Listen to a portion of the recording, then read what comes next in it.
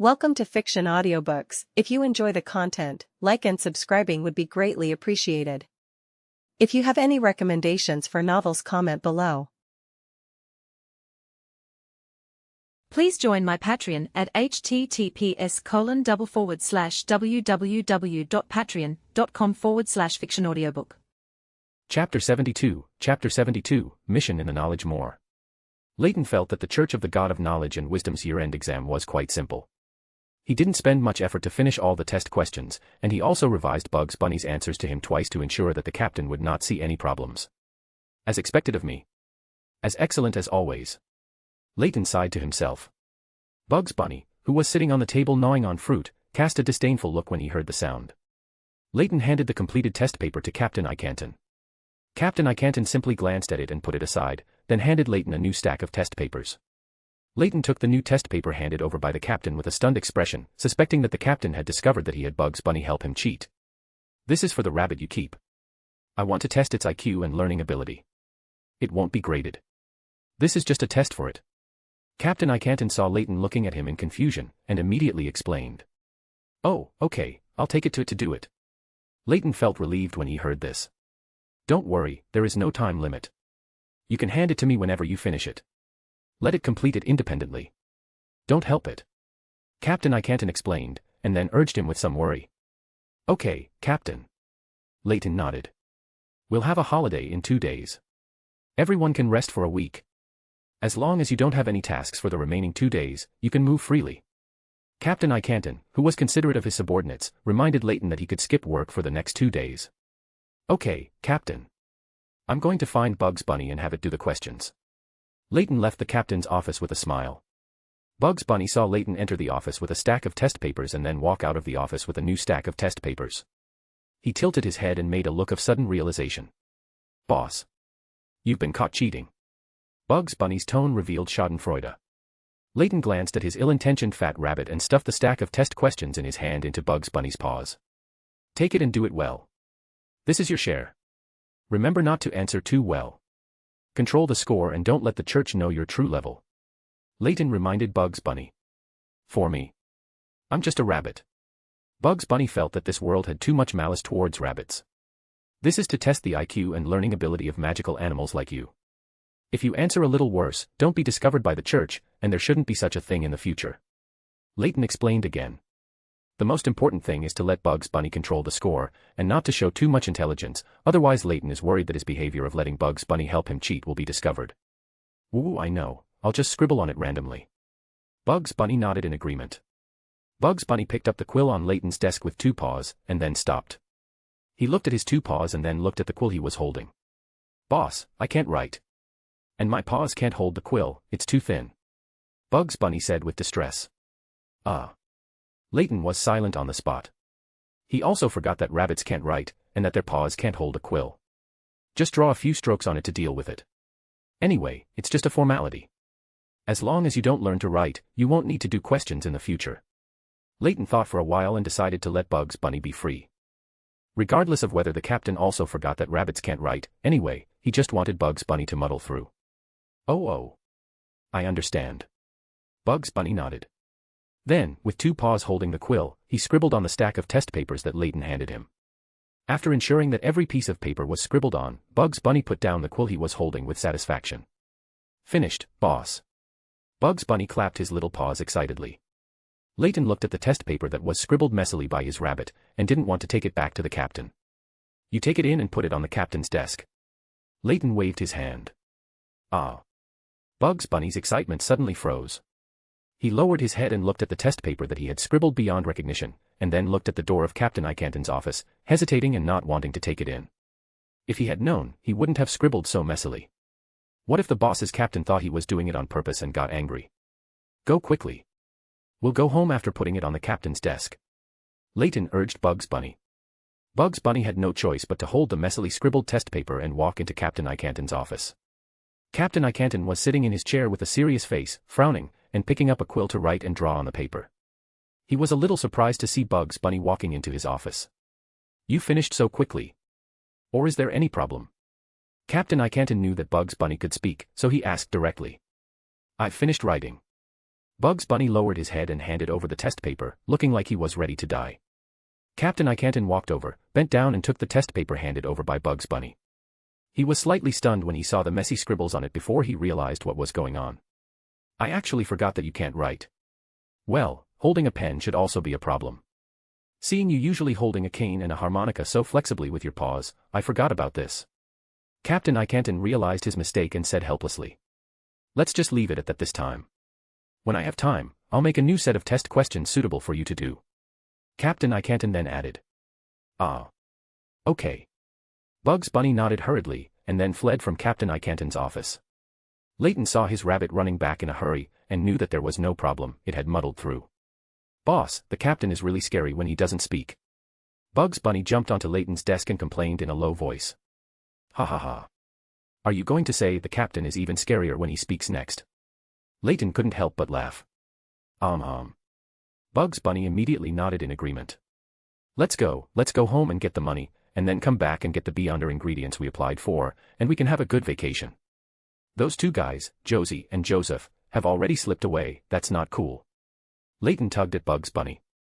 Bugs Bunny immediately understood and jumped onto Leyton's shoulder. He took Bugs Bunny home to ask his mother for a sum of money to buy Beyonder ingredients, and then returned to the executor team to get the Beyonder ingredients he had applied for from the captain. "Captain, why are these Beyonder ingredients so fast this time?" Leyton asked curiously. "You're lucky, the church just happened to have the reserves you wanted." Captain Ikanton explained. "Good luck." Leyton muttered in his heart. The captain's words made Leyton realize that his luck seemed to be a little strange indeed. From the moment he came to this world, everything that had happened was pushing him to quickly digest the potion. Although the Knowledge Moor and the 2-5 Dragon both have some authority over fate, they are all reflected in prophecy. They shouldn't be able to do this. The others who control the authority of fate have no connection with me at all. I don't understand. Leyton thought for a long time but couldn't figure out the key to the problem, so he had to give up for the time being. With the Beyonder ingredients in hand, Leyton couldn't wait to take Bugs Bunny home. With these materials, he could advance the seer pathway to sequence 7 at any time. After returning home, Leyton didn't prepare to advance his seer pathway immediately. He waited until night, when it was late and quiet, before Leyton began to use supplementary ingredients to prepare the semi-finished potion. 15 grams of black pearl powder, 3 grams of venom crystals from the crown jellyfish, 5 grams of dragon tooth grass powder, plus 100 milliliters of pure water. Leyton quickly concocted a bottle of dark and thick semi-finished potion, like a deadly poison. Looking at the semi-finished potion in his hand, which looked like dark cuisine, Leyton was afraid to drink it for a moment. He always felt that before he could separate the Beyonder characteristics of the wizard from the sage characteristics, he would be poisoned to death by this semi-finished potion. After hesitating for a long time, Leyton finally built up his psychological defenses, closed his eyes and drank the semi-finished potion in his hand in one gulp, and then immediately began to meditate. A circle constructed of countless gears, with a huge pupil-less eye in the middle, and several tentacle-like chains shaking around it, with golden sand flowing in the rising smoke and sparks. Leyton skillfully put his consciousness into the huge pupil-less eye in the middle. The familiar scene appeared again. This time, more light debris fragments were peeled off from the huge eye, and all of them poured into Leyton's consciousness. Leyton was shocked and withdrew from the meditation state. A blurry phantom appeared in his eyes. Leyton felt like he saw an endless cosmos, and he also seemed to see a huge eye. The spirit of the whole person seemed to be irresistibly pulled and torn apart, and then repaired. This tug-of-war process made Leyton feel that his spirit was rapidly strengthening. At the same time, Leyton also felt that his connection with the spirit world seemed to be getting stronger. As the advancement of the Sequence 7 wizard was completed, Leyton's vision once again showed that endless wilderness, and at the same time, a piece of information appeared: find the Hermit card, the Perfectionist card, and the Wheel of Fortune card in the Blasphemy cards. The projection of the Knowledge Moor didn't last long, it just dissipated in his vision in an instant, but Leyton was stunned in place for a long time before he recovered. Is this considered the boss issuing a task? Leyton pondered for a moment. Then there was incomprehension and doubt. The Blasphemy card should be useless to the Knowledge Moor.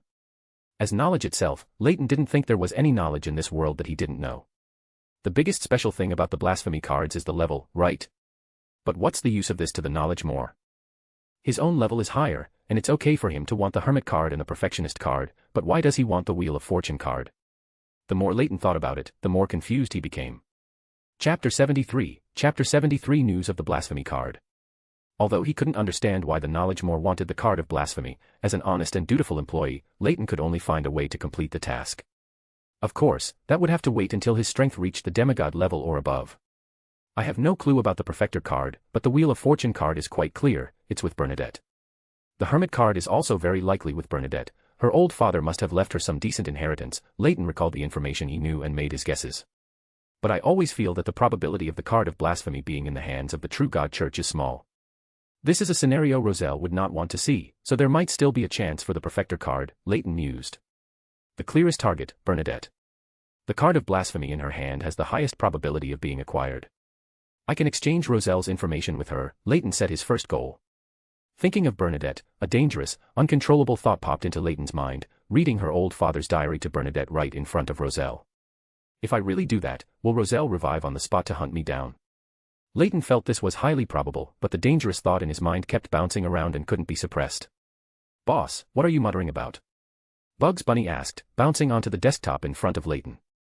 Bugs Bunny saw Leyton's expression turn strange after drinking that bottle of oddly colored potion, then he started muttering words that the rabbit couldn't understand, making Bugs Bunny a little worried if his boss had lost control. Nothing, just thinking about the action plan for leaving Fainapotter later, Leyton replied subsequently. Oh whoa. Has boss completed his advancement? So, boss, can you learn all sorts of spells now? Bugs Bunny asked curiously. Yes, I've gained talent in learning and using spells, and I've also mastered some spells that come with the advancement, Leyton nodded and said. Sequence 7 of the Mystery Prior, in addition to strengthening the abilities of previous sequences, mainly gains talent in spellcasting and some accompanying spells. There are no Beyonder abilities exclusive to this sequence, but the abilities one can use are very comprehensive. The more knowledge one masters, the more comprehensive and powerful one becomes. Then are we going to prepare the spellcasting materials you mentioned, boss? Bugs Bunny had always been curious about the spellcasting Leyton had described to him. No rush for that. The Beyonder materials I applied for from the church these 2 times can also be used, Leyton explained. Bugs Bunny didn't quite understand, but he still nodded. He was just very interested in spellcasting and wanted his boss to teach him too, nothing else mattered. It looks like you're in a good mood. Are you ready for the exam? The church's angel's crow avatar suddenly appeared in the room. Huh. Leyton was stunned for a moment. This angel always appeared suddenly, and now his words were becoming more and more incomprehensible. Boss. Were you caught cheating this morning? Bugs Bunny asked, looking at Leyton very sincerely. Leyton's face darkened. He felt that this rabbit was deliberately bringing up his cheating this morning at this moment. Cheating. The crow gazed at Leyton. What do you mean by, ready for the exam? Leyton changed the subject with a completely normal expression. The exam you owe from advancing from sequence 9 to sequence 7, the crow explained. After the crow explained, Leyton's face darkened even more. He finally understood why the captain had said he probably wouldn't be able to fool his way through. In front of a wisdom angel, there was no need to cheat, even if this crow was just one of his avatars. You are the invigilator. Although he had already guessed, Leyton still asked, unwilling to give up. Of course, besides me coming to be your invigilator, who else could prevent you from cheating through the hidden sage? The crow said without any regard for Leyton's feelings. Leyton's mouth twitched.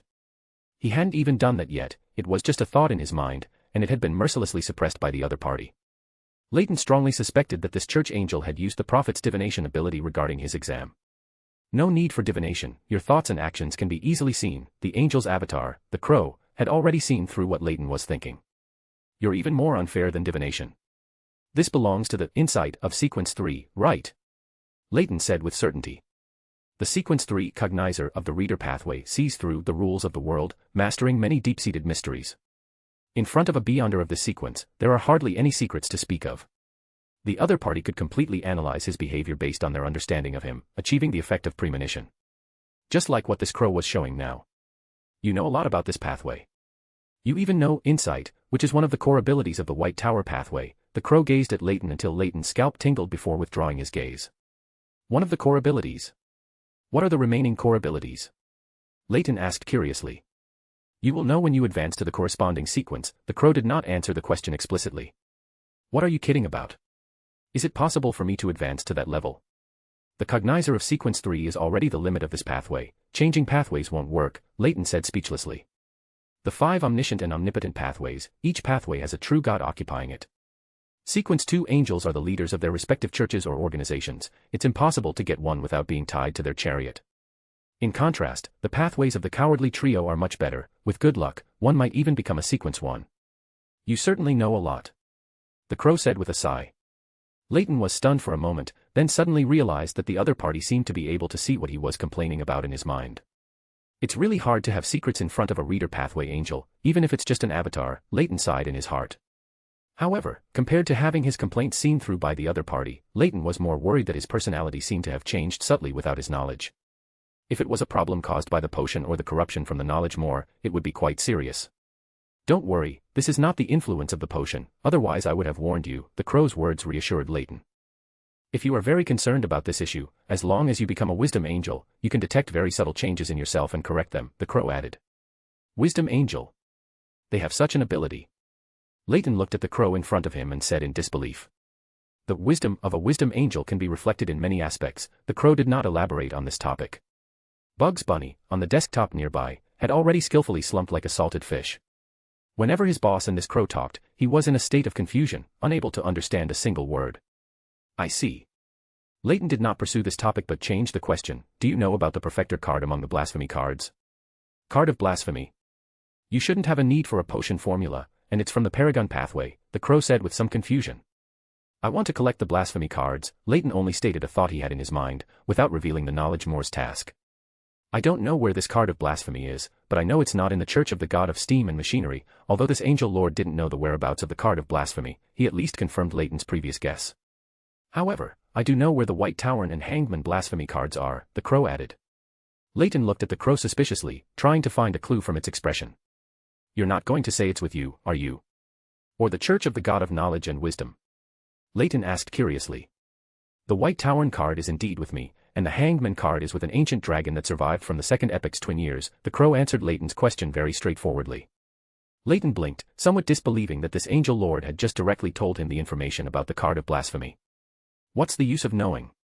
Can you get the card of blasphemy from me or that ancient dragon?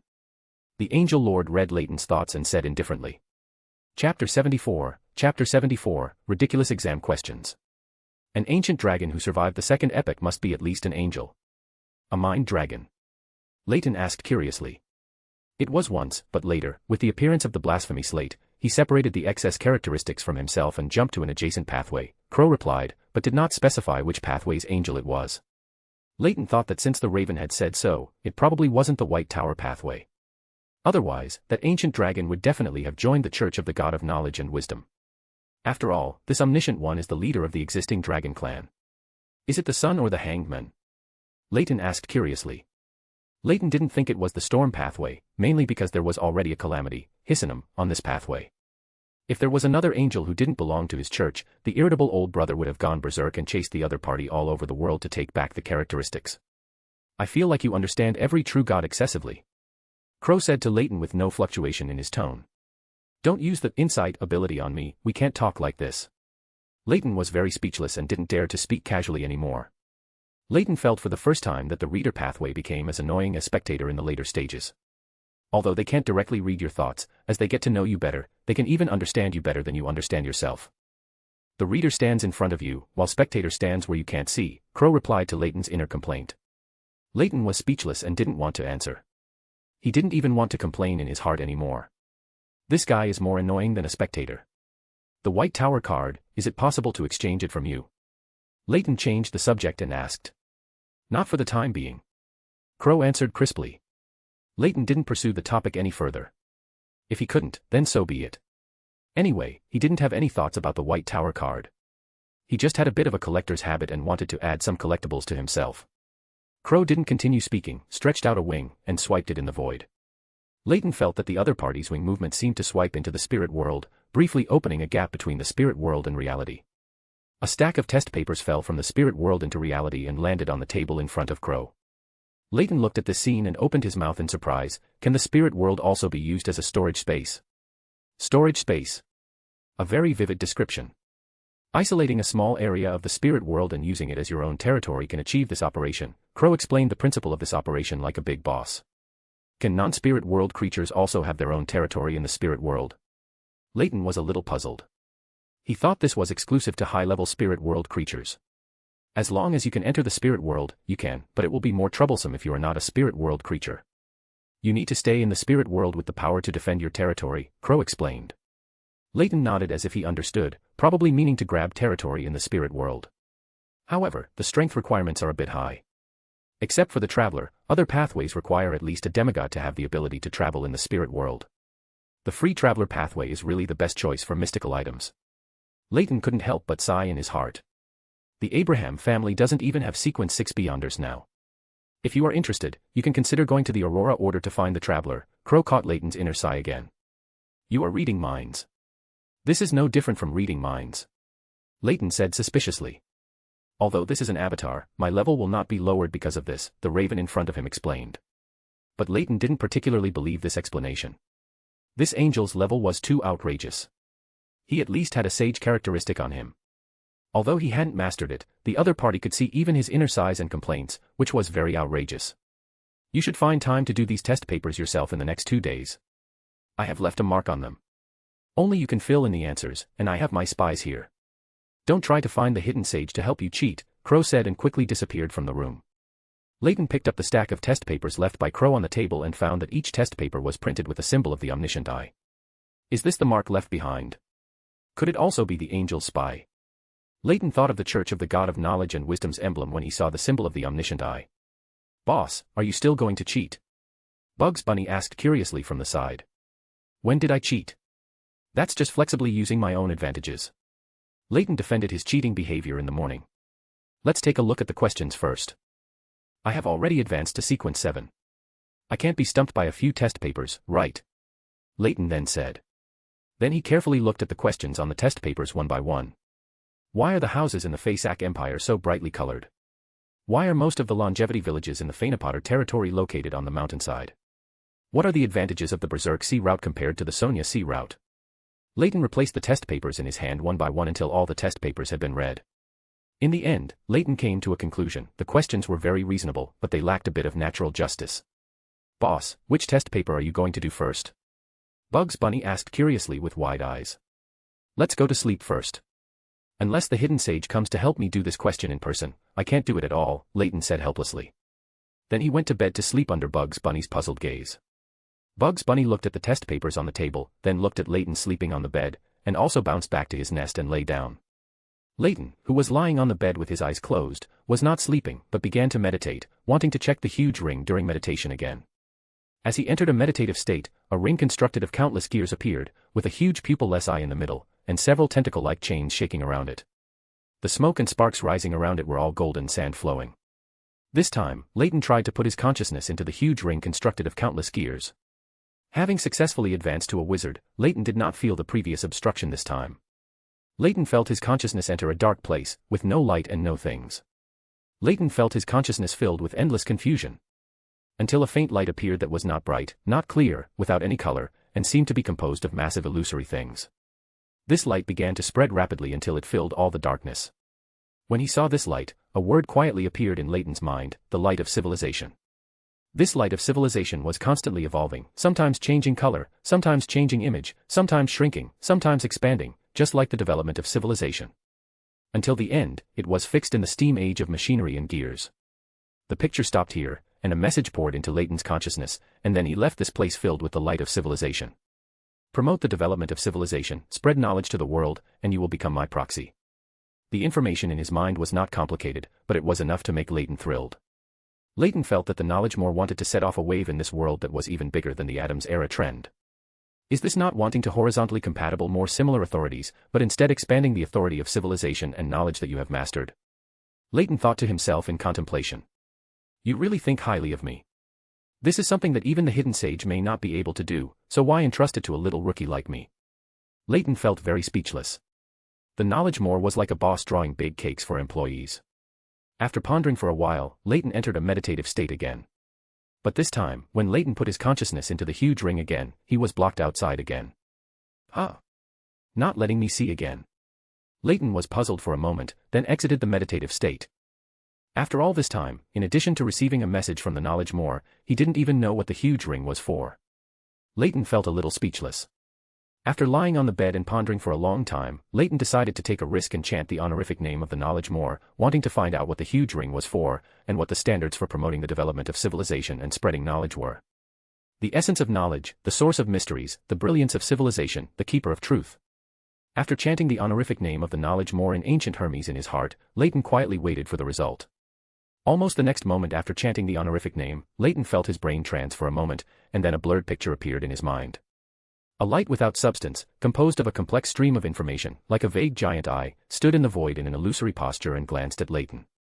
At this moment, Leyton felt that he was looking at him, and then Leyton's ears echoed with a phantom, not real voice. After listening carefully for a while, Leyton distinguished that this was the voice he had just silently recited in his heart. Leyton was stunned for a moment. He prayed to the knowledge Moor, but the knowledge Moor didn't want to pay attention to him, and synchronized the prayer to the hidden sage, and then the hidden sage synchronized his prayer to himself. Leyton felt dazzled by this series of confusing operations. But the question now is who will answer his doubts. He can't ask himself and answer himself. Leyton was a little helpless, but he had no choice but to take advantage of the fact that the connection between himself and the hidden sage had not been interrupted, and passed on the questions in his heart to the hidden sage. The hidden sage quickly gave an answer, equivalent to a special organ, which can leverage the power of civilization, resist the corruption of information, and can also project to other creatures for meditation. Chapter 75, Mr. Hughes. The hidden sage vanished quickly into a torrent of information after answering Leyton's question. Originally, Leyton had planned to have the hidden sage help him with the Church of the God of Knowledge and Wisdom's exam questions, but the other party left before he even had a chance to speak. Alas, one task hasn't even been figured out yet, and another one arrives. Does the knowledge Moor have no one else to use? Leyton sighed inwardly. After learning the function of that giant ring, Leyton couldn't fall asleep no matter what. He simply got out of bed, planning to have Bugs Bunny experiment and see if it could successfully visualize it. In its little nest on the side, Bugs Bunny, who was sleeping soundly, was rudely shaken awake by Leyton. "Wah boss, earthquake! Run!" Bugs Bunny exclaimed in panic the moment it woke up, ready to flee. Leyton wordlessly reached out and grabbed Bugs Bunny's ears, pulling it back. "Sit down, there's no earthquake. What knowledge did the hidden sage instill in you? You're becoming less and less like a rabbit," Leyton said, quite speechless. "No earthquake. Then why did you wake me up, boss? I just dreamed that I grew watermelons on trees, and I was happily eating colorful watermelons," Bugs Bunny muttered. "Growing on trees? Colorful watermelons." Leyton didn't know how his fat rabbit had strung those keywords together. "I need you to meditate on a pattern for an experiment," Leyton said, not dwelling on the rabbit's sweet dream, and instead spoke of his purpose. As he spoke, Leyton felt that what he had drawn might not be detailed and clear enough, so he changed his mind and said, "Forget it, watch carefully, I'll directly show you the real thing." He got up to turn on the gas wall lamp in the room, then quickly meditated in his mind, outlining the image of that giant ring. Subsequently, he vibrated his own spirituality, creating a resonance with the giant ring he had visualized in his mind. A brass-colored ring constructed from countless gears slowly emerged behind Leyton. Around it were several chains that swayed like tentacles. The gears spun rapidly, causing the giant ring to slowly rotate as well. As the ring rotated, illusory smoke and sparks constantly rose around it. As this giant ring appeared, Leyton felt his own spirituality slowly draining away, but his connection to the spirit world was strengthened a lot. Leyton felt that now, his spells would receive blessings from the spirit world, his casting speed would increase, and the power of his spells would also be enhanced. "It feels like a spellcasting assistant," Leyton commented inwardly. Then he looked at Bugs Bunny, who was staring wide-eyed at the scene, and said, "Look carefully at the ring behind me. You need to visualize it for meditation later." "Oh, whoa. Okay, boss." Although Bugs Bunny didn't understand, it didn't stop it from thinking that its boss looked very cool right now. It wanted it too. After Leyton demonstrated the appearance of the ring once, Bugs Bunny lay down in its little nest and began to meditate. As Bugs Bunny's meditation progressed, Leyton felt the giant ring in his mind being touched. Leyton also entered a meditative state, then plunged his consciousness into the giant ring. This time, there was no obstruction. Leyton felt a virtual light spot appearing around him. Immediately, Leyton used his consciousness to touch this virtual light spot. The originally virtual light spot seemed to have gained support and rapidly condensed, turning into a real, existing light spot. Through this light spot, Leyton felt that he had established a deeper connection with Bugs Bunny. Before Leyton could figure out what was going on, he was kicked out of this space again, ending his meditation. "Boss, I succeeded." Bugs Bunny jumped up excitedly from its little nest. "Yes, try visualizing that ring in your mind while stimulating your own spirituality," Leyton nodded and said. Bugs Bunny quickly began to try, and Leyton saw a shrunken version of the ring emerging behind Bugs Bunny. Bugs Bunny felt very magical as it hopped around, but it couldn't reach the ring behind it no matter what. That ring seemed to exist between reality and illusion. After hopping around, Bugs Bunny stopped and looked at Leyton incredulously, saying, "Boss, it seems like I can use cantrips without that hat now." Bugs Bunny waved its paws, then paused in the air, it seems like I still don't know how to cast spells, I can't use them. Leyton was speechless for a moment. He thought this rabbit was a genius who could learn simple cantrips on its own, but it turned out that it could use them but didn't know how. I'll find that crow and have him help us improve the way we use it, Leyton said after thinking for a while. Boss, don't you not really trust him? Bugs Bunny said doubtfully. You can even see that. But the reason I don't trust him is because he's hiding something from me, but that doesn't stop me from seeking his help. Leyton was a little surprised by Bugs Bunny's keen observation. Beloved of knowledge and wisdom, ancient guardian, I that understands the world, sage enthroned in the sky, guardian of reason and knowledge. Leyton recited the honorific name of the church's angel in the Jotun. You're giving up on the exam so quickly. The crow's voice quickly echoed in the room. You yourself know that those questions are outrageous. Leyton replied speechlessly. Then he added, it's not about the exam. I have other things I need your help with. Do you remember the system that I told you about before that's completely different from potion making? I remember. You haven't given up on that yet. The crow nodded. Finally, he added, those questions aren't outrageous. As long as you master the relevant knowledge and flexibly use reasoning, they're very simple. This is something a detective is very good at. I've made new progress. Leyton directly skipped the crow's latter words. Then Leyton demonstrated the ring again, while also explaining the ring's function and abilities. After listening to Leyton's description, the crow was silent for a long time. When he spoke again, the crow's voice had changed. The characteristic shrillness of the crow was gone, replaced by a sense of majesty. Leyton knew that the angel's main consciousness had temporarily taken over this incarnation. It's not convenient here. Let me take you to the spirit world first.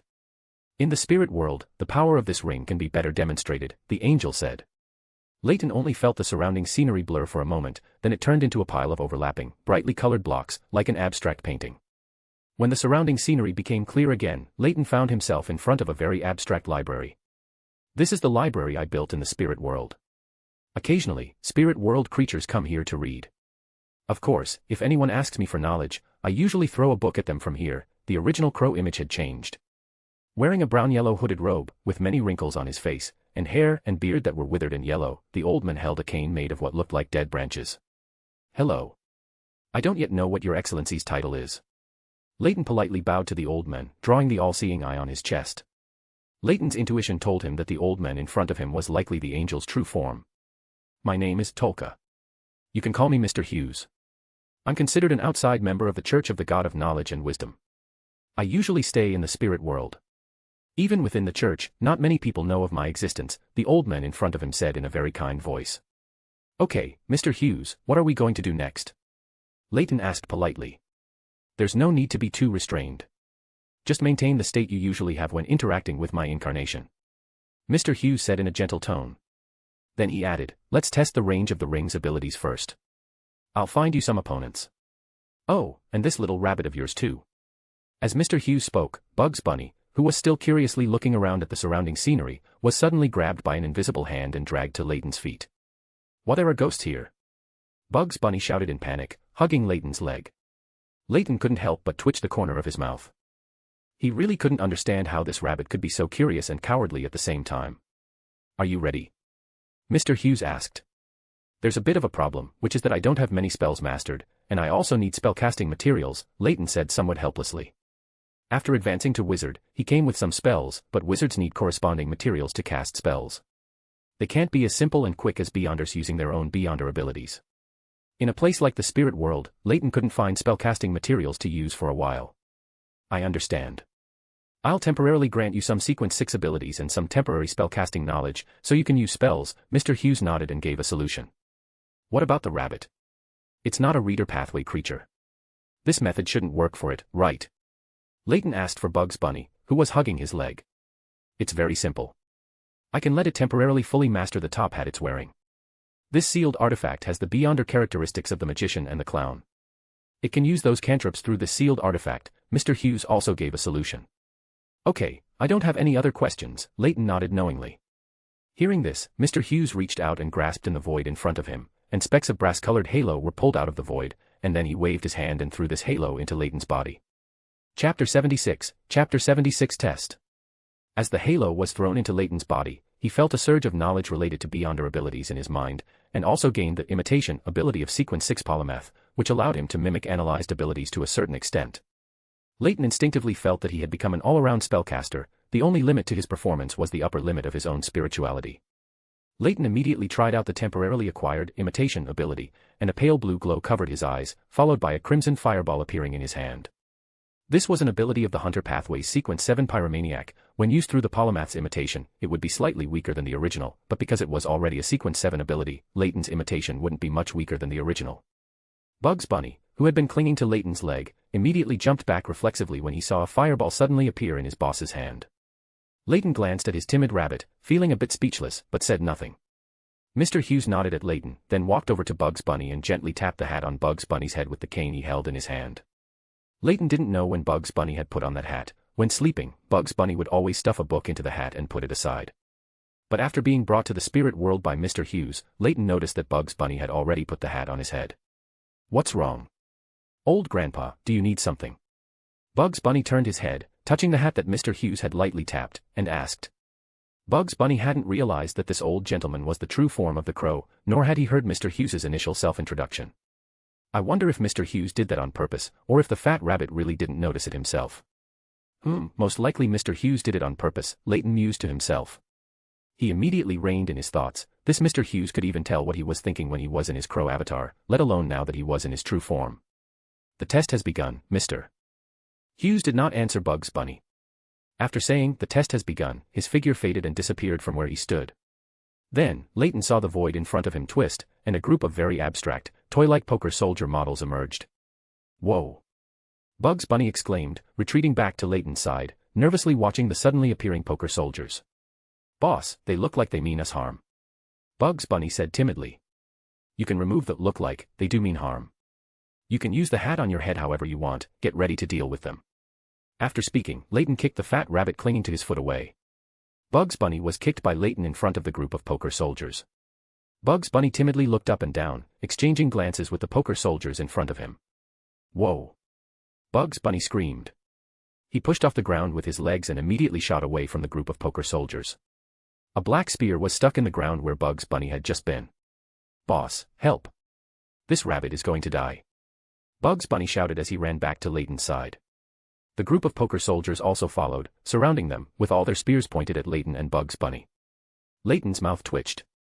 He had originally thought this rabbit would try to test out the poker soldiers, but it actually ran back so timidly.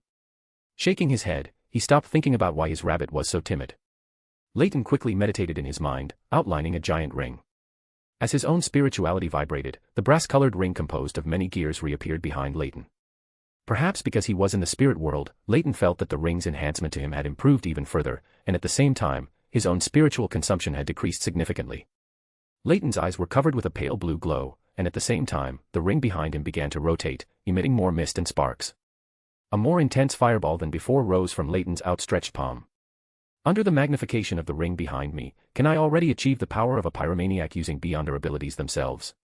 Leyton estimated in his mind. After condensing and compressing the fireball in his hand for a period of time, Leyton threw the fireball out. Guided by his spirituality, the fireball directly crashed into the group of poker soldiers in front.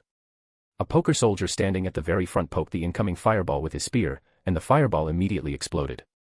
The aftermath of the explosion momentarily halted the poker soldiers' advance. "Use a trick to interfere with them, stall for some time," Leyton immediately ordered Bugs Bunny, who was cowering at his feet. "What kind of trick can I use to stop them?" Bugs Bunny said with a hint of panic in his voice. "You figure it out yourself. If you can't stop them, I'll just have to kick you out and use rabbit meat to buy time," Leyton threatened Bugs Bunny. "Wah. No. No." Hearing this, Bugs Bunny immediately jumped up, firmly objecting. Bugs Bunny reached out and patted the top hat on his head. The top hat seemed to respond by shaking slightly, and a patch of mist appeared around the poker soldiers in front. "Deterrence." A Dragonese word burst from Leyton's mouth. The psychiatrist's deterrence ability instantly surged towards the poker soldiers shrouded in mist. The poker soldiers, who had been maintaining their formation, scattered in panic, some even stumbling into each other. Then, within the mist-shrouded area, shadows distorted and condensed into illusory but solid, pitch-black shackles, confining most of the poker soldiers together. This was Abyssal Shackles, a dark element spell ability mastered by Sanguine of the Moon Pathway. After restraining most of the poker soldiers, Leyton once again reached out and condensed a crimson fireball, continuously condensing and compressing it. The temperature of the surrounding air rose as Leyton condensed the fireball. Bugs Bunny couldn't help but move away from Leyton. He felt his fur starting to curl from the heat. After moving away from the high-temperature area around Leyton, Bugs Bunny once again extended his paw, touched the top hat he was wearing, and created more mist in front. While creating mist, Bugs Bunny also ran quickly around the mist-shrouded area, continuously using freezing to create a layer of ice on the ground within the mist-shrouded area. The effect of this ice layer was even better than expected. Perhaps because their vision was obscured by the mist, when they felt the immense danger approaching from the front, those poker soldiers not restrained by the abyssal shackles began to flee in all directions, only to fall one after another onto the icy surface. Bugs Bunny constantly moved around the mist, replenishing the consumed ice surface, reducing the poker soldiers' escape speed to a minimum. After more than 10 seconds, the duration of the abyssal shackles had passed, but the fastest poker soldiers had only just barely managed to escape the mist-shrouded area. Seeing this, Leyton no longer continued to condense the giant fireball. Without the pyromaniac's fire resistance, Leyton felt like he was almost cooked during the time he was condensing the giant fireball. Although this was not the limit of condensing a giant fireball, it was already the limit of Leyton's own endurance. The giant fireball was thrown by Leyton towards the center of the mist-shrouded area, guided by his spirituality. The already much thinner mist instantly evaporated under the high temperature of the giant fireball. Boom. A huge explosion sounded, and a scorching wave of air swept around. The group of poker soldiers were directly shattered, blown apart, and ignited. The scorching airflow spread outwards, and Leyton felt his hair getting a bit singed and curled. Bugs Bunny's fur was blown straight back by the airwave, his rabbit ears flapped up and down, and his wide, red eyes stared at the scene. His incineration trick could only be used to light a fire, but his boss's fireball could actually be used as a bomb. After the airwave subsided a bit, Bugs Bunny immediately hopped over to Leyton's side. Boss. Boss. Can I learn this big fireball? You can try it later.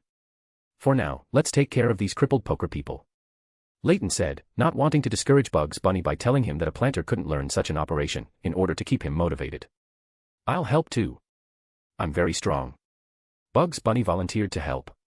Chapter 77, Second Round of Test. Just as Leyton and Bugs Bunny were preparing to go forward and reap heads, a bright yellow light descended from the sky, enveloping all of the poker soldiers. Then, Leyton saw that the injuries on these poker soldiers were healing rapidly at a visible rate. Leyton's mouth twitched. After fighting for a long time and finally crippling the opponents, they were completely healed by a collective healing spell. They have temporarily gained immunity to fear and sacred oath effects, Mr. Hughes's voice echoed faintly in Leyton's ears. Leyton felt speechless, directly targeted. Immunity to fear and sacred oath was clearly designed to counter his and Bugs Bunny's previous tactics. Leyton was about to complain a bit more when he suddenly felt his spirituality recovering at an extremely fast rate. Can we also recover our state? Leyton wondered inwardly. Boss, it seems my strength has recovered again. Bugs Bunny said in disbelief. Yes, I've recovered too. Let's retreat a bit, those poker people have been strengthened, Leyton nodded and said. Hearing that their opponents were strengthened, Bugs Bunny quickly retreated a considerable distance. Leyton also retreated while beginning to mimic the abilities of a wind blast. The moment the bright yellow light that was healing the poker soldiers dissipated, several thin wind blades shot out from in front of Leyton.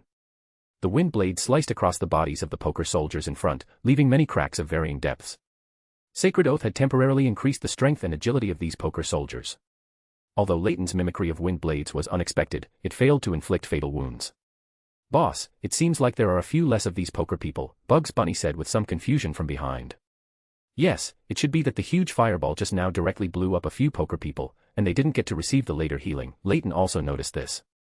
So, should we continue to blow them up like before? Bugs Bunny immediately asked.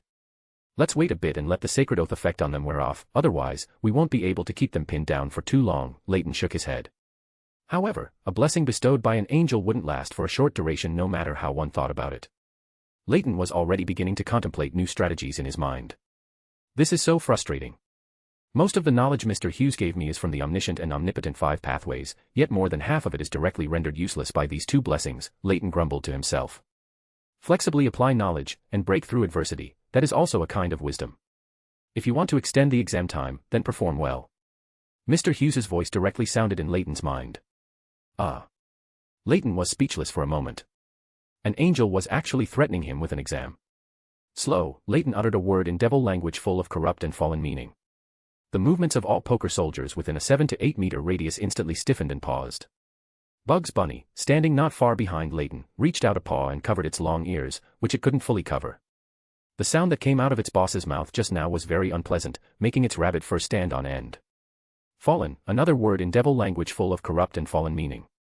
The bodies of the surrounding poker soldiers were covered with a slightly viscous black liquid, which was continuously corroding their bodies. 3 pale blue fireballs, emitting a strong smell of sulfur, directly attacked the 3 poker soldiers closest to Leyton. They exploded right in their faces, severely injuring these 3 poker soldiers. The splashing flames, contaminating nearby poker soldiers, also brought a poisoning effect. Charge. Engage them in close combat and break them apart, Leyton turned and said to Bugs Bunny behind him. Subsequently, a dense black mist emanated from Leyton's back, forming a pair of ethereal bat wings. At the same time, an extra section of his right fingernail grew out, adorned with mysterious symbols and patterns. Leyton consecutively used 2 darkness-type spells that a sanguine could master, Wings of Darkness, which increased the user's speed and granted temporary flight, and Corrosive Claws, which were extremely sharp and possessed powerful corrosive abilities. Leyton's figure almost became an afterimage, instantly approaching the 3 poker soldiers who had been severely wounded by the sulfur fireballs. With 1 claw each, he dispatched them. Relying on the speed boost and temporary flight ability provided by Wings of Darkness, Leyton constantly moved among the poker soldiers, striking with a claw whenever an opportunity arose. He didn't aim for significant damage, only to corrode and continuously weaken them. Seeing that the poker soldiers were directly scattered by his boss, Bugs Bunny was no longer so timid. It pushed off with its legs and charged forward. The planter's strength enhancement was already significant, and Bugs Bunny's charging speed was even comparable to Leyton's speed under the effects of Wings of Darkness. Using wind manipulation to create a tailwind, increasing its speed, and with a burning effect on both claws, Bugs Bunny directly crashed into a poker soldier. Then, both the poker soldier and it were sent flying backwards simultaneously. The agile fat rabbit distorted its body in midair to adjust its landing posture.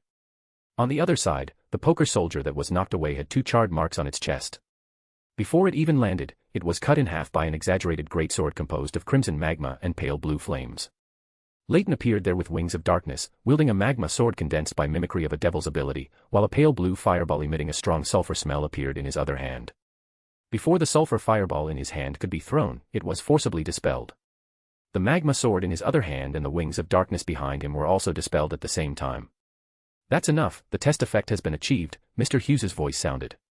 The poker soldiers, whether lying down or struggling, gradually became transparent until they disappeared.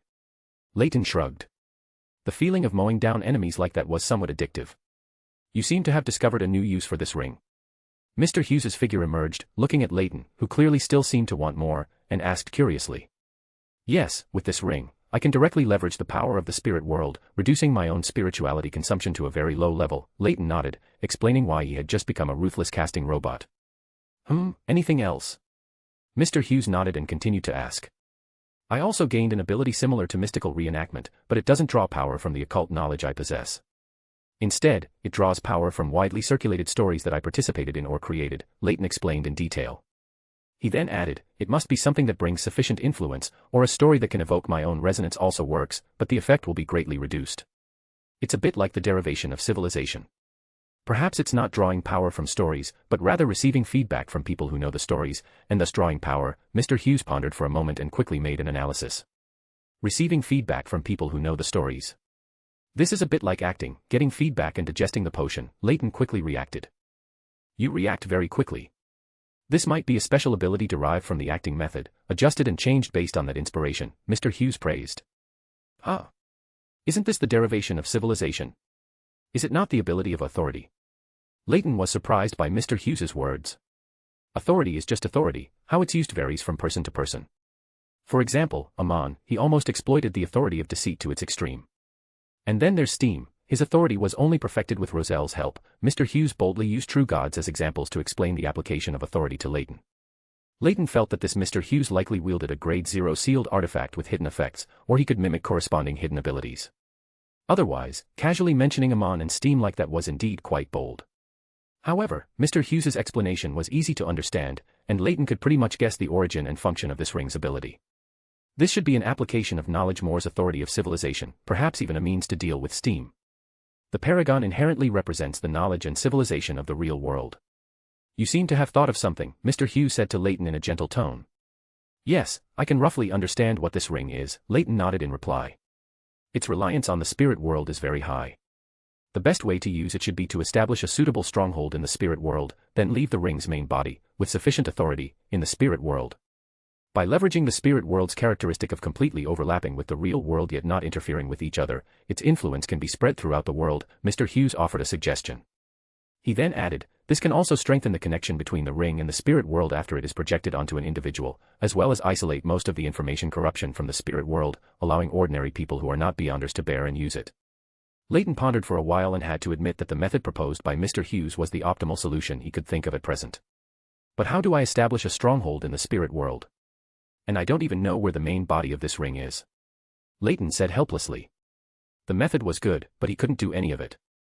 Leyton didn't know if this ring had a main body, but even if it did, it would be with knowledge Moor, still sealed on the western continent. Isn't the main body of this ring on you? As for a stronghold in the spirit world, I can't do that either. To withstand such a massive information flow, only angels of the Hermit and Paragon pathways might be able to do it, Mr. Hughes replied. This answer left Leyton a bit bewildered. Could it be that the ring was the main body when he meditated? Then where was it when he wasn't meditating? And angels of the Paragon and Hermit pathways, are those people I can find? You still have another choice, Mr. Hughes said again when he saw Leyton's complex expression and silence. What choice? Leyton asked curiously. Pray to my lord, Mr. Hughes replied. Leyton was speechless. This person's status was even further beyond what he could possibly ask for help from, and now it also involved the authority of civilization of knowledge Moor. Leyton dared not easily let other true gods interfere. Chapter 78, Chapter 78 God of Knowledge and Wisdom. All right, that's enough for today. You two can go back now. Mr. Hughes didn't pay attention to Leyton's struggle and waved his hand, signaling them to leave. Leyton only felt the scene before his eyes suddenly blur, turning into a brightly colored oil painting. The surrounding scenery rapidly receded, and when Leyton regained his senses, he was already standing in his bedroom. Boss. We're back. Bugs Bunny bounced around, feeling quite magical. Go back to your little den and lie down, Leyton said, no longer bothering with the energetic rabbit. Leyton leaned back in a nearby chair, lost in thought, should I pray to the god of knowledge or not? After hesitating for a long time, Leyton still decided to pray to the hidden sage first and ask for his opinion. Leyton felt that if he was willing, he could completely establish a stronghold in the spirit world depths himself. With the original creator acting on his behalf, the hidden sage's strength and status should be infinitely close to that of a true god. After using a wall of spirituality to isolate himself in the bedroom, Leyton began to pray to the hidden sage. Sage who observes the world, eye that peers into truth, embodiment of endless knowledge and numerology. After praying, he recounted what had just happened, seeking the hidden sage's opinion. The hidden sage's response was quick, with only a short sentence directly appearing in Leyton's mind, you can pray. The hidden sage's reply was within Leyton's expectations. He had already had some guesses about the relationship between the hidden sage and the god of knowledge. After receiving an affirmative answer, Leyton didn't hesitate and immediately continued to pray to the god of knowledge and wisdom. Power of knowledge, power of reason, god of wisdom. As soon as Leyton finished reciting the revered name of the prayer, he received a response from the god of knowledge. This response is too fast. Is this really the treatment for a favored? Leyton sighed in his heart. After feeling his prayer being answered, Leyton hadn't even had time to state his needs when he felt his vision begin to rise infinitely. In just an instant, Leyton felt as if his consciousness had arrived in the astral world. An illusory, towering structure, each layer composed of thick books, appeared in Leyton's vision. This tower extended into the sky, as if encompassing the entire world within itself. Leyton swallowed. He hadn't lost control, so it must have been the god of knowledge and wisdom who had provided some concealment. An elder wearing a hood, revealing his mouth, wrinkles, and white beard, appeared silently before Leyton, holding an open book. Before Leyton could react, control over his body suddenly vanished. Leyton felt his body begin to digitize, transforming from a flesh and blood creature into an information-based being. A majestic but self-aware consciousness awakened within Leyton's body. Newborn sage, the elder in front of him mused. Leyton wanted to say something, but having lost control of his body, he couldn't even make the motion of opening his mouth. I understand your request, and I grant it. After saying this, the elder's figure vanished from where he stood, as if he had never appeared. The towering structure, accumulated from countless books, fell downwards like a phantom. Leyton's vision also continuously descended until it appeared in the spirit world depths. Leyton's spirituality trembled. At this moment, Leyton felt more than a dozen gazes cast upon him. They were either hidden or frank, some curious, some indifferent, and some full of malice, but each gaze was terrifying enough. The mass of data that Leyton had transformed into quietly fell into concealment at this moment, and at the same time, 3 concealed auras were also added to the data that Leyton had transformed into. The concealed existence made everything silent. Those gazes cast over did not notice the inconspicuous Leyton. Except for one gaze with a sense of tranquility, which seemed to linger on Leyton for a moment. The next moment, this towering structure, accumulated from countless books, collapsed with a roar, and the books continuously scattered. The surrounding spirit world also began to change, with rows of bookshelves emerging from all directions, and the scattered books began to automatically sort themselves and place themselves onto the bookshelves. Tiny brass-colored shimmer quickly moved, outlining one mysterious symbol after another, and walls, floors, and furnishings were rapidly constructed. A magnificent library thus appeared in Leyton's vision, as if it had become a part of the spirit world. The aura of hidden began to permeate the interior of the library, isolating all gazes. Leyton's spirituality spontaneously began to overflow outwards. Waves of complex information, in an illusory form, surged from Leyton's consciousness, flowing into every corner of this library, coating the interior of this magnificent library with a layer of faint, colorless glow. This information finally condensed into a physical object in the center of the library, a ring constructed from countless gears and machinery, with sparks and smoke constantly rising from it. As soon as this ring appeared, it began to split, eventually forming 3 incomplete rings. The 3 rings, like the triangle of destiny, were independent but also partially overlapped. An omniscient eye suddenly appeared in the center of the leftmost ring. An eye without eyelashes, composed of discontinuous distorted lines, appeared in the center of the uppermost ring. An image of an open book, formed by several distorted lines interwoven and outlined, appeared in the center of the right ring. When all 3 rings were formed, the entire library also stopped changing, and the entire scene was thus solidified in the spirit world depths, with only the 3 incomplete rings in the center of the library slowly rotating individually. Leyton's consciousness began to fall again, and the feeling of weightlessness lasted for one breath. When Leyton regained his senses, he was back in his bedroom, his body still leaning back in the chair. "Phew, that scared me to death. It's likely that all those beings who could cast their gaze over there looked at it," Leyton murmured softly. The commotion just now was much greater than Leyton had expected, especially in the spirit world depths. The moment he felt those gazes, Leyton felt that the mass of information he had transformed into was about to explode. Although most of those gazes were curious and calm, there were also quite a few with malice. No wonder he wanted me to pray to the god of knowledge and wisdom. If the hidden sage had done this, it might really not have been completed, Leyton muttered. But the god of knowledge and wisdom didn't have it easy either. There were quite a few malicious gazes just now. I estimate that the hanged men, Amon, Storm, Eternal Blazing Sun, and even those outer deities, every single one of them wanted to cause trouble, but none of them wanted to be the first to act. Leyton calculated and found that one hand was not enough to count them all. The god of knowledge was not much better off than the hidden sage, but as one of the 7 orthodox gods, his status and identity were more convenient, and most importantly, he was not a solitary figure like the hidden sage. But what exactly was the god of knowledge's operation at that time? Did he project his divine kingdom into the spirit world? What does it mean for the ring to be divided into 3? Were the permissions divided into 3 parts? Or was it a differentiation of the corresponding authorities? And at that moment, there was a lot of hidden applied to me. Leyton closed his eyes, recalling the scene just now. This matter was temporarily concluded, but Leyton's doubts did not diminish at all. It seemed that the hidden sage or the knowledge Moor had secretly cooperated with some gods. Leyton rubbed his somewhat agitated head, temporarily suppressing this high-level information, and then began to try to see what new changes the ring had. Closing his eyes and beginning to meditate, Leyton outlined the appearance of the ring in his mind, and his spirituality also began to vibrate accordingly. A somewhat incomplete brass-colored ring slowly appeared behind Leyton. The center of the ring was no longer empty, it now contained the image of an open book outlined by several distorted lines. Leyton's consciousness felt a deeper connection with the spirit world, and he could even see some of the spirit world's vision without using spirit vision. There was also something in the spirit world depths that resonated with the ring on his body. The consumption of my own spirituality is lower, and I can more easily borrow the power of the spirit world to complete spells, and I also have a high resistance to information corruption from the spirit world. Leyton silently recited the changes in the ring in his heart. Most importantly, the magnificent library in the spirit world now seems to have become a central processor, building a local area network for this system. No wonder Mr. Hughes said that this would have to withstand a massive information flow. He had already seen and perfected my idea before. Leyton thought to himself, feeling a subtle sense of unease. He always felt that Mr. Hughes was not an ordinary wisdom angel. Chapter 79, Spirit World Sorcerer. Boss. Boss. The ring on my body has mutated. Bugs Bunny hopped anxiously onto Leyton's lap, interrupting Leyton's thoughts. Mutated. Leyton looked at Bugs Bunny with some curiosity, waiting for its next words. Boss, look quickly, it's missing a part, and it's connected to something else. I feel like it's become part of my body. Bugs Bunny said with some anxiety and worry in its voice. A somewhat incomplete bronze ring slowly emerged behind Bugs Bunny. In the center of this ring was also an image of an open book formed by several distorted lines.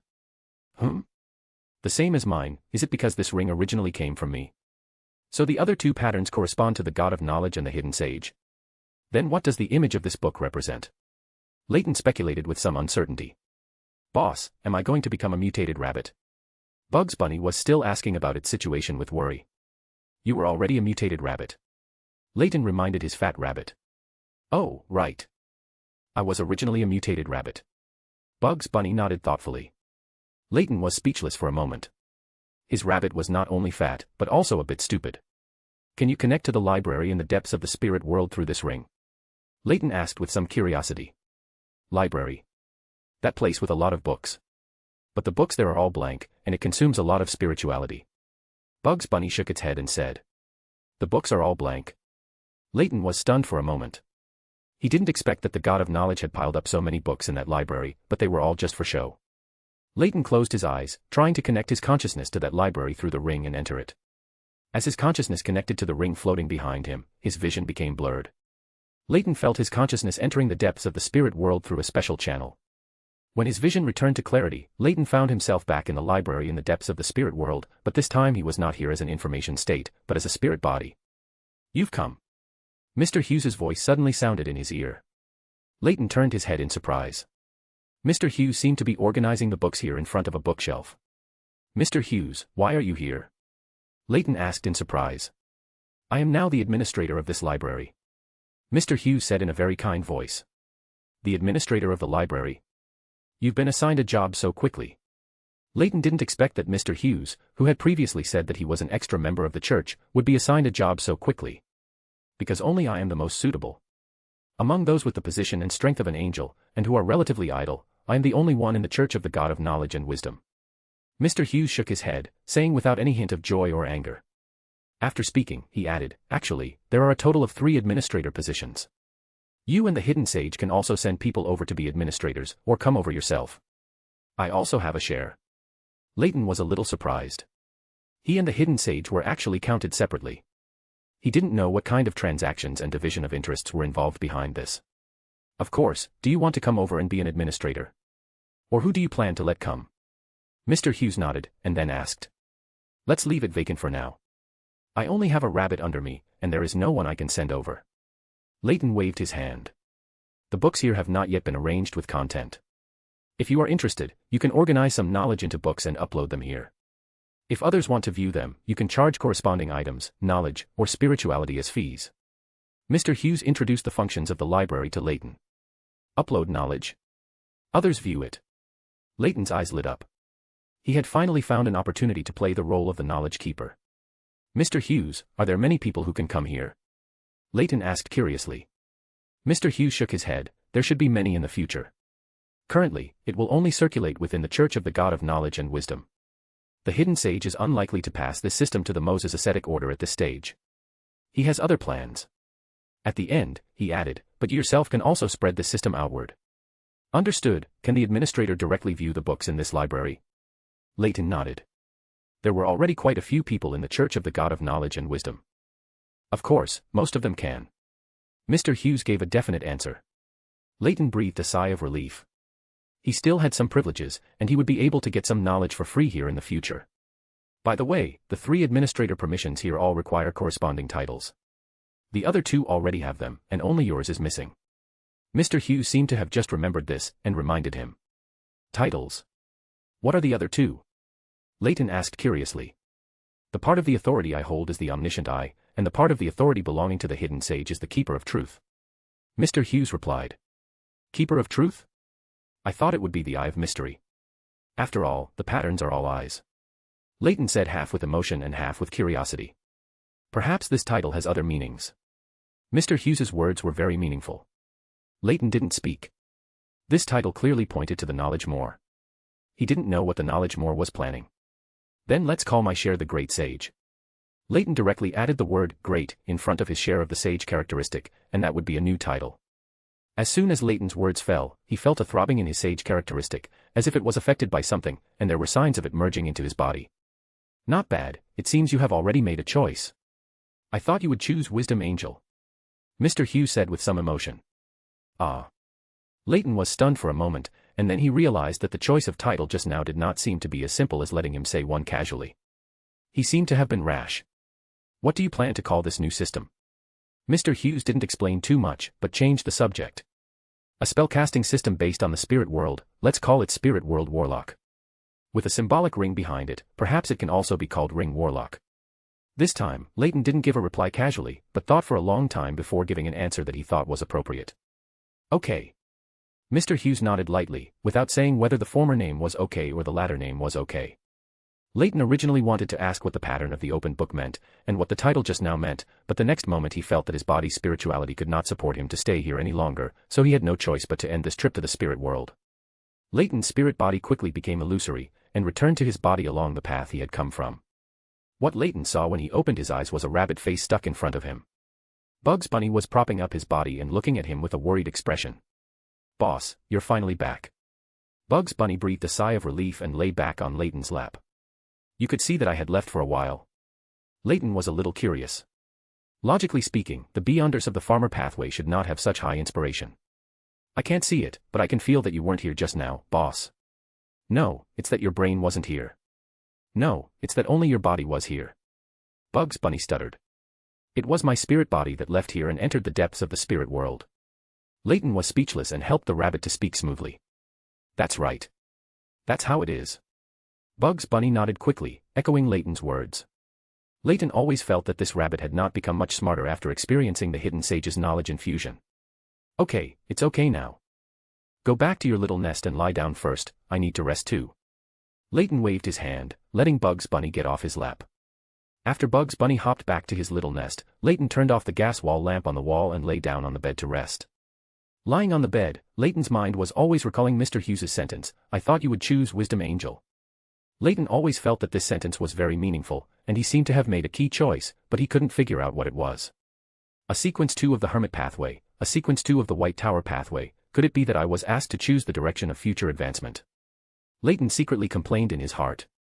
The reason why he didn't choose the title, Wisdom Angel, was entirely because the god of knowledge used to be the Wisdom Angel under the ancient sun god, so Leyton subconsciously avoided it. But in the end, Mr. Hughes's reaction seemed to be quite expecting him to choose the title, Wisdom Angel. Alas, why think so much, I've already chosen, sleep. Sleep. Leyton sighed in his heart. Then he emptied his mind and entered a deep sleep through meditation. Chapter 80, The Unavoidable Exam. After waking up and just about to get out of bed, Leyton suddenly noticed a raven with a few scarlet feathers standing on Bugs Bunny's small nest. Leyton's movement to get up froze in midair. "Mr. Hughes? Is there something you need?" Leyton's voice was full of confusion. "I'm just a raven, my true body is still in the library organizing those books. My lord's oracle has already been delivered, and the Church of the God of Knowledge and Wisdom will soon have people entering the Spirit World Sorcerer System one after another," the raven said with some excitement in its tone. At the same time, a brass-colored ring slowly emerged behind it, with an omniscient eye in the center of the ring. "Good heavens, now there won't be more animals than people entering the Spirit World Sorcerer System, will there?" Leyton silently complained in his heart. "The Church's actions are so fast. Then why did you come to find me?" To cover up the fleeting complaint in his heart, Leyton immediately asked a question. "I'm here to supervise your exam. Finish it quickly, and I won't have to keep an eye on you all day," the raven said, shaking its head and retracting the brass-colored ring that had appeared behind it. Leyton rubbed his head helplessly. He had originally wanted to find an opportunity to read more or have the hidden sage infuse him with some knowledge. "You're not going to make me take the exam now, are you? Didn't you say yesterday that the exam time could be extended a bit?" Leyton asked, looking at the raven standing on Bugs Bunny's nest, with a questioning tone. "Extended means if you don't pass, you'll be given a bit more time for a retest," the raven explained mercilessly. Leyton's expression froze on his face. The other party already knew he wouldn't pass and had even extended the retest time for him. "Then can I take the retest directly?" Leyton asked dejectedly. No, the raven refused very decisively. "All right then, can I eat breakfast first?" Leyton sought the raven's opinion. "Yes, I'll come back later," the raven said, its figure gradually fading until it disappeared from the room. Leyton looked at Bugs Bunny, who was still sound asleep in its nest, and suddenly felt a bit annoyed. He couldn't escape the exam, yet this rabbit could still sleep peacefully in its nest. Leyton walked over decisively and shook the sleeping Bugs Bunny awake. "Ugh, boss. Let me sleep a little longer," Bugs Bunny mumbled, rolling over in its nest. Leyton, with a black line on his forehead, reached out and distorted Bugs Bunny's ears, pulling it out of its nest. Ignoring the rabbit's resistance, he dragged it to eat breakfast. Ugh! Bugs Bunny bit forcefully into the vegetable leaf it held with both paws, as if it were the culprit that dragged it out of its warm bed. Oh! Does the little rabbit like these leaves very much? I'll ask Sherry to prepare more later, his mother, Isabel, said, watching Bugs Bunny vigorously munching on the vegetable leaves, thinking it was something it liked to eat. No need, it's just a novelty for it. It'll switch to other foods it likes after a while. Leyton stopped his mother's suggestion. All right then. Isabel didn't pay too much attention and picked up the milk beside her, taking a sip. After breakfast, Leyton took Bugs Bunny to the study on the second floor. As soon as they entered the room, a raven was already waiting for them on the desk in the study. Leyton's mouth twitched. He felt that this raven had definitely used its divination ability. On the matter of exams, the Church of the God of Knowledge and Wisdom truly has a deep obsession. Leyton sighed in his heart. Whoa! Why is the raven here again? Bugs Bunny boldly ran over and sat next to the raven, even reaching out to pat the scarlet feathers on the raven's head. I'm here to supervise Leyton's exam. Do you want to take an exam too? The raven tilted its head, and Bugs Bunny's paw missed. Prepare one for it too, but it can't write. Do you have any ideas? Leyton felt he should share the hardship with Bugs Bunny. Whoa, I'm just a rabbit. Bugs Bunny looked at its boss in disbelief, its eyes full of panic. It's simple. I'll temporarily make it learn. As a beyonder creature, teaching it to write isn't too difficult, the raven said, nodding. Leyton nodded thoughtfully, always feeling that these unique spells of the Church of the God of Knowledge and Wisdom were invented to help others do better on exams. You're going too far. Aren't you going to ask the rabbit how it feels? Bugs Bunny shouted, exasperated, seeing its boss reach an agreement with the raven so quickly. If you can pass, I'll tell you how to grow a bed that can take various shapes, produce fruits of different flavors, and even provide warmth, the raven stated calmly, staring at the exasperated Bugs Bunny. A bed. Leyton was stunned for a moment. Really? Bugs Bunny's eyes widened, full of disbelief. Leyton saw drool about to drip from the corner of this unpromising rabbit's mouth. Of course, it's real. Why would I lie to a rabbit? The raven's tone was very arrogant when it said this. When does the exam start? Bugs Bunny asked impatiently. Leyton, on the side, was a bit speechless. He hadn't expected this rabbit to be so easily controlled by the raven. He could only say it was indeed an angel of the White Tower pathway, perfectly grasping others' weaknesses.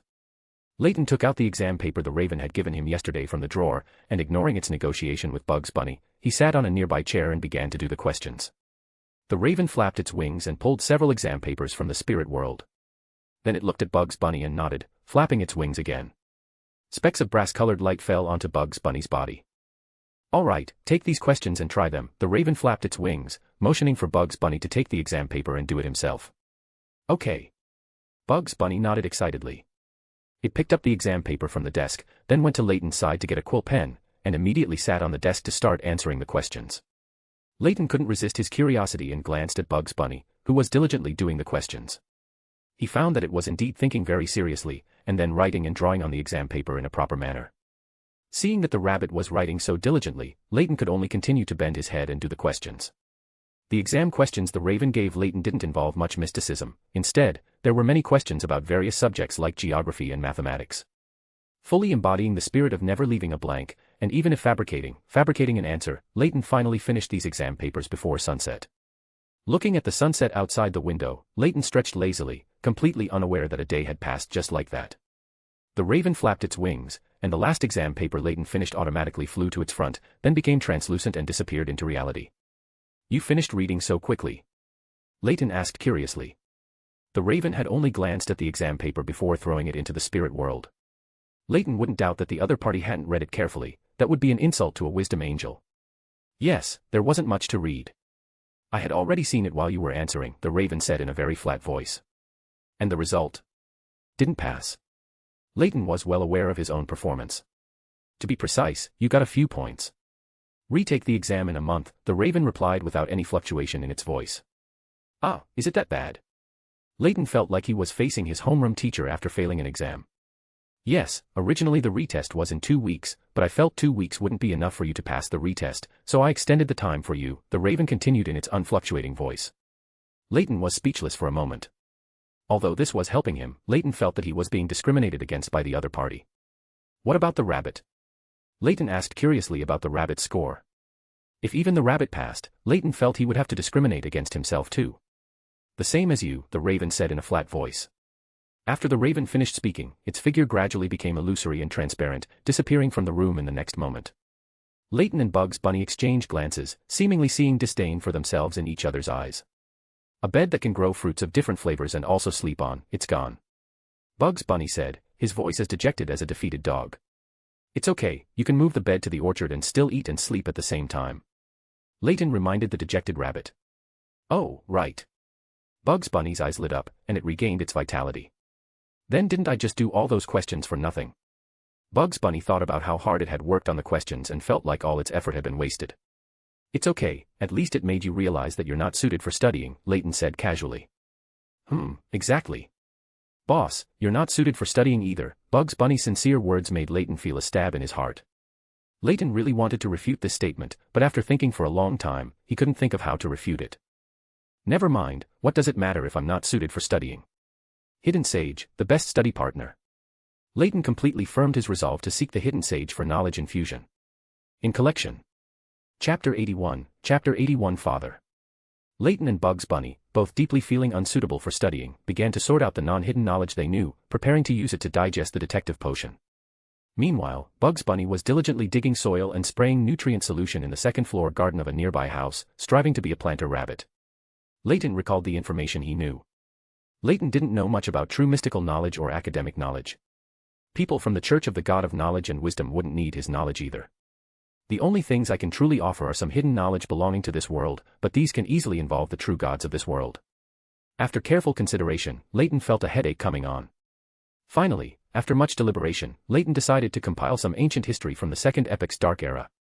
Anyway, the old gods of that era had already fallen, and as for the subsidiary gods still active today, as long as he avoided them, there shouldn't be too big of a problem. After making his decision, Leyton began to carefully recall the information he knew about the Second Epic. The sprouting era, the old gods appearing one after another, the era of fire. Leyton murmured. He took out paper and pen, organizing this information chronologically. Finally, Leyton looked at the paper filled with dense writing and felt speechless. The difference between the content of one page and a book was simply too great. The history of the Third Epic involves too many current true gods, I wouldn't dare write about it. Am I supposed to just add random content to increase the word count? Leyton frowned and pondered for a moment. Leyton decided that he had to expand one page of content into a book, a task more difficult than simply making up a book from scratch. How about I randomly throw in some poems and treat this as a collection of poems that record the history of the Second Epic? I can also insert some illustrations to add more content. Patching and piecing it together, I should be able to make it into a book. Leyton's eyes lit up after a moment of thought, finding this idea quite feasible. As for painting and poetry, Leyton was not worried at all. The books held by the Church of the God of Knowledge and Wisdom naturally covered all aspects. If it was too much trouble to find them, he could also ask the Hidden Sage to directly instill the knowledge. Leyton found himself becoming increasingly reliant on the Hidden Sage, but when it came to acquiring knowledge, the Hidden Sage truly was the best partner. To recall his overly distant and blurred memories, Leyton even made a special trip to the Executor Squad to ask Captain Icanton for help in making 2 talismans with such effects. Originally, Leyton wanted to pray directly to Mr. Hughes and ask for a method to recall blurred memories, preferably for Mr. Hughes to directly bestow a blessing upon him. As he prepared to pray to Mr. Hughes, Leyton suddenly realized that he had been overly reliant on this angel of the Church of the God of Knowledge and Wisdom recently. Although Mr. Hughes had been friendly enough, his attitude of seeking help for every little thing was indeed a bit presumptuous. Leyton dismissed the idea of chanting Mr. Hughes's honorific name and instead went to find Captain Icanton, who was still on duty at the Executor Squad. Although Captain Icanton found Leyton's request strange, he still taught Leyton how to make the talismans. Why do you suddenly want a talisman to recall your own memories? The only memories you need to recall now are from your infancy, right? Captain Icanton asked with curiosity. More or less. I want to recall some older memories. Oh, by the way, Captain. Are there any talismans that can directly allow someone to master painting skills? Leyton nodded, then thought that if he wanted to insert pictures into the book, he would need to know how to draw. Captain Icanton's gaze towards Leyton became strange. After a long silence, he said, only abilities learned and mastered by oneself truly belong to oneself. Skills acquired using beyonder powers cannot be maintained for a long time. Leyton was about to say that he didn't need to maintain it for a long time anyway, but then he suddenly thought of an even simpler method. Captain, are there any spells or talismans that can directly turn the images imagined in one's mind into drawings? Leyton looked at Captain Icanton with anticipation. Your idea is very interesting. Do you want to draw something? Unfortunately, I haven't mastered a similar spell yet. Captain Icanton's voice carried some interest, as if he would be very willing to master or invent such a spell if he had the chance. Leyton also realized at this point that a sequence 5 of the reader pathway could already cast spells by hand, though he couldn't do that yet. However, the mystery prior pathway could actually create his own spells as long as he mastered enough mystical knowledge. With the captain's help, Leyton learned how to make the memory talisman. To be safe, he also took the talisman the captain made during the demonstration. After returning home, Leyton began to prepare for the mystical ritual again, wanting to ask the hidden sage for some relevant mystical knowledge to create a spell that could directly transform the images in his mind into drawings. Sage who observes the world, eye that peers into truth, embodiment of endless knowledge and numerology. As soon as Leyton finished chanting the honorific name, before he even had a chance to state his request, the hidden sage directly threw over a piece of knowledge. Leyton felt as if a swarm of small insects were crawling into his head, and the throbbing pain was even worse than last time. Leyton endured the discomfort in his head and used his rapid thinking ability. Leyton found that in a rational state, his tolerance for negative effects significantly increased, and his brain also became more active. The headache caused by the knowledge infusion lasted for about 10 minutes. Afterwards, Leyton felt his head was exceptionally heavy. He lay back in the armchair, resting while organizing the extra mystical knowledge in his mind. Another half an hour passed before Leyton felt the discomfort in his body completely dissipate. Phew. This knowledge infusion was much more severe than last time, and this was even after the hidden sage had held back for my sake. No wonder for other beyonders of the seer pathway, the hidden sage's knowledge infusion is so terrifying, one can lose control with just a slight lapse in attention. Leyton mused, his voice full of relief. Boss. Boss. Your father is back. Bugs Bunny hopped and jumped to Leyton's ear, whispering softly. Ah. So fast. It seems it is time for him to come back. It's only 2 days until New Year's. Leyton was stunned for a moment before realizing. There are more and more people at home. You need to be careful from now on, don't speak carelessly, and don't expose too many beyonder abilities, understand? Leyton warned Bugs Bunny. Don't worry, boss. Bugs Bunny patted his chest and promised. Leyton nodded, saying no more. He pulled Bugs Bunny onto his shoulder and then went to see his newly returned father. Although his memories of his father were very clear, Leyton still felt a little anxious and nervous when it came to meeting him. When Leyton arrived in the hall, he saw several servants busily moving goods into the house. His mother was brewing coffee, while his father was directing the servants by the main door as they moved the goods. His father was wearing a dark brown overcoat and a semi-tall silk top hat. His appearance was 6 parts similar to Leyton's, and his complexion was darker, which was related to his frequent travels. When Leyton saw his father directing the servants to move the goods, a sense of familiarity immediately surged within him. Father. Leyton called out as he approached. Ha ha. It's little Leyton. You've grown taller, but you're still so thin. Have you not been eating well alone at home? His father chattered, quickly approaching and giving Leyton a warm hug. This hug made Leyton feel his body's emotions for his father being awakened, as if the other party was not so strange to him anymore. After the hug, Leyton just smiled shyly and didn't say much. This was how Leyton remembered interacting with his father. There weren't many endless topics between father and son. It was basically one person talking and one person listening, without endless conversations between them. All right. I've prepared hot coffee. Come sit down and rest for a bit. You just rushed back, so don't worry about too many things. His mother, Isabel, walked over with a cup of hot coffee and handed it to his father. Okay. Little Leyton, go check and make sure the servants don't put the goods in the wrong places. Father Patch Sauce instructed Leyton, then he and Mother Isabel went to the sofa to rest and chat. Okay. Leyton shrugged, no longer paying attention to his father. Regarding his family, it was probably that his parents were true love, and the child was just an accident. As long as his father and mother were together, he basically wouldn't receive much attention, they wouldn't have time to bother with him. However, Leyton himself felt that this was better. Although he had completely adapted to the existence of his family, if they were truly to live together and have intimate contact every day, Leyton felt he would still not be used to it. Young master, these are the gifts Mr. Sauce prepared for you and madam. Do you need them taken to your room? The butler approached at this moment, interrupting Leyton's thoughts. Ah. Gifts? Not yet, just put them in the living room for now. Leyton shook his head slightly after coming back to his senses. Yes, young master. The butler instructed the servants behind him to move all the gifts his father brought back into the living room. Woohoo gifts! Are there any for me? Bugs Bunny, perched on Leyton's shoulder, excitedly whispered in Leyton's ear. Probably not. Father probably didn't know you existed before. Leyton shook his head and said. Bugs Bunny's mood immediately became downcast. It's okay, you can just take one of my gifts then.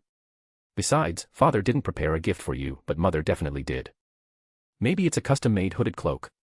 Leyton comforted Bugs Bunny. Leyton was surprised when he first learned that Bugs Bunny's favorite thing was a hooded cloak, and a black one at that. Every time Leyton saw Bugs Bunny scurrying around in a black cloak, he doubted whether this rabbit was a cultist in its previous life. In Collection Knowledge More 123 posts. Chapter 82, Chapter 82. Just take this as the title. Leyton's life didn't change much during the 2 days his father was back. Basically, the family only sat together for meals. Other times, his father and mother were inseparable, or they went out to visit friends and relatives. Leyton had no interest in such social gatherings. Fortunately, with the collaboration with the Church of the Earth Mother as an excuse, Leyton didn't have to follow his father around to visit friends and relatives or attend various parties. Boss, didn't you say you were going to start hybridization experiments? Why have you been staying in your room? Bugs Bunny asked curiously after just finishing watering his plants with nutrient solution. Haven't you already started? I'm not a beyonder of the planter pathway. I'm not good at this kind of thing, so I can only leave it to you, Leyton explained, patting Bugs Bunny's top hat. Ah. Bugs Bunny stared blankly at Leyton. It felt like he had been tricked by his boss again. It was clearly his boss's business, but he ended up doing all the work. Then what are you doing, boss? Bugs Bunny asked with a wrong voice. I'm creating a new spell that will be placed in the library deep within the spirit world. I want to see if this can help me digest the potion. You can learn it too when it's done, Leyton explained, painting a grand picture for Bugs Bunny. I can learn it too. Bugs Bunny's eyes lit up, and suddenly, being coaxed into working by his boss didn't seem so bad. Yes, although it lacks the talent bonus from the potion of the corresponding pathway, as long as you grasp the principle, it's very easy for a beyonder to learn, Leyton nodded. Boss, how long until you can create this spell? Bugs Bunny asked impatiently. Probably in the next 2 days. I'm experimenting with which materials will make the spell casting more convenient, Leyton said, recalling his progress. Then he turned to Bugs Bunny and asked, how are your grafted branches? Can they grow normally? I don't know yet. They haven't grown together. When 2 different plants are grafted together, they will reject each other, Bugs Bunny explained, shaking his head. After a moment of contemplation, Leyton said, let's go to the Church of the Earth Mother and ask a beyonder for help to speed up the research. Let's first determine the outcome, and then slowly reduce the influence of beyonder factors in the process. Exactly. Exactly. Bugs Bunny fully agreed with his boss's idea. He even thought it should have been done this way earlier. The unscrupulous boss dumping all the work on a rabbit was truly too hard on a rabbit. Leyton took Bugs Bunny and a potted plant for the grafting experiment to the Church of the Earth Mother. Originally, Leyton wanted to ask Uther for help. As a harvest priest, he could easily graft 2 plants together. But Uther refused Leyton's suggestion after hearing it, believing that directly grafting 2 plants together with beyonder abilities would prevent them from determining if they truly possessed the characteristics for grafting. Finally, Uther found Leyton a new assistant. Leyton almost couldn't suppress the smile at the corner of his mouth when he saw the other party. What kind of look is that? You're very impolite, you know. Yes, the sanguine wearing a clergyman's linen robe, said with a somewhat gritted teeth expression. Nothing, just a little curious. Are you my experimental assistant? Leyton said, trying hard to control the upward curve of his lips. That's right. I really don't understand why the Church of the Earth Mother would let me, a noble sanguine, be an assistant to a rookie like you, Yas said with a very arrogant tone.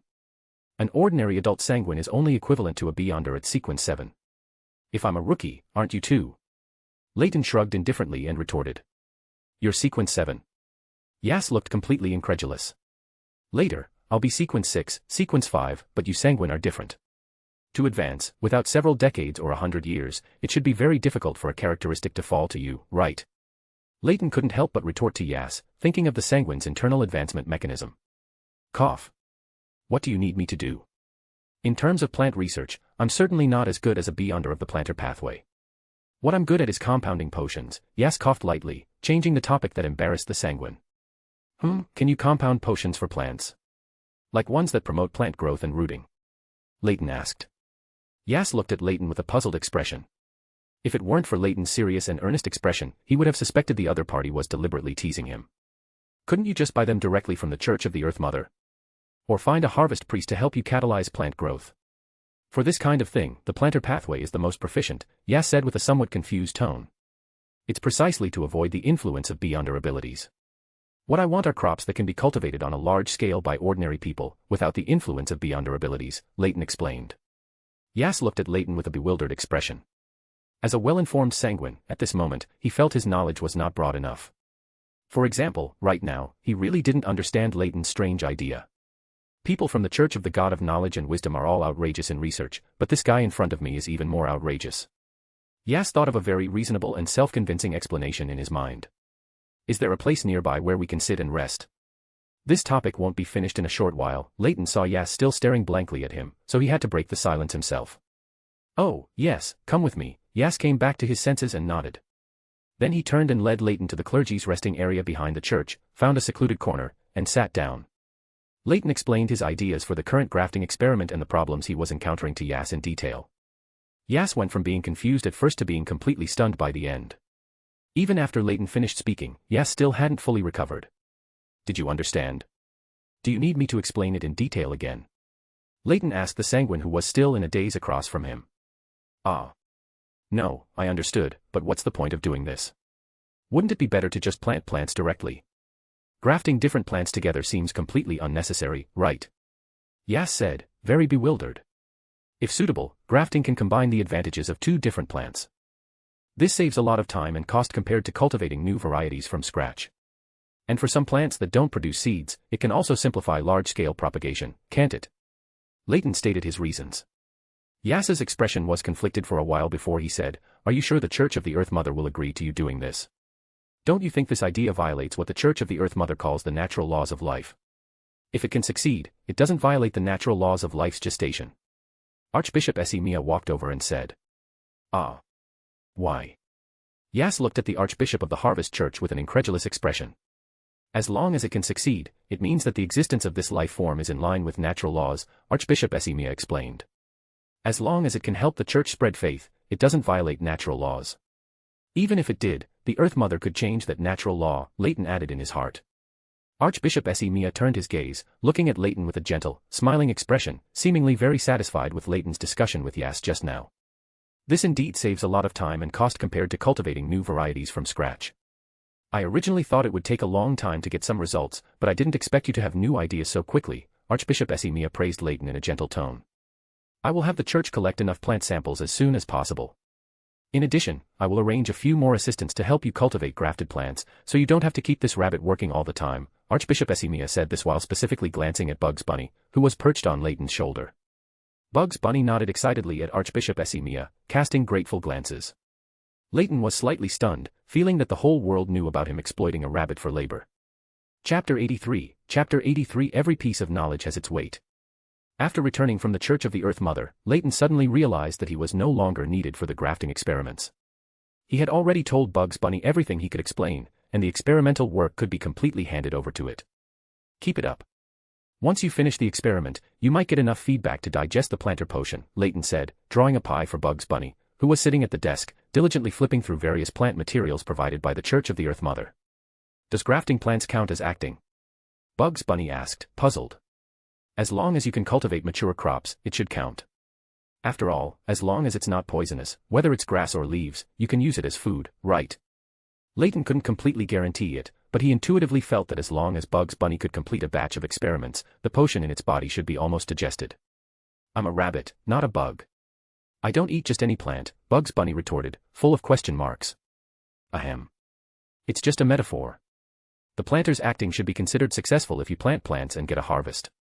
The harvest here doesn't necessarily have to be tangible fruits or maturity, Leyton explained again. Bugs Bunny nodded, seeming to understand. Although it didn't know if the boss was tricking the rabbit again, the matter of digesting the potion was still quite tempting. In the following time, Bugs Bunny worked even harder on the grafting experiments. It was already the new year, a time when everyone should be idle, but Leyton found that the people around him were busier than ever.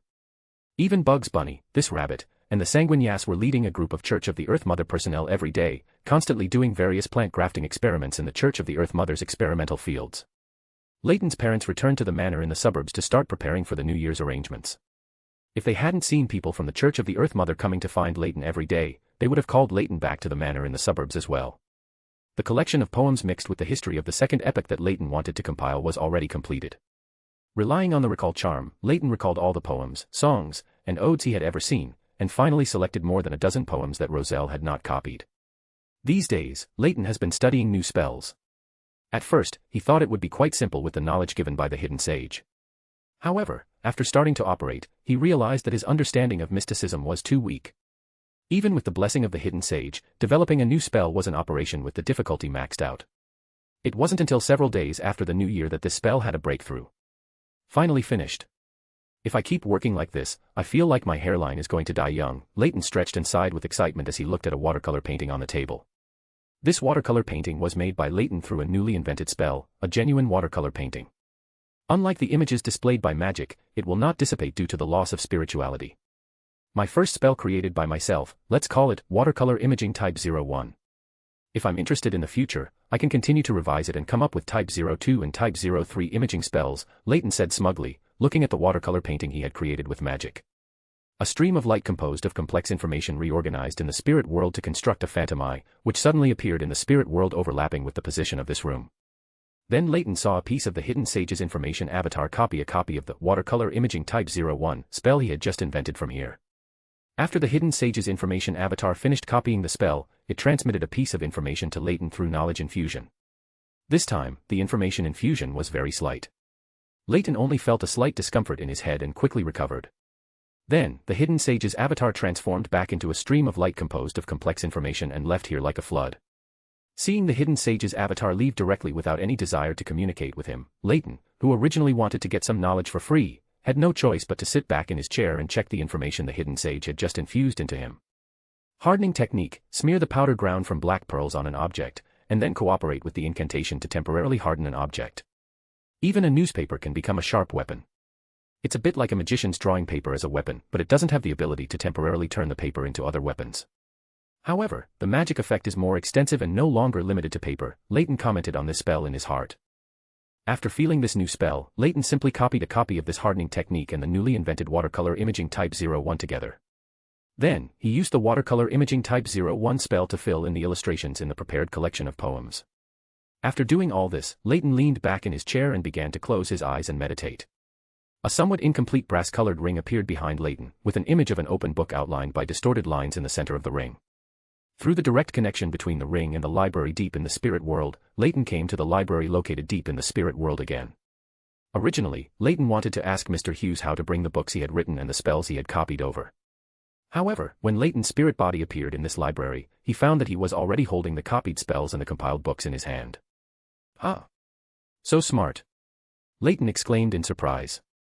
This is because the library detected that you have knowledge you want to put into the library and directly manifested it. Mr. Hughes quickly appeared next to Leyton to explain. This library can be so smart? Leyton asked curiously. Smart. This word is very good. I will include it in the library and indicate that it was proposed by you. This is the church's respect for knowledge. Mr. Hughes's attention was attracted by the new word that Leyton inadvertently said. Leyton raised his hand, wanting to ask where to put the books and copied spells in his hand. Mr. Hughes seemed to see Leyton's doubts and waved his hand under his robe. The books and copied spells in Leyton's hand automatically flew to a bookshelf on the side. The library will automatically prepare the author's name for the knowledge you provide and mark the price for viewing. Of course, you can also change it yourself if you need to, but I don't recommend you do this. Every piece of knowledge should have its weight, Mr. Hughes explained. Leyton originally wanted to make his collection of poems about the history of the Second Epoch free. Only by letting more people see it could he bring enough feedback. However, after hearing Mr. Hughes's words, which were half suggestion and half warning, he thought about it and gave up the idea. Indeed, every piece of knowledge should have its weight. Leyton murmured. Chapter 84, Summoning the Messenger. Mr. Hughes, does this library have a name? Leyton asked with some curiosity. So many days had passed, and Leyton only now remembered that he didn't know the library's name, and Mr. Hughes had never mentioned it. It doesn't have a name. Just call it the library. The spirit world only has this one library, so the reference is very clear. Even if the spirit world has other libraries in the future, this one will have the highest priority. Mr. Hughes's answer was somewhat unexpected to Leyton. Ah. Reference. Can this also be part of a ritual? And, don't you have a library? Leyton asked very curiously. Yes, I am already the administrator of this library. The library I built before was naturally disbanded by me. Mr. Hughes explained gently. After learning more specific details about the library from Mr. Hughes, Leyton realized that as a product of the projection of the God of Knowledge's kingdom, this library already had symbolism in terms of mysticism, representing the inheritance and protection of knowledge. This library could even be used as a subject of prayer when making certain charms. As the knowledge collected in the library increased, the mystical effects it possessed would also be strengthened. You came here today, it shouldn't be just for these things, right? Mr. Hughes seemed to see Leyton's hesitation and reminded him. Yes.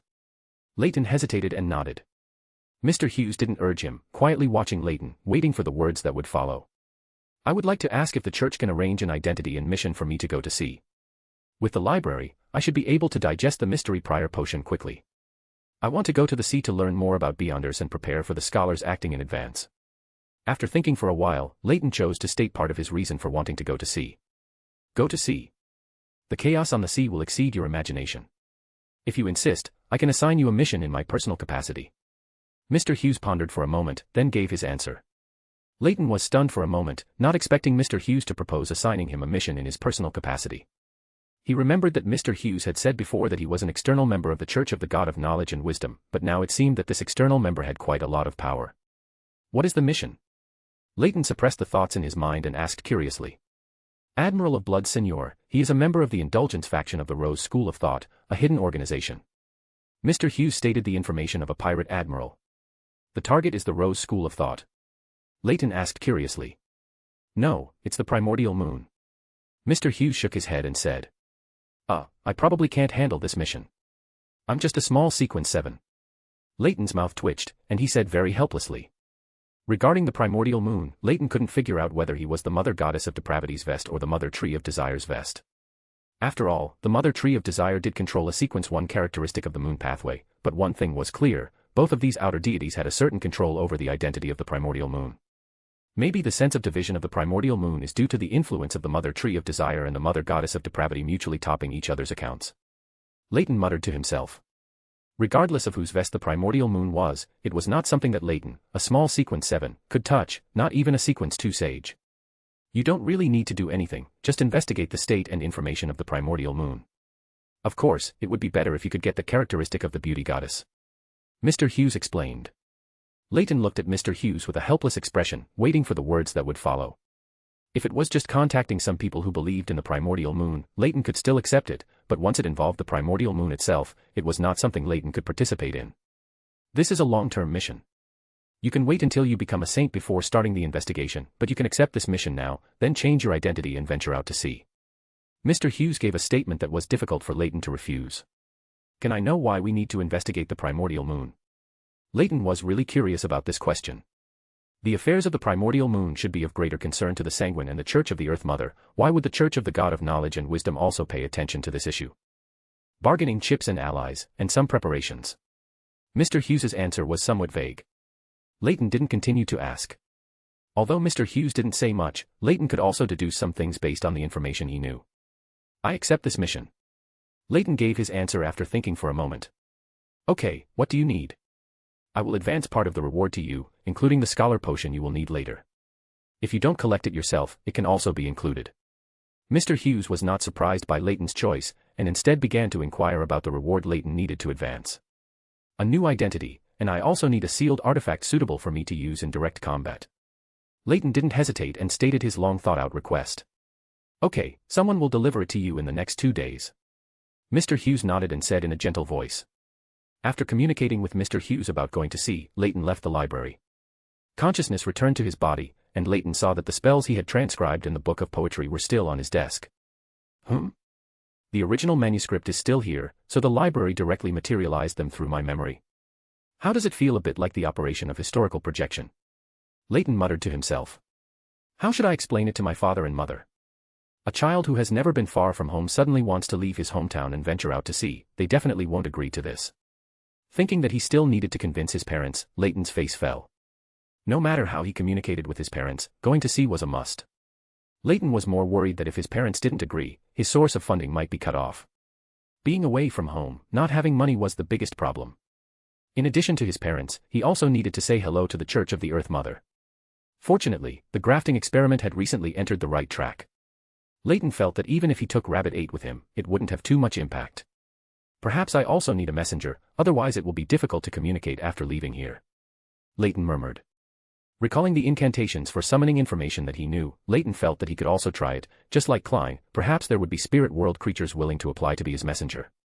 Leyton already knew the ritual for summoning a messenger. For a ritual magic master, this was not difficult. Searching for the necessary materials in the room, and then arranging them according to the layout in his memory, he prepared the ritual for summoning a messenger. Leyton took a step back and began to chant the incantation for summoning a messenger. In my name, I summon a spirit wandering in the void, a friendly creature that can be driven, a unique existence willing to be my messenger. As the incantation was chanted, the light in the room began to dim slightly, the flame of the candle instantly turned a ghostly green, and the candlelight also began to flicker, as if a cold wind was blowing indoors. Leyton actively activated his eyes of mystery, prying, nervously looking at the overlapping space in the room and the spirit world, guarding against unknown changes. According to Mr. Azek's explanation in the original book, this method of summoning a messenger had a certain degree of danger, because it was impossible to guarantee whether the spirit world creature attracted by this incantation was hostile to him.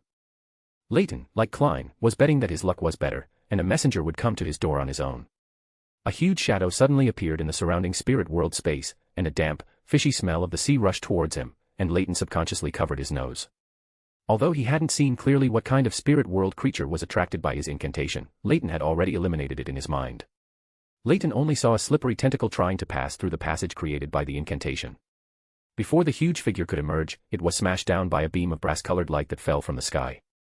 A brass-colored book with intricate patterns on the surface fell in front of Leyton through the passage created by the incantation. Chapter 85, Chapter 85 Brass Book and White Paper.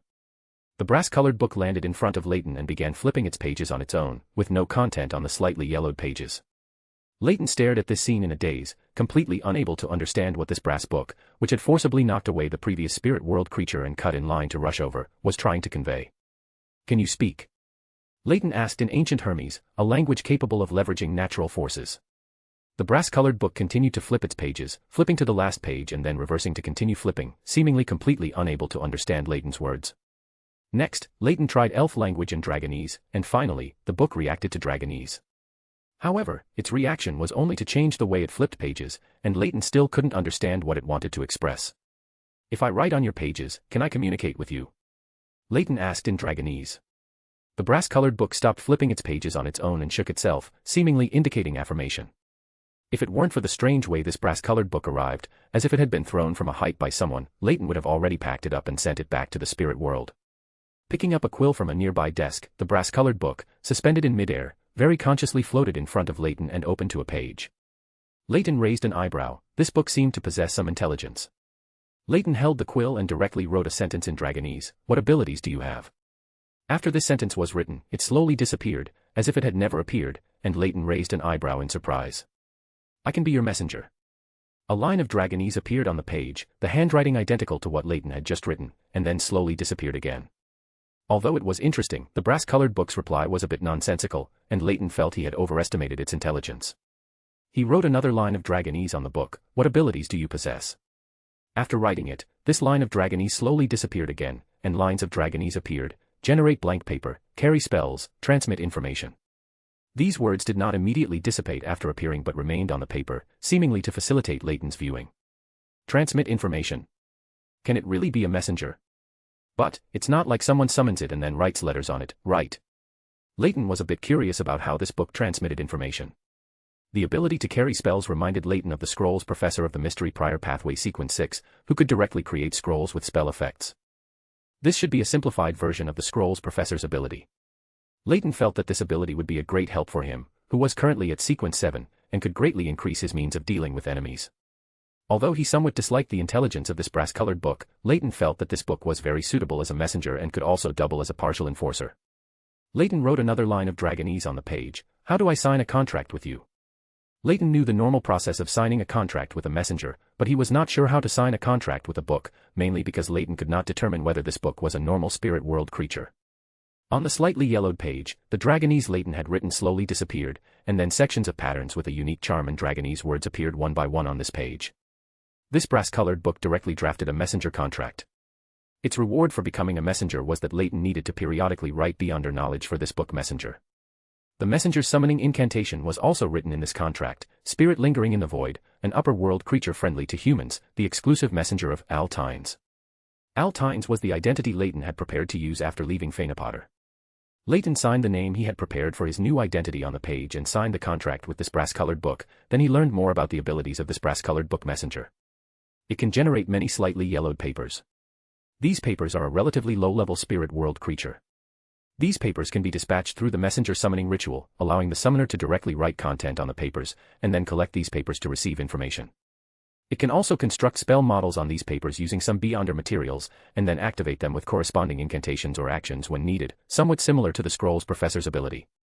After learning about the abilities of this brass-colored book, Leyton very straightforwardly recorded the hardening technique and watercolor imaging type 01, which he had just mastered, on this book. The two spells Leyton had just recorded and the previously signed contract did not disappear like the words written on this book before, but remained on the topmost page. After recording the spells, Leyton gently raised his hand, and this brass-colored book consciously followed the ritual channel, leaving reality and returning to the spirit world. Then Leyton tidied up the summoning ritual arranged in the room, restoring the room to its original state. Hooah, happily acquired a messenger of unknown origin. If I hadn't happened to see how this book descended, I probably would have just thought it was a special spirit world creature.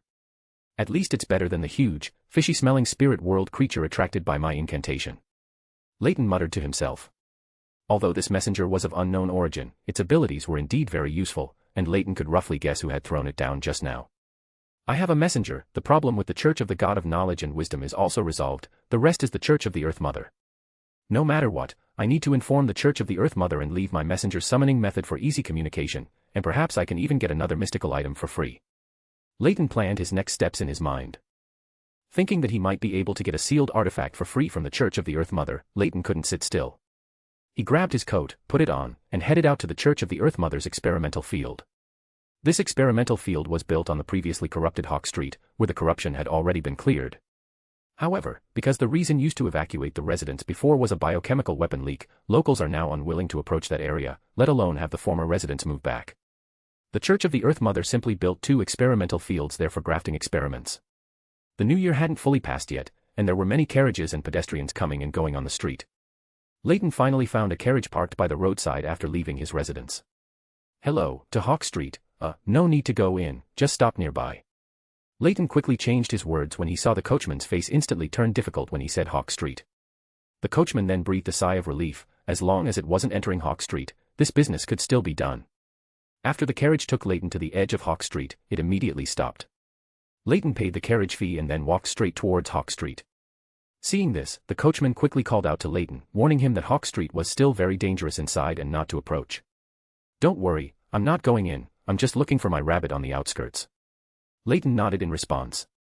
After the coachman repeatedly confirmed that Leyton would not enter Hawk Street, he confidently drove the carriage away. Leyton saw the coachman driving the carriage away from the area, then changed direction and walked into Hawk Street.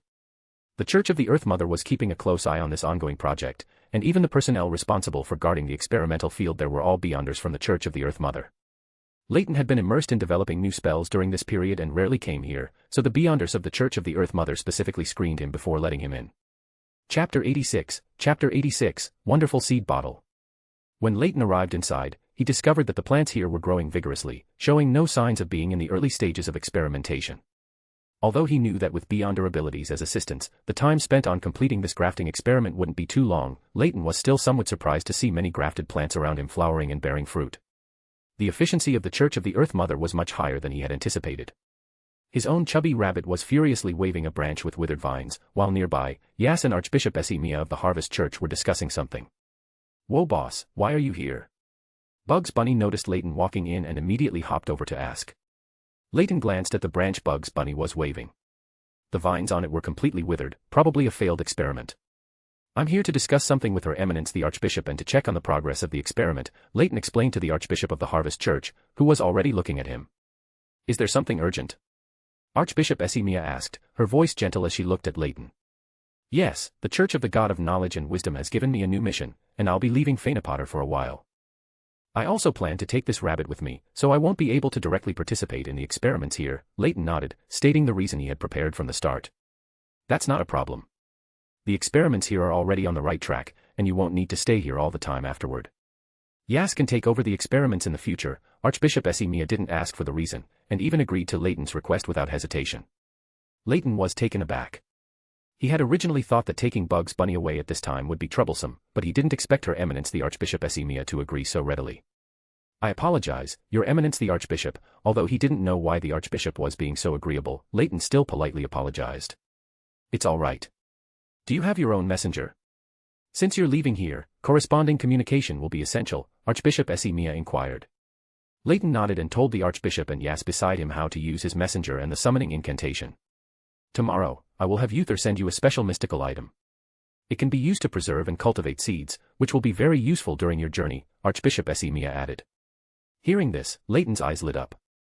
He didn't expect the Archbishop to be so generous, directly giving him a mystical item without him even asking. What kind of mystical item is it? Leyton asked curiously. Its name is the Wonderful Seed Bottle. It hasn't been numbered yet. It can be used to collect and cultivate seeds. The negative effects are minor. You only need to apply honey to the mouth of the bottle when using it to avoid them, Archbishop Esimiya explained about the mystical item called the Wonderful Seed Bottle. Leyton nodded, not asking for more details. He would know once he received it. The fact that it hadn't been numbered yet was a bit surprising. Perhaps this mystical item wasn't a sealed artifact. After discussing his departure from Fainapotter with Archbishop Esimiya, Leyton, Yas, and Bugs Bunny toured the results of their work during this period. The efficiency is really high. Leyton exclaimed. Although the results achieved weren't yet numerous, the Church of the Earth Mother's research on grafted crops had completely entered the right track. The efficiency of the Church of the Earth Mother also made Leyton realize that this kind of experiment wasn't too difficult for them. What they lacked was just an idea. Because of the existence of Beyonders, they could easily overlook what they were good at. Is the Church of the Earth Mother planning to promote these two achievements on a large scale this year? After visiting Bugs Bunny and the others' research results, Leyton asked curiously. Of course.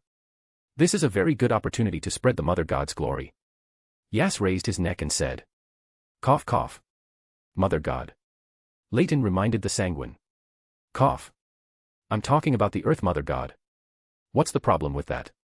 Yas also realized what he had blurted out just now. His expression became a little unnatural, trying hard to make up for what he had just said. Are you questioning my faith in the progenitor? Yas stared fiercely at Leyton, really wanting to give both the human and the rabbit a bottle of forgetfulness potion. Of course not, there is no need to question your Sanguine clan's faith in the progenitor, Leyton said sincerely, expressing his inner thoughts.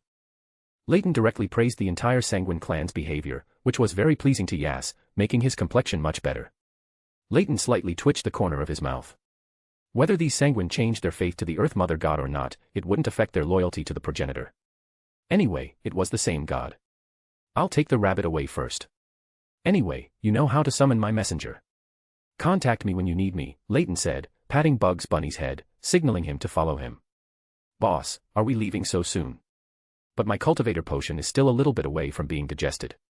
After walking out of the Church of the Earth Mother's experimental field, Bugs Bunny couldn't help but ask curiously. It's okay. After the Church of the Earth Mother promotes your achievements during this period, you should be able to digest the potion completely, Leyton explained, not paying too much attention to this issue. Judging from Bugs Bunny's potion digestion progress, this grafting experiment could indeed digest the potion. After the Church of the Earth Mother promotes the results, he should be able to get some feedback and digest the remaining potion without any problems. After taking Bugs Bunny back home, it wasn't long before Uther came to visit, leaving a leather briefcase for Leyton before hurriedly leaving. It seems the Church of the Earth Mother is also very busy. Leyton exclaimed, looking at Uther's departing figure.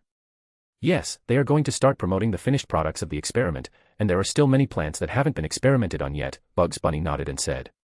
Is the Church of the Earth Mother going to list every kind of plant and graft them together? Leyton could only sigh at how extravagant it was to have Beyonder abilities. After taking the leather briefcase left by Uther back to his room and opening it, there were many relatively rare materials neatly arranged inside, as well as a Church of the Earth Mother badge, a glass bottle shaped like a hanging kettle, and a full jar of honey. Among the pile of materials, Leyton saw the supplementary ingredients for the planter pathway from Sequence 9 to Sequence 7. These materials were very suitable whether as casting materials or for preparing some potions. It seems I don't need to specifically collect a batch of materials before leaving. These materials are enough for me to use for a long time. The Church of the Earth Mother is still generous. Leyton took out the glass bottle shaped like a hanging kettle and the jar of honey from the briefcase. Bugs Bunny also curiously jumped onto the table, reaching out his paw to poke the mystical item given by the Church of the Earth Mother. This glass bottle doesn't look special at all. Bugs Bunny picked up the mystical item, looked at it, and put it down. It should be the kind of mystical item that is not dangerous or powerful. Leyton took the glass bottle from Bugs Bunny's hand. After holding the mystical item in his hand, Leyton used divination to understand its specific information. Wonderful Seed Bottle corresponds to the Harvest Priest of Sequence 7 of the Planter Pathway. It can preserve the seeds placed in the glass bottle for a long time, and can also selectively mutate some seeds inside, but the effect of the mutation is uncertain. Throwing the mutated seeds to the ground will cause them to grow wildly, piercing the earth to attack the surrounding creatures, regardless of friend or foe. This sealed artifact likes honey. Every time it is used, honey needs to be applied to the mouth of the glass bottle, otherwise, it is just an ordinary glass bottle. After obtaining the results of the divination, Leyton put the sealed artifact back into the briefcase. "Boss, is this glass bottle powerful?"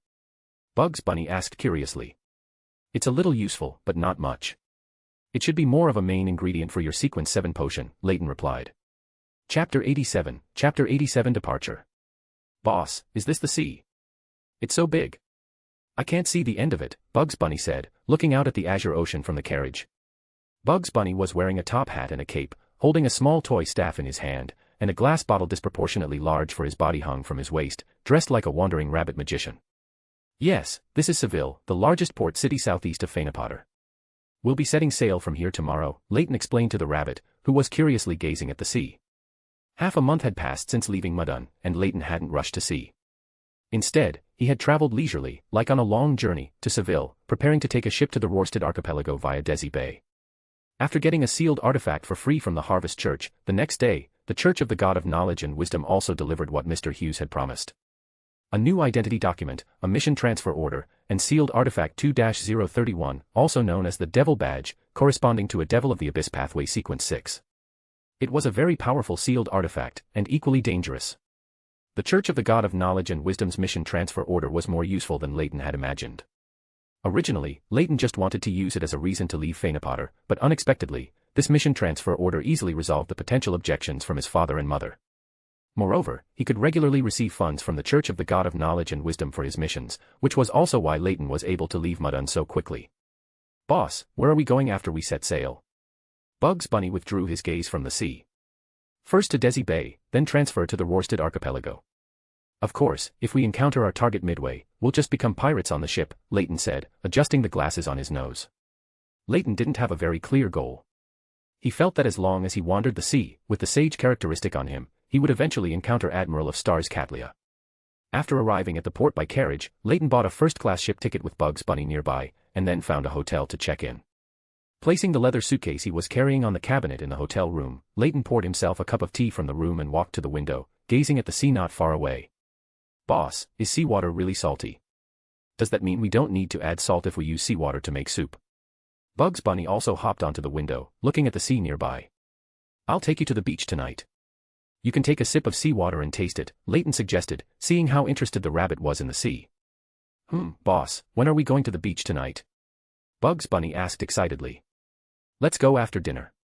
You can eat a little less, otherwise you won't be able to drink the seawater then," Leyton said, patting the rabbit's head. "Okay, boss." Bugs Bunny replied excitedly. Leyton's lips curved upwards.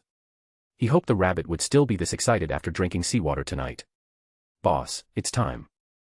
You need to smear fresh blood on that badge again," Bugs Bunny, who was lying on the window looking at the sea, turned back to remind Leyton. "Okay, I know," Leyton responded. Then he walked to the round table nearby, took out a small metal box from his coat pocket, which contained a blood-red devil head badge. Leyton took out the dagger he carried with him, made a cut on his palm, let the blood drip onto the badge, and then spread the blood evenly. How troublesome. Even if the sealed artifact is not used, it needs fresh human blood smeared on it every day, Leyton sighed. This badge was sealed artifact 2-031 provided by the Church of the God of Knowledge and Wisdom to Leyton, also known as the Devil Badge. It could use all devil abilities except for devilization and malice perception. The negative effects were that it would increase the user's risk of losing control and magnify the user's desires, making it easy to be controlled by desires such as bloodlust and slaughter. Whether used or not, fresh human blood needed to be smeared on the badge every day. However, this sealed artifact was indeed very powerful. Using it was equivalent to temporarily possessing the strength of a Sequence 6, and it was the kind that excelled in direct combat. After smearing the blood evenly on the badge, Leyton closed the metal box again, and then took out a small bottle of healing potion from another pocket, applying it to the wound on his palm. "When will I encounter a pirate? That way I won't have to bleed myself every day," Leyton sighed. "Boss, aren't we going to be pirates on a pirate ship?" Bugs Bunny asked very timely.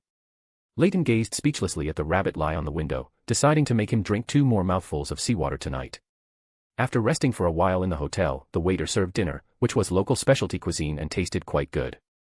After dinner, Leyton took Bugs Bunny out. Before it got dark, Leyton planned to wander around the nearby port to see if he could find 1 or 2 pirates with bounties. Either the pirates' disguise skills were too good, or Seville's public security was too good. Leyton and Bugs Bunny wandered around the port twice but didn't see a single wanted pirate with a bounty. Alas, what a pity. I thought I could make a small fortune or find a long-term blood bag for the devil badge. Leyton couldn't help but sigh. Let's go, we're going to the beach. Before the sun completely sets, maybe we can still see the sunset. Leyton tilted his head and whispered to Bugs Bunny, who was lying on his shoulder. Then he turned and walked towards the coast, planning to go to the beach before the sun set. Before coming to this world, as someone from an inland province, he didn't have many opportunities to experience the sea. A middle-aged man wearing a dark brown overcoat, with a plump figure, dark brown skin, and small eyes, hurried past Leyton. The other party was walking very anxiously, and the corner of his coat brushed Leyton's hand as it swayed. The touch was cold and had a hint of chill. Leyton frowned and continued walking to the beach as if nothing had happened. That person just now gave him a very cold feeling, like an undead. This was the effect of enhanced spirituality after becoming a spirit world sorcerer, just like Eyes of Mystery prying. Even if he didn't actively peek, he would passively receive some information. Corpse collector pathway, not a high sequence, most likely a corpse collector or gravedigger. He should have been staying in a cemetery or contacting undead recently. Leyton subconsciously analyzed the other party. Only after finishing the analysis did he react and let out a chuckle. No wonder detectives are also called detectives. This subconscious habit is really very similar to a detective. Leyton felt that his understanding of detectives had deepened. Boss, what are you saying? Bugs Bunny, lie on his shoulder, looked at his boss in confusion. Nothing. Did you smell anything on the person who just walked past us? Leyton was a little curious if the rabbit's spirituality had detected anything. It felt a little cold, but I didn't smell anything, Bugs Bunny recalled and said. I'm a rabbit, not a dog. After realizing, he indignantly emphasized the fact that he was a rabbit again. I found that the previous progress was a bit slow, so I'll speed it up and get to the start of the plot as soon as possible. Chapter 88, Chapter 88 Pirates. Upon reaching the beach, Bugs Bunny eagerly leaped from Leyton's shoulder, only to be swiftly caught in midair by Leyton. Whoa boss, put me down. Bugs Bunny flailed his 4 legs in the air, struggling. Don't get yourself covered in sand, or you'll have to walk back by yourself later. I'm not letting you perch on my shoulder all dirty, Leyton said, lifting the hand holding the rabbit a little higher. Alright, fine, but I still want to taste the seawater. Hearing the threat of walking back to the hotel, Bugs Bunny finally stopped struggling. That's simple, Leyton said softly. Bugs Bunny felt something was off and was about to say something when he was thrown out by his boss. A chubby rabbit in a black cloak arced through the air, landing in the nearby waves. Leyton then scattered a handful of iron black powder into the air, chanting a spell. An invisible giant hand steadily caught Bugs Bunny as he fell towards the sea. Bugs Bunny, who had been frantically flailing his paws in the air from fright, found himself caught by an invisible hand. He skillfully straightened his disheveled clothes, pretending as if nothing had happened. He then lay down and, with the help of the invisible giant hand, took a sip of seawater. Leyton saw expressions of vivid panic and regret on his rabbit's face. Bugs Bunny lay on the invisible giant hand, spitting continuously. Leyton controlled the invisible giant hand, lowering Bugs Bunny a little. Bugs Bunny, still spitting, was startled and immediately jumped up, cursing in rabbit speak on the surface of the sea. Only when the spell was about to expire did Leyton control the invisible giant hand to send Bugs Bunny back. Does seawater taste good? Leyton asked, suppressing a smile at the corner of his mouth. Bugs Bunny covered his mouth and shook his head frantically. Leyton brought the dispirited rabbit back to the hotel room. Bugs Bunny hugged a water cup in the room, drinking incessantly, wishing he could swap out his mouth. After resting for a night, Leyton and Bugs Bunny boarded the ship and set off early the next morning. This ship was only passing through Desi Bay. The final destination was the southern continent. Leyton planned to stay in Desi Bay for a few days to determine Admiral of Stars' range of activity before taking another ship. Leyton felt that relying solely on the Beyonder characteristic convergence was not very reliable. The day after the ferry left Seville's dock, the law of Beyonder characteristics convergence failed to attract Admiral of Stars' future, but a group of pirates was indeed attracted. Leyton gazed at the ship approaching the ferry he was on, its sail adorned with a large skull and cutlass emblem. These pirates are quite flamboyant, but why do I have no impression of this pirate group? The information I got from the Church of the God of Knowledge and Wisdom doesn't seem to mention them either. Leyton pondered, leaning against the ferry's deck railing. Don't worry, this is just a small pirate group. Our steamship is the most advanced, Its speed at sea is far beyond what these pirates, using ancient ships, can match, a hearty voice came from behind him. Wearing a shirt and vest underneath, a black trench coat over it, and a semi-tall silk top hat, he looked like a very fashionable gentleman with a pair of blue eyes that seemed to hold wisdom and knowledge. Leyton politely greeted the men, then casually asked, "Lenberg native?" "Oh. You can tell even that." The fashionable gentleman showed a hint of surprise. "Just by looking at your eyes, it's quite easy to discern." "Of course, if you wore glasses, it would be even more obvious," Leyton said, his gaze sweeping over the man's blue eyes. "Haha, it seems I might have to learn to dress like you young people," the fashionable gentleman said with a smile. He then added, "My name is Mr. Ruscoral, a merchant from Lenberg. What should I call you?" "Al Tynes, a scholar currently traveling around," Leyton said naturally, stating his temporary identity. "I thought you were traveling with an elder. You're not much older than my child," Mr. Ruscoral said with slight surprise. Boom. A loud explosion from inside the cabin interrupted their conversation, and the steamship's hull vibrated slightly. Bugs Bunny instinctively hugged Leyton's pant leg, nervously looking around. "Father." A slightly panicked female voice came from the crowd nearby. A mature and charming lady, dressed as a noblewoman, approached with a 13 or 14-year-old girl. The little girl's blue eyes bore a 7/10 resemblance to Mr. Ruscoral's. "The steamship is slowing down. It seems some pirates have boarded with us." Leyton keenly noticed the steamship's speed beginning to drop, as if it had lost power. "No wonder they dared to plunder with such an ancient pirate ship," Mr. Ruscoral said, his tone a bit angry. "It seems we've run into big trouble," Mr. Ruscoral exclaimed, looking at the once again chaotic crowd around them. "Father, we'll be all right, won't we?" The young girl seemed to already know what was coming, anxiously tugging at her father Mr. Ruscoral's hand. Mr. Ruscoral gently patted the girl's head, calming her unease. "I'm here. Nothing will happen," Mr. Ruscoral softly told his daughter and wife. "Whoa." Bugs Bunny impatiently tugged at Leyton's pant leg. Leyton, as if sensing something, activated his spirit vision. A group of undead were rapidly passing through obstacles, floating towards the ferry's aft deck. "Why are there so many undead on this ship?" Leyton muttered to himself. After gazing at the aft deck for a moment, Leyton bent down, pulled Bugs Bunny onto his shoulder, and walked towards the aft deck. "Are you going to look for a lifeboat? That area is most likely already controlled by pirates." "I'll go with you, there's more hope with more people," Mr. Ruscoral said, seeing Leyton preparing to leave towards the aft deck, and quickly spoke up. Leyton was silent for a moment. Following the group of undead would most likely lead to a fight. "Didn't you hire bodyguards to accompany you?" Leyton turned around and asked. "Mr. Ruscoral gave a bitter smile and shook his head. "No, this isn't a freighter.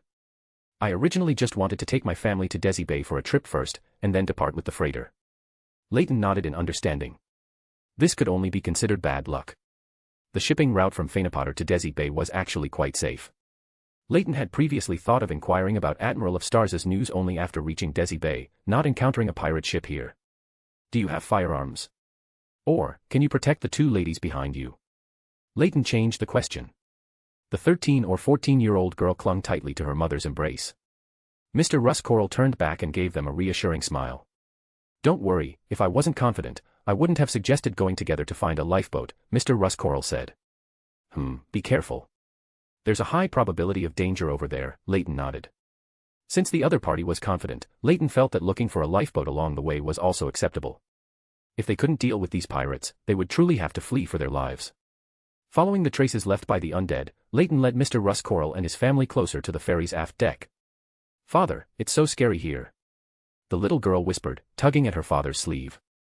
"If you feel uncomfortable, you can go to a sunny spot and bask in the sun," Leyton told the three people behind him. There were traces of a large number of undead gathered here. The lingering cold and the erosion of death aura would make ordinary people feel uncomfortable. A ghastly-faced undead, with damp marks on its body like someone who had drowned, abruptly emerged halfway from the lower deck of the cabin. "Ah!" The little girl screamed in fright. This terrifying undead was less than half a meter away from her, almost hitting her face. Mr. Ruscoral and his wife, who quickly turned around, only saw a black shadow suddenly emerge from the ground and then disappear. "There's a ghost." The little girl's voice was full of fear. She pointed in the direction where the undead had just appeared, then threw herself into her mother's arms, telling her parents. Leyton's brows furrowed. That undead just now didn't seem like an ordinary one, it was very likely an undead formed after a Beyonder's death. It had already reached the Sequence 8 level. Leyton took out a handful of gray-black sunflower powder from his jacket's inner pocket. As if sensing danger, the undead aura that had been gathering suddenly stopped. This group of undead has a leader, or a manipulator. Leyton secretly guessed in his heart. Chapter 89 Cooperation with the Undead. The chilling aura of the undead once again enveloped them, but still, no undead appeared. The undead aura gradually intensified, causing Mr. Russ Coral and his family to feel uneasy. Something is not right here, let's leave first. Mr. Russ Coral shielded his wife and daughter behind him, cautiously suggesting. They don't intend for us to leave yet. Leyton shook his head, gazing at the nearby glass window. The light in the cabin had dimmed at some point, and mist had formed on the glass window, as if an invisible hand was constantly drawing something on it. It seems to be writing. Bugs Bunny whispered in Leyton's ear. Leyton didn't speak. What Bugs Bunny could see, he naturally could too, a withered, shriveled, broken hand laboriously writing a few words on the mist-covered glass window.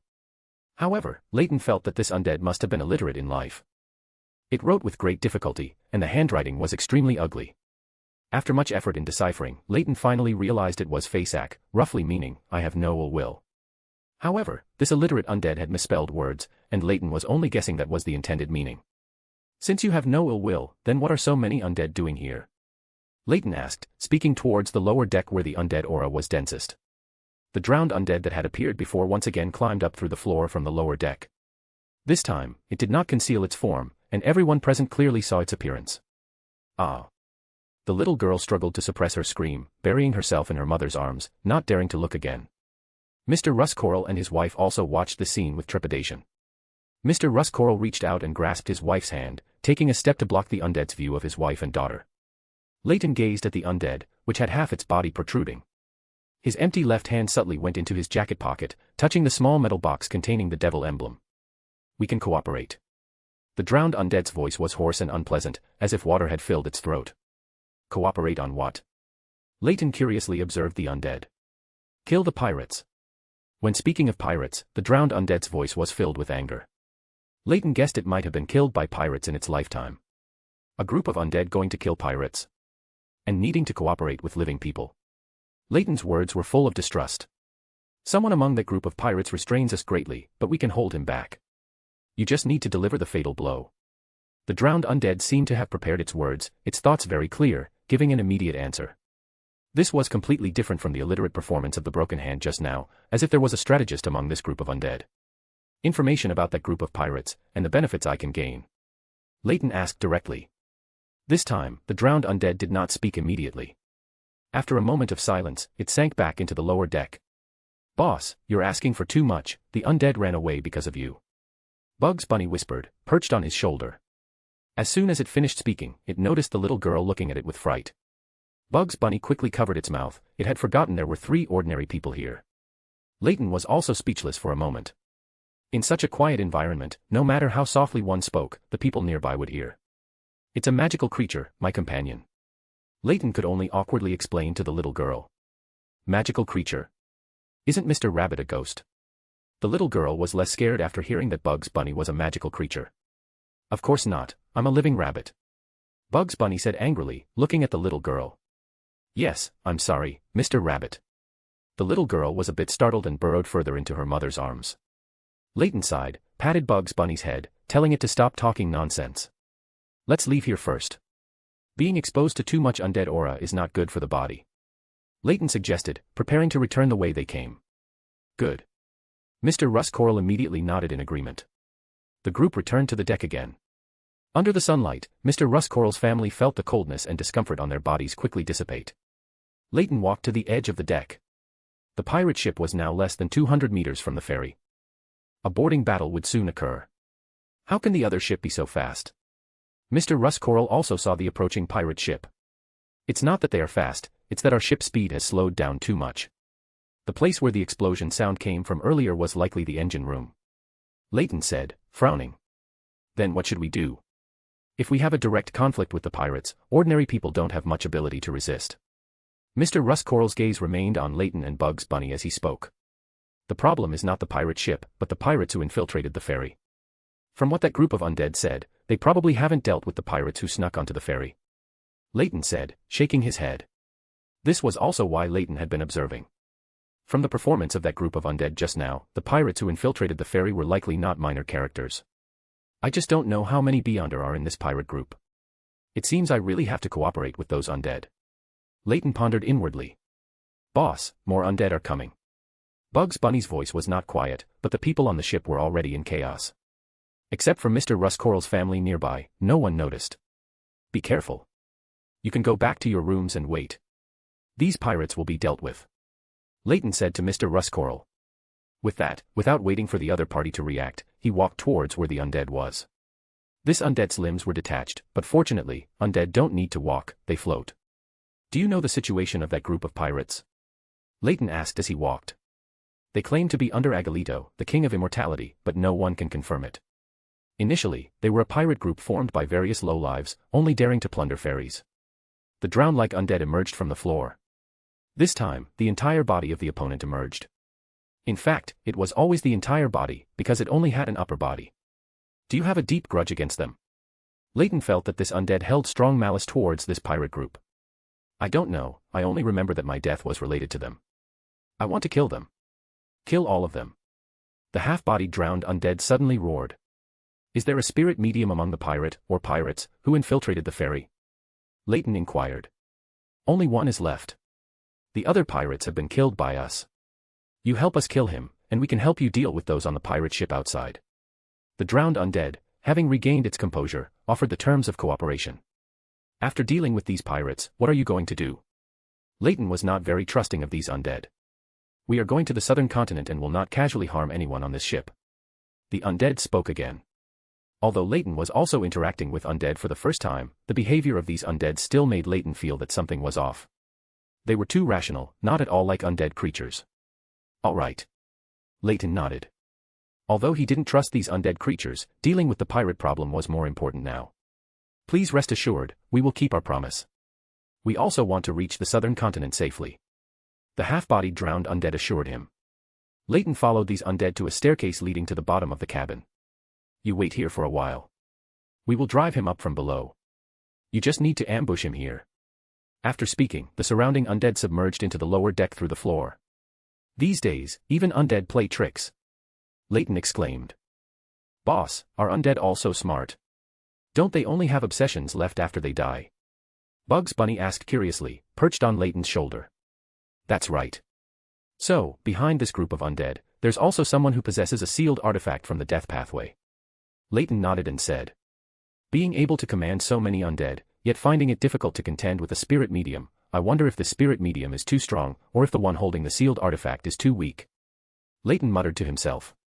Through the eyes of mystery prying, Leyton could see the surging undead aura beneath the cabin, even through several layers of flooring. It seemed these undead had directly engaged in a frontal confrontation with that spirit medium. Boss. Bugs Bunny nervously clutched Leyton's collar. Rabbits have an instinctive fear of undead creatures, especially as the battle between the spirit medium and that group of undead progressed. The entire cabin became filled with a dense undead aura. The light grew dim, and the air turned cold. Chapter 90 Dawn. A gust of wind suddenly blew from down the stairs. In Leyton's vision, two distorted natural spirits were stirring up a strong wind, bringing a disheveled figure rushing up. Leyton extended his tightly clenched right hand and sprinkled a handful of gray-black sunflower powder. Sun, an ancient Hermes word was uttered. The sunflower powder Leyton sprinkled quickly burned, emitting a strong but not irritating golden light. This light, like water, flowed in all directions. The two natural spirits, who were stirring up the strong wind, were touched by this light, and with a scream of "ah," smoke instantly rose from their bodies, and they began to evaporate. The stirred wind stopped, and the figure caught in the wind fell to the ground in a sorry state. A huge skeletal arm suddenly extended from the other person's stomach. Leyton's intuition immediately warned him, this giant hand is very dangerous. Leyton raised his right hand, and a light blue flame ignited in his palm. Then, this flame rapidly expanded, engulfing the pirate opposite him and the huge skeletal arm that was extending from his stomach. This was the devil's flame prison. A voice that seemed to penetrate spirit bodies echoed around, causing the arm, which was constantly struggling to break through the flame prison, to suddenly stop moving. An exaggerated greatsword made of crimson magma and light blue flames formed in Leyton's hand. You can't kill me, I am a subordinate of King of Immortality Agalito. The pirate, who was constantly being burned by the flame prison, felt a fatal threat and quickly spoke. He's not. This is just a bluff, another voice came from below. The voice was somewhat anxious, seemingly very worried that Leyton would be bluffed by the other party. Leyton had no time to listen to their argument, solving the pirate's problem was the goal. The magma sword in his hand directly pierced the pirate's head. The huge skeletal arm seemed to lose its support all at once and fell into the spirit world. You wouldn't think that a Beyonder of the Corpse Collector pathway would be more like a subordinate of King of Immortality Agalito than me, who uses devil abilities, would you? Leyton sighed to the pirate's corpse, but the other party could no longer answer. Are you a person of the King of Immortality? The voice from below the stairs was clearly filled with fear. Shouldn't you first fulfill your promise and deal with the pirates on that ship outside? Leyton did not answer the other party's question but instead counter-questioned. You know everything. The other party's voice became even more terrified. Leyton could sense the other party slowly moving away from here. It seemed that he was indeed just a low-sequence Beyonder who had mastered a sealed artifact that could control the undead. Just don't forget your promise. Leyton reminded the other party. He didn't care who the other party was, as long as they could deal with that ship full of pirates. You wait here for a while and get the Beyonder characteristic that separates out. Leyton handed the small metal box used to hold the devil emblem to Bugs Bunny. He, himself, turned and hurried to the deck. The sealed artifact that could control the undead clearly had significant side effects. He wondered if the guy who dared not show his face was reliable or not. Before reaching the deck, Leyton met Mr. Ruscoral, who was walking into the cabin with his wife and daughter. His expression was a little grim, but also somewhat relieved, very complex. What's the situation outside now? Leyton intuitively felt that something might have changed outside. Mr. Ruscoral sighed, outside. Alas, I don't know if it's a good thing or a bad thing. The pirate ship from before ran away. A larger pirate ship just happened to pass by, that's Queen Mystic's Dawn. Queen Mystic won't cause slaughter without reason, at least our lives are safe. Queen Mystic. Leyton was momentarily stunned. He had only dealt with the pirates who had infiltrated the ship, and now the developments outside had entered the next chapter. Leyton somewhat suspected this was the effect of the Beyonder characteristic convergence. I'm going to my room to pack my luggage. It seems like today I'll have to lose money to avoid disaster, but at least I'm safe. Mr. Ruscoral sighed, then took his family to their room. Since the pirates outside had been dealt with, Leyton had no intention of going to the deck. He would go back first and get that spirit medium characteristic. When Leyton returned to the staircase where the battle had taken place, Bugs Bunny had already put away the extracted characteristic. Oh. Boss, why are you back again? Bugs Bunny asked curiously. The pirate problem is solved. Let's go back to the room and wait for news. Leyton reached out and pulled Bugs Bunny onto his shoulder. Then he put away the small metal box containing the spirit medium characteristic. Were the pirates dealt with by those undead so quickly? Bugs Bunny thought of the terrifying appearance of those undead, and lowered his head a bit. They were scared away by even more powerful pirates. They didn't even care about their companions still on the ship and just fled directly. Leyton curled his lip in disdain, feeling that today's experience was somewhat absurd. More powerful pirates. Is it Queen Mystic you mentioned? Bugs Bunny asked very curiously. Leyton was stunned for a moment. When did I mention Queen Mystic? When we first boarded the ship, didn't you say it would be great if we could meet Queen Mystic? Bugs Bunny said with his head down. Leyton was speechless for a moment, only quickening his pace. The encounter with the Dawn was somewhat abrupt, which made Leyton have the idea of meeting Queen Mystic, but reason told him that now was not the right time. The impact of the convergence effect is truly hard to guard against. Leyton sighed. Boss, aren't you going to meet Queen Mystic? Bugs Bunny asked curiously after they returned to the cabin room. No. Leyton shook his head. Why aren't you meeting me? And why did you want to meet me? A clear female voice echoed in the room. One by one, verdant pea vines fell from the air, covering the floor. The space in the room seemed to overlap with another space. Leyton's mouth twitched. He always felt that the development of events was full of surprises. He turned around and looked at where the voice came from. A young, beautiful woman sat on a swing woven from several pea vines. She wore a white shirt with lace and ribbon flowers on top, paired with a simple dark blue jacket, and beige trousers with black leather boots below. She was gazing at Leyton with a serious expression, her eyes deep in azure, as if a condensed ocean. Hello. Respected Queen Mystic. Leyton naturally bowed and greeted her. You know me. Although it was a question, Bernadette spoke with certainty. I guess you could say I know you. Leyton nodded, not explaining how he knew her. Why do you want to see me? Bernadette continued to ask, her voice lacking majesty but carrying an undeniable pressure. Because I want to make a deal with you, but now, this deal might have to be changed. Leyton looked at Queen Mystic opposite him. Queen Mystic, leaning back on the swing woven from vines, did not speak, quietly observing Leyton, waiting with full pressure for his next words. Leyton sighed slightly in his heart.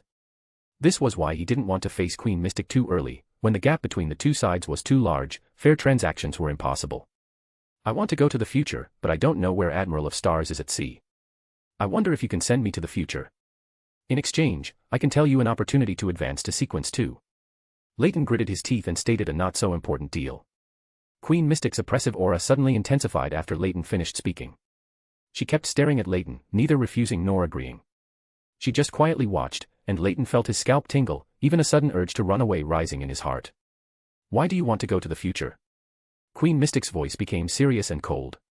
She didn't ask about the opportunity to advance to Sequence 2, nor did she ask why he knew about the connection between her and Katlia.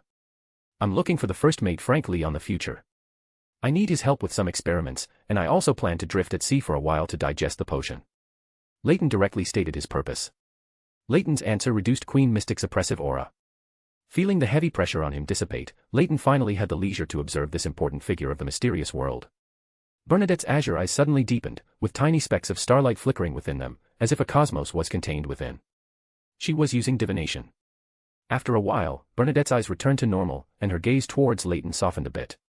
All right. Bernadette's answer made Leyton breathe a sigh of relief. Thank you. Your opportunity to advance to Sequence 2 is in Backlund, at the end of this year. Leyton, seeing Bernadette agree to his deal, thanked her and then told her a rough time. This time corresponds to the Backlund Great Smog incident, when there was a true creator descent event planned by the Aurora Order, which happened to meet the Sage's advancement ritual. In fact, the Tinjin Evil God's descendant descent event should also meet the conditions, but at that time, the goddess and Adam were very likely watching from the sidelines. If he rashly participated and disrupted their plans, it could very likely bring unnecessary trouble. Chapter 91 Boarding the Future. These two trades are not equivalent. You can add some more conditions, Bernadette added after the deal was made. This ship's power seems to be having issues. Can you send the people on board to a nearby port? Leyton said without thinking. Are you sure you want to add this condition? Bernadette didn't immediately agree, but asked again. Yes, this condition, Leyton nodded, confirming. Bernadette said nothing more. The pea vines in the room began to fade and disappear one by one, and everything returned to how it was before. Go find Alf on the deck, he will arrange for you to board the ship. Bernadette's figure also vanished along with the surrounding pea vines. Leyton and Bugs Bunny, who was cowering at the side, not daring to make a sound, exchanged glances. Let's go. Pack up your luggage, we're changing ships, Leyton said. After packing his luggage into a leather suitcase, Leyton took Bugs Bunny and prepared to go to the deck to find Alf. On the deck, Leyton saw a middle-aged man dressed as a pirate, with a cutlass and a revolver hanging from his waist, a two-pointed pirate hat, and a thick, bushy beard. He was negotiating something with the fairy staff. The pirate-dressed man was doing most of the talking, while the fairy staff listened submissively, nodding constantly. On one side of the deck, there was also a person Leyton found somewhat familiar. It was a middle-aged man in a dark brown overcoat, corpulent, with dark brown skin and small eyes, the beyonder he had brushed past at Seville Port earlier. A strong aura of decay, cold, and death clung to him, and his face was as pale as a zombie. He's the beyonder who didn't dare to show his face. It seems the negative effects of that sealed artifact are quite severe, even a beyonder of this pathway can't withstand the erosion of this death aura, Leyton mused inwardly.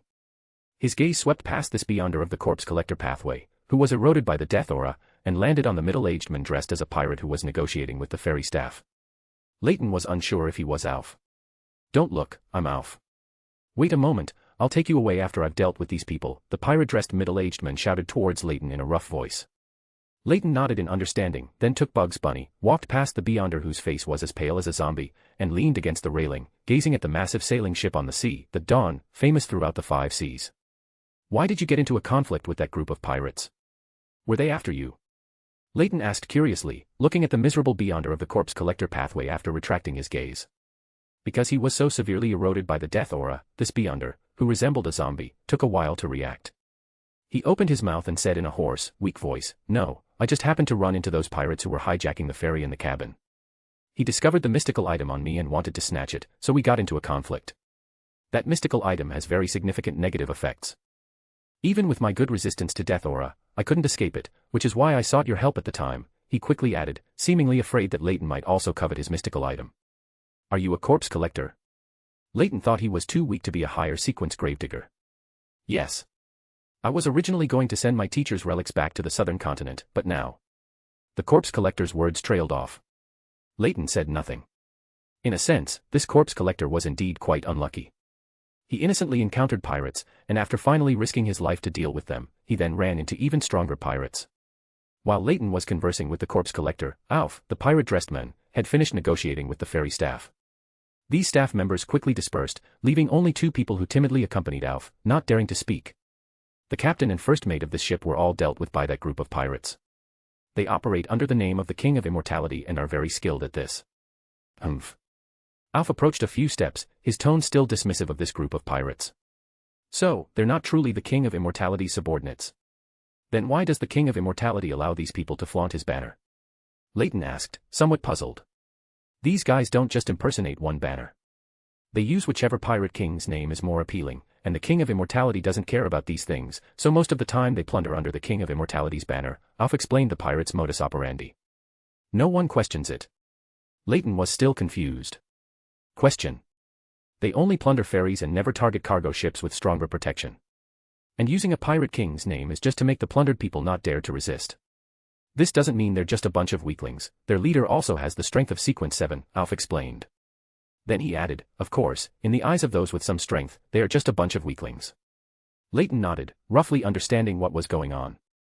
When do we depart? Leyton was more concerned about when he could go to the future. We have to wait a bit longer. The people on this ship will pay our artisans to help them repair the ferry. Don't worry, it won't take too long. This ship's power system is fine, those pirates only damaged the operating system and the people who could command and repair the ship. For an artisan, it can be fixed quickly. Alf explained the current situation in detail. Leyton then started chatting with Alf about his experiences at sea.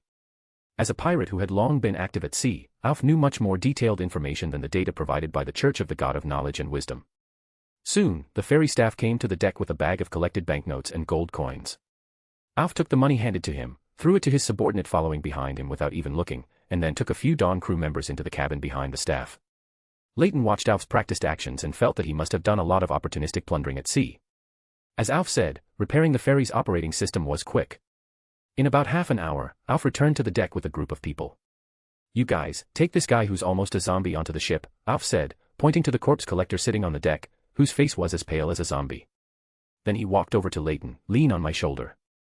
We're leaving now. Leyton paused, thinking of an ability, spirit world traversing. He wasn't planning to take him to the dawn, but directly to the future. Hold on tight to my shoulder, Leyton warned Bugs Bunny on his shoulder, then reached out and placed his hand on Alf's shoulder.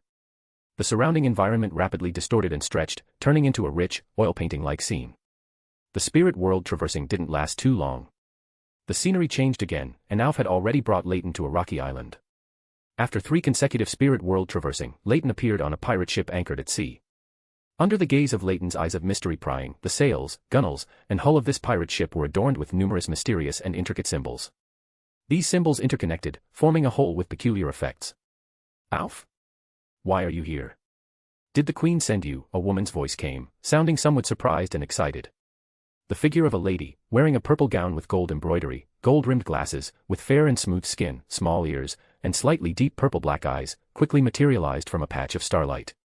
Leyton glanced at this future hermit lady, then withdrew his gaze. I am here by the Queen's command to bring this young man to your ship for a period of time. I don't know anything else. You can ask this young man directly. The Queen has other matters, so I'll be heading back now, Alf said, and his figure quickly faded and disappeared. Leyton hadn't expected Alf's explanation to be so simple and blunt. He had thought he would be given an identity to stay on the future. Admiral of Stars Catlia's gaze fell on Leyton after Alf left.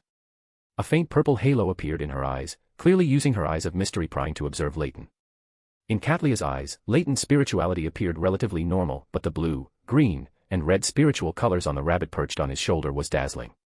Catlia frowned slightly. She couldn't understand why someone would put so many mystical items on a beyonder animal they were raising, while having nothing on themselves except a few spiritual items.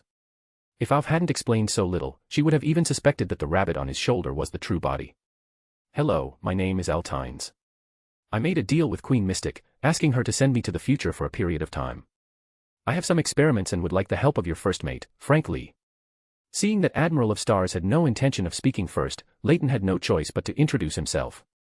Upon hearing Leyton say he needed Frank Lee's help, Catlia's expression became strange.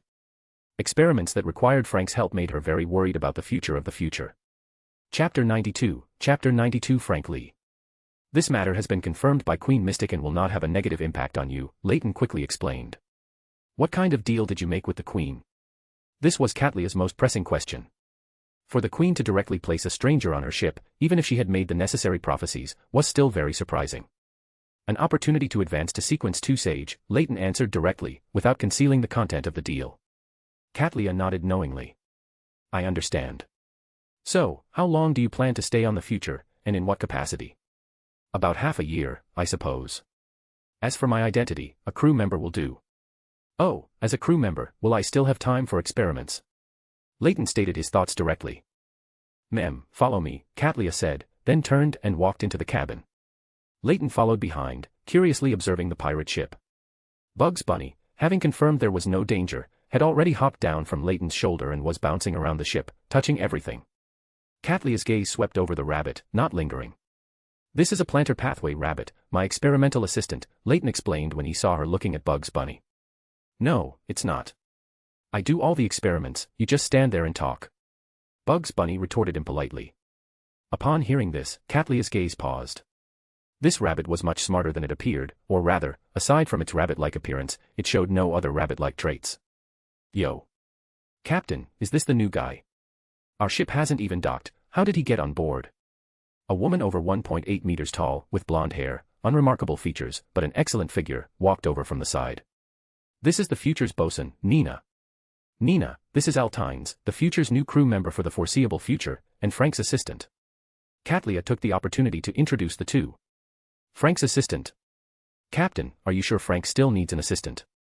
Nina didn't feel too good after hearing the words, Frank's assistant. He's brought Frank new research projects, so he won't have to bother with cows, fish, and mushrooms for a while, Catlia explained. Nina's expression improved significantly, and she no longer dwelled on the matter of Frank's assistant, instead greeting Leyton. I'm Nina, the future's bosun and navigator's deputy.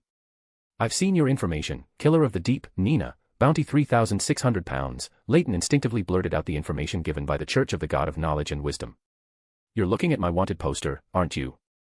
Your way of greeting is certainly unique, Nina laughed playfully, not getting angry about it. I don't know much about things at sea, so I can only judge the danger level based on official wanted posters, Leyton casually made up an excuse. Is that so? It seems I'm quite well regarded by the authorities if you bothered to remember me, Nina said heartily. Is this your rabbit? Is it also a beyonder creature like that cat? Nina quickly turned her gaze to Bugs Bunny, who was dressed like a wandering magician, and asked curiously. Are there other beyonder animals here? What do they look like? Bugs Bunny's attention was immediately drawn. It's a very cute black cat. Nina said with a smile. Black cat. Leyton thought of Paz the cat he met in Mudun, wondering where that fellow had gone with Elisa.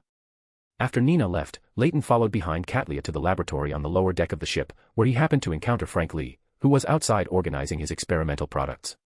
Several brightly colored fish, as if painted with oil, were being tossed into a wooden barrel by Frank.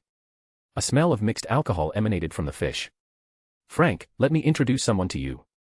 He will be a crew member of the future for a while, and also your experimental assistant, Catlia called out to Frank. Captain.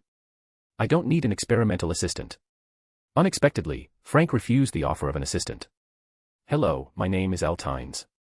I'm a collaborator with the Church of the Earth Mother. I have an experiment that requires your help, and I specifically came to the future to find you. Leyton didn't expect Frank to react this way, so he had to find a way to persuade him first. Frank was stunned for a moment. After sizing up Leyton, he asked with some doubt, You're probably not a beyonder of the plantar pathway, are you? That's right, which is why I need your help even more. You don't need to worry about the Church of the Earth Mother, because this proposal has been approved by the Earth Mother. The Church of the Earth Mother is a participant, but not the leader.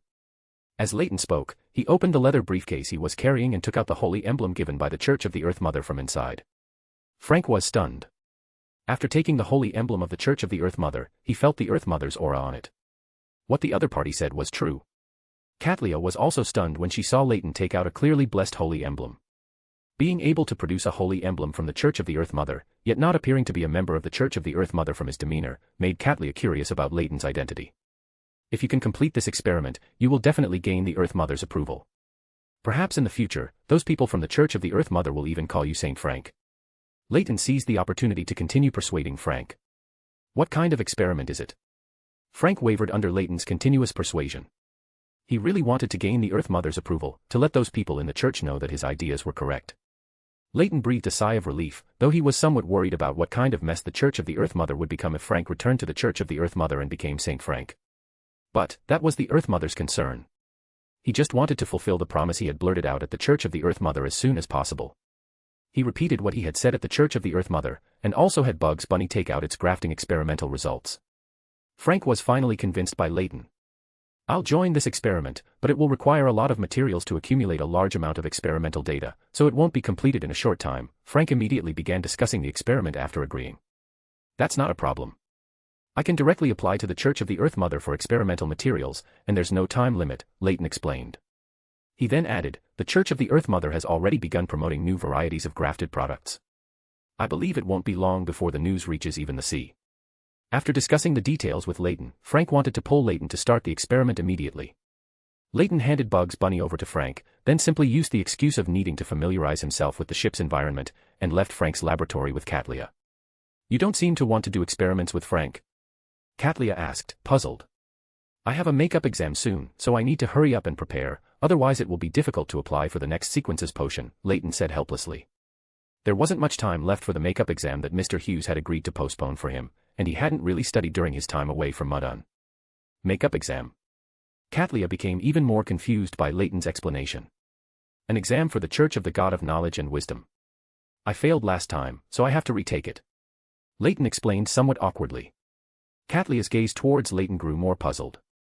As someone from the Church of the God of Knowledge and Wisdom, he was helping the Church of the Earth Mother, and he could even make a deal with the Queen for an opportunity to advance to Sequence 2. He was full of mysteries, and she couldn't immediately judge whether letting Leyton stay on the future was good or bad. I hope the Queen's judgment is correct, and he truly won't bring negative impacts to the future. Chapter 93, Chapter 93 Pause. Leyton followed Katlia and met most of the crew on the future, including Heath Doyle, the Bloodless, who advanced directly from an ordinary person to Sequence 6. Leyton felt that compared to the lucky ones of the monster pathway, people like Heath were the truly fortunate ones. No, such a level of fortunate person should be called a winner. You have a different emotion when facing Heath, did you know him before? Katlia suddenly asked while walking on the deck of the future. Ah. No, I don't know him. I just know some information about him. When I saw him, I thought of two unlucky individuals from the fate pathway who haven't been able to advance. Leyton didn't expect Katlia's observation to be so keen. Compared to her, he really didn't seem like a beyonder of the mystery prior pathway at all. Unlucky individuals from the fate pathway. Katlia was very interested in Leyton's description. Walking on a pathway that symbolized fate, yet still being called unlucky. Exactly. After all, the talents of each pathway are in other pathways, except for Marauder. Leyton suddenly became interested and made a small joke in front of Admiral of Stars. Why do you say that? Katlia was very interested in Leyton's words. Haha, I'll tell you if I get a chance to meet them later. Leyton ended the topic with a laugh, feeling that continuing this discussion might not be good. I hope you'll remember that when the time comes. This is your room. If you need anything, you can go directly to Frank. Katlia stopped and pointed to a room ahead. After bringing Leyton to his room, Katlia turned and left. Leyton looked around the room.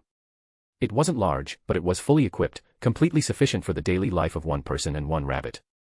After closing the door, Leyton placed the leather briefcase he was holding on the table next to the wall, took out ritual silver pens and candles, and then began to set up the ritual.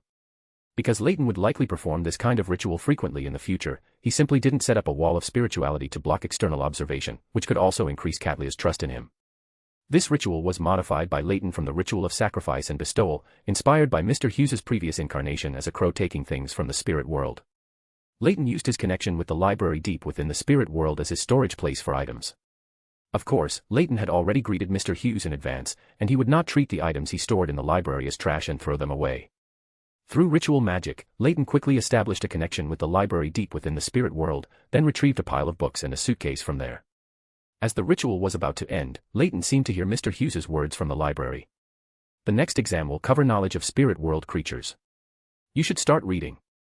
Leyton was stunned for a moment. It seemed his learning progress was so slow that Mr. Hughes couldn't stand it anymore and directly gave him the scope of the exam. In the captain's cabin on the other side, the starlight in Katlia's eyes dissipated, replaced by a look of curiosity and surprise.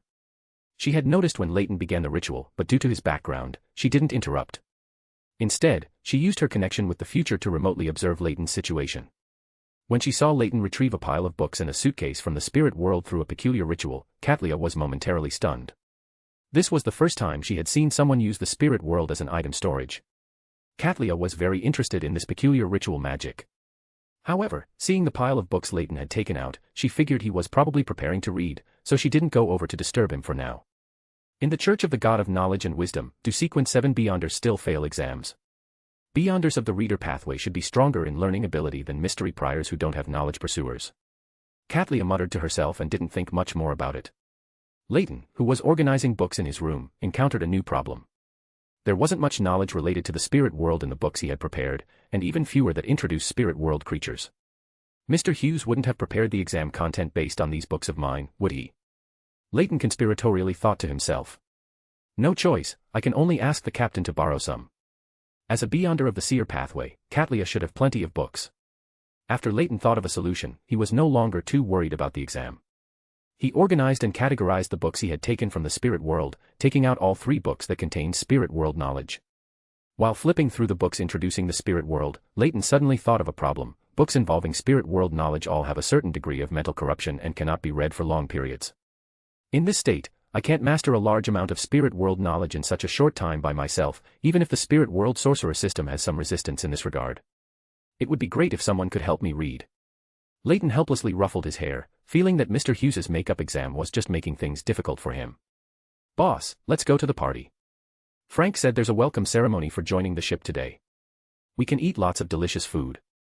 Bugs Bunny rushed in, interrupting Leyton's thoughts. Welcome ceremony? There's that too. Leyton was puzzled for a moment. He felt it was more like the crew members of the future wanted to have a party themselves, and the welcome ceremony was just an excuse. Yes, let's go quickly. Frank brought lots of fruits and mushrooms to the deck.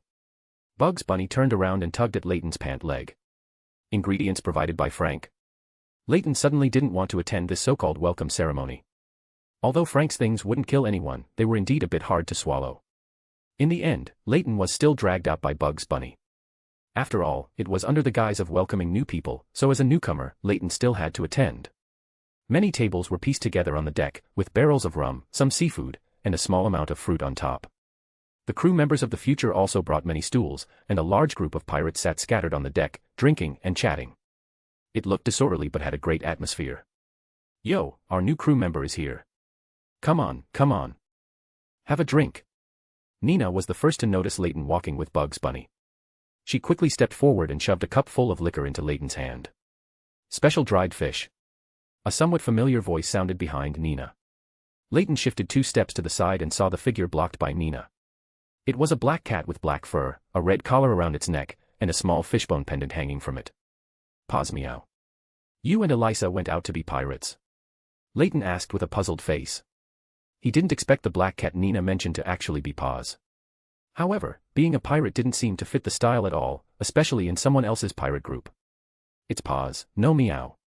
Pause walked over, holding a piece of dried fish whose shape was indistinguishable, and handed it to Bugs Bunny, who was also a beyonder animal.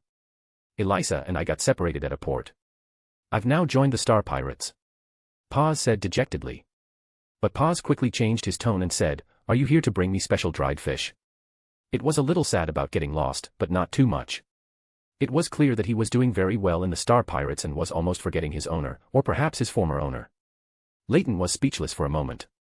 Compared to its owner, this cat truly thrived wherever it went. No dried fish, because I haven't received any letters. Your share of dried fish has already been fed to the rabbit, Leyton casually fabricated. Bugs Bunny thought back carefully and realized he had never eaten dried fish.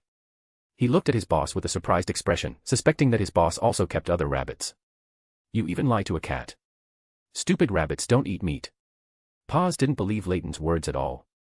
But the next moment, he was swatted away by Bugs Bunny's paw. Bugs Bunny held a toy cane and pretended to be a gentleman, propping it on the ground. Stupid black cat, how dare you say rabbits are stupid? Bugs Bunny glanced at Pause and said with disdain. Meow. Pause let out a majestic cat cry. Bugs Bunny, who had been posing as a gentleman, instantly felt his legs go weak, then timidly ran behind Leyton and hugged his pant leg. Leyton noticed that Pause's meow was more authoritative than when he had encountered the clown before. It seemed this cat was indeed doing very well at sea. Have you finished digesting the arbiter potion? Leyton stopped Pause, who still wanted to fight Bugs Bunny, and asked curiously. Yes, I digested it not long after joining the Star Pirates. When Paws saw Bugs Bunny cower into a ball from his meow, he no longer wanted to continue teaching this overconfident rabbit a lesson. The party has already started. Since you know these two beyonder creatures, you can be responsible for looking after them. Drinking too much makes one go crazy, whether it's a person or a cat. Catlia had emerged from the captain's cabin at some point. Chapter 94, Red Light. A party that was supposedly to welcome the newcomer ended up with Leyton, the newcomer, sitting by the ship's rail with a cat and a rabbit, eating dried fish and gnawing on fruit. As expected, the so-called welcome party was just an excuse they came up with to hold a party. Leyton leaned against the ship's rail and bit into a piece of dried fish Paws handed him, feeling indignant. What kind of dried fish is this? It's quite tasty. Leyton smacked his lips, saying, no wonder Paws liked dried fish so much. Meow. You're not allowed to steal my dried fish. Paws jumped to the side vigilantly, shielding the dried fish behind him with his tail. This is a type of silverfin fish, a specialty of the northern Sonia Sea. It's quite rare and tastes good. These dried fish were caught when we sailed to the Sonia Sea last time, Catlia explained as she approached. Bugs Bunny cast a disdainful glance at the food guarding Paws, gnawing loudly on the fruit he held in his paws, making crisp crunching sounds. Captain. How did you come over? Aren't you drinking and chatting with everyone else? Leyton asked curiously. No, they can just have fun. Not everyone on a ship can be drunk, Catlia said, pushing up the glasses on her nose. Leyton nodded. Catlia always presented herself as calm and composed, perhaps to manage a pirate group with too many problematic members. What about you? Are you not bored staying here alone and chatting with two beyonder animals? Catlia showed concern for every crew member. Of course not. Not only do I not drink, but these two little guys are also my companions. Leyton shook his head, chuckling. More importantly, I'll need them as laborers later to help me look through some knowledge of the spirit world. This was what Leyton did not say aloud. Catlia nodded, preparing to leave. Captain. Do you have any books about spirit world creatures? The books I prepared don't have this part, Leyton called out to Catlia, who was turning to leave. Books that record spirit world knowledge carry a certain degree of corruption. Both the compilers and the readers will be affected. Such books are rare, and I don't have many. If you need them, you can borrow them from the captain's cabin. Catlia did not ask why Leyton needed knowledge related to the spirit world. All right, Captain. Leyton nodded, not asking anything further. After Catlia left, Leyton sighed slightly. He hadn't expected books recording spirit world knowledge to be so scarce, even Admiral of Stars Catlia didn't have many. Looks like I'll have to find another way, or I'll fail the makeup exam, Leyton muttered to himself. Leyton didn't really want to ask the best study partner for help. He suspected Mr. Hughes had a way to observe him, and once he asked Hidden Sage to infuse him with knowledge, he would change the subsequent exam questions. Besides Hidden Sage, the only ones who liked to impart knowledge were the 7 lights of the spirit world. Leyton only knew the honorific name of Red Light Ire Moria, but Red Light was enough. Red Light symbolized authority and will, and to some extent, controlled knowledge related to spirit world creatures and locations. After most of the Star Pirates members were swaying and stumbling on the deck, Leyton left with Bugs Bunny and Paws.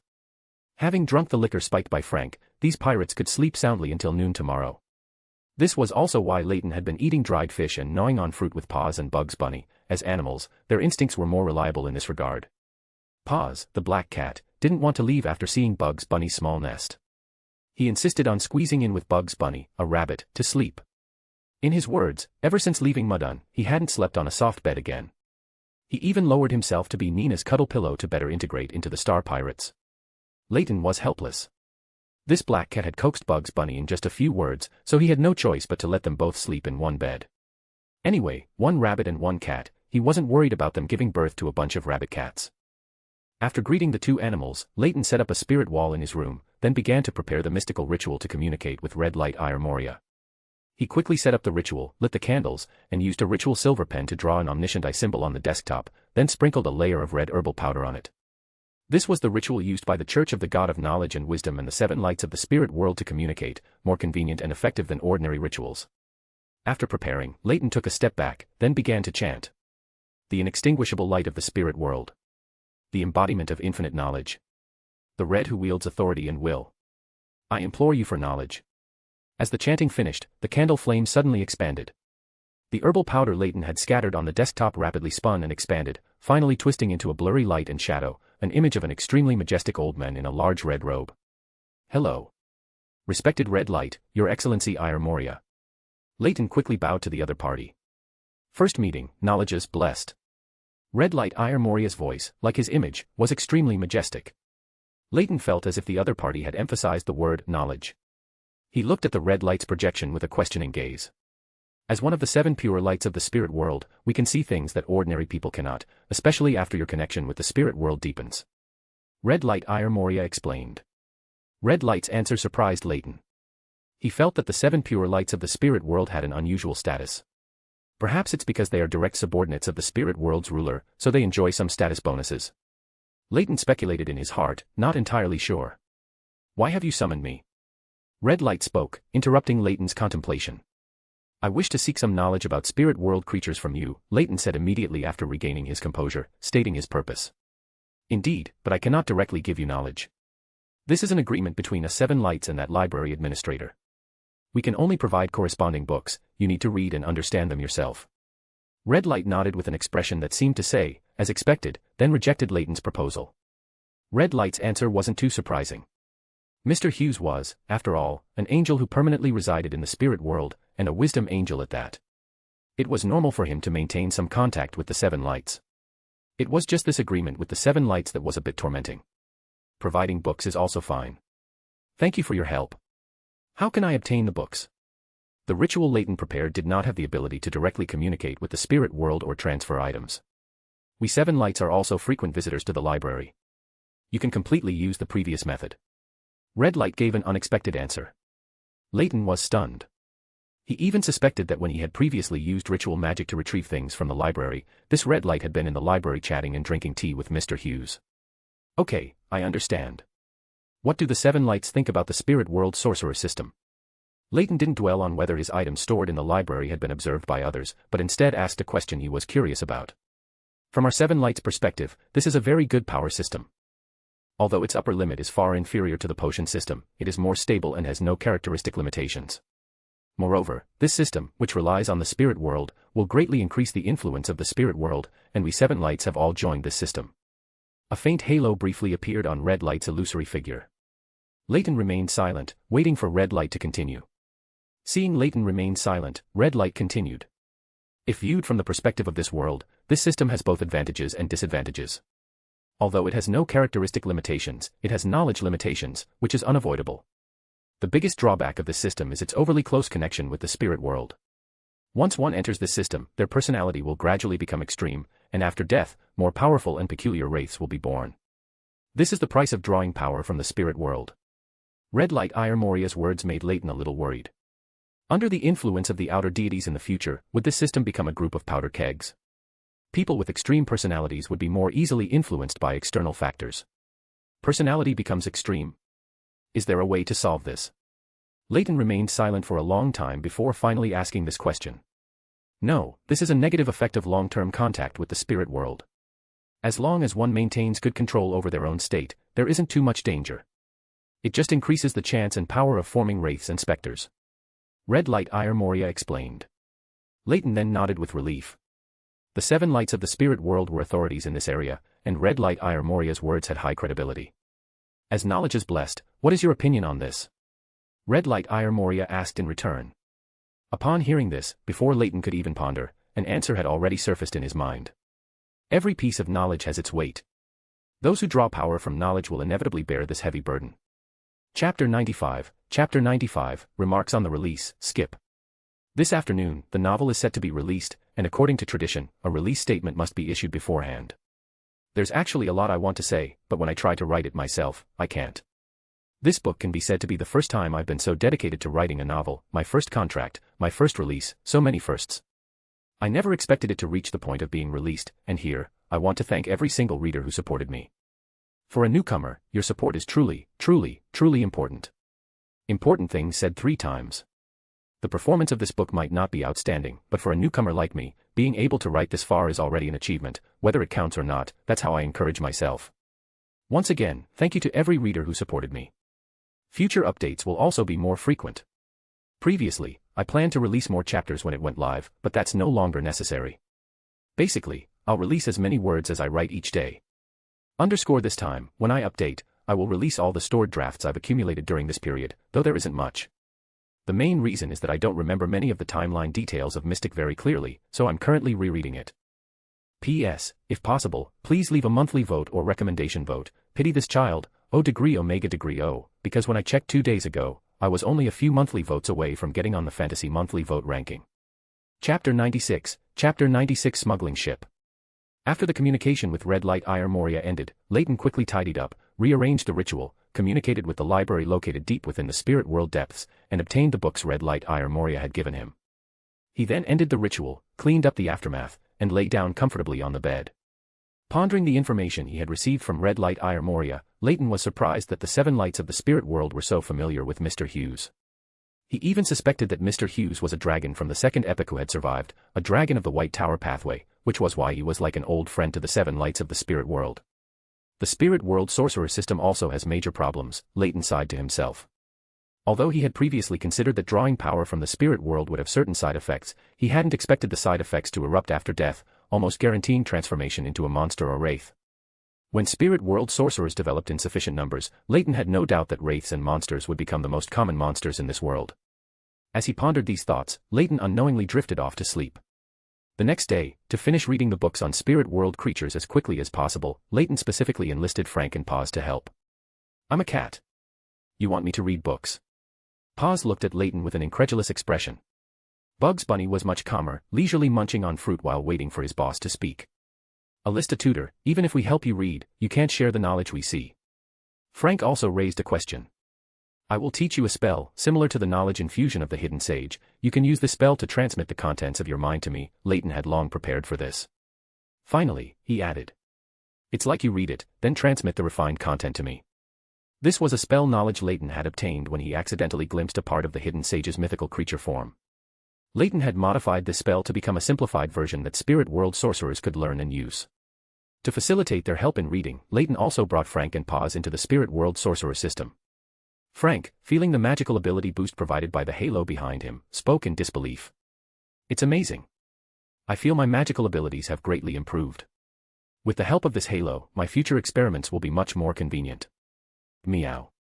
It's a bit strange, but I don't feel anything, Paz meowed. Leyton was not surprised by Frank and Paz's reactions. Arbiters themselves have no magical abilities, so it was not surprising that Paz felt no change in himself. Frank, your experiments will have to be postponed for a while. Once I pass my makeup exam, I'll help you with your experiments, Leyton said to Frank. No problem. Helping you read will also allow me to gain a lot of knowledge about spirit world creatures. Maybe in the future, I'll even have the chance to use spirit world creatures for experiments. When it came to experimenting with spirit world creatures, Frank's face filled with longing. I'll give you special dried fish treats made from various sea fish.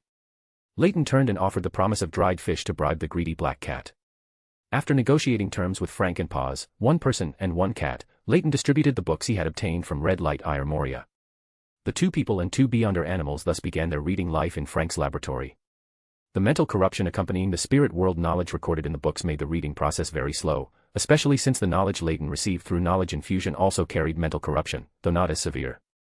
This high-intensity mental exertion lasted for a week, and Leyton even felt his mental strength had improved a notch compared to before. As Leyton was about to return to his room to sleep and replenish his energy, his inspiration was suddenly triggered, and a brass-colored book emerged from the spirit world. Leyton thought it was a letter from the Church of the Earth Mother on Mudun's side. He took the messenger book in his hand, and upon opening the pages, the first thing he saw was a line of Dragonese, prepare for the exam. Leyton was stunned, feeling that Mr. Hughes's action was a bit outrageous, but on second thought, it seemed quite reasonable. However, Leyton could roughly determine the origin of this brass book. It was definitely a book that the god of knowledge had casually taken from his divine kingdom and thrown down when he summoned a messenger. Leyton had no choice but to quickly run back to his room, grab a quill, and begin his makeup exam. Thanks to the books given by Red Light Ire Moria, he at least passed this makeup exam. Mr. Hughes thoughtfully left the next exam time, 2 months later. Then he went offline. Leyton fiddled with the brass-colored book in his hand for a while, and after confirming there was no other information, he tossed it casually, and the book, serving as a messenger, returned to the spirit world on its own. Life at sea was bland and monotonous. Although the future was a pirate ship, Leyton hadn't encountered a single business since boarding. Basically, they would drift at sea for a while, then resupply at a port, and quickly depart again. Leyton was even curious about the Star Pirates' source of income. The Golden Dream at least had treasure hunting as its main profession, but the future truly just drifted at sea. All hands, prepare. Destination, White Whale Sea. Katlia's voice carried through the future to everyone's ears. Shouldn't I take out a bottle of profit and drink it? Leyton exclaimed. Leyton felt the future's sailing speed continuously accelerating, and the items in his room shifted due to the sudden increase in speed. After steadying himself slightly and adapting to the future's suddenly increased speed, Leyton left his room and went to the deck to meet up with the others. Arriving on the deck, Leyton quickly found Bugs Bunny and Paws, who were with Frank, and hurried over. "Frank, what's happening? Why are we suddenly heading to the White Whale Sea?" Leyton asked, full of curiosity. "I'm not too sure either. It's probably because the captain discovered a smuggling ship hidden in the White Whale Sea," Frank said uncertainly. "Smuggling ship?" Leyton was startled. It sounded like Katlia was preparing to lead the Star Pirates to plunder smuggling ships, which was a bit like a double cross. One should know that ships daring to smuggle on the high seas usually had some connection to pirates. "Whose smuggling ship are we going to plunder?" Leyton asked, somewhat excited. After being a pirate on the future for so long, it had been nothing but reading or taking exams. Finally, he could do something a pirate should do. A smuggling ship from East Bayland. They usually disguise themselves as Admiral of Blood's fleet, traveling between the southern continent, Rorstad Archipelago, and Gargas Archipelago, transporting smuggled goods. Unexpectedly, Katlia explained the situation to Leyton. Then she instructed Frank. "Frank, there might be a battle later. Take care of Alista Tudor, he has no experience in naval combat." "Don't worry, Captain." Frank patted his chest and promised. Katlia nodded and returned to her captain's cabin, directing the future's course. Leyton hadn't expected Katlia to specifically instruct Frank to take care of him. He had wanted to express his gratitude, but Katlia had already turned and left, so he had to give up. "Frank, how long until we encounter the smuggling ship?" Leyton brought the topic back to the smuggling ship. "Since the captain has issued the notice, it's highly likely we'll encounter them within half an hour to an hour. If a battle breaks out then, don't rush too far ahead. Just stay by my side with Paws and Bugs Bunny," Frank instructed. Leyton nodded, not refusing Frank's kindness.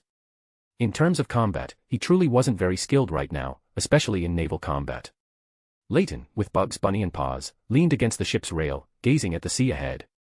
The future sailed for about 30 to 40 minutes when two black dots appeared on the sea ahead. Leyton squinted for a long time, but aside from his eyes hurting from the sea breeze, he couldn't make anything out. "I must create a spell similar to a telescope and apply it directly to my glasses when I have time." Leyton put the development of the next spell on his agenda. "Hold on tight." Katlia's voice echoed throughout the future. "Quick, grab the railing next to you," Frank immediately followed with a reminder. Leyton had some guesses and immediately grabbed the ship's rail he was leaning on. Bugs Bunny and Paws each hugged one of Leyton's trouser legs. Leyton felt like complaining that his trouser legs would eventually be torn to shreds by them. The next moment, the future's hull was covered in a layer of starlight. Its sailing speed instantly increased several times. Leyton felt as if the future was no longer sailing in the sea but flying in the sky. The strong wind whistled past, mostly blocked by the starlight emanating from the future, but the remaining wind still stung his face. This extreme speed sailing lasted for about 5 or 6 minutes.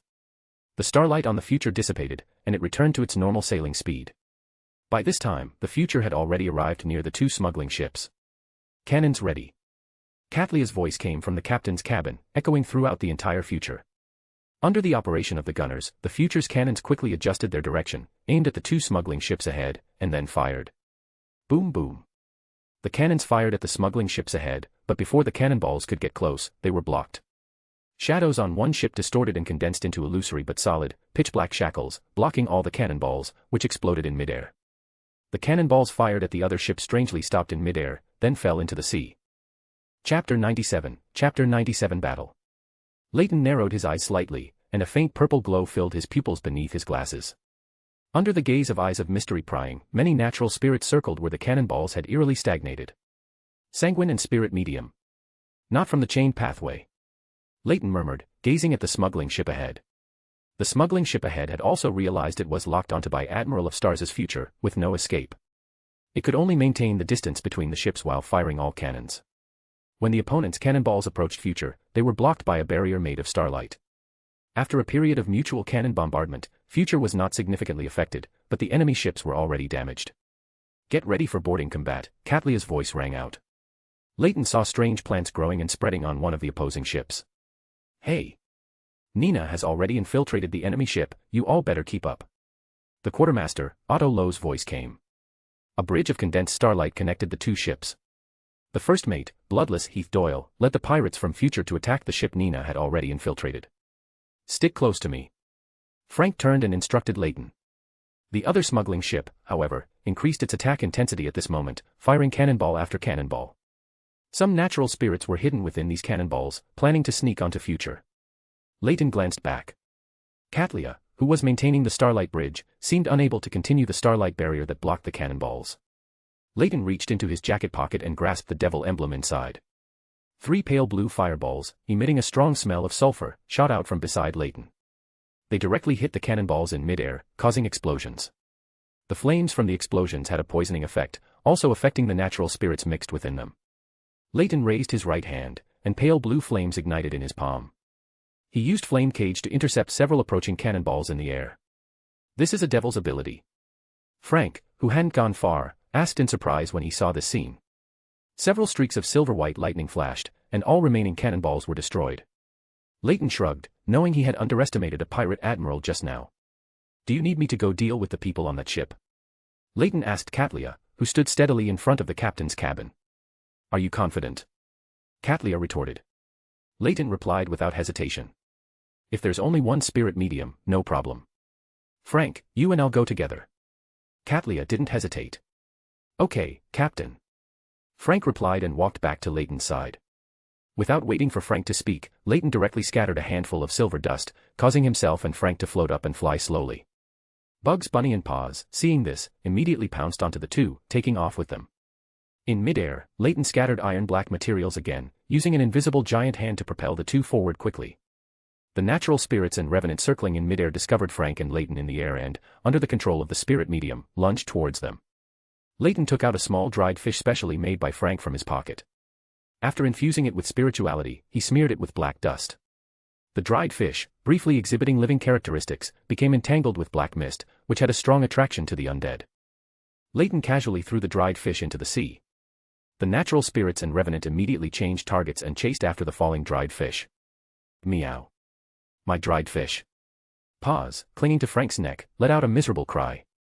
That was prepared by Frank for you, the kind of dried fish that can come alive and jump into your mouth, Leyton explained. Paws's expression instantly changed, and he even added. Do you have any more?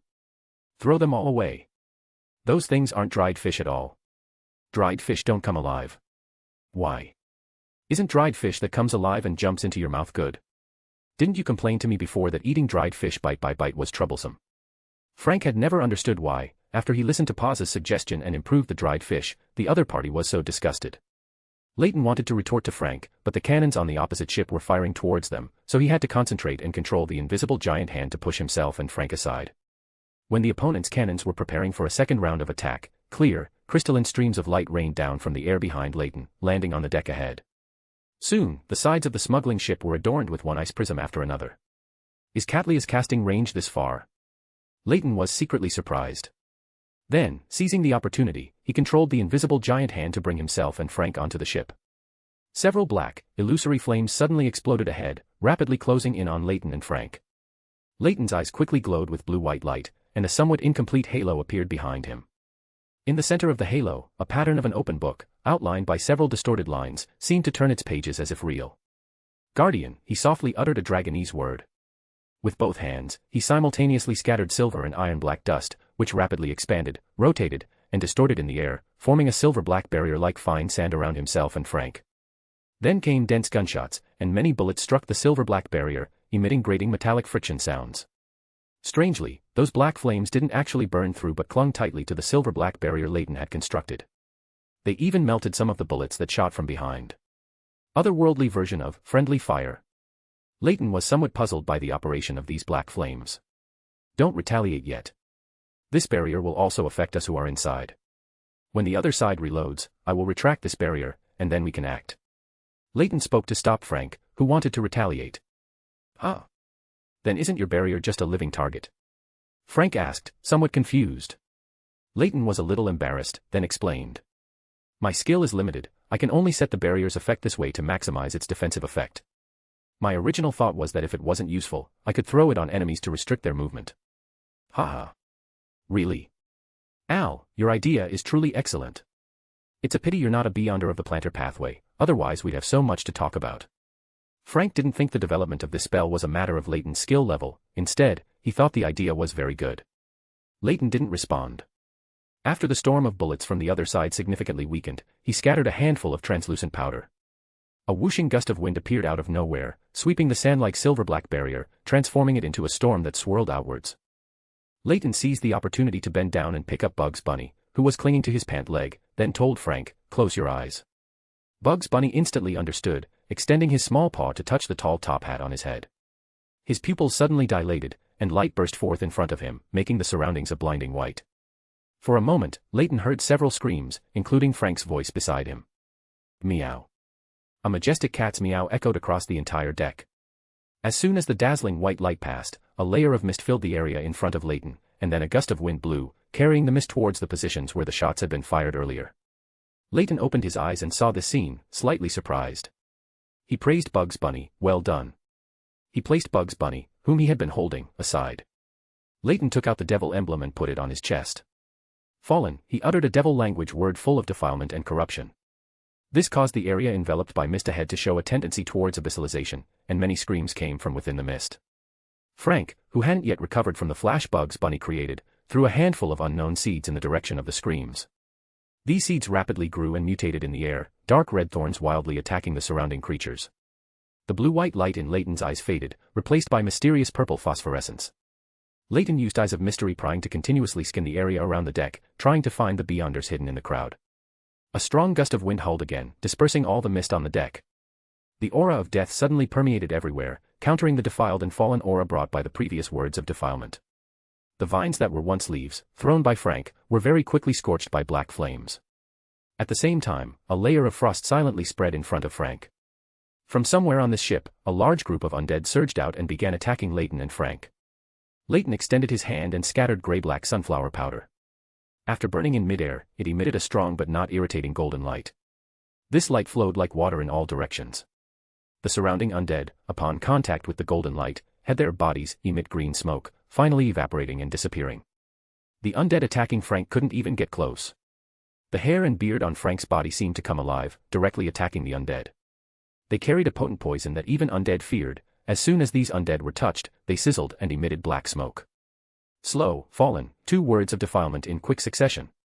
The surrounding undead's movements stiffened for a moment, then their bodies were covered in a slightly viscous black liquid, which then exploded, shattered, and transformed into fallen black mist. "Whoa, these ghosts are so weak." Bugs Bunny, observing the scene from the side, exclaimed. Leyton was also somewhat puzzled. Although the number of these undead was large, their quality was low, as if they were just pulled out to make up the numbers. A sudden spiritual intuition warned him. Leyton followed his intuition and quickly retreated 2 steps. Several black flames exploded at the spot where Leyton had just been standing. A sailor's knife made of white bone suddenly rushed out from among a cluster of undead behind him, stabbing directly towards Leyton's heart. Chapter 98 Goodbye See Ya. When the intuitive premonition exploded in Leyton's mind, a sailor's knife made of white bone was already pressing against his back. Despair and regret instantly flooded Leyton's mind. Tisk, the sailor's knife made of white bone was blocked by a layer of frost that suddenly spread, and the frost continued to spread backward with the knife. Leyton paused, then stepped forward and turned around. He made a gesture of holding and slashing with both hands, and an exaggerated greatsword composed of crimson magma and light blue flames appeared in his hand, striking down fiercely. Behind Leyton, a bald man holding a sailor's knife made of white bone had eyes full of madness and astonishment. He hadn't yet understood what was happening before he was split open by the magma sword. Leyton withdrew his hands, then swung the magma sword horizontally again, cutting both the undead behind him and the bald man's corpse in half. "See ya." "What are you doing?" A venomous voice rang out among the undead. "Of course, I think this young man is quite handsome, and it would be too much of a pity for him to die like this, so it's better for that bald man to die instead." A casual voice with a unique charm came from behind Frank. The undead that concealed her figure were instantly burned to ashes by black flames, leaving no trace of even ash. Frank quickly withdrew from that area, his gaze vigilantly fixed on the red-haired woman who had suddenly appeared behind him. Several seeds silently fell from his body. "Big red-haired." Bugs Bunny's words were cut short as Leyton kicked him away. These guys using the undead to conceal their figures and auras was something Leyton hadn't anticipated at all, but now the spirit medium hidden in the shadows was finally exposed. "Fallen," a demonic word full of defilement and fallen intent rang out. At the location where the venomous voice had previously sounded, the surrounding area showed signs of abyssalization. The surfaces of the undead were covered with a slightly viscous black liquid, which then burst, shattered, and transformed into a fallen black mist. He's already moved to hide somewhere else, my foolish big boy. The red-haired Sia teased. Leyton didn't respond, his eyes of mystery prying scanning the entire scene. The dense undead aura obscured too many traces, and Leyton still couldn't find the spirit medium's hiding place. Be careful, everyone. Leyton warned aloud. Then, from the floating ring behind him, countless wails seemed to echo, and light blue flames with a strong smell of sulfur slid from Leyton's hands like liquid. Leyton half-crouched, pressing his hands to the ground. The light blue flames rapidly spread outward, their color changing from light blue to blue-green, and a foul odor mixed with the strong smell of sulfur.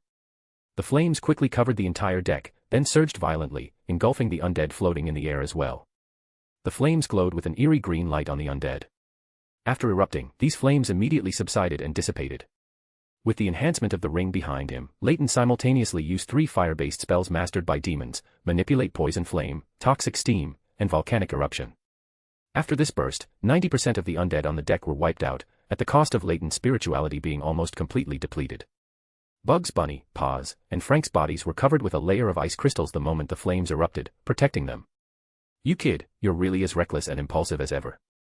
If I weren't here, were you planning on eating roasted rabbit or roasted black cat? After the flames subsided, Sia's voice said with some helplessness. Hee. Isn't it because you're here, Miss Sia, that I dared to do this? Leyton rubbed his head, showing an innocent expression. The ring behind him, without extra spiritual support, turned into specks of light and vanished. Stop laughing, didn't you notice that this fire of yours only burned away a bunch of small fries? Sia walked across the deck, then explained further. It's not very difficult for necromancers to pass through walls using undead creatures. Unless you burn this entire ship down, it won't affect him. So what do we do now?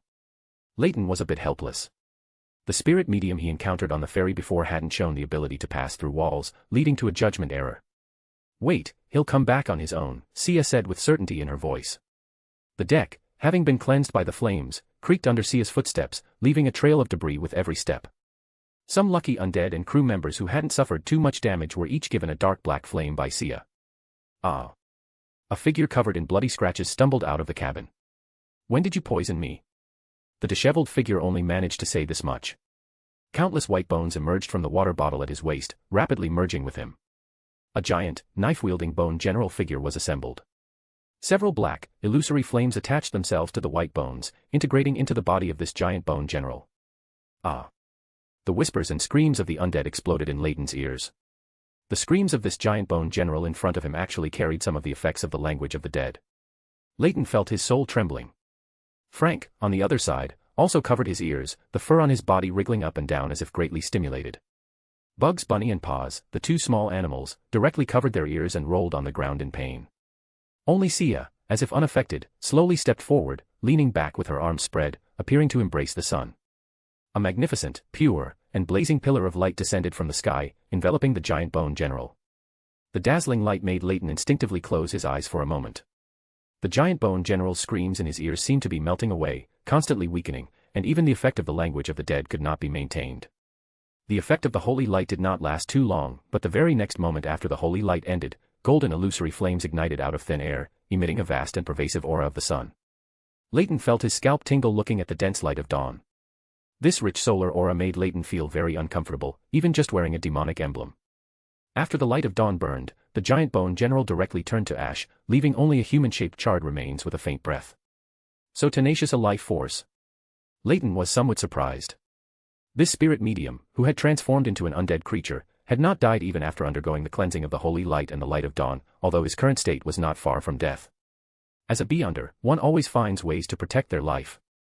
You're not a barbarian of the storm, so don't be too reckless in your actions. Sia explained, and then lectured Leyton a bit. You use your demonic abilities to kill him. Sia turned and moved away from the area filled with the smell of charring. Why? Leyton was a bit confused. To cover up the strong solar aura. Sia had already walked to the edge of the ship's rail, breathing in the fresh air as she spoke. Leyton was somewhat puzzled. Sia could do this herself, so why ask him to do it, but he didn't ask further. Death, a voice full of defilement and fallen intent rang out. The charred remains lying on the ground, with only a faint breath remaining, felt its heart being brutally squeezed by an invisible hand, stained with mottled red rust, and then ignited with sulfur-smelling flames. These charred remains turned into a charred corpse, and the strong smell of sulfur dispelled the lingering solar aura on him. After dealing with this unknown spirit medium, Leyton also went to the ship's rail to get some fresh air. Leyton's previous demonic spells had filled the entire deck with a strong smell of sulfur and charring. Although some of it was purified by Sia's holy light, it was limited to the area around the spirit medium's corpse. What was that ring behind you just now? It seemed to enhance your spell abilities, but it doesn't look like a mystical item or a special spell, Sia asked curiously. A new system mastered by the church. Leyton didn't say too much. The battle on the other smuggling ship also seemed to have ended. Katlia transformed into sparkling starlight, quickly appearing beside Leyton and Frank. Demonic fire-based spells, and traces of sun domain spells. Katlia scanned the environment on the deck, then her gaze fell on Sia. Sia met Katlia's gaze without losing any momentum, and Leyton, standing to the side, felt sparks flying between their eyes. Frank, do you think they'll start fighting? Leyton retreated to Frank's side and whispered. No. Katlia's voice said coolly. Oh, little. My name is Altines, and I'm currently a sailor on the future. Leyton immediately interrupted Sia's next words, which would have revealed his real name. Is that so? Al, you don't even bother with basic disguise and run off to sea to be a pirate. Are you sure your parents won't find out? Sia quickly changed her address and spoke again. I wish I could, but I don't know how to do makeup, nor do I have any mystical items with that kind of ability. Anyway, I don't have a bounty on my head, so it's not a big problem, Leyton said, half explaining and half comforting himself. Chapter 99, Parting and Harvest. Which? Katlia asked, frowning slightly as she looked at Sia. Sia tossed her crimson hair, not answering Katlia's question, but instead said, your task is only about the things on the ship. All the cargo on these two smuggling ships can be taken, but this ship and some of the people on it must remain. I still need to return to East Balam. Katlia quietly watched the flamboyant red-haired lady in front of her, and after a long silence, slowly nodded, all right. Seeing Sia and his current captain reach an agreement without fighting, Leyton breathed a sigh of relief. I originally wanted to use this opportunity to join Senor's pirate crew to facilitate subsequent actions, but I didn't expect it to be ruined right from the start. Sia looked at Leyton's resentful expression. Leyton awkwardly turned his head away, not daring to look directly at her, and changed the subject. So, Sister Sia, what are your plans next? Change targets, go to the southern continent, but it's highly unlikely there will be any gains. I'll just consider it a publicly funded trip. Sia said, not caring much. Publicly funded trip. Leyton felt that Sia had the attitude of a passive worker on Earth. Aren't you the same? Don't tell me you're actually serious about carrying out your mission. Sia glanced at Leyton, making him feel as if he had been seen through by a cognizer. You've already become a mysticism magister. This was Leyton's guess when he saw Sia imitate those two sun domain spells. That level of mimicry was definitely not something a polymath could achieve. You guess. Sia gave him a look that told him to figure it out himself, then turned and walked to the bow of the ship, staring blankly at the sea. Get ready to transfer the cargo from both ships, then leave the sea area. Katlia's voice reached all the crew members. The crew members on the future quickly approached the two smuggling ships via the Starlight Bridge erected by Katlia and began transferring the cargo. During this time, Leyton communicated with Sia for a while, telling her the summoning incantation for his messenger and the spirit world sorcerer's visualization circle. After the future's crew finished transferring the cargo, Leyton followed them onto the Starlight Bridge back to the future. Remember, you're not those barbarian storms next door. When fighting, you need to use your brain, not just charge in recklessly. Sia reminded him again from behind. Got it. Leyton waved his hand, his steps quickening involuntarily. Leyton could already foresee that today's battle would become the black mark of his life in front of Sia. Sigh. Still too careless. If it were a fight on land, Frank should have been able to end it quickly, but on the ship, his performance was greatly restricted. I didn't think of this beforehand, and I was too confident in Frank's Sequence 6 strength, which was also a problem. Leyton sighed inwardly about today's battle. Recalling this first truly evenly matched battle, Leyton was very clear that if Sia hadn't happened to be on that ship, he would have already turned into a Beyonder characteristic retrieved by the hidden sage. After returning to the future, Katlia ordered a change of course, heading for Intis. Sia, meanwhile, took the remaining smuggling ship to East Balam. With a fruitful victory, the crew members on the future once again started a carnival party. Leyton still sat by the ship's rail with Bugs Bunny and Paws, the two Beyonder animals, enjoying the sea breeze, one hand holding Bugs Bunny's fruit, the other holding Paws' dried fish. Katlia walked over with a glass of red wine. Why are you sitting here alone? Captain. I'm reflecting on today's battle. I realized that my judgment and actions at the time had big problems. If there hadn't been someone I knew on that ship, I would have already turned into a massive beyonder characteristic. Leyton said, not in high spirits. What you lack is combat experience. Once you go through a few more battles, you won't perform like you did today. Katlia comforted Leyton, then added, I also bear some responsibility for today's situation. I did a divination at the time, and the result was that there wouldn't be much of a problem, which is why I agreed to your and Frank's actions. Can divination be completed in such a short time? Leyton asked, somewhat curious. Experience. Katlia only said 2 words. Leyton nodded noncommittally. Today's battle, from beginning to end, indicated one thing: his experience was severely lacking, whether it was in preparation before the battle or in adapting during the battle. Captain, was today's sudden battle a mission from the Moses ascetic order? Leyton asked very directly. He felt Katlia would tell him. That's right. Before you went to sea, you should have obtained maritime intelligence from the Church of the God of Knowledge and Wisdom. Although I don't know what your mission is, it shouldn't be related to the future. Katlia answered Leyton's question without hesitation, which made Leyton feel that she was there to lay her cards on the table. It's indeed unrelated to the future. My main purpose in coming to the future was to find Frank and incidentally digest the potion. As for the mission, I never even thought about doing it. Who knows, maybe the mission will complete itself sometime. Leyton looked like he had already given up. Why? Katlia was surprised by Leyton's attitude. She didn't know much about the Church of the God of Knowledge and Wisdom, only that it was different from the other major churches, being an academic-focused organization, more like a school than a church. The 2 Church of the God of Knowledge and Wisdom members she had encountered so far, both in their behavior and principles, didn't resemble people from a righteous God's church at all. One was on a publicly funded trip, and she had another on her ship waiting for the mission to complete itself. The mission target involves several factions. Maybe they'll mess it up themselves while fighting over it. Leyton said, taking a bite of Paz's dried fish. Leyton did indeed think so inwardly. Although Primordial Moon was a false god, the Mother Tree of Desire was currently vying with the Mother Goddess of Depravity for the title, and perhaps Lilith would backstab them while they were fighting over this false god. Although she didn't quite understand why Leyton was so lazy about the mission, Katlia still nodded in agreement.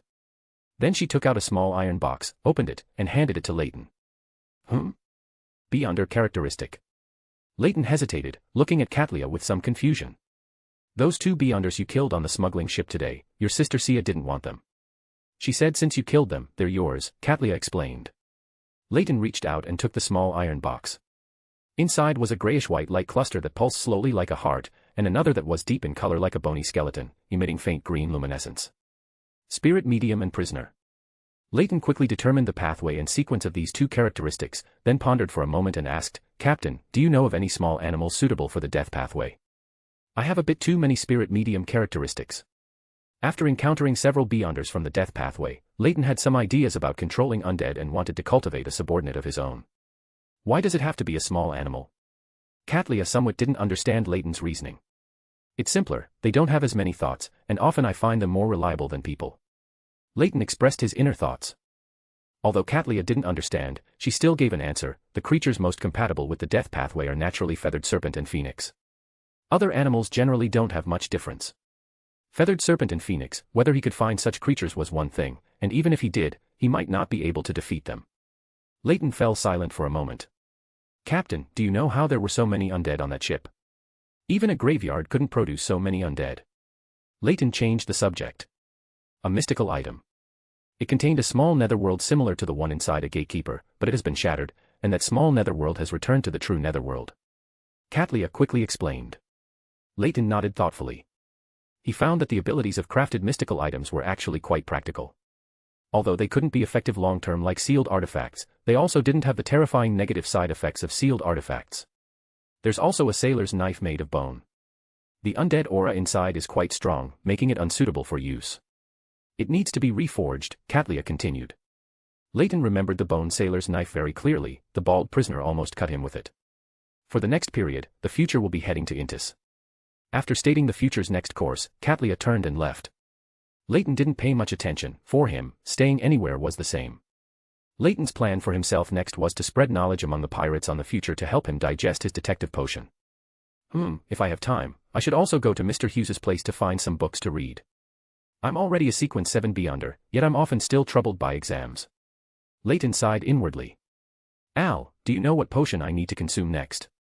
Meow Paws, who was eating dried fish on the side, suddenly asked.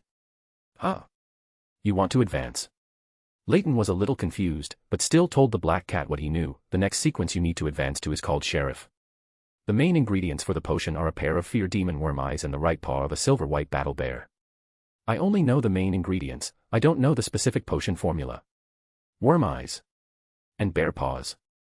These ingredients are so strange, meow. Paws said, shaking his confused little head.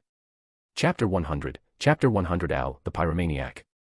Leyton leaned against the future's railing, admiring the sunset over the sea. After more than 5 months at sea, Leyton had become a Sequence 6 polymath. After becoming a polymath, his Beyonder powers received a qualitative improvement. His original Beyonder power, Mist Breaking, evolved into an ability to analyze an opponent's Beyonder power, provided he had prior knowledge of it. He also gained Imitation, a chance to mimic the analyzed ability to a certain extent. The stronger the opponent, the higher the chance of failure. Of course, even if successful, there would certainly be a large gap compared to the original version. However, with the Spirit World Sorcerer's Blessing, this gap would not be too large. The abilities from his preceding sequences also received significant enhancements. At the same time, as a scrolls professor, Leyton could create scrolls from Beyonder powers he had completely understood and mastered through analysis. The Beyonder powers of the reader and mystery prior pathways were perfectly combined at this sequence. To digest the polymath potion, Leyton frequently stirred up trouble and initiated conflicts at sea during this period, seizing the opportunity to record and analyze Beyonder powers from different pathways. Although most pirates were not high sequence, and concentrated on the sailor and hunter pathways, there were many of them, so Leyton analyzed many low sequence Beyonder powers.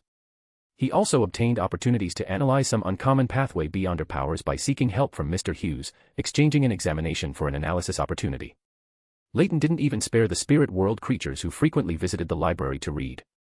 Most of these spirit world creatures were from the Light of Purity Brotherhood, centered around the 7 pure lights of the spirit world, and they were relatively friendly towards humans and liked to spread knowledge. It only took nearly 5 months to fully digest the polymath potion. The progress seems pretty good. Leyton was quite satisfied with his digestion progress. It just means I've thrown my work to Bugs Bunny and the Black Cat again. Sure enough, I need to raise another small animal, I can't just exploit one rabbit. Thinking of Bugs Bunny, who had been doing his work, Leyton decided to raise another Beyonder animal to share the workload. Leyton's spirituality was stirred, and he turned his head to look at the position to his left. A brass-colored book emerged from the spirit world, floating before Leyton. Leyton, feeling slightly curious, took the brass-colored book and opened it. Lines of Dutanese appeared. My dear Mr. Pyromaniac. Your bounty in Intis has reached 15,000, and the bounty in loan is 5,000 pounds. Listen to your sister's advice, don't be too arrogant at sea, or your bounty might spread to Mudun, and then you'll really be famous. I've already found out the supplementary ingredients for the corpse collector potion you asked about last time. 50 grams of brown spotted mushrooms grown in a graveyard, 10 milliliters of psychedelic herb essential oil, 10 grams of black pearl powder, 100 milliliters of pure water. Sister is in a good mood today, so I won't charge you. Consider it payment for those strange little spells you told me about before. The final signature was, your sister Sia, in a very good mood. Seeing such a high bounty on him from Intis, Leyton felt helpless. It was purely luck. Leyton knew that stirring up trouble everywhere at sea would lead to him being wanted by the Church of the Lord of Storms, but the Eternal Blazing Sun Church was a genuine surprise. To hide his pathway, Leyton generally only used fire-based spells when fighting people outside, and then accidentally burned a deacon of the Eternal Blazing Sun Church with devil's flames. Even Catlia had warned him recently not to cause any more trouble during this period, or he might be ambushed by the maritime forces of the 2 major churches. After reading the letter Sia wrote to him, Leyton had a sudden idea, turned a page of the book, and wrote in Dragonese, if your main body is in the spirit world, can you directly transmit messages between 2 pieces of paper? The brass-colored book quickly responded, a Dragonese word appearing below, yes. Leyton understood, then wrote again, send a piece of paper to the lady who wrote the letter just now, then stay in the spirit world and transmit information directly on the 2 pieces of paper. After writing this sentence, Leyton tore a blank piece of paper from the book, then threw the brass-colored book forward, and the book itself returned to the spirit world. In a city in East Balam, southern continent, Miss Sia, who was enjoying the bright sunshine and refreshing air in the garden of a manor, suddenly frowned. A slightly yellowed blank paper fell from the spirit world. Sia reached out and took the paper that had fallen from the spirit world, feeling slightly puzzled. Why did she get a blank paper again right after writing a letter? Did he think she hadn't written enough? A line of somewhat awkward Dutanese appeared on the slightly yellowed blank paper. I just discovered a new use for the messenger. We can directly converse on paper, with the messenger's main body staying in the spirit world to transmit information. Interesting. Sia's lips curved into a subtle arc. She turned and returned to a room in the manor, sat down at a desk, picked up a quill, and began writing on the slightly yellowed paper. Your messenger is truly unique. How did you find it? After a short wait, lines of new text appeared on the paper. A spirit wandering in the void, a friendly creature that can be commanded, a unique existence willing to be my messenger. I used this incantation to make spirit world creatures who wanted to be my messenger come to me for an interview. Sia silently wrote down this incantation, then wrote again. And then spirit world creatures really came to you for an interview? Leyton's reply was quick. Yes. After all, I have some charisma in the spirit world. After the previously written content accumulated too much, the blank paper would automatically clear them. Sia wrote on the now blank paper. Charisma. Does that mean saying things like, please, Mr. Messenger, I really need you, to the messenger? Leyton, sitting by the ship's railing, looked at the content on the paper with a black expression, and after having the messenger directly erase that sentence, he began to write. Sister Sia, aren't you on a public-funded trip? How did you get the auxiliary ingredient formula for the corpse collector so quickly? Did you rob the numinous episcopate? Sia quickly replied. I just met a middle-aged man who was lacking love recently, and I got it from him. A middle-aged man lacking love? Leyton pondered for a moment, feeling that Sia's words were a bit improper. Then he wrote on the paper. Sister Sia, I didn't expect you to ultimately choose a shortcut. New content quickly appeared on the blank paper. How is your polymath potion digestion going? Why don't I come to the sea to test you? Leyton felt the paper in his hand tremble slightly, as if it had been harshly poked through with a pen. He quickly wrote a line on the paper. My captain told me to collect the dried fish. That's all for today, let's talk next time. After writing this sentence, Leyton raised his hand and sent the paper back to the spirit world. In the manor in the southern continent, Sia, sitting at her desk, saw a sentence appear on the paper she had poked through, and then it quickly fled into the spirit world depths as if escaping for its life. The messenger is as cowardly as its master. Sia muttered, then got up and left the room.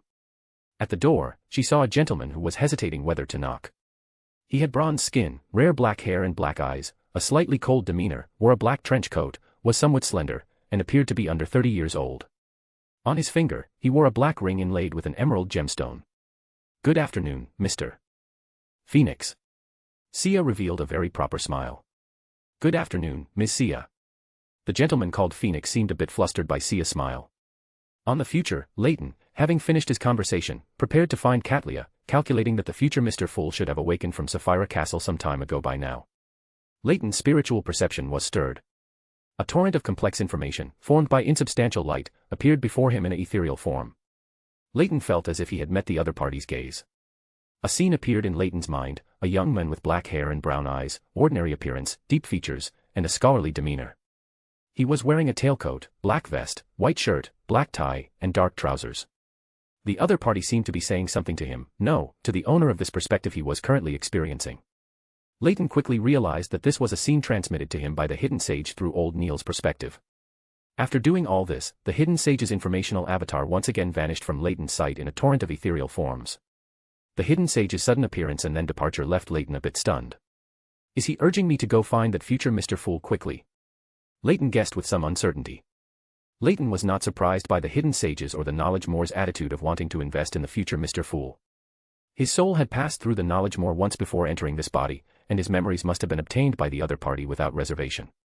It seems I can't wait until the future approaches alone before rushing over. Leyton mused inwardly. He quickened his steps towards the captain's cabin and saw Katlia, who was reading a book. Is something wrong? Katlia placed a bookmark in her book and closed it. Captain, I'm leaving the future, Leyton said directly. Katlia nodded, not surprised by his words. Okay, do you need to say goodbye to everyone? If you're not in a hurry, you can take the future there. Leyton shook his head, recalling the subsequent timeline, and said.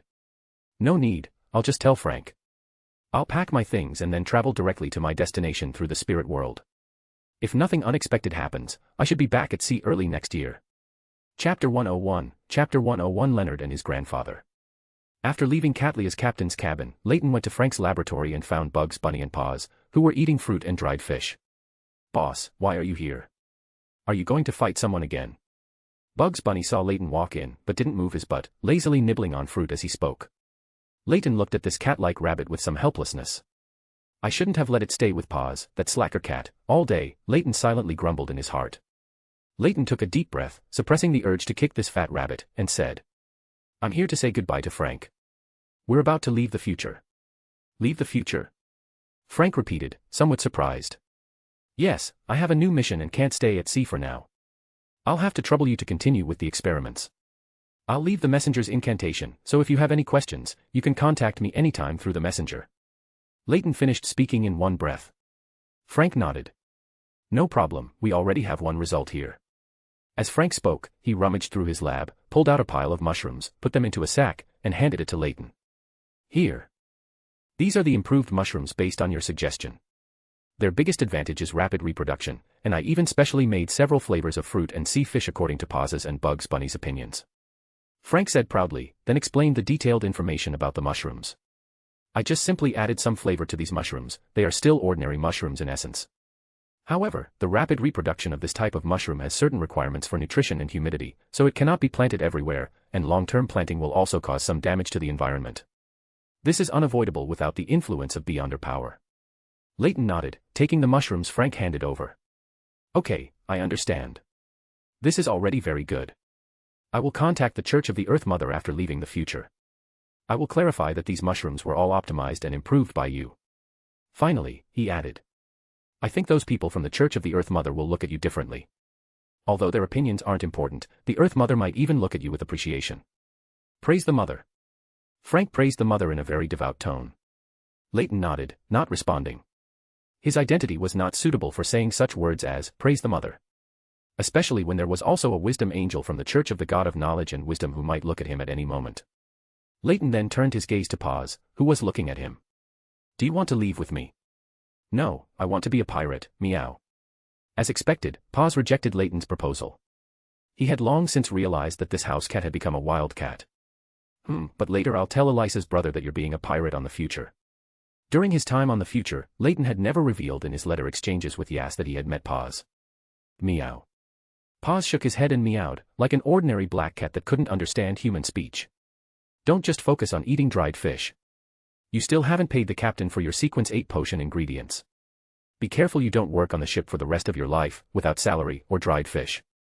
Leyton warned the slacker black cat. Then, carrying the bag of mushrooms Frank had given him, he took Paz back to his room. He packed up his belongings and then, using the consciousness magic that connected to the library in the spirit world depths, he put everything into the library. All right, things are done. We should head to the next place. Leyton put the remaining items into his leather briefcase, and Bugs Bunny also jumped onto Leyton's shoulder and lay down. Leyton's eyes were covered with a faint blue glow, and then his body and Bugs Bunny on his shoulder became transparent and disappeared from the spot. Wait a minute, meow. Paz rushed over quickly.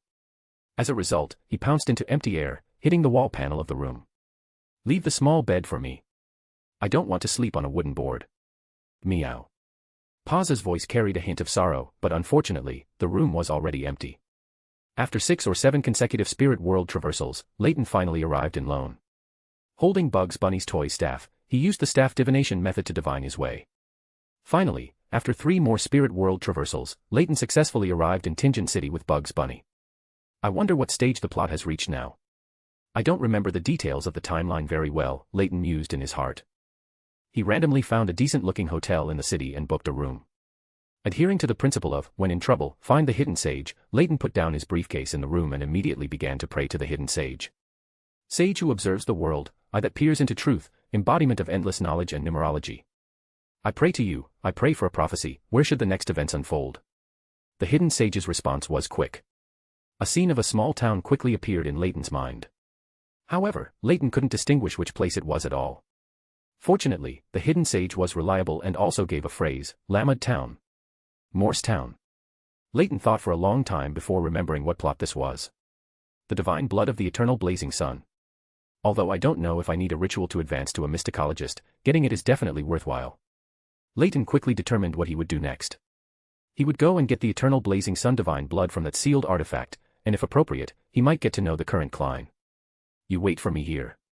I'm going out for a bit.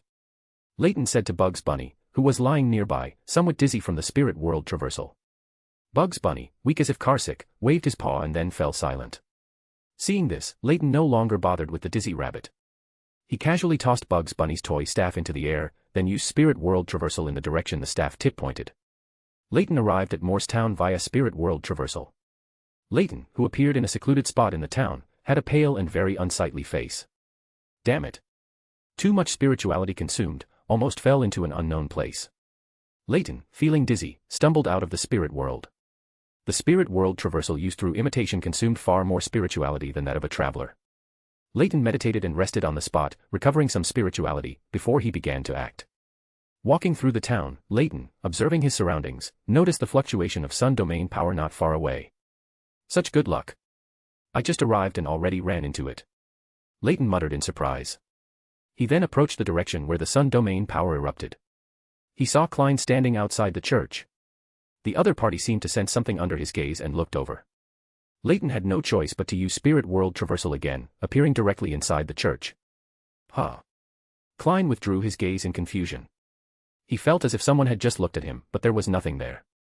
Was the pressure from making the sun flame charm too great just now? Klein muttered, no longer paying attention to the situation there. Leyton, who appeared inside the church, then took out a scroll. Hidden, he whispered in Dragonese. The scroll automatically burned, releasing the power of Hidden, isolating the interior of the church.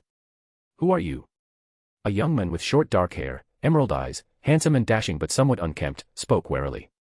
The other party made a warning gesture of drawing a gun, but then suddenly stopped, as if someone had told him that the other party was much stronger than him.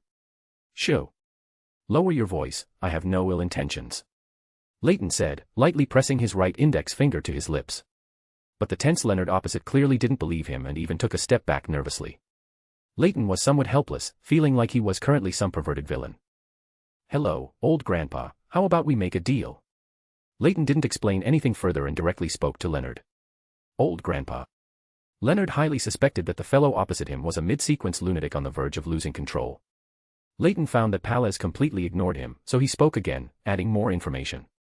Palaz Zoroast, as an angel of the Marauder pathway, you should be able to sense what's on me. Let's talk. It's just a small deal, you definitely won't refuse. Angel. Leonard's emerald eyes were filled with disbelief and shock. I refuse. The one on you is at most a sequence 2 angel, and this is the Church of the Evernight Goddess. Leonard spoke again, but this time his voice clearly sounded older. Seeing that Palaz finally responded to him, Leyton breathed a sigh of relief. As long as he was willing to communicate, it would be easy. You misunderstood me. I was referring to my identity as a knowledge's favored and the Earth Mother's blessing on me. This should prove that I have no ill intentions towards you, right? Leyton explained. Humph. This is Lone, not Fainapotter, and certainly not Lenberg. Palaz replied with disdain. That's precisely why I can't do anything here. Leyton waved his hand, somewhat helpless. Palaz was too wary of him. Let me first state my bargaining chip. I know the location of a Marauder pathway demigod. It's severely injured, so much so that it can only parasitically cling to a rat's body, clinging to life. Leyton first stated his condition. Finally, he added. You don't have to worry about this information being problematic. I can swear in the name of the God of Knowledge that the demigod parasitic on the rat is a descendant of the Jacob family. It is also Marauder with no common sense. I think it should be able to supplement your recovery of strength. Palaz fell silent, and the Church of the Evernight Goddess instantly became quiet. Chapter 102, Chapter 102, Eternal Blazing Sun Blood. Old man, what does he mean? Leonard regained control of his body, his tone a mix of confusion and suspicion towards the old man inside him. Leyton didn't wait for Palaz's reply and continued to offer his terms. I can also help you once when you encounter Amon. The conflict between you and him is inevitable, and I encountered Amon once at the end of last year and had some conflicts. Of course, those Amons have already been purified. Why should I believe you? Maybe you had already become Amon's avatar at that time. Palaz spoke again through Leonard. I'm not wearing a monocle, believe me, you can get the protection of knowledge, which is better than your current situation, right? Can you be sure the goddess will take care of you? Leyton pushed up the framed glasses on his nose and continued to persuade him. Hey, you actually call the Evernight the goddess? Does the god of knowledge know? Palaz mocked him. Leyton was choked for a moment. Why does it feel like everyone is a provoker except for hunters? Saying that in front of a beyonder of the hunter pathway is quite provoking too. Palaz used the same trick as Amon, reading Leyton's thoughts. Thinking that the other party was reading his mind, Leyton simply recalled the memory of encountering Amon in his mind. After a while, Leyton saw Leonard's expression opposite him become quite colorful, thinking that the other party was whispering to the old man in his body again. Palaz's tone became a bit strange when he spoke again. You. What is your relationship with knowledge? The relationship between a blessed and a god. Leyton was a bit confused, but still replied very sincerely. Palaz didn't ask any more questions. Instead, he started asking about the terms of the trade. What are your trade terms? You agreed. My promise is what I just said, news of a marauder demigod in poor condition, plus helping you once when you encounter him on. Seeing Palez relent, Leyton immediately said. Then, pointing to the mutated sun sacred emblem in Leonard's hand, he said. I need you to help me extract the drop of eternal blazing sun's divine blood from this mutated sun sacred emblem and give it to me. Eternal blazing sun's divine blood. Palez's tone became strange again. You said there's divine blood in this emblem. And it's the eternal blazing sun's. This exclamation came from Leonard. Don't make such a fuss. Palez said something inside Leonard's body, then took over control of Leonard's body again. Speaking through Leonard, he said. All right, but do you have a container that can hold divine blood? Leyton was stunned for a moment, he really hadn't thought about this question before coming.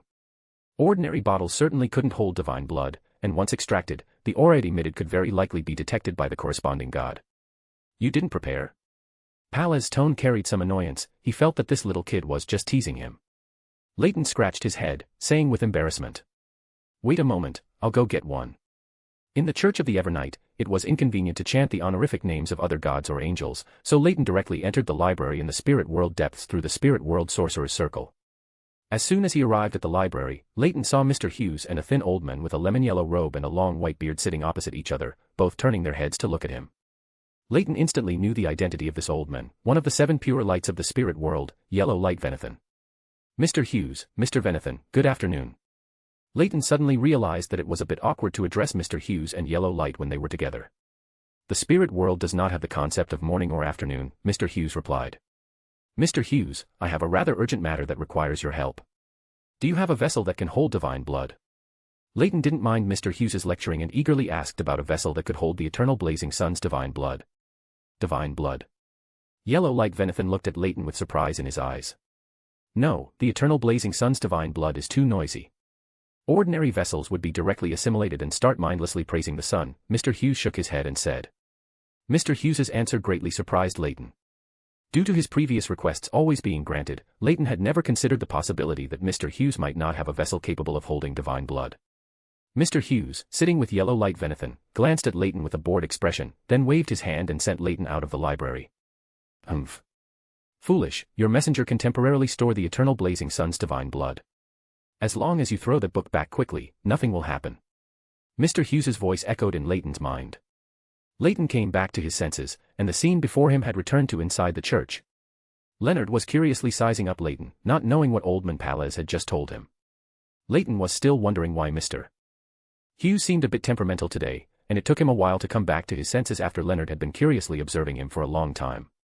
I have something that can temporarily hold the eternal blazing sun's divine blood, Leyton said, looking at Leonard opposite him. You got it so quickly. Palez's tone carried some doubt. Thinking about the item that could hold the eternal blazing sun's divine blood, Leyton was also a bit speechless. It turned out to be his own messenger. And from Mr. Hughes's words, it usually stayed in that library. Found it, I have it myself, but wait a moment, let's make the most of this mutated sun sacred emblem first. Leyton wanted to use the eternal blazing sun's divine blood to make 2 charms first, and also give the poet classmate a bit of hush money. As soon as he finished speaking, he remembered that he hadn't brought any ritual materials. At this moment, Leyton really wanted to slap himself. How did I become as forgetful as the sleepless? Leyton self-mocked.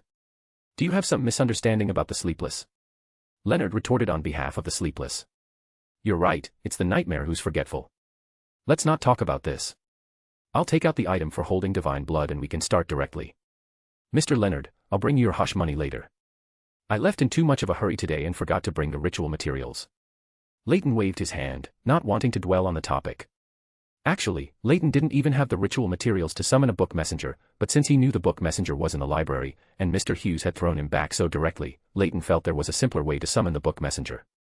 Leyton closed his eyes and meditated, then vibrated his spirituality. Behind him, as his spirituality rippled like water, a fragmented circular ring made of gears and chains emerged. Spirit wandering in the void, a friendly upper-world creature to humans, the exclusive book messenger of Altines. He chanted his book messenger's summoning incantation. At the same time, Leyton also communicated with the library located deep within the spirit world through the ring behind him. After a short while, a brass-colored book fell from the spirit world to Leyton's front. Leyton reached out and took his book messenger into his hand, then offered it to Leonard. Let's begin. This is what will temporarily hold the eternal blazing sun's divine blood. Leonard stared at Leyton with a strange look for a long time. Leyton felt that not only Palez but Leonard himself was also staring at him with that strange look. All right. Palez's aged voice sounded. Then Leyton saw a huge, ancient, mottled grandfather clock phantom appear above Leonard's head. This phantom was divided into 12 segments, each either grayish-white or bluish-black, mixed together with distinct boundaries and different symbols. This huge, ancient, mottled grandfather clock phantom gently rotated clockwise once. Leyton felt as if he heard the illusory sound of a bell, but when he listened carefully, there was no sound at all. The sacred emblem, stained by the eternal blazing sun's divine blood, which Leonard held in his hand, dimmed slightly, its surface luster decreased, but it was not obvious.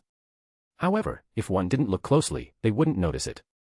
The huge, ancient, mottled grandfather clock phantom gently rotated counterclockwise again, returning to its original position, then quickly faded and disappeared. At the same time, the brass-colored book Leyton held in his hand turned golden, as if cast from gold. All right, don't forget your promise. Palez's voice came again, but it felt a bit weaker than before.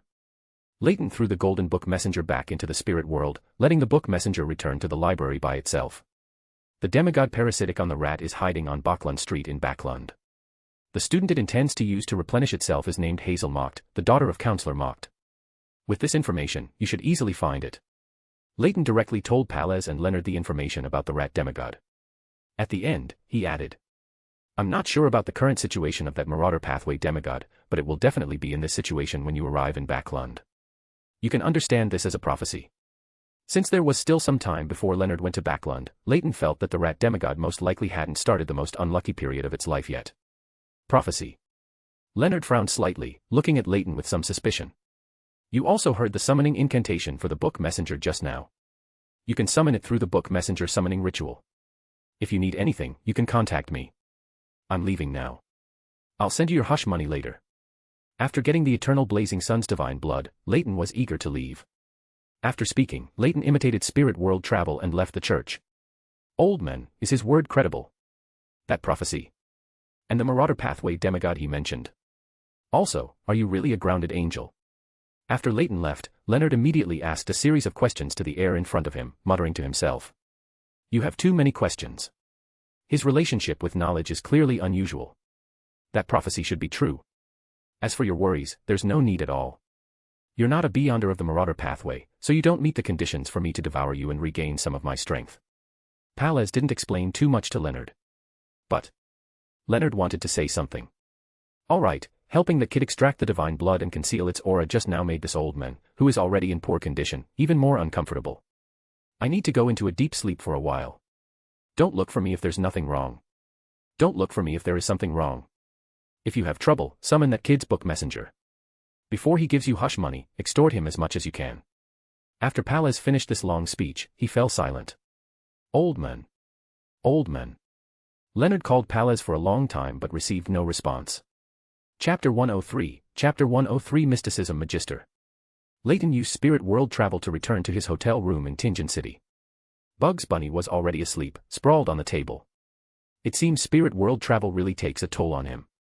I used to know about motion sickness and seasickness, but I never thought there'd be spirit world travel sickness. Leyton mused inwardly, then walked to the hotel window, drew the curtains, and hung his coat on a nearby coat rack. He lay on the bed and used meditation to recover his depleted spirituality. Once his spirituality was mostly restored, Leyton slowly got up from the bed. He took out all the ritual materials from his leather briefcase and quickly prepared a ritual to communicate with the library in the spirit world depths. The Beyonder characteristic and the potion ingredients Leyton needed dropped directly from the passage created by the ritual. Then, using the established ritual, he reversed the operation, took off the strange seed bottle Bugs Bunny was carrying on his back, and sent it into the library. When the ritual ended, Leyton quickly tidied up the room. Could it be that every time I take items in or store things in the library, Mr. Hughes is on the other side helping me? It would be great if the messenger had hands and feet. It feels a bit too much to always ask Mr. Hughes for help with these things. Leyton thought of something he hadn't noticed before. Previously, Leyton had always thought the library was incredibly intelligent, but after encountering the ill-tempered Mr. Hughes today, Leyton couldn't help but delve deeper into the details he usually overlooked. Never mind, I'll prepare for advancement first, and then go ask Mr. Hughes about it. Leyton quickly made up his mind. He meticulously arranged the extracted materials, took out a pre-prepared glass, and Leyton, following his intuition, began to add the appropriate materials, pour in pure water, and finally add the mysticism magister beyonder characteristic into the glass bottle. A potion the color of mercury, shimmering with ripples, was concocted, with many brass-colored gleams floating within, outlining mysterious, unknown symbols. Leyton fumbled in his pocket for a lone gold coin he had exchanged earlier, flicked it in his hand, and performed a simple divination. After receiving an affirmative result, Leyton tilted his head back and drank the potion directly. The potion melted upon contact, without the process of sliding down the esophagus. Leyton only felt his head suddenly ache and grow hazy, as if his soul was being peeled from his body. Countless bizarre, incomprehensible things drilled into his mind. At this moment, Leyton had the illusion that all the world's secrets were laid bare before him. At this moment, Leyton felt as if he knew everything and could do anything. In the reality Leyton couldn't perceive, his skin was cracking, his body seemed to decompose into open books, and eyes grew out of his flesh. Loss of control and madness spread silently. As Leyton gradually lost himself, the discussions, thoughts, and whispers of a group of people reached Leyton's ears, pulling back his fading self. Leyton heard these voices discussing the papers he had published, the ideas he had proposed. Each person's acknowledged idea was like an anchor, keeping his self-awareness clear and preventing him from getting lost. In this state, Leyton could not perceive the passage of time, but he could feel the knowledge in his mind constantly increasing, and his understanding of the world and its rules deepening. It was not until the potion's transformation of his body and mind was complete that Leyton emerged from this state, his soul and body reuniting. His body briefly trembled, as if it had experienced something terrifying. Leyton surveyed the hotel room, and countless pieces of information automatically presented themselves in his mind. The layout style of the hotel, the age of the furniture, the distribution of dust on the floor, the smell in the room, the angle of light passing through the curtains, every detail was clearly presented in Leyton's mind and analyzed one by one. "This gets a bit uncomfortable, my brain feels like it's constantly operating at high speed," Leyton murmured softly. The Sequence 5 Mysticism Magister did not gain new Beyonder abilities, but rather significantly enhanced all his previous Beyonder abilities and increased his learning, thinking, and spellcasting capabilities. The most important was the Polymath's imitation ability, which was no longer mere imitation, but the ability to develop unique secret arts through understanding relevant knowledge.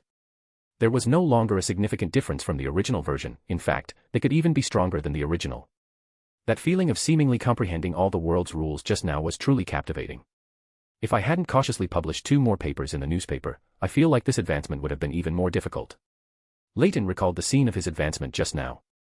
He had a hunch that the feeling of seemingly comprehending the world's rules was closely related to the cognizer of Sequence 3, and that would become his biggest obstacle in advancing to Sequence 3. The ritual required to advance to Mysticism Magister of the Reader Pathway, Sequence 5, is to publish a widely recognized paper. From the advancement process just now, Leyton also understood that the key to this ritual was to gain widespread recognition, which was equivalent to gaining a portion of anchors in advance. Although not as stable as anchors from faith, it only needed to last through the advancement process.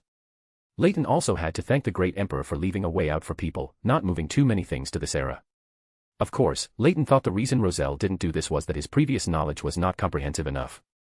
Leyton, leveraging his cooperation with the Church of the Earth Mother, published a paper on grafting technology in the Tower academic journal controlled by the Church of the God of Knowledge and Wisdom. To ensure the effect of the ritual, Leyton also published 2 research papers on psychology. Of course, all of them were copied from papers and materials he had read in some magazines before, using memory charms. Leyton felt that his ritual preparations had already far exceeded those of an ordinary polymath, but there was still a great risk during the advancement just now. Because I rarely saw descriptions of losing control due to consuming potions in novels, I underestimated the risk and difficulty of advancement. Leyton sighed inwardly, having a new assessment of the risks of advancement. The events of these 2 days had a great impact on Leyton's mindset, but Leyton himself felt that this should be a good thing, indicating that he was integrating more into this world. After the advancement was complete, Leyton slightly calmed the somewhat restless spirituality within him. Then, in his mind, he meditated and outlined the image of a circle. As his spirituality rippled like water, a fragmented circle composed of gears and chains appeared behind him. Leyton's consciousness once again arrived at the library located in the spirit world depths. As soon as Leyton's figure appeared in the library, a book seemingly cast from gold pounced onto Leyton. Leyton took down this somewhat glaring book. The patterns on the book were very familiar, and there was also a slight connection belonging to a contract. "Messenger? How did you become like this?" Leyton spoke with some surprise. "Praise my lord. Because I carried the drop of divine blood, I underwent a life-level metamorphosis." The golden, seemingly cast gold book messenger actually tore a mouth on its cover and could even speak. Leyton's eyebrows twitched. The art style of this book was a bit strange, like a product of corruption. It can indeed be considered a product of corruption.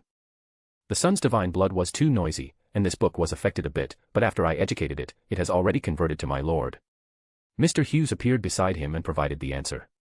Leyton was about to ask Mr. Hughes why he answered his inner doubts as soon as he appeared. But the mysticism magister's instinct immediately began to deduce based on the information he knew. The spirit world itself is a product of information convergence. He had just advanced, and his spirituality was unstable, so as soon as a thought arose in his mind, the corresponding information would surface and then be captured by Mr. Hughes. Not bad, you finally learned to think for yourself. Mr. Hughes praised. Leyton was momentarily speechless. Although he indeed didn't like to actively think about profound problems, it wasn't to the extent of not using his brain at all. Compared to thinking about problems yourself, you prefer to get answers from others. Mr. Hughes spoke again. Don't expose my flaws. Leyton originally wanted to complain a bit inwardly, but remembering the characteristics of the spirit world, he forcibly held back. Due to the influence of the potion, I can't help but think inwardly about everything I see now. My brain is constantly in operation. Leyton sighed helplessly. Isn't that very good? Mr. Hughes retorted. Leyton felt that this was indeed very good for people of the Church of the God of Knowledge and Wisdom, but not very friendly to himself, who was accustomed to the knowledge infusion of the hidden sage. Mr. Hughes, that drop of eternal blazing sun's divine blood. Leyton wanted to change the subject. Before Leyton could finish speaking, Mr. Hughes waved his right hand from under his robe, and a thumb-sized dark glass bottle fell from a nearby bookshelf onto Leyton's front. Inside the glass, there seemed to be a miniature sun, illuminating the dark glass bottle to almost transparency. I've put some seals on it. You can take it out now. You can use it to make charms or as a portable lamp, but it's in a sealed state. You can only use it to make one charm per day at most. If it's a more powerful charm, you'll need to let it rest for a few days first. Mr. Hughes explained, gesturing for Leyton to take the divine blood. Finally, he added. Don't be exposed to its light for too long, or you'll still be affected. Leyton saw a deep look of disdain on Mr. Hughes's face. He seemed to intensely dislike anything tainted with the aura of the eternal blazing Sunday. Leyton suddenly remembered Mr. Hughes saying he had educated his messenger earlier, and Leyton thought this education might have been a physical one. Chapter 104, Chapter 104 Goodbye Klein. Mr. Hughes, can this messenger now assist me in performing the ritual for storing and retrieving items? Leyton raised the messenger book, which looked as if it were cast from gold, and put the eternal blazing sun's divine blood into his arms. Yes, although it's a bit stupid, it can be used after some education. Mr. Hughes nodded, his tone full of disdain for this messenger. Leyton was speechless for a moment, wanting to say, Mr. Hughes, you weren't like this before, you were very friendly to this book previously. This thought only flashed through his mind. Leyton, being cautious, didn't dare to let it fully form. Mr. Hughes, can you pulverize a sequence 7's Beyonder characteristic and then have it aggregate level by level into 3 new Beyonder characteristic? Leyton thought of his small animal cultivation plan and asked again. Mr. Hughes looked at Leyton with a strange expression. Why would you have such an idea? Even if Beyonder characteristic are pulverized, they won't aggregate level by level. Ah. Leyton hesitated for a moment, then described the ability of the unshadowed crucifix. This belongs to the purification ability of the unshadowed, and I can indeed do it. Mr. Hughes nodded slightly but didn't directly agree. Leyton quietly waited for the conditions Mr. Hughes would propose next. How is your mission progressing? Mr. Hughes didn't propose conditions but instead inquired about the mission's progress. Leyton was stunned for a moment, wanting to say that he had either been taking exams or preparing for exams during this period, and his free time had been spent causing trouble at sea, fighting, and venting his anger on pirates who were not innocent. The primordial moon has a certain relationship with the Rose School of Thought, but this is most likely because the Rose School of Thought possesses a sequence 1 beauty goddess's Beyonder characteristic. The primordial moon itself has no relation to the chained god and mother tree of desire worshipped by the Rose School of Thought. It should be another evil god. Their relationship is very complex, possibly both antagonistic and cooperative. Leyton finally selected and spoke a portion of the information he knew. Not bad, it's acceptable. Mr. Hughes nodded, then said. You can use the ritual again in 2 days to retrieve the Beyonder characteristic. The level-by-level extraction of Beyonder characteristic requires a considerable amount of time, and the same applies to the item you put in that contains the Harvest Priest's Beyonder characteristic. Okay. Although he didn't understand the meaning of Mr. Hughes asking this question, as an angel under a true god, he couldn't possibly be unaware of this information, but Leyton quickly nodded in response. Afterward, he stayed in the library for a period, browsing various books that had been added to the library, until his spirituality began to become unstable. Only then did Leyton put down the book in his hand, and his spirit body returned to his physical body. Leyton reached into his arms and pulled out a dark glass bottle containing a drop of divine blood, as dazzling as a miniature sun. I wonder how Mr. Hughes managed it. My visit to the library was only as a spirit body, yet this bottle of divine blood could return with me. Leyton pondered for a long time, roughly guessing the principle, but he couldn't figure out exactly how it was done. The sunlight filtering through the curtains had already dimmed, and Bugs Bunny, sprawled on the desk, was still asleep. Leyton also swayed his body, lay back on the bed, and began to meditate to replenish his depleted spirituality. By the time his spirituality recovered, the sky outside had completely darkened. Leyton ignored the rabbit still sleeping on the table, walked out of the room, and asked the hotel attendant to send up dinner and a drink, specifically asking for some fruit to be prepared for him. After finishing the dinner brought by the attendant, Leyton left some fruit next to Bugs Bunny and then lay down on the bed and fell into a deep sleep. In his dream, Leyton saw a room filled with bloody, viscous, hairy liquid, and a white-haired head hung in midair. A pair of cold, lashless eyes had grown on the forehead and cheeks of the head. The piano next to it was playing by itself. 3 indistinct figures were gazing at the white-haired head suspended in the air. Leyton suddenly sat up from the bed, gasping for breath. Damn it. Is the hidden sage bored recently? Even when I'm sleeping, he has to give me a prophecy, and such a terrifying scene at that. Leyton mumbled discontentedly.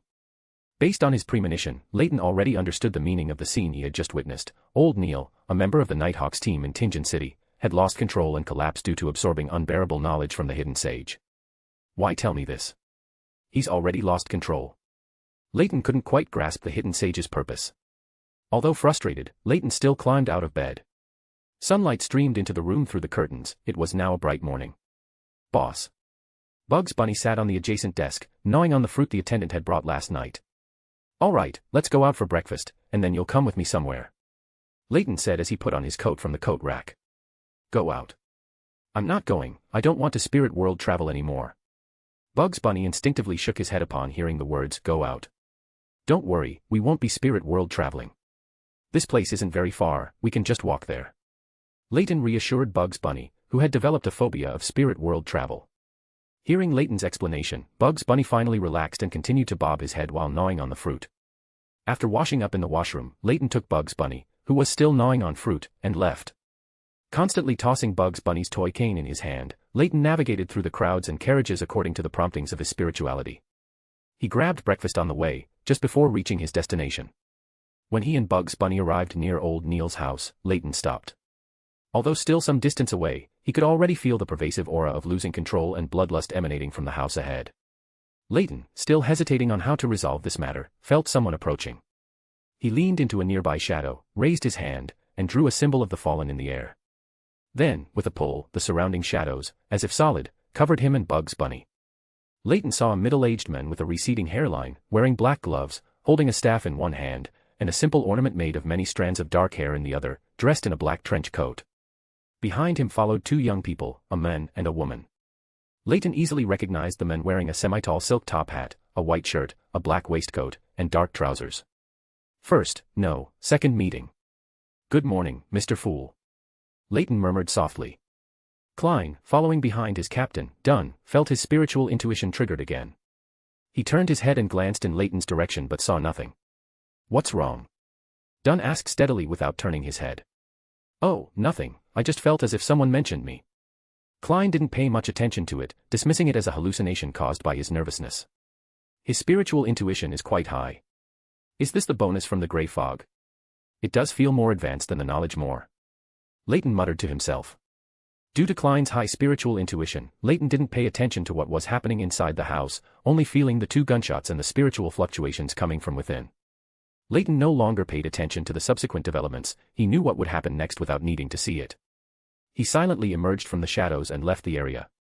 If it had been a month or 2 earlier, there might have been a way to resolve Old Neil's loss of control, but now it was too late. Leyton still hadn't figured out the hidden sage's intention in showing him this prophetic scene. It couldn't be to make him try to raise his already negative favorability, could it? Boss, what are we going to do? Bugs Bunny, perched on his shoulder, asked curiously. Nothing, and I don't know what to do. For now, let's just be spectators. Leyton replied. This city likely had the gaze of Amon's brother and the goddess, making it unsuitable for him to do anything. Even contact with Klein needed to be avoided as much as possible. Being discovered by the goddess wasn't a big deal, but if Amon's brother found out, he would be in trouble. The identity of a knowledge worshipper is a bit too conspicuous, but I can't abandon it.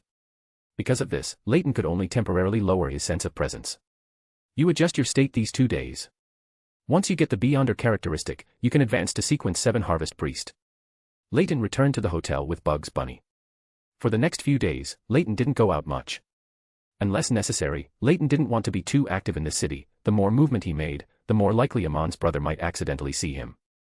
Every day, Leyton made a talisman using the eternal blazing sun's divine blood, then went to the library in the spirit world depths to read, preparing to develop his own secret art to digest the potion. Until the 3rd day, Mr. Hughes informed Leyton that the 2 sequence 7 Beyonder characteristic had been extracted level by level and separated into Beyonder characteristic of different sequences. Leyton immediately retrieved the separated Beyonder characteristic from the library through a ritual. Leyton looked at the 6 light clusters, big and small, placed on the table, feeling a bit surprised.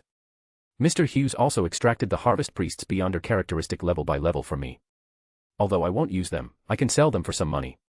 The materials for making scrolls cost me too much money before. Leyton took out 5 iron cigarette cases he had asked the attendant for and carefully stored all the Beyonder characteristic except for the Harvest Priests. I'll supervise from the side. You try to concoct the potion yourself. Leyton said to the chubby rabbit, who was drooling at the Beyonder characteristic. Myself. Bugs Bunny looked at his boss incredulously, then down at his own paws. Try it. You can even hold a cane and wear a hat with your paws, so concocting a potion should be possible too. Leyton said. Ultimately, Bugs Bunny, persuaded by Leyton, began to attempt concocting the potion himself. Leyton watched as it carefully held the ingredients, then repeatedly confirmed the correct measurements with him, and finally placed the ingredients into the glass bottle. Chapter 105, Chapter 105 Leonard's Hush Money. Under Bugs Bunny's careful operation, a bottle of green potion with dense bubbles constantly rising and falling was concocted. Boss. Was it successful? Bugs Bunny asked cautiously. It thought this potion, which looked a bit like poison, must have failed. Leyton frowned slightly, took a gold coin from his pocket, flicked it into the air, and then caught it with his hand. It's successful. After finishing the divination, Leyton nodded. Really? Bugs Bunny still couldn't quite believe it. This green potion looked more like poison no matter how it was viewed. Really, drink it quickly. Leyton urged. Bugs Bunny looked at the green potion in its hand, hesitated repeatedly, but still trusted its boss's words and drank it. As the potion entered, Bugs Bunny felt its entire rabbit body swell up. In Leyton's eyes, Bugs Bunny's fur seemed to come alive, starting to unnaturally curl and dance in the air. The entire rabbit instantly transformed into a giant fur ball. This process didn't last too long. After about 1 or 2 minutes, the gray fur began to shrink, revealing Bugs Bunny's original appearance. However, its small jacket was torn by the fur, and the bow tie around its neck fell to the ground. How is it? Leyton asked aloud. Bugs Bunny looked down at its hands. It found that it could move each finger flexibly, and its hind legs were also a bit sturdier. The difference between it and ordinary rabbits was growing more and more apparent. Boss, I can also move my fingers flexibly now. Bugs Bunny extended its 2 paws and said excitedly. Leyton frowned slightly. Ordinary animals shouldn't have this kind of change after consuming a potion. Leyton, feeling a bit uneasy, flicked a gold coin and performed a simple divination, only feeling relieved after confirming that Bugs Bunny truly had no problems. It seems that the previous mutation made it different from ordinary rabbits, and as it consumes more potions, the differences on its body are becoming increasingly obvious, Leyton speculated in his mind. Boss. What's wrong? Bugs Bunny saw Leyton flick the gold coin and asked uneasily. Nothing, just a small divination. What abilities did the Sequence 7 potion bring you? Leyton asked curiously. When speaking of Beyonder abilities, Bugs Bunny became excited again, standing on the table and waving its 2 paws, saying, There's an ability called Savage Growth, which can catalyze the growth and reproduction of living beings and can also be used in combat. I also gained the ability to distinguish different plants and their uses. And there's a Blessing of Bountifulness, which can bring a good harvest. Bountifulness. Perhaps that is the key to your acting. Leyton said thoughtfully. Your jacket needs to be taken to a tailor for mending. For now, wear that hooded cloak. Also, go calm the restless spirituality within you. I'll go make a charm. Saying this, Leyton sent Bugs Bunny aside. Then, from a small metal box, he took out a glass bottle containing the eternal blazing sun's divine blood, along with the corresponding ritual materials. He lit the candle, drew mystical symbols representing the sun and the hermit on the ground with a ritual silver pen, and placed a small piece of gold and some Beyonder materials on top. Leyton used a ritual directed at the hidden sage to seek a response for making the charm. Because he wanted to try making different charms, Leyton made some substitutions for the materials used to make the charm, and he prayed to the hidden sage in advance, providing relevant explanations, hoping to receive his help. In fact, praying to the god of knowledge was also an option, but Leyton personally felt that the hidden sage, who helped him cheat, was more intimate than the god of knowledge, who gave him exams. After preparing the ritual, Leyton dripped a drop of sun essential oil onto the lit candle and ignited the gold frankincense and rosemary powder. Then, he began to chant the incantation in Dragonese. Blood of the eternal blazing sun. You are the inextinguishable light, the embodiment of order, the god of contracts, the guardian of businesses. I pray to you, I pray that you grant me the power of the sun. As the incantation was completed, the eternal blazing sun's divine blood in the dark glass bottle emitted a dazzling light, illuminating the hotel room as if facing the midday sun directly. The symbol representing the hidden sage, which Leyton had drawn on the ground with the ritual silver pen, began to gather this sunlight. The small piece of gold and ritual materials placed on the symbol gradually melted, and finally, eerily, merged with the gathered light, forming a golden charm with complex patterns on both sides. Leyton bent down and picked up the charm, closed his eyes, and carefully felt the charm's abilities. The purification charm, highly damaging to evil spirits and wraiths, could also be attached to weapons for use.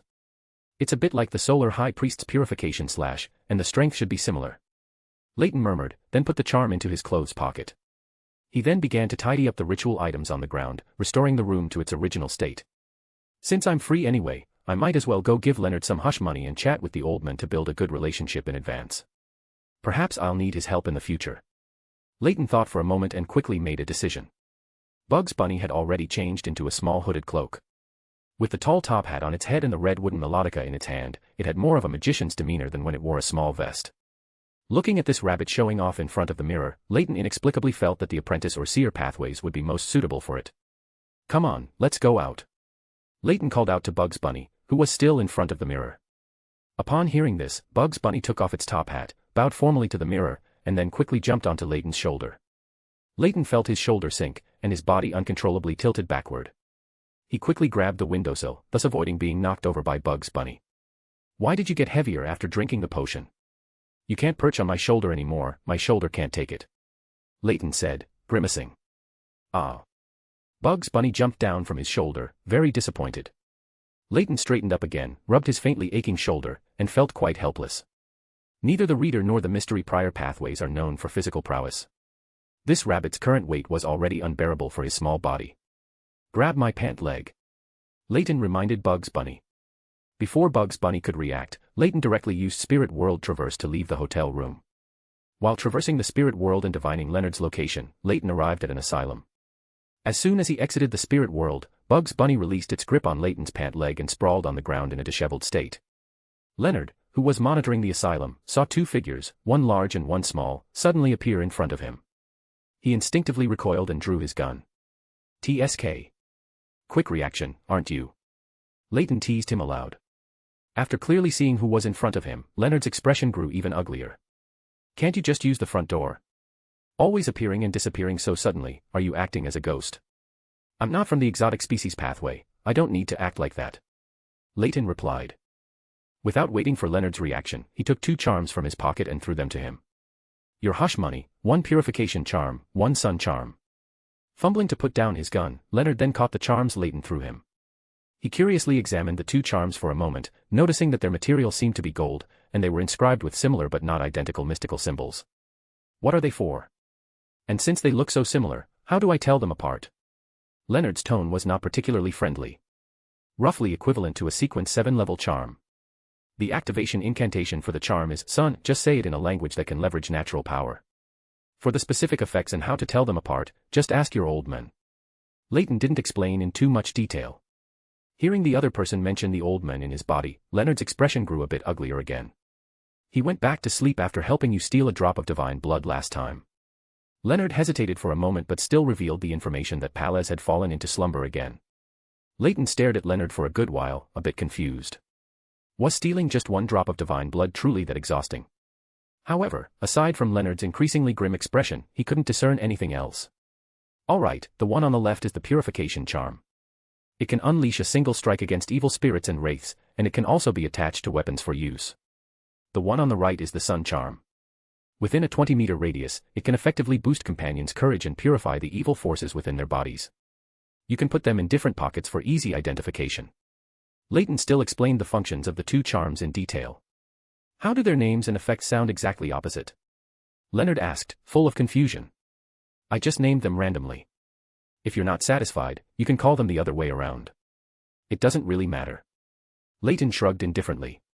With Pal as the old man falling into slumber, Leyton's original plan to chat with the old man and deepen their relationship was forced to be cancelled, and he temporarily couldn't find anything else to do. Do you know of any good food nearby? Or local specialties would be fine too. Leyton felt that since he had gone to the trouble of going out, he shouldn't just deliver a charm and go back. I don't know. This is just a small city. What could there be to attract someone like you? Leonard really didn't want to bother with Leyton. But the other party had just given him 2 charms as hush money, so it was hard to refuse. Someone like me. Do you know me? Leyton suspected whether his wanted poster from the sea had reached here.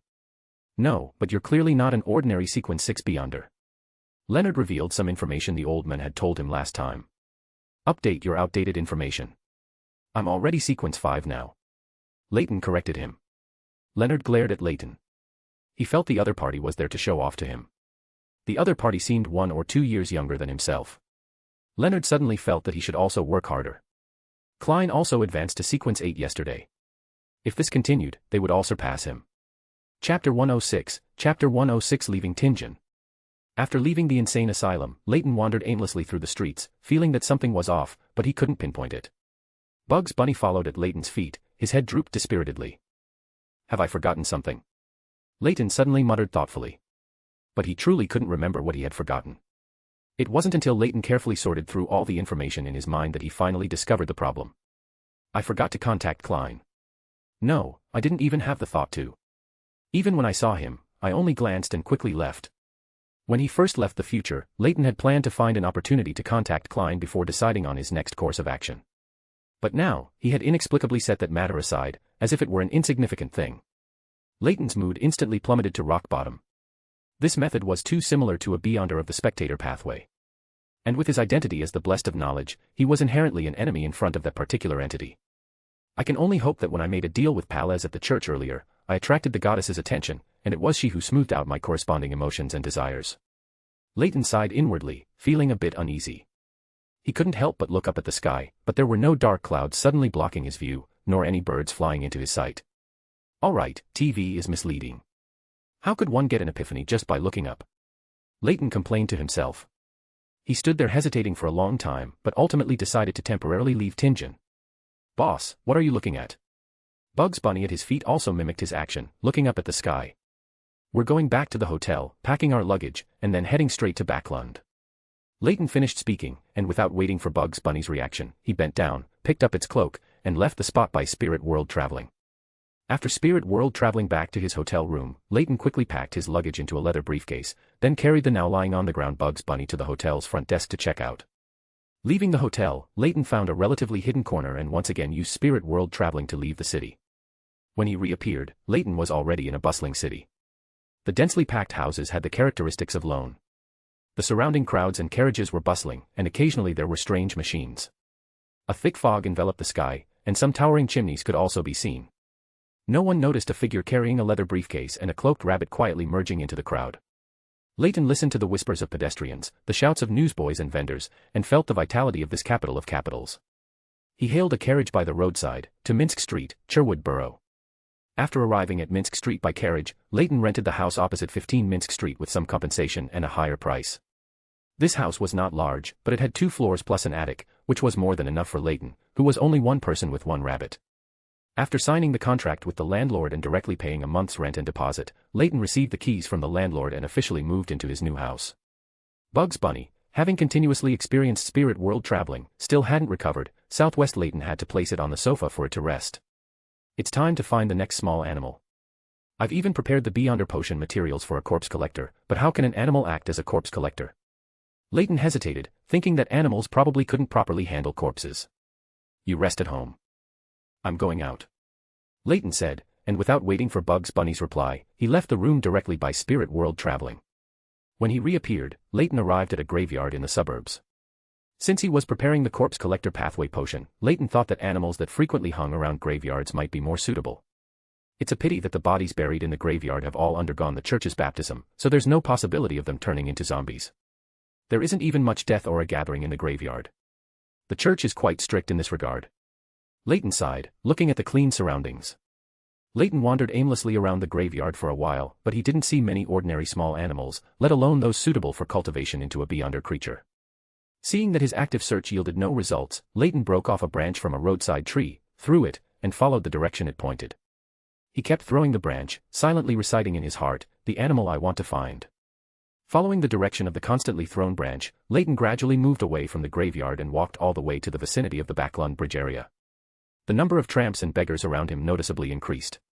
Leyton's brows furrowed slightly, not quite understanding why his divination would point to the Backlund Bridge area.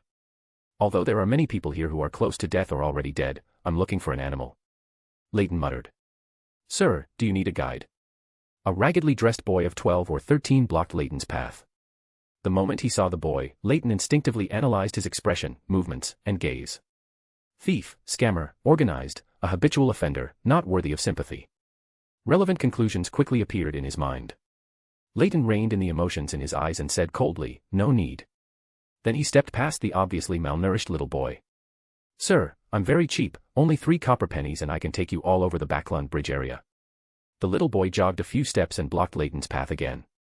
"I don't need to go all over the Backlund Bridge area. Why don't you try to get out of the Backlund Bridge area?" Leyton shook his head, refusing again. The little boy froze for a moment, wanting to say something more. But Leyton didn't give him a chance to speak, passing him again and following the spiritual guidance towards the area ahead. Sir. 2 copper pennies, only." The little boy behind him was still calling out, but Leyton didn't look back, walking forward on his own. Occasionally throwing out a small piece of branch from his hand, Leyton navigated through the Backlund Bridge area, turning and twisting according to the divination's instructions. He finally stopped in front of a bakery. Leyton looked at the shop in front of him with some confusion. There was nothing special about it, even by observing with the eyes of mystery prying, he couldn't detect anything. "Boss, a bag of white bread." Leyton decided to go forward and make contact. The boss, with his gray hair and dark skin, looked up at Leyton with considerable surprise, then withdrew his gaze. In the Backlund Bridge area, very few people bought white bread, it was considered a luxury for the poor living there. 8 copper pennies, the boss said in a hoarse voice. Leyton readily took out a 1 solely banknote and handed it to the boss, quickly receiving a bag of white bread and 4 copper pennies in return. Leyton put the returned copper pennies into his pocket and then examined the bag of white bread in his hand again, finding nothing unusual. So, why did my divination point here? Leyton couldn't quite figure out the result of the divination. He had originally intended to sit on a bench and think carefully, but after glancing at the surroundings, Leyton abandoned the idea. He opened the paper bag containing the white bread, still finding nothing special. Leyton simply took out a piece of bread and took a bite. It was a bit hard and not particularly palatable, but it was much better than the bread most poor people ate, which was mixed with sand and wheat husks. A dark figure swiftly swooped down, snatched the bitten white bread from Leyton's hand, and flew away. Leyton didn't react in time, and the white bread in his hand was indeed snatched by a crow. As he watched the crow rapidly flee, Leyton's eyes instantly filled with a layer of blue-white luminescence. Deterrence. A Dragonese word was uttered.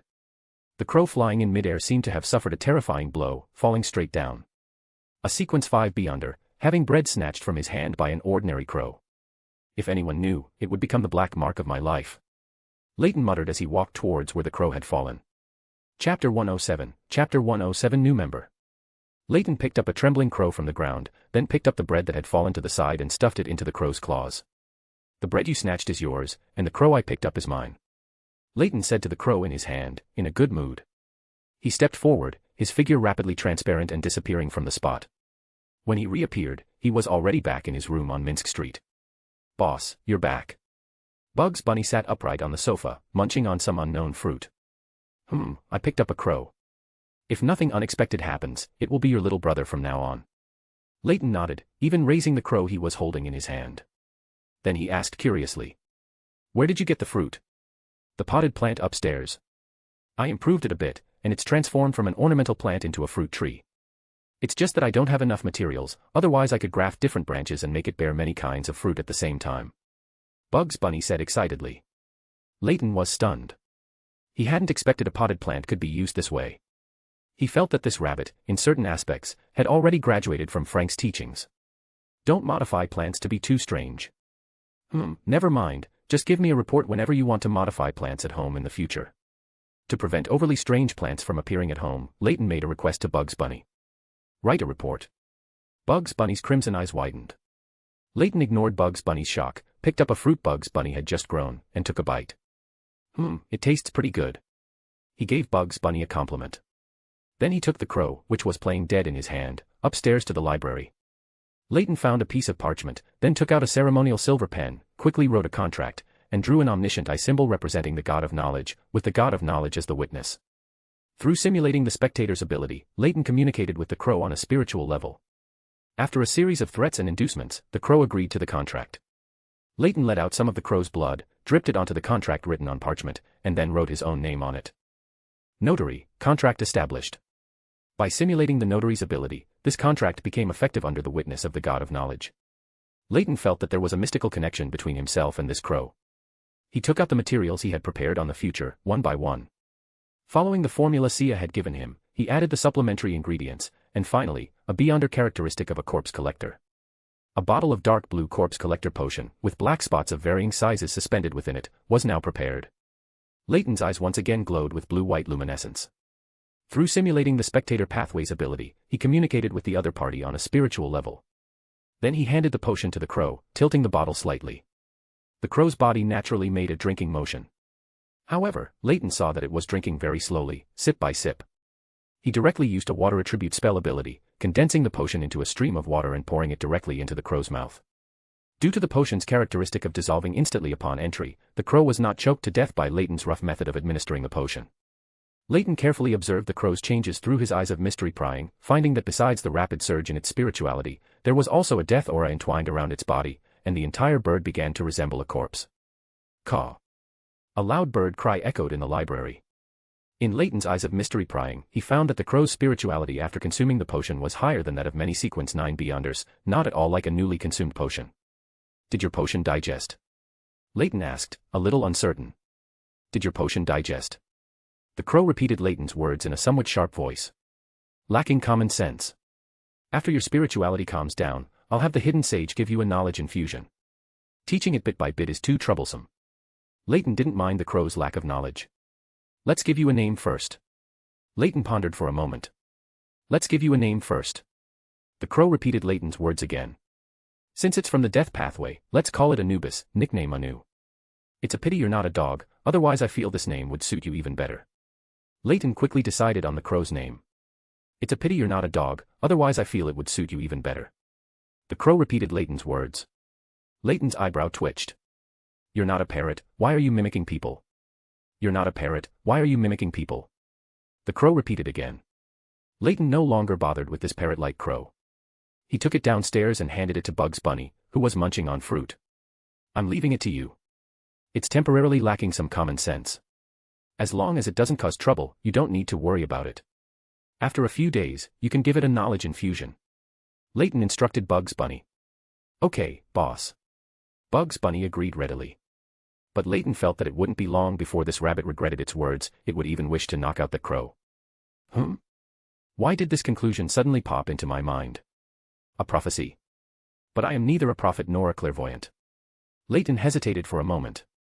His brain rapidly processed, and soon came to a reasonable conclusion.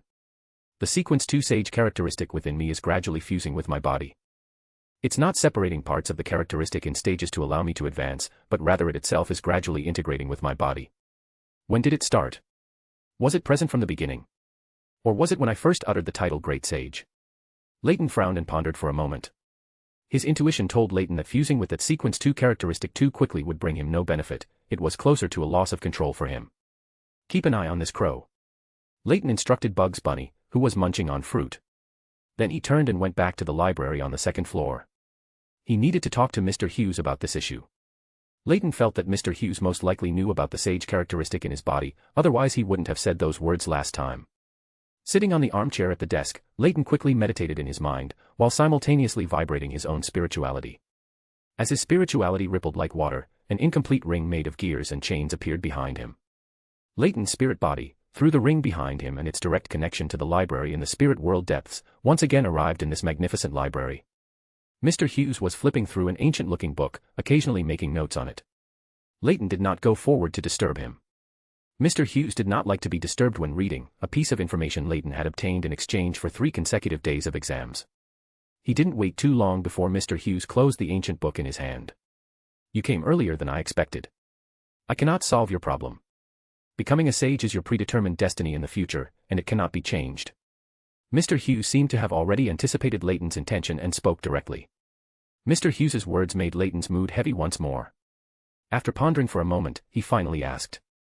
Then, is there a way to slow this trend? The best method is for you to rapidly advance, then find and consume another angel-level characteristic, and then strip the current characteristic from your body. Mr. Hughes provided a solution that was impossible to achieve in a short time. Extra angel-level characteristics. Where would I find any extra knowledge emperor or sage characteristics? Leyton gave a bitter smile. Steam has one, a remnant from Roselle's death. Mr. Hughes gave a not-so-surprising answer. Is there another one on the hidden sage? Leyton asked tentatively. Mr. Hughes smiled without speaking. Leyton understood and didn't dwell on that question. He then asked. Do I need a ritual to advance to the mystery prior pathway now? It's best if you do, although it's not strictly necessary, it will reduce some of the risks you face when stripping this characteristic in the future. Mr. Hughes replied. Leyton nodded in understanding. If I want to use the sage characteristic within me, what methods can I use to avoid its influence on myself? For example, a method like grafting that power onto a clone. Seeing that he couldn't avoid the trend of this characteristic integrating into his body, Leyton simply asked about ways to exploit it. Your reaction is very quick. Mr. Hughes praised him, then said. You can try to improve the paper figurine substitute spell. Your messenger is a good vessel. After being modified by that drop of divine blood, it can bear much more power. Leyton nodded thoughtfully. Although he didn't get a method he could use directly, he at least knew the general idea. I want to obtain some knowledge about the cosmos, mainly about constellations. Where should I start? Leyton then asked another question. This was the advancement ritual for the Mystery Prior Pathway Sequence 5 Constellations Master, requiring sufficient understanding of constellations and using related knowledge as a sacrifice to consume the potion during the ritual. You've met him. He is the symbol of the astrology domain. Mr. Hughes replied without hesitation. Leyton also reacted. Yellow light Venethan, one of the pure lights of the traveler who had told Abraham the prophecy of the apocalypse. After ending his conversation with Mr. Hughes, Leyton's spirit body returned to his own body. He had intended to use a ritual to communicate with Yellow Light Venethan and obtain knowledge about constellations. But he couldn't find the corresponding gem, emerald, among the materials. The material library still needs to be expanded. And this kind of ritual magic that uses gems as materials is indeed a bit expensive. It seems I'll have to spend more time at sea in the future. Leyton lowered his head and murmured for a moment. Chapter 108, Chapter 108 Leonard's Letter for Help. It took Leyton more than a day to finally gather the materials needed for the ritual. Buying gems was too expensive, so he had no choice but to earn some extra money from the gangs in Eastborough. After collecting the materials, Leyton immediately began the ritual, preparing to seek some cosmos-related knowledge from Yellow Light Venethan. He arranged the candles and materials needed for the ritual, drew symbols pointing to the 7 lights of the spirit world, and dripped black mandrake juice onto the lit candles. He stepped back and began chanting the incantation. The never-fading light of the spirit world, the embodiment of endless knowledge, the yellow of reason and adaptability. I pray to you, I pray for knowledge related to the cosmos. Yellow Light Venethan's response was quick. A stack of books was thrown from the spirit world along the connection between the ritual and the spirit world. This isn't a ritual of sacrifice and bestowal, was it directly thrown from the spirit world after locating me through the ritual? Leyton subconsciously speculated on the technique Yellow Light Venethan used to send him these books. As soon as he finished speaking, he couldn't help but slap his forehead. Is this really a habit brought on by the Beyonder potion? It feels like it's already become my instinct, Leyton murmured to himself. However, the 7 lights of the spirit world are so casual with me. Just like facing the child next door. Next door. Mr. Hughes, who stays in the spirit world for a long time, and them really can be considered neighbors. His thoughts wandered for a while, and Leyton felt his thought process was a bit off track. He shook his head, no longer thinking about the 7 lights' attitude towards him. After all, it was a good thing. He thanked Yellow Light Venethan when the ritual ended, not caring if he could hear him, and put away the remaining materials from the ritual. After all, they were old acquaintances, and he could continue to use them next time.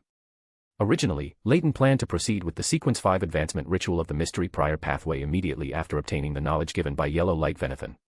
But seeing the books Yellow Light threw at him, he felt it wasn't good to sacrifice the books directly. It seems I'll have to copy them myself. Leyton picked up the books on the ground and sighed. To speed up the copying process, Leyton even specially summoned a spirit world creature skilled in copying to help. Later, he found that the spirit world creature's handwriting was much better than his own, so he simply asked Bugs Bunny to also summon a similar spirit world creature and handed all the books to them for copying. It took a few more days to recopy the books given by Yellow Light Venethan that recorded cosmos knowledge. Cultivating a beyonder animal of the corpse collector pathway was indeed the correct choice. In the future, work like copying books can be entirely squeezed out of the undead. Holding the finally copied cosmos knowledge, Leyton had already thought of how to handle such matters in the future.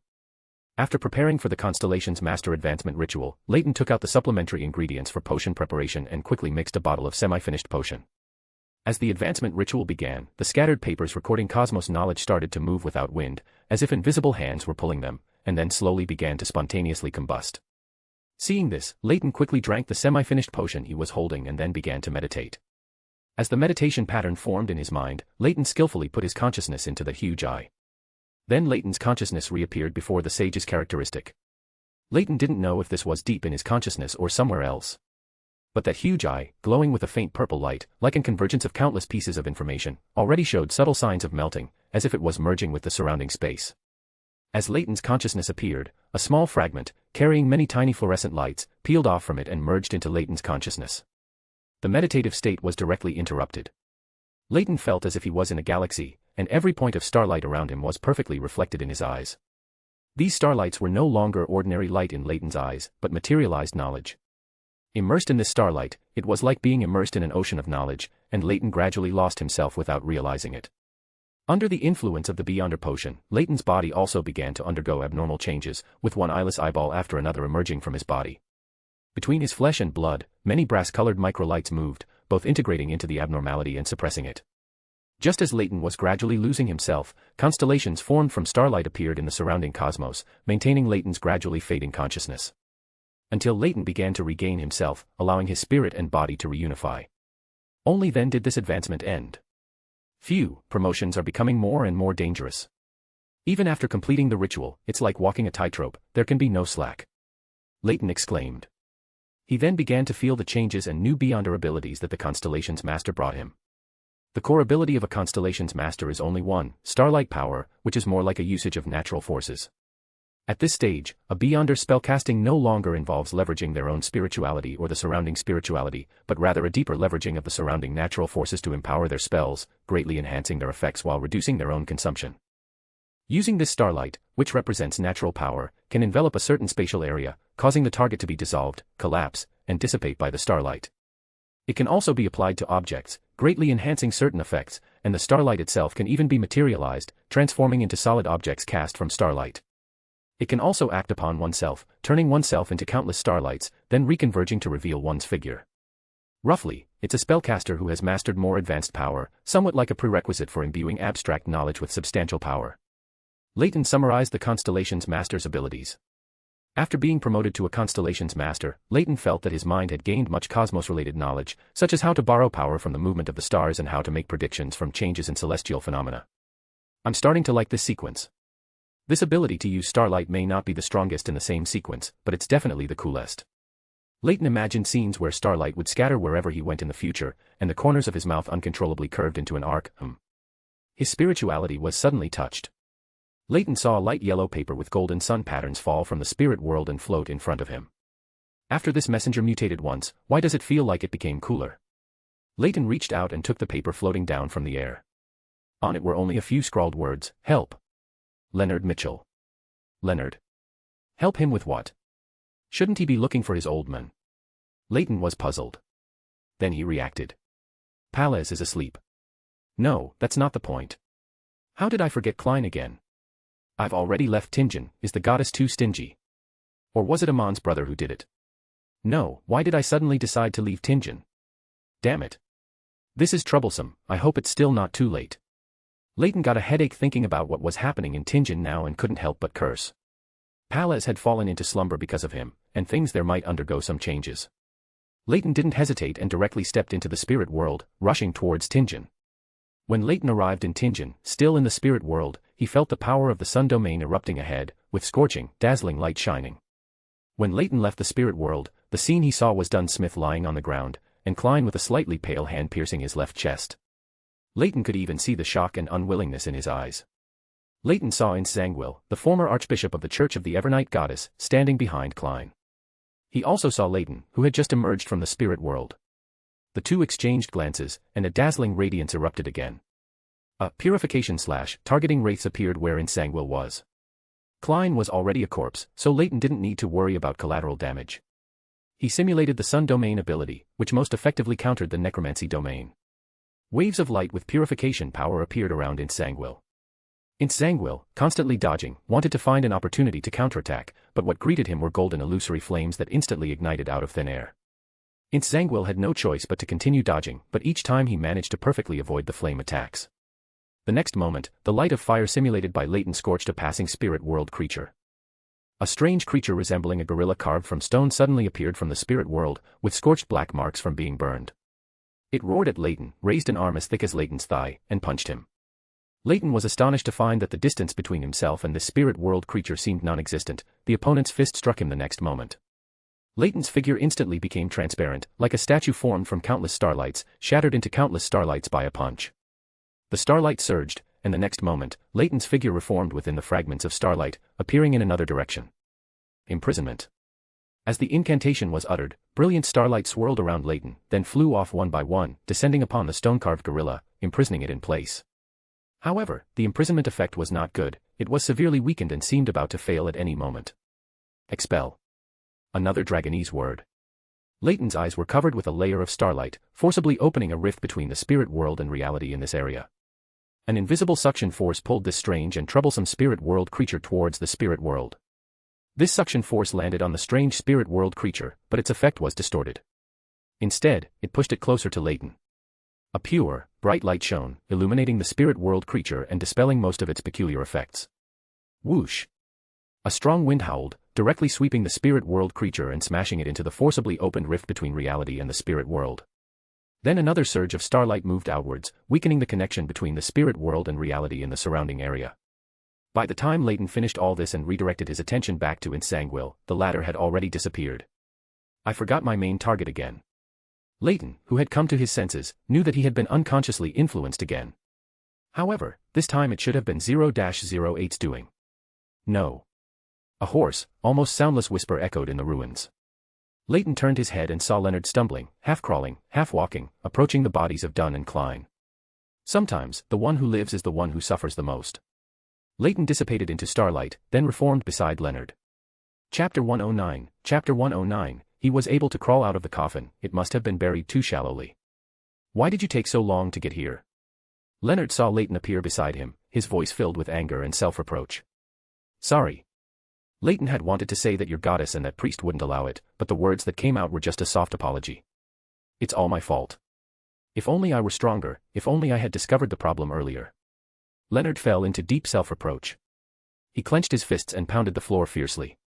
Leyton wanted to stop him, to tell him that this matter had nothing to do with anyone present, and that the course of events would not deviate because of human will. I guess I finally understand how those always late police officers in TV shows feel.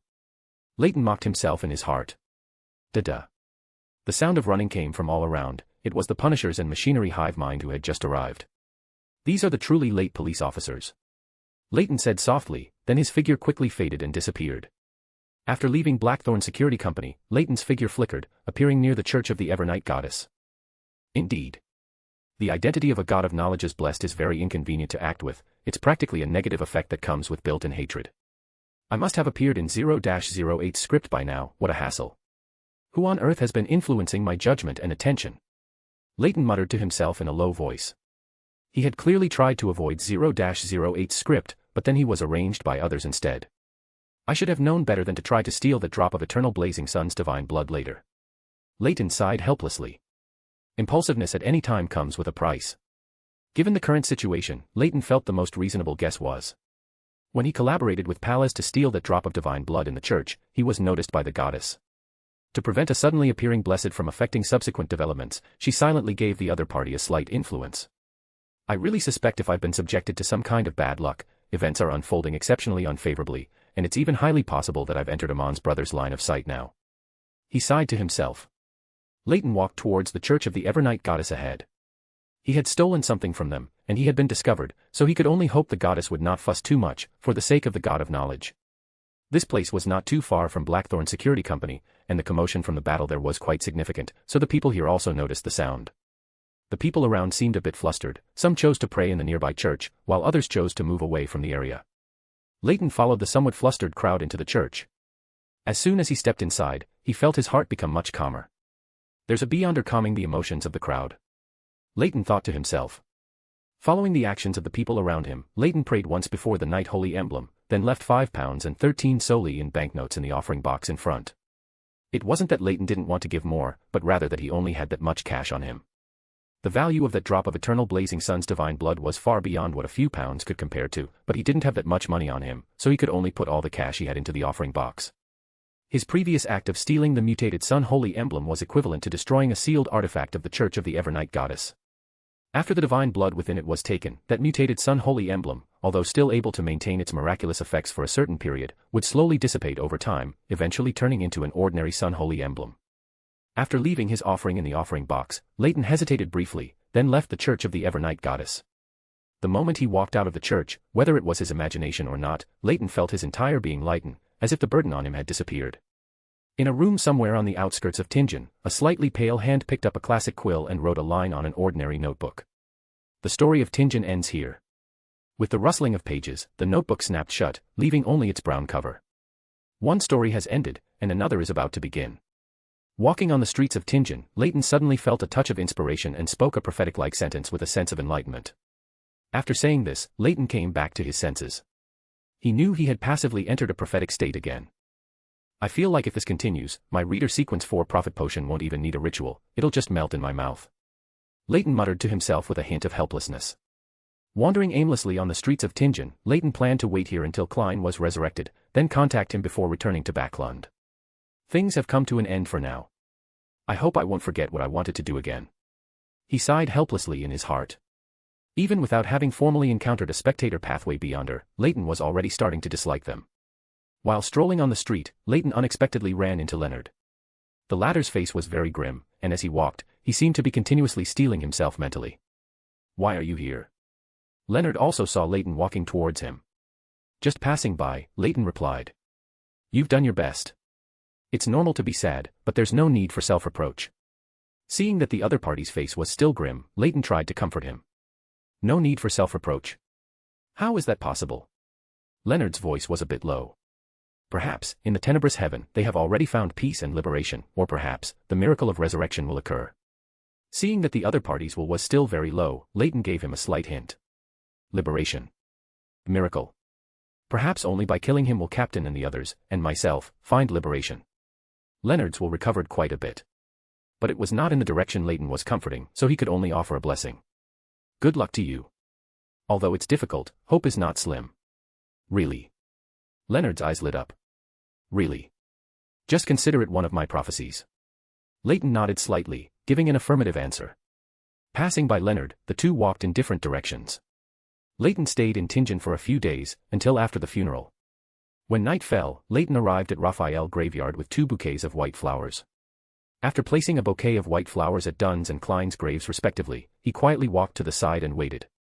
Leyton had not yet waited for Klein to crawl out of the grave when he first saw Mr. Azek, with his bronze skin, dark eyes, soft features, and a tiny black mole below his right ear, arriving with a bouquet of white flowers to pay his respects. The two exchanged glances, then silently averted their gazes. Leyton continued to stay in front of a tombstone, while Mr. Azek walked to Klein's tombstone, stood there for a long time, then finally bent down to place the flowers and turned to leave the graveyard. Leyton looked down at the tombstone in front of him, feeling very fortunate that someone had visited this tombstone during the day and left some fresh flowers, otherwise Leyton's actions would have been very suspicious. After Mr. Azek left, Leyton walked to Klein's grave pit. Streaks of starlight fell, condensing into the shape of a high-backed chair beside Leyton. Leyton naturally sat on the high-backed chair formed by starlight, quietly gazing at Klein's tombstone. The eyes of mystery prying gaze penetrated the soil and the wooden coffin, seeing Klein lying inside. The wound on his left chest was slowly wriggling and healing. Suddenly, the stone slab sealing the grave pit was pushed, and a slightly pale hand stretched out from the soil. Leyton raised an eyebrow. He can still crawl out of the coffin, it really was buried too shallowly. Then he reached out and grasped at the void in front of him, pulling out several light yellow, gold-edged white papers with sunflower patterns from the spirit world. Then he took out a handful of powdered material from his pocket and sprinkled it evenly on the white papers. A vivid image of a zombie crawling out of the grave appeared on the paper. Looking at the watercolor painting in his hand, Leyton nodded with satisfaction, then sprinkled powdered material on another white paper, drawing a cartoon black cat version of a watercolor painting. Whoosh! The stone slab was pushed open, and the coffin lid was also pushed open. The resurrected Klein sat up in his grave. Klein looked around with a slightly bewildered expression, then saw Leyton sitting on a high-backed chair condensed from starlight, holding several light yellow white papers and smiling as he observed him. A sense of familiarity came over him, and Klein's memories from when he was on the verge of death resurfaced in his mind. A hand holding the St. Selena's ash box, and the slightly pale hand that had pierced his left chest, as well as the figure that appeared as he finally lost consciousness. You're the person behind this. Klein's voice instantly filled with panic. He hadn't even figured out how he came back to life, and he was already being camped. Although I arrived a little late, it's not to the point of becoming the mastermind behind the scenes. Leyton sighed with black lines across his forehead. The other person's reply made Klein's tense heart relax slightly. As long as he wasn't being camped, it was fine, but he was still very wary of this person who suddenly appeared. Who are you? Klein asked cautiously. Consider me an investor sent by the hidden sage. An investment in you. Leyton said after a slight thought. Aren't you curious how you came back to life? Leyton didn't wait for the other party to ask further and asked first. Upon hearing this, Klein instinctively lowered his head, unbuttoned his clothes, and looked at the wound on his left chest. The wound, which should have been gruesome and terrifying, was wriggling and healing. Although somewhat slow, most of the wound had already healed. The chilly night wind blew, and Klein shivered, coming back to his senses. Looking at Leyton sitting on the high-backed chair condensed from starlight in front of him, and recalling old Neil's previous desire to obtain knowledge from the hidden sage to resurrect his wife, Klein said with a mix of confusion and a bitter smile. Is my resurrection related to the hidden sage? No, the hidden sage only saw something special about you, so he decided to invest in you. You once gazed at the hidden sage's residual imprint. You saw him, and he saw you. Chapter 110 Divination. After calming his emotions for a while, Klein was about to ask something. Are you sure you don't want to climb out of the grave first? Although it's your own grave, it's still quite strange for us to be like this. Leyton reminded him. All the words Klein wanted to say were swallowed back. He propped himself up and stood. He found that his clown ability had not disappeared. After stepping out of the coffin, Klein stood beside his tombstone and saw the inscription on it. The best brother, the best son, the best colleague. His mood became heavy again, and an unspeakable sorrow permeated his heart. Finally, he just sighed, withdrew his gaze, squatted down, reclosed the coffin lid, filled in the dirt, and covered it with the stone slab. After completing all this, Klein stood up again and clapped his hands. I thought you would ask me to help you restore this place. Leyton spoke, interrupting Klein's thoughts. Klein was stunned for a moment, then said, You could have reminded me earlier. Do you want to visit your captain's grave? Leyton asked. Without waiting for Klein's answer, he rose from the high-backed chair formed by starlight and walked to the other side. The high-backed chair that remained in place dissipated into specks of starlight. Klein followed Leyton and arrived at his captain's tombstone. He stared blankly, his vision blurring. Klein mumbled for a long time in front of Dunn's grave. Finally, he said with a choked voice, Captain, we miss you very much too. Leyton stood in the distance, watching Klein mumble in front of Dunn's tombstone, not going forward to disturb him. It wasn't until Klein had recomposed himself that Leyton walked over and asked with a concerned tone, Have you adjusted your state? Yes. Klein's answer was calm.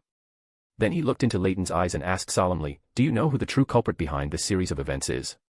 It's Zangwill, the former archbishop of the Church of the Evernight Goddess, Leyton replied. Without waiting for Klein's follow-up questions, he continued, A spirit wandering in the void, an upper-realm creature friendly to humans, a messenger exclusive to Altines. This is the summoning incantation for my messenger. You can contact me through it. If you are willing, you can also tell me your honorific name, or the honorific name of the one behind you. I will find a time to chant it later. Klein heard Leyton's words and was first nervous, then hesitant. Leyton simply handed him a gold coin. If you are indecisive, why not do a divination? This is a seer's habit. Klein took the gold coin from him. He always felt that the person opposite him was very familiar with him, even though he didn't know him. Klein didn't hesitate and simply tossed the gold coin into the air, then reached out to catch it, performing a quick divination. After receiving a positive answer, Klein breathed a slight sigh of relief. Although he didn't know if the other party had taken anti-divination measures, he currently had no right or reason to refuse. He reached out and handed the gold coin back. Keep it. You probably don't have any money on you now. Leyton did not take the gold coin Klein offered. Klein silently withdrew his hand, not because it was a gold coin, but because, as the other party said, he truly had no money on him at the moment. I can tell you the honorific name of that great existence. Fool who does not belong to this era, the mysterious ruler above the grey fog, the king of yellow and black who wields good luck. Klein spoke of that great existence.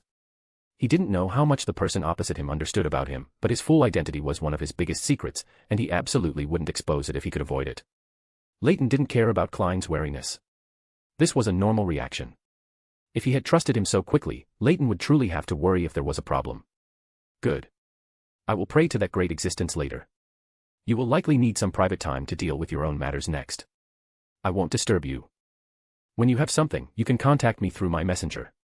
After speaking, Leyton turned and stepped into the spirit world. Klein watched the figure in front of him rapidly fade and disappear, suddenly feeling a bit envious of this ability to come and go freely. I don't know what sequence he is, but it's definitely not low. Sequence 5. Or higher.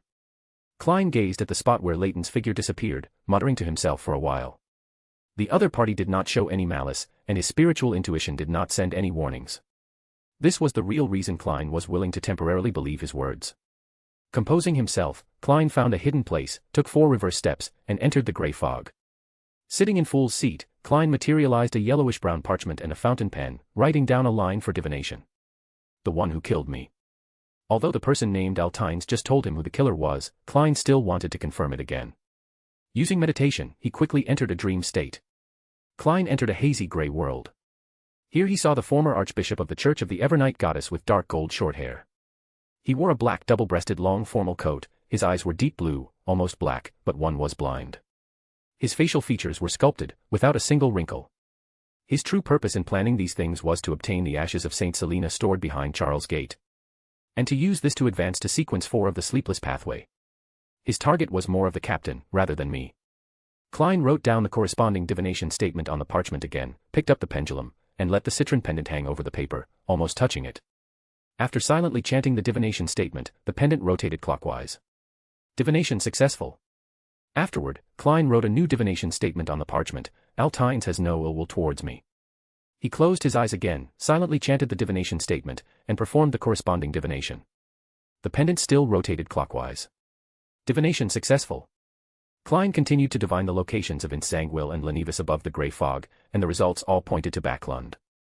Just as Klein was about to continue divining other content, the grey fog in front of him surged like a tide. A deep red star appeared and was constantly expanding and contracting. Muffled prayers began to resound above the grey fog. Klein quickly touched the suddenly appearing deep red star with his consciousness. The scene that came into view was of Altines, whom he had met recently, chanting Fool's honorific name in a study. He's already chanting the honorific name so quickly. I thought he would do corresponding divinations and preparations beforehand. Or is he very confident in himself? Klein muttered to himself. Then, through the connection of the deep red star, he pulled Altines above the grey fog. After chanting Fool's honorific name a few times in the study, Leyton originally planned to rest and wait for Klein's response. Unexpectedly, the next moment, the scene in front of him flipped, and he appeared above the grey fog. Looking at the suddenly transformed scene before him, the high dome, the ancient bronze long table and high-backed chairs, and the figure sitting at the top of the bronze long table, shrouded in grey fog and indistinct. Leyton did not restrain his curiosity and carefully surveyed the surrounding environment. After a while, as if coming back to his senses, he stood up and bowed to the figure sitting at the top of the bronze long table. Good evening. How should I address you? Leyton spoke calmly, as if he had rehearsed it many times in his mind. They call me Mr. Fool. Klein, shrouded beneath the grey fog, spoke in a detached yet authoritative tone. Why do I feel he's more curious about this grey fog and the surrounding environment than he is about me, Mr. Fool? Klein silently muttered to himself. From the moment he pulled Leyton into the space above the grey fog, he had already activated his spirit vision, observing the changes in his emotions. The other party's emotional fluctuations when facing this grey fog space were greater than his emotional fluctuations when seeing him, Fool. Of course, this did not rule out that the other party had prepared himself mentally during this time. All right, Mr. Fool. Leyton said cooperatively. His purpose. Klein tried to make his image as Fool appear profound and inscrutable. Sitting opposite him was a fellow suspected to be Sequence 5, possibly Sequence 4, so he had to deal with him carefully. The hidden sage wants to reach a certain cooperation with you. Before you reascend to the throne of the great ruler above the spirit world, the hidden sage will give you some help. I am one of them, and there is also a completely new system based on the spirit world, different from potions. Of course, if needed, there can also be other help, or rather, investment. Leyton recounted the prepared statement. Klein was stunned when he heard the phrase, become the great ruler above the spirit world, and a cold sweat broke out on his back. He highly suspected that the other party already knew that he was not a true great existence. Forcibly suppressing his inner shock, he maintained his voice and demeanor, continuing to speak with a profound and inscrutable image. A completely new system based on the spirit world, different from potions. This was indeed a question Klein was very concerned about. A completely new system that did not belong to potions had already broken his existing knowledge of mysticism. Please allow me to demonstrate. After receiving Mr. Fool's affirmation, Leyton stood up, quickly closed his eyes in meditation, outlined a complete pattern in his mind, and vibrated his spirituality. As his spirituality rippled, an incomplete ring composed of gears and chains appeared behind him. He demonstrated the ring and explained its abilities in detail. You can ask the 7 lights of the spirit world for more detailed information. They know much more about this system than I do, and they can answer more of your questions. Leyton mentioned the 7 lights of the spirit world. Being able to establish contact with the 7 lights earlier was a good thing for Klein. Chapter 111 White Tower. Klein was silent for a moment. The amount of information contained in Leyton's words was a bit overwhelming. Whether it was the 7 lights of the spirit world or a completely new system, he needed to properly digest it. After a brief silence, Klein's finger, which had been tapping the table, stopped, and he turned his gaze back to Leyton, asking, "What does the hidden sage want to obtain?" "Some help. In the not-too-distant future, there will inevitably be a life-and-death struggle between him and Steam. And, if he wins the struggle against Steam, he will also need your blessing. He needs to go to a sealed place." Leyton explained where the Fool's help would be needed in the future, if things truly progressed to that point. Klein fell silent again. The other party's words were a bit frightening. Some help could be interpreted as participating in a war of the gods, and he had only recently been promoted to Sequence 8. Klein neither wanted to agree nor wanted to expose the fact that his sequence was far from sufficient. "If at that time I have returned to the position of the great master above the spirit world, then it is possible." Klein's answer did not close off the possibility. "Of course." Leyton nodded in response. Klein had intended to ask the other party some questions, but he felt that his spirituality was not enough to support staying on the grey fog for too long. He had no choice but to change the subject and end the conversation as quickly as possible. "Heh. You should have noticed that there are others who will arrive here. I respond to their requests and will periodically hold a gathering here. If you are interested, as his spokesperson, you can also participate." Since a verbal agreement had been reached with the other party, Klein didn't mind bringing him into the Tarot Club. This would also allow him to obtain more information or knowledge from the other party through Miss Justice and the others, while also expanding the Tarot Club's channels. "My pleasure." Leyton bowed again. This was the development he most hoped for. Klein's figure, shrouded in the grey fog, gently raised his hand, and a deck of tarot cards appeared before Leyton. They use tarot cards as their code names. You can also choose one from them as your code name. The cards that are already taken have been removed by me. Leyton looked at the tarot cards before him, somewhat undecided. He wanted to choose the Hermit, which corresponded to his pathway, but the Hermit was what his captain would choose later. The remaining ones were the Temperance card, which he preferred, and the White Tower card, which corresponded to the reader pathway. The main reason for his hesitation was that the White Tower card, whether upright or reversed, had rather inauspicious meanings. Klein watched Leyton's struggling expression with a bit of anxiety. If the other party continued to hesitate, his own spirituality would become unstable. "White Tower then. I have quite a connection with knowledge." Leyton made his choice before Klein's spirituality became unstable. "All right." Klein's body, shrouded in the grey fog, breathed a sigh of relief. If the other party had hesitated any longer, he wouldn't have been able to hold on. The tarot cards floating in midair disappeared, and the Fool, entirely shrouded in the grey fog, spoke again. "Every Monday, at 3 in the afternoon." After saying this, he expelled Leyton from the grey fog space. "Phew, that was close, I almost couldn't hold on." Klein breathed a sigh of relief. Immediately, his figure also disappeared from the grey fog space, returning to Raphael Graveyard. Back in the real world, Klein returned to Dunn's grave. Looking at the photo and inscription on the tombstone, he sighed deeply, drew a crimson moon on his chest, and then turned and left the graveyard. On Minsk Street in Backlund, Leyton, who had finished his conversation with Klein in the study, looked at his surroundings, which had returned to normal. "Why does it feel a bit rushed? Klein should have had many more questions to ask me." Leyton pondered in confusion for a moment. Then he thought of a possibility. He had already been on the grey fog for a while before pulling me up, so his spirituality was somewhat unstable. If I had hesitated a bit longer, would Mr. Fool and I have fallen out of the grey fog space together? Leyton felt that the truth of the matter was probably as he had imagined, and he couldn't help but feel a little amused. Our Mr. Fool has a long and arduous journey ahead. Leyton sighed on Klein's behalf. Soon, he thought of himself, Klein was at least the inheritor of Sapphira Castle, while he was completely a tool of the knowledge Moor. In a sense, I should have an even longer and more arduous journey, but I can choose to slack off. I don't have too strong a sense of responsibility or belonging, but Klein is different. Klein will also be coming to Backlund soon. I need to quickly digest the potion, not just to keep up with Klein's progress later on, but also to resolve my own hidden dangers. After deciding on his next goal, Leyton prepared to find the hidden sage to give his newly acquired crow Anu a knowledge infusion. It still hadn't fully learned to speak and could only repeatedly parrot what others said, almost driving Bugs Bunny to a nervous breakdown. Leyton was too lazy to even set up a ritual and directly began to chant the hidden sage's honorific name. Sage who observes the world, eye that peers into truth, embodiment of endless knowledge and numerology. I pray to you, I pray for you to bestow some knowledge upon my crow. The prayer to the hidden sage was quickly completed, but Leyton received no response. It seemed the hidden sage didn't bother with him. Leyton prepared to find materials to pray to the hidden sage again. Suddenly, his spiritual intuition was triggered, and Leyton turned to look in the direction of the living room downstairs. Purple phosphorescence flowed in his eyes, and his gaze penetrated the floor beneath his feet, seeing Bugs Bunny and Crow Anu in the living room downstairs. Leyton saw a stream of information rushing like a flood in the spirit world, and the next moment, it covered the spirit world area corresponding to where the crow was standing. The information flood surged past without stopping, and the crow, which had been flapping its wings in the air, directly fell to the ground. The entire crow lay twitching on the ground, looking as if it was only a step away from foaming at the mouth due to toxic shock. Bugs Bunny, who had been staring at the crow from the side, was startled by this sudden scene.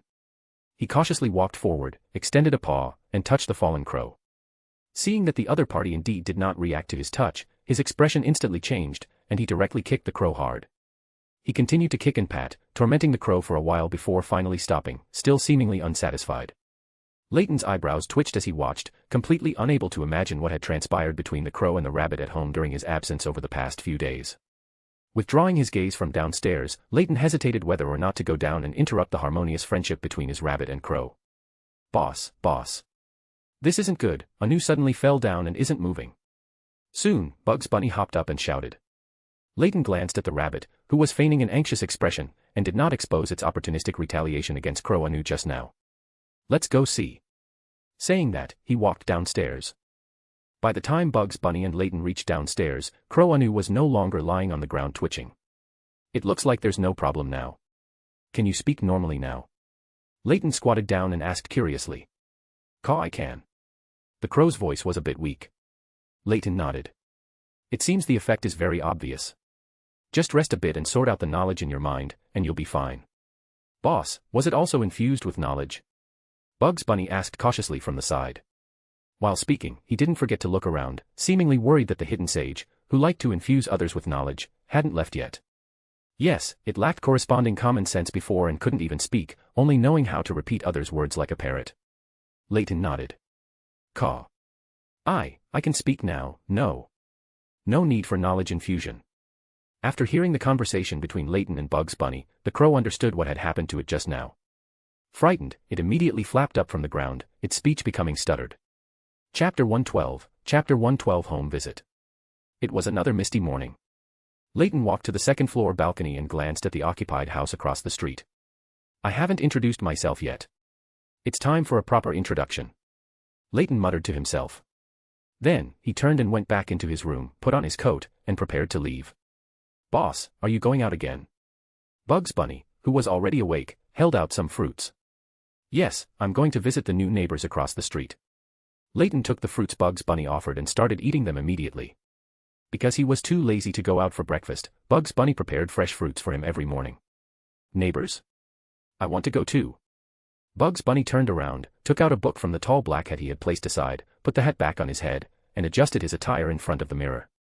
Then, he went to the potted plant next to the sofa, picked some fresh fruits, and held them in his arms. Bugs Bunny had already claimed the living room sofa as his own bed. He even moved a potted plant next to it and transformed it into a fruit tree.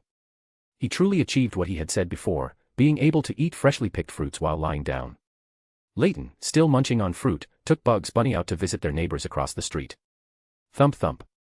A knocking sound echoed. Although Klein was puzzled about who would be knocking at this hour, he put down the half-eaten buttered toast in his hand and got up to walk to the door. As soon as his hand touched the doorknob, two figures, one large and one small, appeared in his mind.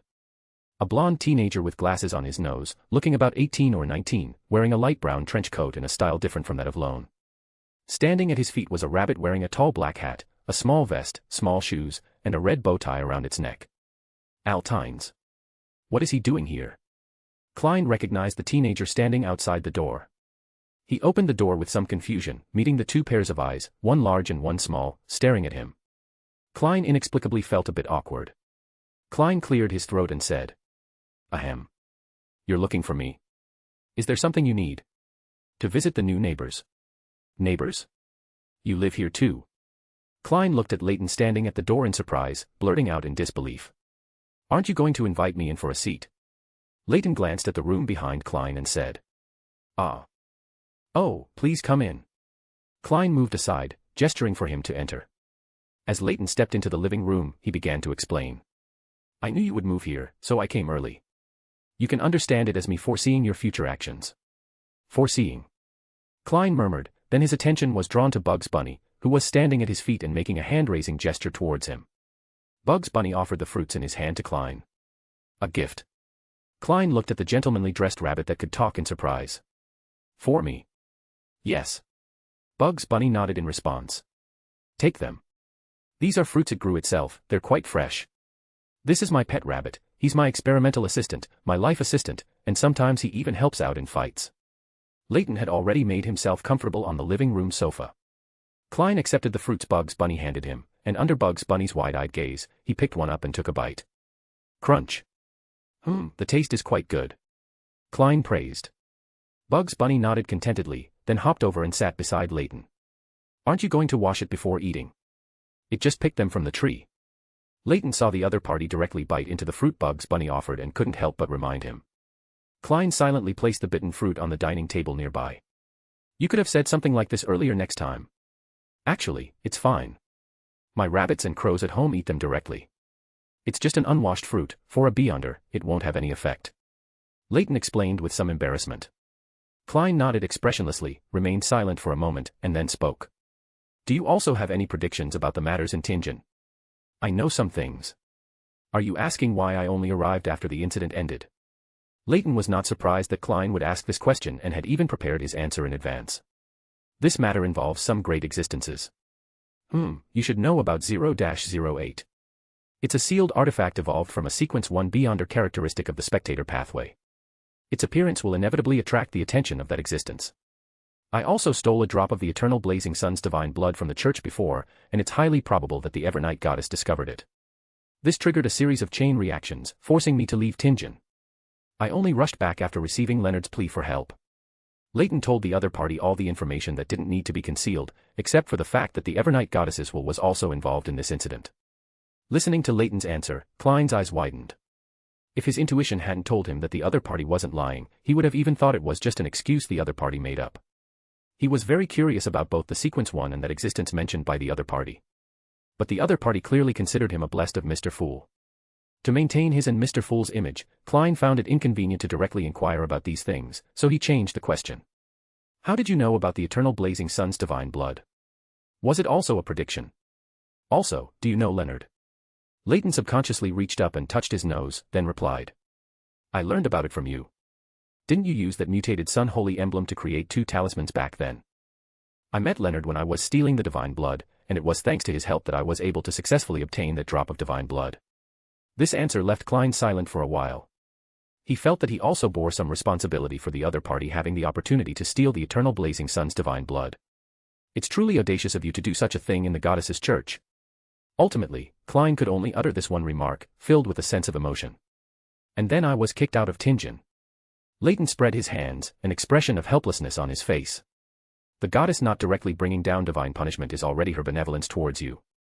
Klein muttered in his heart, looking at the other party's unrepentant expression. Leyton didn't care about Klein's opinion of him. He casually took out 2 sun domain talismans from his coat pocket and threw them to the other party.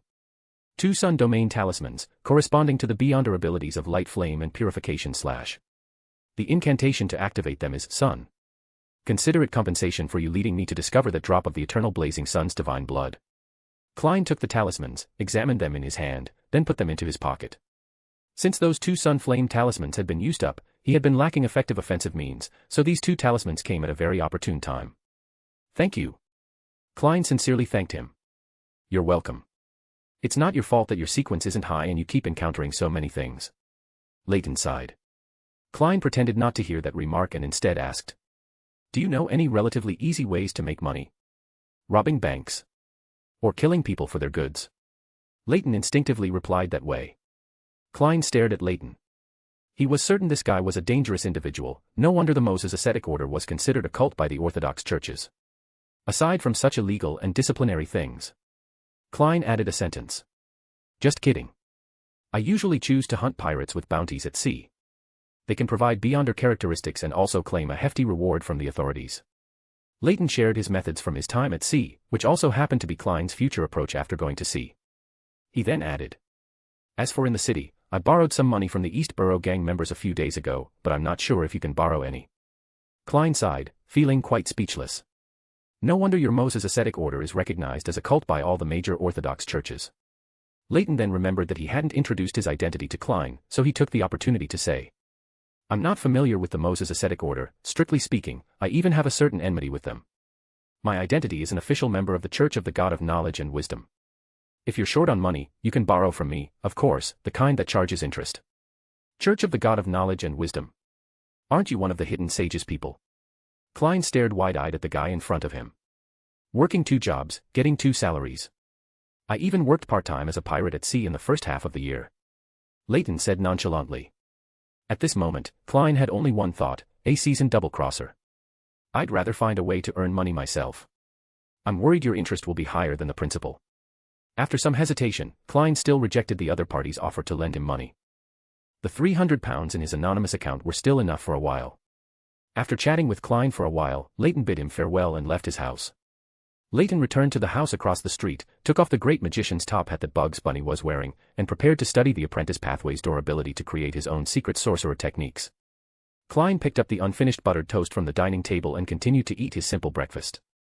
A member of the Church of the God of Knowledge and Wisdom, also a person of the hidden sage, and at the same time moonlighting as a pirate at sea, how many identities does this guy have?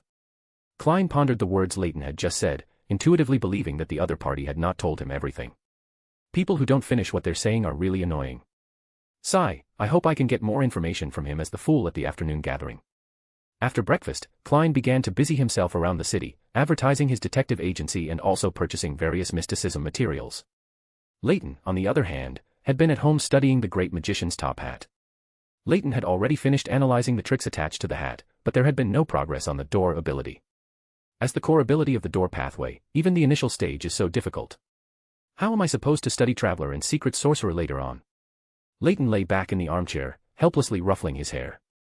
He even had the idea of asking Mr. Hughes for help to crush this hat into beyonder characteristic.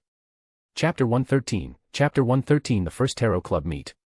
Around 3 o'clock in the afternoon, Leyton leaned back in his study chair, awaiting his first Tarot Club meeting. Exactly 3 o'clock in the afternoon, illusory, crimson light surged like a tide, gradually engulfing his vision. When his vision returned, Leyton found himself above the grey fog, inside a palace like a giant's dwelling. Leyton looked around and saw a lady shrouded in grey mist, her face obscured, sitting in front of him to his right. At this stage, the only lady in the Tarot Club was Miss Justice. To his right was a tall young man. Leyton was certain that Sun was likely younger than himself, but his height seemed to be at least 2 meters.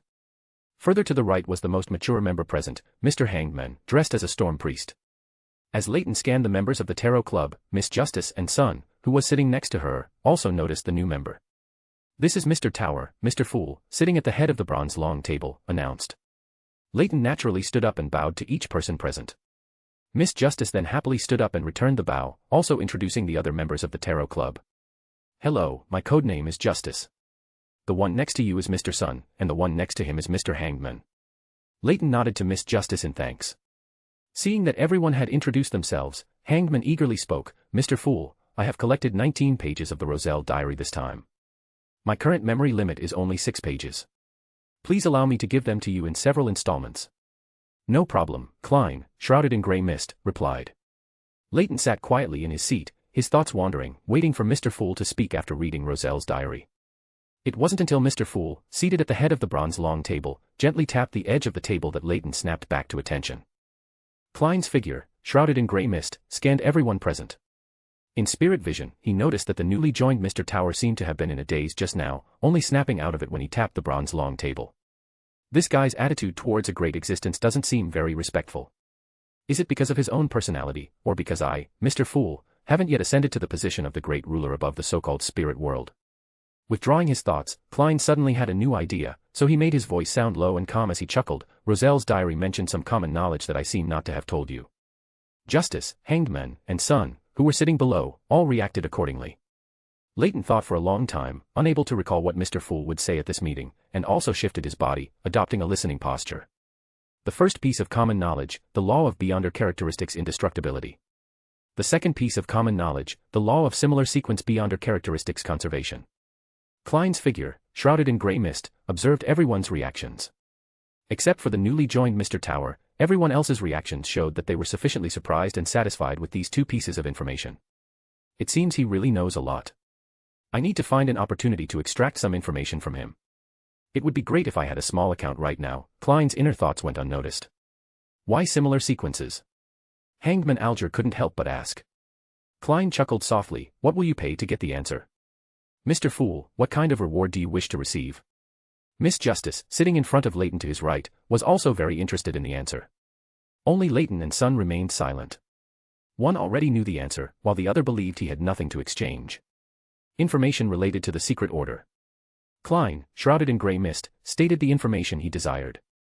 The scene fell silent for a moment, and finally, Hangman was the first to break it. I will collect and investigate information related to the secret order for you. Can you pay the reward in advance? Mr. Hangman asked very cautiously. Leyton, who had been quietly observing the scene, decided to tell Mr. Fool about Zeradal's information, so he spoke, following Hangman's words. Heh. I'll pay this reward for you all. Klein's figure, shrouded in grey mist, lit up. His main goal in proposing this trade was Mr. Tower. Hangman had already mentioned the information he knew last time, and as for Miss Justice and Sun, they most likely didn't know this information. The others also looked at Leyton with curiosity, waiting for him to speak next. The Secret Order is a hidden organization founded in the fourth epoch, mastering the seer pathway. They are the organization with the lowest activity frequency among all hidden organizations, and therefore the least understood by others. Every time they appear, it is to pursue the relics of the Antigonus family. Their leader, Zeradal, took a beyonder characteristic of an attendant of mysteries from Antigonus and has now become a sequence 1 attendant of mysteries, but he has gone mad because he is incomplete. His historical void projection was cut and sealed by the Evernight goddess in the Foggy Town, but this does not affect his status. As long as someone opens the exit of the Foggy Town, he will return to his original body and recover. Leyton gave a detailed introduction to Zeradal's information, who was also one of Mr. Fool's future enemies. The scene became very quiet for a moment, no one spoke. Leyton was a little puzzled by the silence. Why are you all silent? Is there anything you don't understand? There is indeed a lot that I don't understand, Miss Justice said softly. She then added, but it doesn't matter, this was originally an answer for Mr. Fool, although I am very curious. No, Mr. Fool also has many questions. At this moment, I really need a small account. Klein, shrouded in grey mist, wailed inwardly. He really wanted to ask for clarification, but his identity prevented him from speaking. You can ask. Today I can tell you for free, but in the future, it might be charged. Leyton said with a light chuckle. At this moment, Leyton was very happy inside, because he was doing this on purpose. He knew that Klein would have many incomprehensible parts after hearing this explanation, but with Miss Justice, who was very curious, someone would continue to ask. Tantalizing Mr. Fool's appetite would make one feel physically and mentally pleased. May I take up some of your time, Mr. Fool? Miss Justice immediately asked Mr. Fool, who was seated at the head of the bronze long table. You may, Mr. Fool, shrouded in grey mist, nodded gently. Phew, this gathering cannot be without Miss Justice. Klein gave Miss Justice a thumbs up in his mind. After receiving Mr. Fool's reply, Miss Justice turned her head back to Leyton and said, Mr. Tower, I will pay a certain reward for this. This is the principle of equivalent exchange. Leyton nodded noncommittally. Sun and Hangman also proposed trades one after another. They also had many questions about the secret order information that Leyton had just introduced. Miss Justice waited until everyone reached an agreement before speaking. Mr. Tower, I am very curious about the Attendant of Mysteries, Historical Void Projection, and Foggy Town. I wonder which questions you can answer. Leyton nodded, not surprised by Miss Justice's questions. The Attendant of Mysteries is sequence 1 of the Seer pathway. This is an angel who serves mysteries, initially grasping authority in the corresponding domain. Historical Void Projection is the ability of sequence 3 of this pathway. They can summon projections from the void of history, which can be people or objects, others or themselves. Foggy Town is a concealed world created by the Evernight goddess. As for more details, I don't know much either. After Leyton finished speaking, the scene fell silent again. After a while, Miss Justice came back to her senses, looked at the silent crowd, and was the first to break the silence. Thank you, Mr. Tower. The information you revealed is enough, well, high-end, I should say sufficiently high-end. This truly matches my past imagination of the mysterious world. I never thought I would one day actually hear someone talk about these things. This even involves the domain of gods, Hangman also said with admiration. Only Sun was somewhat confused. These were all things he didn't understand, but he did understand gods. He wondered if the concealed world created by a god would be a divine kingdom. Klein's figure, shrouded in grey mist, also pondered this information in his mind. Sequence 1 of my pathway is called Attendant of Mysteries, an angel who serves mysteries. Does mystic refer to the true god of this pathway? But the word attendant, no matter how I hear it, doesn't seem to fit the status of Sequence 1. Cough cough. Shouldn't we wait for Mr. Fool to give the answer? What I said is too far from us, just listen to it as a story. Leyton lightly coughed twice, signaling that the topic should return to the main track. That's right, but this story is attractive enough. Mr. Tower, what kind of reward do you need? I found that the value of the information you provided has far exceeded the reward I originally anticipated. Miss Justice still remembered the principle of equivalent exchange mentioned earlier. Sun and Hangman also nodded in agreement. Hangman only nodded after seeing Justice and Sun express their positions. One beyonder characteristic of any pathway and any sequence, you can give it to me anytime, Leyton replied after a moment of thought. Any pathway? Hangman asked in confusion. Yes, I want to collect some beyonder characteristics, and I can also use them for experiments. Leyton nodded and explained his purpose for collecting beyonder characteristics, then added, if you have any beyonder characteristics or main ingredients for beyonder potions that you need to sell, you can sell them to me. I can trade with money, corresponding knowledge, or items. Chapter 114, Chapter 114 Adjacent Paths. After Leyton announced his demand for various beyonder characteristic, the gathering returned to its proper course. Mr. Fool began to explain the two laws mentioned earlier. The so-called similar sequences refer to several pathways that can be interchanged at higher sequences. For example, a beyonder of the death pathway sequence 5 can not only advance normally to sequence 4 of their own pathway, but can also choose the demon hunter of the giant pathway sequence 4. This will not bring the danger of losing control, nor will it accumulate madness within the body. Of course, this can only be for adjacent pathways. They can be interchanged. Miss Justice's voice was both surprised and joyful. This meant that she would have more choices when she needed to advance in the future.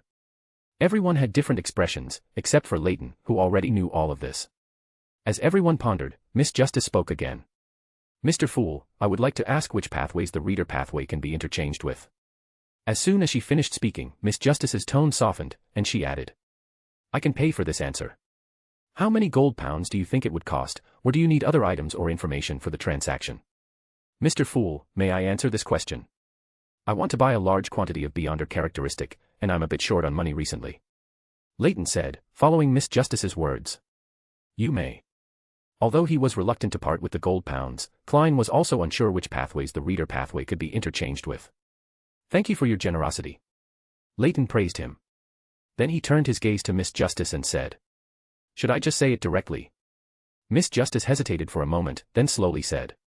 Just say it directly. She felt that since Mr. Fool had shared knowledge with everyone today, she should do the same. There are a total of 4 pathways adjacent to the reader. I like to call them the omnipotent and omniscient 5. These 5 pathways are reader, sailor, spectator, secret supplicant, and bard. Since Miss Justice did not choose to communicate privately, Leyton directly and generously stated these 5 pathways. Omnipotent and omniscient 5 pathways. Miss Justice repeated in a low voice. The adjacent pathways of the reader pathway were much more numerous than she had expected, which also meant that in the future, when she reached sequence 5, she would have 5 different choices. Although Mr. Tower's pathway is uncertain, he said that he is a member of the Church of the God of Knowledge and Wisdom, so he is most likely a beyonder of the reader pathway. Klein thought this to himself, his expression strange as he scanned the people sitting below. It seemed that all the members here, except for himself, were from these pathways. Is this a coincidence? Klein frowned slightly and mused in his heart. Why is it called the omnipotent and omniscient 5 pathways? Little Sun keenly noticed the prefix, omnipotent and omniscient. I personally think it's more descriptive, and another reason is that it's related to the omnipotent and omniscient God. Leyton had already guessed that Little Sun would react after he mentioned the omnipotent and omniscient prefix. However, as someone who had just joined the Tarot Club, he shouldn't know that the other party was in the forsaken land of the gods, so he didn't explain in detail. The omnipotent and omniscient God. Little Sun looked at Leyton with burning eyes, wanting to know more information. The omnipotent and omniscient God. The rest of the Tarot Club, Miss Justice, the Hanged Man, and even Mr. Fool, were secretly surprised. Mr. Tower, do you know more? I can exchange things for it. Little Sun eagerly pressed. This is related to the authority of a god. For example, the reader pathway, which I belong to, represents omniscience. Leyton actually didn't really want to answer this question right now, but he was somewhat tempted by the monster materials and beyonder characteristic from the City of Silver. So Mr. Tower is from the reader pathway. Miss Justice, sitting in the front right, nodded thoughtfully, then asked curiously. Then which pathway represents omnipotence? Secret supplicant. Miss Justice had originally thought that her sudden question was a bit abrupt, and was thinking of adding that she could buy the answer with gold pounds, but Mr. Tower answered her directly. Thank you for your answer, Mr. Tower, how much should I pay you? Miss Justice nodded slightly in the direction Leyton was sitting. She was very satisfied with the knowledge she had gained today. Me too. But I don't have gold pounds, so I can only pay with materials from monsters. Mr. Tower, what kind of materials do you need? Little Sun also spoke up. Let's just count it with the previous payment. It'll be a friendly price for the first time. Leyton didn't pay too much attention to this question. It was quite good to gain some favorability by sharing this information. Moreover, this tarot club had been dragged on for too long by him, and it needed to get back on track quickly. He was a little worried about Mr. Fool's current spirituality, wondering if it would be like the last time he was pulled above the grey fog. Next, Miss Justice and the Hanged Man began their transaction, the main ingredient for the mind reader potion, the complete pituitary gland of an adult rainbow salamander. Mr.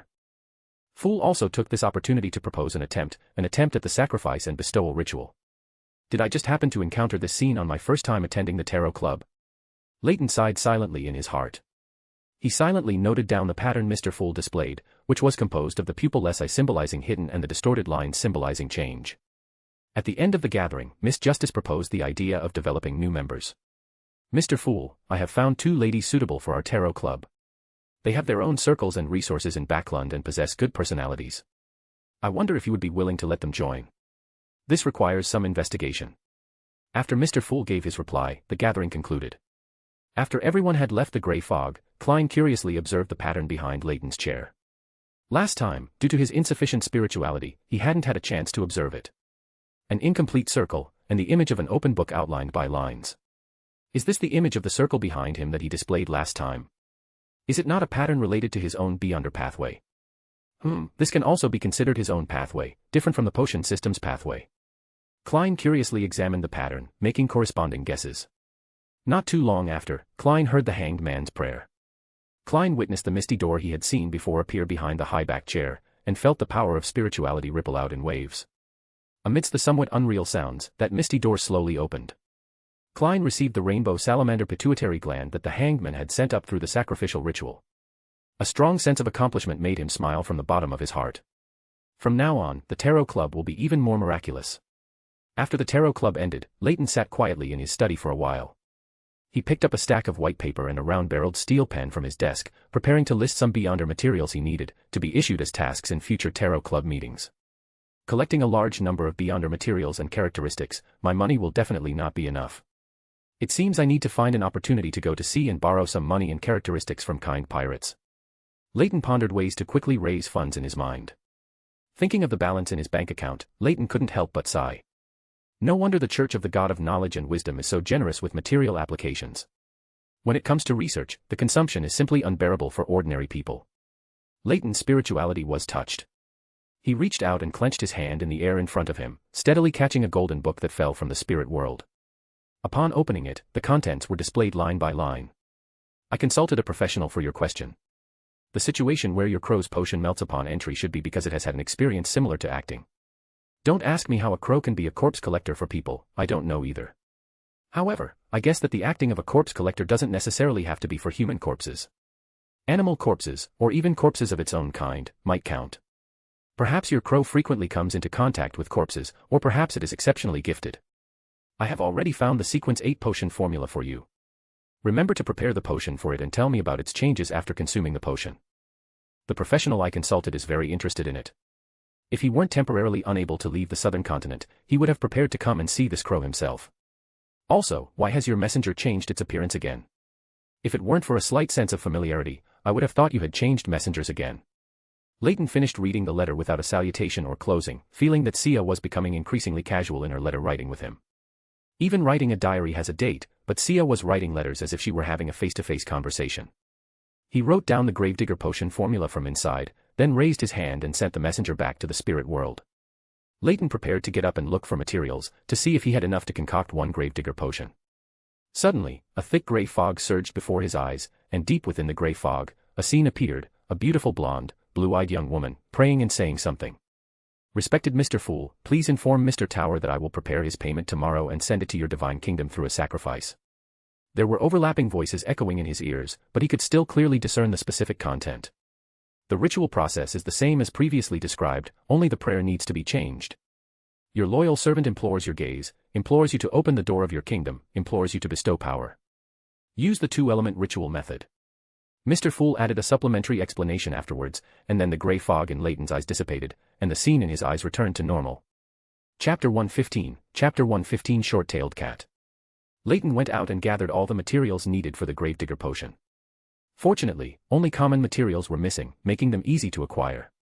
Following Sia's potion formula, Leyton quickly concocted a bottle of thick, light green liquid. Leyton looked at the potion in his hand and sighed, this potion is really looking more and more like poison. He called over the crow, who was currently acting as a tool bird beside Bugs Bunny, and handed it the potion, asking again, "This is the Sequence 8 gravedigger potion. Are you sure you've digested your Sequence 9 potion?"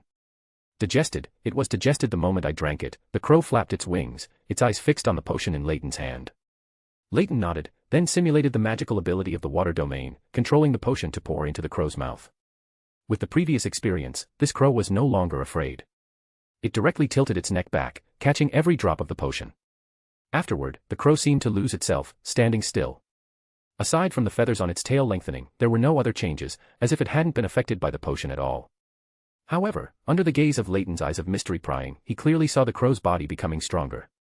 After about 3 to 5 minutes, the crow's eyes returned to normal, but the feathers on its tail had not completely reverted to their previous length, they were about 1/3 longer than before.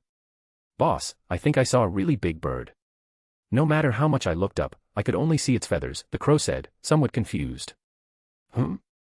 Anything else?" Leyton was a little puzzled, this shouldn't be a normal advancement phenomenon. The crow shook its head, "Nothing else." Leyton took off the glasses on his nose and carefully used his eyes of mystery prying to examine the crow in front of him. He couldn't see any abnormalities, the only change was that the feathers on its tail had grown a bit longer. Leyton put his glasses back on and continued to ask, "Are there any signs of your gravedigger potion being digested?" "No, not at all," the crow shook its head. "All right, go familiarize yourself with your Beyonder abilities first." Leyton did not continue to ask further questions. After the crow left, Leyton summoned his messenger and sent a blank piece of paper to Sia. He also tore a blank piece of paper from a book for himself. After a short wait, a line of text appeared on the blank paper in front of Leyton. "What's up? Have you already given your crow the gravedigger potion?" Leyton quickly picked up a pen and wrote down his crow's problem on the paper. "It has already consumed the gravedigger potion, but this time, it hasn't digested at all. Also, during its advancement, it saw a giant bird, but it didn't see the bird's full appearance, and after the advancement, the feathers on its tail grew a section longer." In a manor in the southern continent, Sia frowned as she read the content on the paper. After a while, she wrote, "I understand. I will help you investigate this issue and let you know once I have an answer. Didn't you say before that ordinary people could also become spirit world sorcerers? Is there a mature system now? If so, I can help you promote it." Leyton didn't expect Sia to immediately bring up the topic of spirit world sorcerers, so he had to write, "I'll go ask and let you know once I find out." Sia's reply was quick, "All right, let's talk next time. Sis is going out. Oh, and by the way, practice your handwriting when you have time, it's too ugly to look at." Leyton silently looked at his handwriting on the blank paper, then compared it to Sia's writing. He then tossed the blank paper on the table into the air, sending it into the spirit world. "Indeed, I should practice my handwriting," Leyton murmured. Thinking of Sia's earlier question, Leyton suddenly wanted to try if Mr. Hughes's animal avatar existed in Backlund. Deciding to act on the thought, Leyton immediately recited Mr. Hughes's honorific name, the dependence of knowledge and wisdom, the ancient guardian, the eye that perceives the world, the sage seated in the sky, the guardian of rationality and knowledge. After reciting this honorific name, nothing happened around him. Leyton waited for a while longer in the study. A blue-gray short-tailed cat suddenly jumped in through the window. Leyton and the cat stared at each other for a while. "Are you Mr. Hughes's avatar in Backlund?" Leyton's eyes of mystery prying didn't detect anything special, so he tentatively asked. You called me just to confirm this? The short-tailed cat said in a very impatient tone. Your temper is quite different from that crow, Leyton said with some curiosity, ignoring the other party's tone. The short-tailed cat, squatting on the ground, gave a disdainful look. I'm not an angel of the error pathway. I can't integrate all my avatars. I only leave such an avatar in some important places. They usually act according to their own will. Only when there are important matters do I put a part of my consciousness into the avatar to synchronize information, but the avatar's own personality and habits do not change because of this. Like now? Leyton asked curiously. Yes, this cat's current state is a part of me. What do you want from me? Leyton felt the short-tailed cat's tone growing more impatient, so he didn't continue the topic and instead said, can ordinary people join the spirit world sorcerer system now? The short-tailed cat changed its squatting posture and licked its paw. Yes, but the upper limit is still very low, roughly equivalent to the level between Sequence 9 and Sequence 8. They can use the power of the spirit world for simple divination and some trick-level magical abilities. And they require potions to stabilize their mental state and increase their body's adaptability to the power of the spirit world. Leyton was not surprised by this. A completely new system wouldn't appear so easily. This progress was already quite fast. In terms of potions, the Church of the Earth Mother is more skilled, aren't they? Can't we seek their help? When potions were mentioned, Leyton's first thought was the pharmacist pathway. Lilith, as the Earth Mother, should have the most say in this area. Who do you think was fighting in the War of the Gods back then? The short-tailed cat's tone was exceptionally disdainful. Leyton even thought it might jump up and claw him. Leyton fell silent. Could he say he had forgotten this part of history? Of course not, otherwise, he would be facing a history exam. Although the two churches have animosity, these two deities shouldn't care about such things, right? Do not presumptuously speculate on the thoughts of deities. The short-tailed cat seriously warned Leyton. Leyton had no choice but to change his approach and spoke again. Then can we find the sanguine? They belong to the pharmacist pathway, and sanguine barons are also called potion professors. They should have a lot of research on potions. Not yet. The short-tailed cat did not explicitly reject the suggestion. Do not use this honorific name in Backlund. This is the place of that tyrant who thinks with his limbs more than his brain. End of the night. If my avatar left here is discovered, it could very likely lead to a war of the gods. After warning Leyton, the short-tailed cat turned and jumped out of the window, leaving. Leyton originally had many more questions he wanted to ask, but the other party didn't give him any chance and simply turned and left. It seems the reason it appeared was entirely to tell me not to recite that honorific name in Backlund. Is there something wrong with that honorific name? It's just an angel of the god of knowledge. It shouldn't lead to a war of the gods. Leyton was somewhat puzzled, but the short-tailed cat had already left. Leyton rose from the armchair, preparing to go out and purchase a batch of materials. There were still several Beyonder characteristic remaining, and Leyton wanted to try to exploit them to create special items with Beyonder abilities. As a neighboring pathway to Savant, Leyton felt that the Mystery Prior pathway, which represents knowledge of the mystical side, should also be able to create some special mystical items. This was the inspiration Leyton gained from Roselle's use of the ability to bestow tangible power upon abstract knowledge to create blasphemy cards. Although he didn't have the abilities of the Knowledge Emperor, he could pray to the Hidden Sage. If combined with the ability of mystical reenactment, there should be unexpected gains. Unfortunately, I can't advance to Sequence 4 yet. Leyton sighed, even more eager for Sequence 4. He had been coveting the abilities of a mysticologist for a long time. Chapter 116, Chapter 116 Plague Doctor. Going out and shuttling between various shops, it took an entire afternoon to finally purchase all the materials. Leyton had converted one of the bedrooms on the second floor into a utility room, and it was now filled with all the materials he had bought. Bugs Bunny, come here and help me make some special clay. Leyton called over Bugs Bunny, who was gnawing on fruit on the sofa, to help. The planter pathway was very suitable for this kind of heavy labor. Leyton himself took out a quill and parchment, writing a story on it, or rather, a description of a monster. Plague Doctor, courageous, they wear birdbeak masks, carry walking sticks or bells, and are draped in pitch-black robes. Wandering in the darkness, they are as terrifying as death. The quill, dipped in ink made from ritual materials, wrote down the legend of a birdbeak doctor on the parchment. Then, a pattern of a birdbeak mask was drawn on the parchment. Leyton himself didn't know if this legend was true or false, but since it wasn't for mystical reenactment, truth or falsehood didn't matter. Taking the clay Bugs Bunny had prepared, he molded the outline of a plague doctor, carved out the details with a carving knife, and then colored it. Finally, he carved the circle representing a spirit world sorcerer and his own symbol onto the base. It's that simple, a lifelike plague doctor figurine is complete, Leyton said, holding up the finished figurine and admiring it in the sunlight. Bugs Bunny, standing beside him, looked at the pile of failed attempts reaching the height of the table and shook his rabbit head speechlessly. Leyton casually mixed some materials with a doctor's beyonder characteristic to concoct a failed potion, which he then poured over the finished Plague Doctor figurine. Beneath the birdbeak mask of the originally somewhat crude Plague Doctor figurine, a pair of scarlet eyes seemed to emerge. Bugs Bunny, standing beside him, looked at the Plague Doctor figurine, and an uncomfortable feeling began to grow within him. His feet instinctively took 2 steps back, and he whispered, "Boss, I feel like this thing is so evil. I have a very unsettling feeling."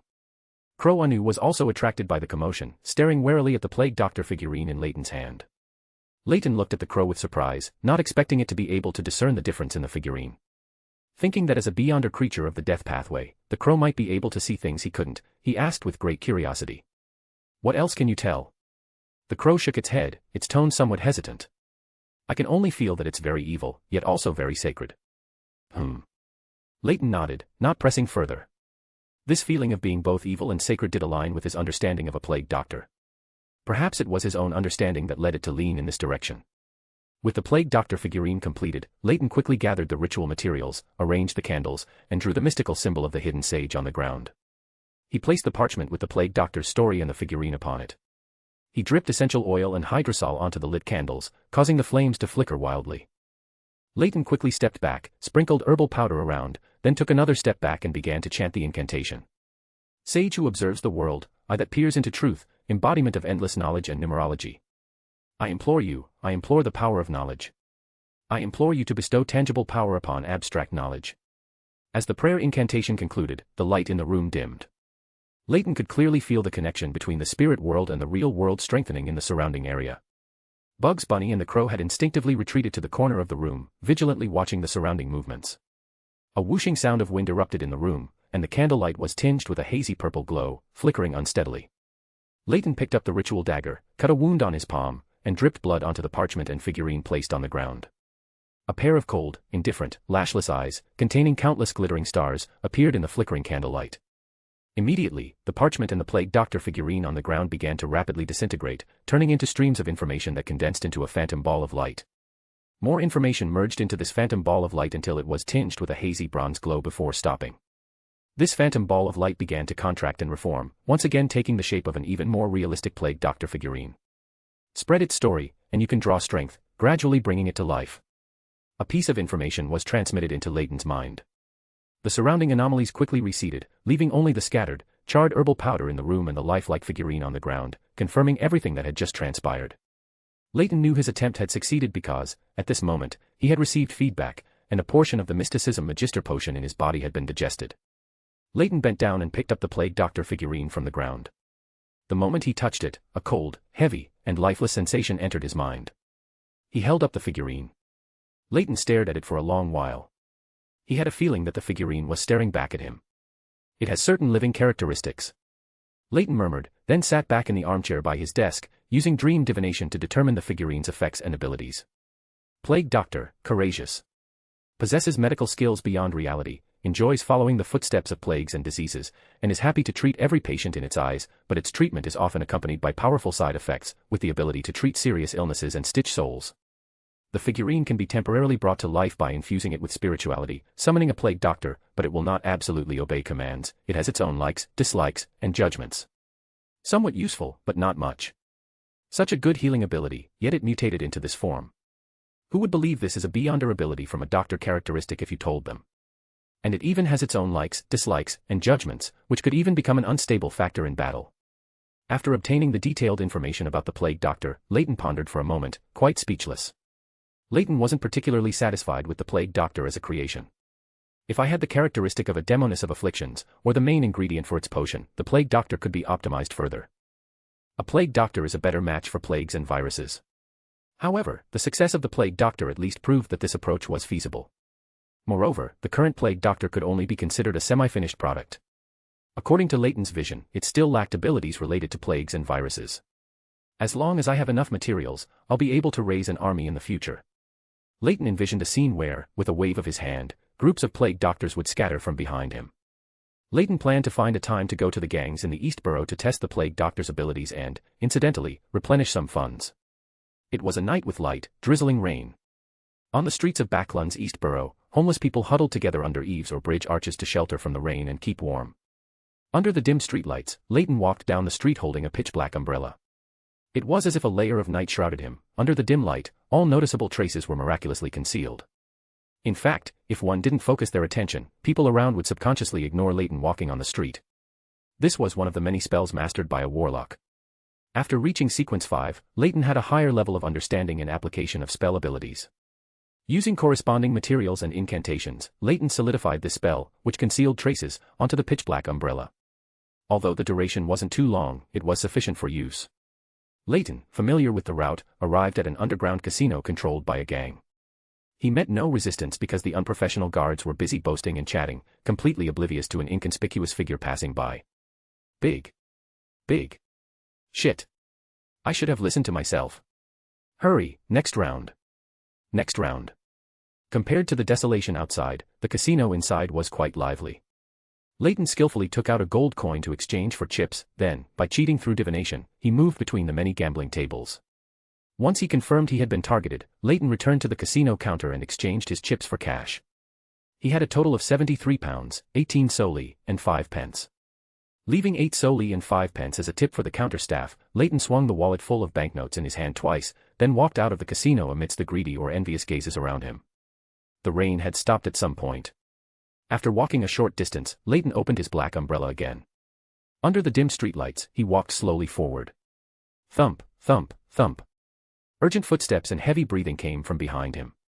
Ahead was a shadowy area untouched by the streetlights on either side.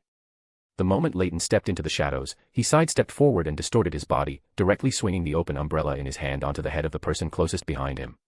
Whack! The umbrella struck the person's face hard, and the open umbrella blocked his vision. When he finally flung the bothersome umbrella away, standing before him was a terrifying figure wearing a birdbeak mask, holding a walking stick, and draped in a pitch-black robe. The plague doctor simply stood there, and the gambler, who had been viciously preparing to rob him with a knife, instantly panicked. His hands trembling, he raised a fruit knife and stumbled backward in a hurry. You, don't come closer. I have a knife. I'm not afraid of you. You're sick. Don't be afraid. I'll cure you. The plague doctor took 2 steps forward, holding his walking stick. A bell hung from the stick, making a crisp sound with his movements. Leyton discovered something he hadn't noticed during divination. The plague doctor's bell seemed to have the effect of inducing fear in people's hearts. It wasn't a beyonder ability, but more like a psychological induction. As the creator and user of the plague doctor, seeing this scene, he couldn't help but shake his head and sigh. This is really a bit perverted. Did I write the plague doctor's image too perverted in my story? Chapter 117, Courageous's Wanted Order. Facing the plague doctor's relentless advance, the gambler who intended to rob Leyton with a knife completely broke down mentally. With bloodshot eyes, clutching a fruit knife, he shrieked and charged forward. I'll fight you to the death. I'm not afraid of you. I'm not afraid of you. The gambler shrieked maniacally, plunging the fruit knife into the plague doctor's black-robed body again and again. Leyton stood in the shadows, frowning as he watched this scene. The gambler, who had suddenly gone mad, stabbed at the air in front of him repeatedly, still screaming hysterically. Kill you. I'm not afraid of you. He didn't notice that the terrifying plague doctor had already moved behind him. Whoosh. Whoosh. The sound of something swiftly cutting through the air rang out. The plague doctor's cane swung nimbly, blocking the short arrows that flew through the air. It didn't even move its body. The short arrows aimed at Leyton were caught by an invisible giant hand, then crushed into a pile of crumbs. The people sent by the underground casino to intercept me have finally arrived, but they seem a bit weak. Leyton murmured softly. He casually flung out a handful of herbal powder, muttered paralysis in Dragonese, and the herbal powder transformed into a pale green light that shot out. A figure in the shadows ahead quickly fled into the distance. The pale green light, as if foreknowing, miraculously landed on this figure, instantly stiffening him in place. The plague doctor gently stomped the bell-adorned cane in its hand, and the crisp ringing echoed in the gambler's ears. The mad gambler abruptly stopped his action of stabbing with the fruit knife, his head stiffly turned, and he saw the birdbeak mask almost touching his face. You are sick, very seriously. Please don't worry, I will cure you. The plague doctor's hoarse voice came from behind the cold mask. Leyton clearly saw the gambler's eyes widen, and he collapsed stiffly onto the muddy street as if suffering a myocardial infarction. It didn't use any beyonder abilities at all. It could achieve this just by relying on its own spiritual interference combined with the sound of the bell. Is this its innate talent? Or did the hidden sage imbue it with the corresponding knowledge? Even though Leyton was already sequence 5, this action by the plague doctor still made his scalp tingle. Leyton felt that its mastery and application of spirituality far surpassed his own. Leyton didn't even need to give an order, the plague doctor itself went and brought over the attacker who had been controlled by Leyton's spell from a distance. The plague doctor dragged this unfamiliar beyonder next to the gambler who had fainted from fright, laying them side by side on the muddy street. Under the dim streetlights, a figure clad in a black robe, wearing a birdbeak mask, was holding a scalpel and constantly gesturing at the two motionless people lying on the ground. "What are you going to do?" Leyton asked. "He's sick. I need to perform surgery on him so he can get better." The plague doctor didn't stop its movements, still gesturing and calculating something, replying without lifting its head. The attacker, who was in a state of paralysis, couldn't even blink. Only the fear in his eyes proved that he was aware of what was happening around him. "You are sick, very seriously. Please don't worry, I will cure you." The plague doctor said the same words to the attacker whose eyes were filled with fear. Leyton noticed that this unfamiliar beyonder's spirit body was already filled with the color representing fear. "Where are they sick?" Leyton couldn't help but frown and ask. In his eyes of mystery prying, the biggest disharmony on these two people on the ground was the fear that the plague doctor had scared out of them. The plague doctor pointed at the gambler and said, "His hands and eyes are filled with greed and need treatment." Then he pointed at the beyonder next to him and said, "His hands are stained with blood, and his chest is filled with disharmonious desires, he also needs treatment." Leyton's eyebrows twitched as he listened, and he couldn't help but ask, "How do you intend to treat them?" The plague doctor answered Leyton's question with action. He used the scalpel to remove the gambler's hands, then reversed their positions and reattached them. When his hands can no longer grasp the greed in his heart, his illness will begin to improve. The plague doctor said something of unclear meaning. Then it aimed the scalpel at the beyonder next to him. Since the beyonder was only paralyzed and hadn't fainted, he had seen and heard everything that had just happened. Tears of regret streamed from the corners of his eyes, but no one cared. "His blood is dirty, he needs bloodletting treatment." As the plague doctor spoke, it used the scalpel to cut a long wound on the beyonder's arm, and blood flowed out like water, continuously.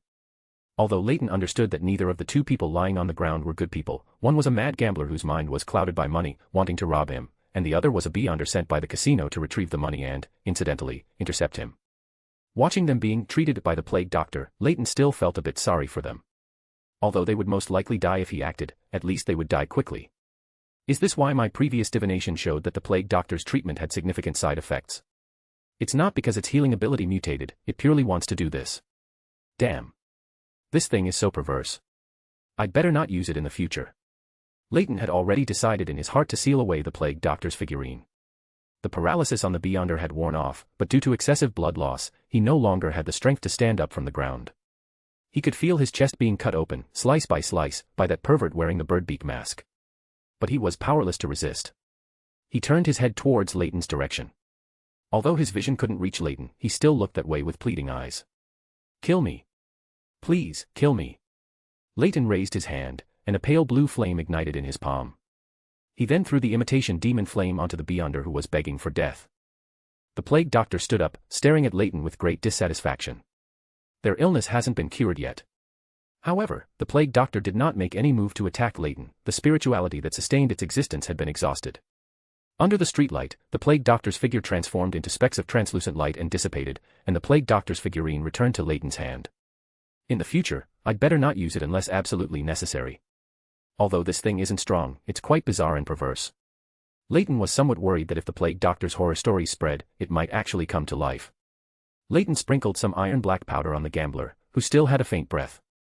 Spirituality rippled over his body like water, completely erasing the images of himself and the plague doctor from the gambler's mind, while also implementing certain anti-divination measures. After waiting for a while longer, a beyonder characteristic separation from the beyonder sent by the casino to intercept him.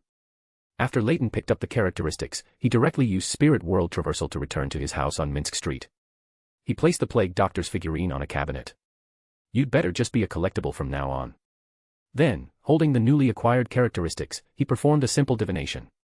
As expected, it's an assassin's characteristics. I wonder if there are any witches behind him. Most of the assassin potion should have been circulated by those witches, right? Only newcomers who don't understand the market are easily deceived. Leyton mused, holding the assassin characteristics. If he hadn't been affected by the plague doctor's perversity and only wanted to leave that place quickly, Leyton would have performed a divination using the assassin spirit. He might even have discovered a witch. He placed the assassin characteristics in an iron cigarette case and isolated it from the outside world with a wall of spirituality. Then he placed it on the nearby cabinet along with the figurine.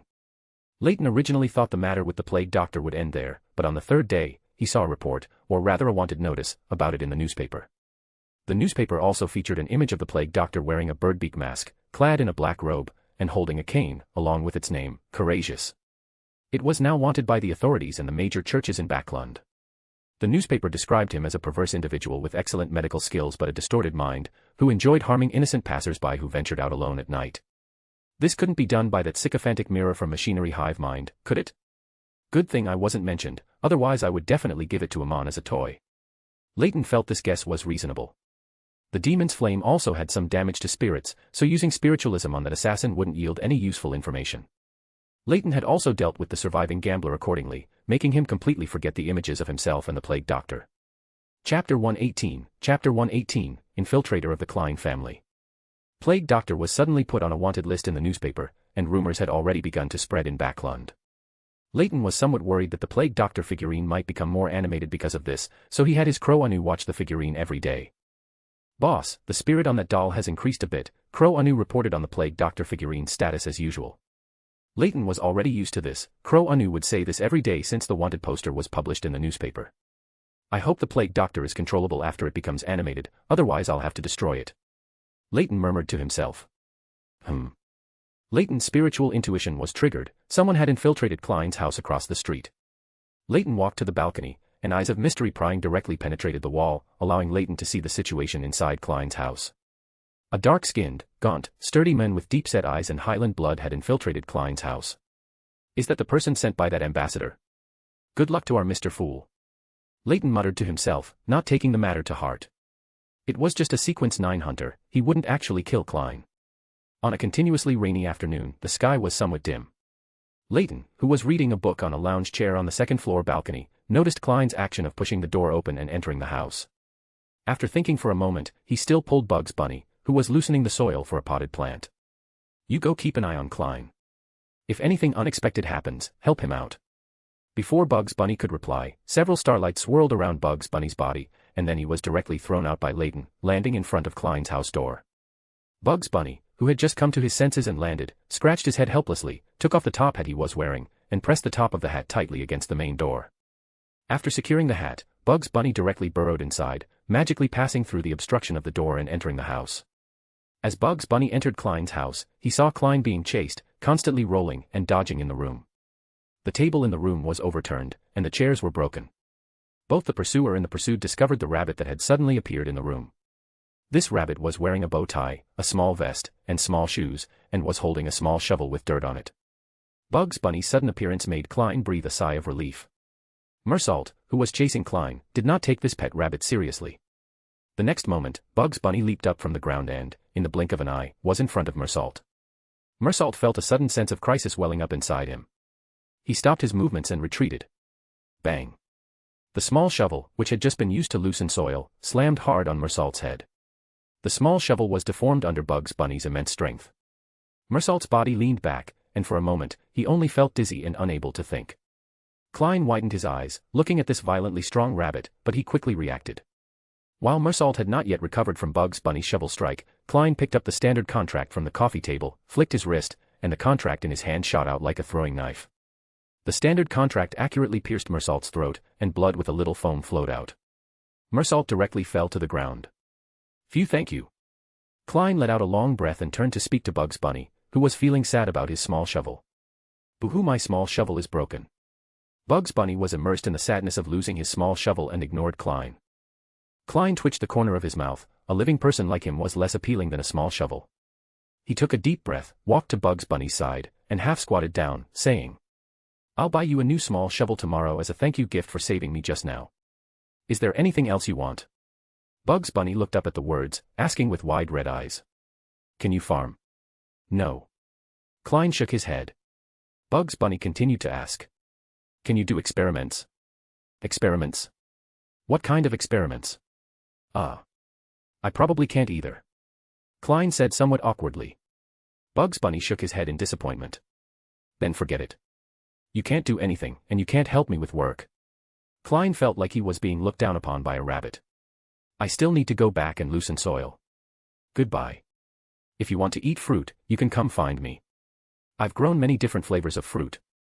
Bugs Bunny waved his paws, then turned and hopped to open the main door, picked up the top hat from the ground, put it back on his head, and quickly ran back to the house across the street. Watching Bugs Bunny hop away, Klein couldn't help but exclaim. Do animals need to know so many skills now? Then he looked at his messy living room, entrance hall, and dining room, feeling a bit helpless, as these furnishings belonged to the landlord, and he would definitely have to pay a sum of money for compensation. Klein walked silently to Mersault's corpse and performed a divination using the spirit channeling ritual. Through the spirit channeling ritual, Klein found the mastermind who sent Mersault to assassinate him, the ambassador of the Intis Republic stationed in Backlund. He picked up a hunter's beyonder characteristic from Mersault's corpse, then began to worry about how to dispose of Mersault's body. Boss said you can choose to call the police, or if you find it too troublesome, you can let him handle it. But Boss said his way of handling it would be very simple and crude. Holding a pile of colorful fruits, Bugs Bunny returned to Klein's living room. Call the police. Klein hesitated. This option sounded a bit outrageous. His identity was already not to be exposed, and this matter involved an ambassador. As for the latter simple and crude method of disposal, Klein instinctively felt that the other party intended to destroy the body and evidence, which was very consistent with Klein's understanding of Eltines. Klein did not reject the idea of destroying the body and evidence, but he did not yet trust this suddenly appearing investor of the hidden sage so much, so he still chose to handle it himself, even if it meant a lot of trouble. Bugs Bunny skillfully placed the fruits on the still intact sofa, then pulled out a gold coin from the decorative pocket on his small vest and handed it to Klein. Boss told me to give this to you. He said that when in doubt, divine. This is a common habit of every seer. Klein took the gold coin held by Bugs Bunny's paw with a dark expression. Although the other party's action was thoughtful, he felt a hint of mockery. Klein ultimately decided to do a divination, because the result obtained this way would be the safest. However, he did not use the gold coin Bugs Bunny handed over, but rather unfastened the pendulum inside his left wrist cuff and used his own tool to perform the divination. I should call the police. I should call the police. Closing his eyes, he silently repeated the divination phrases several times. After finishing, Klein saw the citron pendant turning clockwise. Bugs Bunny picked up a fruit for Klein, gnawing on it while curiously watching Klein divine. He noticed that Klein's divination method was different from his boss's. His boss always liked to close his eyes or toss coins to divine. After Klein performed several divinations and determined how to dispose of the body, Bugs Bunny finally asked curiously. Why do you always swing a pendant to divine? This is a relatively simple and practical divination method. I am more accustomed to using this method. Why do you ask this question? After answering Bugs Bunny's question, Klein was a bit curious. This rabbit seemed to know a lot about divination. My boss likes to throw things to divine. He said throwing something has more of a sense of ritual, hiccup. Bugs Bunny finished a fruit in the time it took to say a few sentences. Sense of ritual. Klein didn't pay too much attention to this, he personally preferred practical things. By the way, I haven't asked your name yet. Klein asked curiously. My name is Bugs Bunny. Boss gave it to me. Bugs Bunny had no idea about the origin of the name, only finding it a bit strange. Bugs Bunny. The familiar name made Klein pause.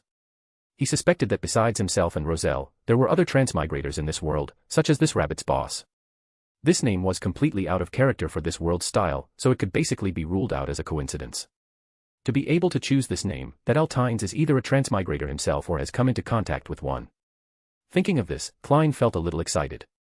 In this unfamiliar world, he seemed to have met a fellow countryman. And not the kind like Roselle, an deceased fellow countryman. To confirm his thoughts, Klein continued to ask. Has your boss named any other animals? Bugs Bunny looked at Klein somewhat strangely. There's also a somewhat silly crow Anu. He's my subordinate. Anu. Klein pondered for a long time, but there was no sense of familiarity. The excitement that had just surged in his heart receded a lot. Chapter 119 Playing the Gravedigger. After Bugs Bunny left, Klein busily dealt with the body, then called the police. It was only with the help of lawyer Jürgen next door that he managed to get away from the police station. He had originally intended to ask Eltines, who lived across the street, about the rabbit's name and how best to deal with being assassinated by Ambassador, but then the maid from his landlord's house next door invited him over to discuss compensation. My detective career actually started with a loss. Klein couldn't help but exclaim as he looked at the ruined room. You're looking for me? Leyton's figure appeared in the somewhat messy living room and naturally sat down on the still intact sofa.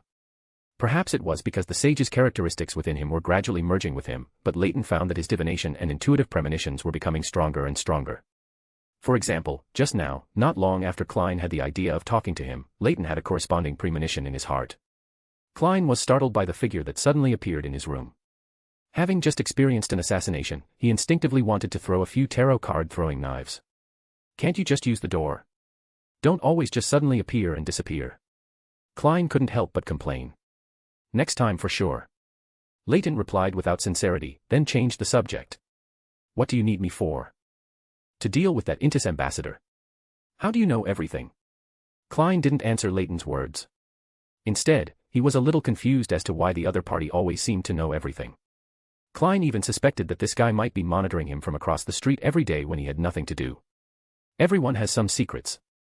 For example, I'm quite good at prophecy. Leyton casually thought of a reason and explained. Klein nodded, not showing whether he believed it or not, and continued to ask. Since you can prophesy, then how do you think I should deal with this matter?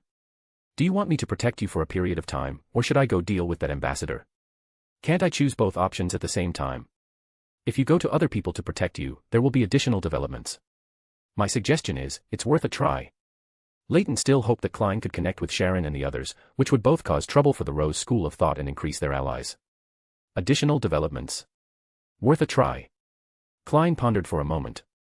He felt that the other party was guiding him to make this choice. After a moment of thought, he didn't rush to give an answer, but instead asked about the ambassador. How do you plan to deal with that ambassador? £10,000, and I'll kill him. Leyton directly quoted the bounty price Miss Justice had set for this ambassador. You still want to charge money? Klein's eyes widened, looking at Leyton in disbelief.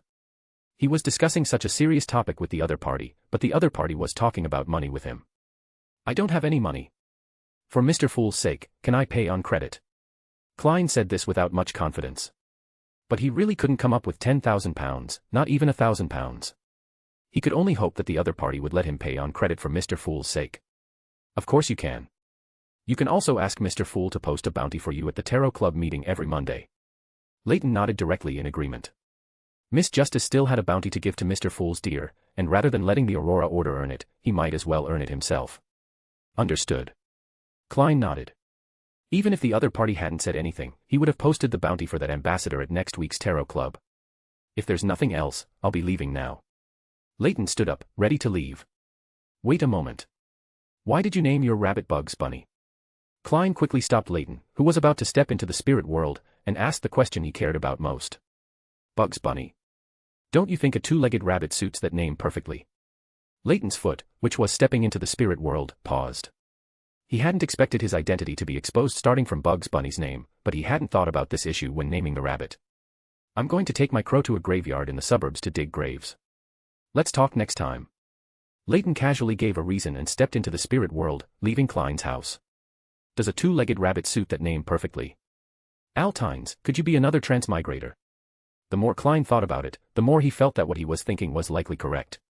Recalling the last Tarot Club meeting, when Hangman provided Roselle's diary to Mr. Fool, the other party didn't react much, seemingly not caring about being able to decipher Roselle's diary. Klein gradually confirmed his guess. Returning to the house across the street, Leyton's lips curved into an arc. He could already guess Klein's expression now, and this was the effect he wanted. Compared to answers given by others, a seer trusts the answers they find themselves more. Leyton murmured in his heart. Let's go, we're going to a graveyard to see if we can help you digest the potion. Saying that, Leyton grabbed Crow Anu, who was staring at the plague doctor figurine, and turned to step into the spirit world. Through spirit world travel, Leyton brought Crow Anu to a relatively secluded graveyard in the suburbs of Backlund. Leyton surveyed the surroundings of the graveyard and, after confirming that no one would suddenly intrude, placed the crow on a tombstone and said, Try to communicate with the spirits here, then use the prepared potion with ritual magic to turn the buried bodies here into zombies, and see if you can roleplay as a gravedigger. Okay, boss. Crow Anu raised his neck, and a faint glow flickered in his eyes, like a dead spirit in the night. Leyton retreated a distance, allowing Anu to slowly communicate with the surrounding spirits on his own. If Anu wasn't a crow and couldn't dig dirt with a small shovel like Bugs Bunny, Leyton wouldn't have had him turn the bodies in the graveyard into zombies to roleplay as a gravedigger. After all, these were bodies already interred in the graveyard, and Leyton felt that doing so was somewhat sacrilegious to the deceased. I always feel that if I keep going like this, my favorability with Evernight Goddess will get lower and lower. No, my favorability with the goddess was already negative, wasn't it? As soon as I appeared, I was in her church, stealing things from the church. Thinking about the things he had done since arriving in Leyton, Leyton felt that Evernight Goddess might give him a blessing of misfortune at any time. Crow Anu quickly communicated with the spirits in the graveyard and sprinkled the prepared potion on several chosen graves. He then took out the prepared ritual materials and placed them in their corresponding positions. This was a ritual to communicate with the underworld and borrow its power, which could increase the power of the death domain within a small area, causing bodies to exhibit zombie-like characteristics. Combined with the potion sprinkled earlier, a cold wind soon swept through this area of the graveyard. Leyton retreated further, away from this place filled with death aura. Whoosh whoosh. The sound of earth being penetrated rang out, and a pale, clearly rotting arm stretched out from a grave. Then more graves were dug open from the inside, and one zombie after another crawled out of the graves, their bodies showing varying degrees of decay. Seeing this, Crow Anu immediately began to communicate with the spirits possessing these zombies, making them wander around the graveyard for several circles as per the prior agreement, and only then did they return to the grave pits they had crawled out of. After all the zombies had crawled back into their grave pits, Leyton scattered gray-black sunflower powder from a distance. After the powder burned in the air, it emitted a strong but not irritating golden light, which flowed forward like ripples of water. The golden light purified the death aura in this entire area. The previously animated bodies also lost their vitality again, turning back into ordinary corpses. The spirits that had originally been in this area, after absorbing enough death aura, had already left this purified place. How is it? Is there any sign of the potion being digested? Leyton walked up to Crow Anu and asked. No, there's no sign of digestion at all. I think this contradicts the role-playing of a gravedigger. Crow Anu shook his head and said, very puzzled. On Sunday, Leyton watched Klein busily moving in and out, refurnishing his house across the street, while he leisurely sat on the second-floor balcony, enjoying the rare Backlund sunshine and sipping coffee. His spirituality was touched, and Leyton put down the book he was holding. He gently clasped his hand in midair, and a pale yellow paper with a golden sunflower pattern steadily fell into Leyton's hand. My leisurely, 5,000-pound pirate, Mr. Eltines, good afternoon. I didn't expect your life after leaving Fainapotter to be so fulfilling, but as a noble sanguine, I still have to remind you that if your bounty continues to rise, it will spread to the inland areas of Fainapotter. Also, those mushrooms you sent last time, I have already given them to the Church of the Earth Mother. They have a very good attitude towards the mushrooms, but a very complex attitude towards Frank. His Grace the Archbishop asked me to tell you that if you arrive in Backlund, you can go find Father Utravsky at the Harvest Church there. This father seems to need some help. The final signature was, a noble sanguine Baron, Yas. Father Utravsky. The Church of the Earth Mother knows about this father's situation, but didn't help solve it. However, Baron. The Church of the Earth Mother actually provided him with a potion. It seems this sanguine is doing quite well in the Church of the Earth Mother. Leyton sighed inwardly. It could only be said that Lilith was quite caring towards her own kind. Chapter 120 Pure Unicorn. Leyton replied to Yas, who was feeling smug, informing him that Paz and Elisa had gotten separated. That cat had transformed from a house cat into a wild cat, becoming a pirate cat on the future and refusing to leave. Unexpectedly, Yas quickly sent another reply. Don't worry about it. Elisa already told me in her letter about getting separated from Paz. Paz was never a docile cat, he always wanted to go on adventures everywhere. He should be very satisfied with his current life. He casually sent the letter back to the spirit world. Leyton suddenly had an idea for his next figurine. He picked up a pen and leaned over the small table on the balcony, writing a new story. The Holy Unicorn, it resembles a white horse, with a spiral horn on its forehead and a pair of radiant wings. It symbolizes nobility, pride, and purity, possessing healing powers. While writing the story about the unicorn, Leyton had already decided which materials to use for its creation. After listing the required materials, Leyton realized he didn't have any of them. Should I join a bee-under gathering? But these materials are hard to find even in low-level bee-under circles, and if this continues, my money won't be enough. After much thought, Leyton decided to go find Mr. Hughes to see if he could get some materials for free. The mystical item he created could be split 50-50, even if Mr. Hughes didn't need it, the Church of the God of Knowledge and Wisdom certainly would. Thinking of this, Leyton immediately took action, took out the ritual materials, quickly set up a ritual, and sent the Plague Doctor figurine to the library in the spirit world depths. Then, he himself, through meditation, summoned the circle, allowing his spirit body to arrive at the library in the spirit world. Mr. Hughes sat in a high-backed chair, with a stack of books and a steaming cup of black tea on a small table beside him. He held a Plague Doctor figurine in his hand, observing it carefully. Leyton stared at the figurine in Mr. Hughes's hand, unsure how to begin. He simply stood aside, waiting for Mr. Hughes to finish observing the figurine and give his evaluation. The Knowledge Emperor's abilities, and partly, it resembles mystical reenactment. It seems this sculpture is not yet complete, it lacks disease-related abilities.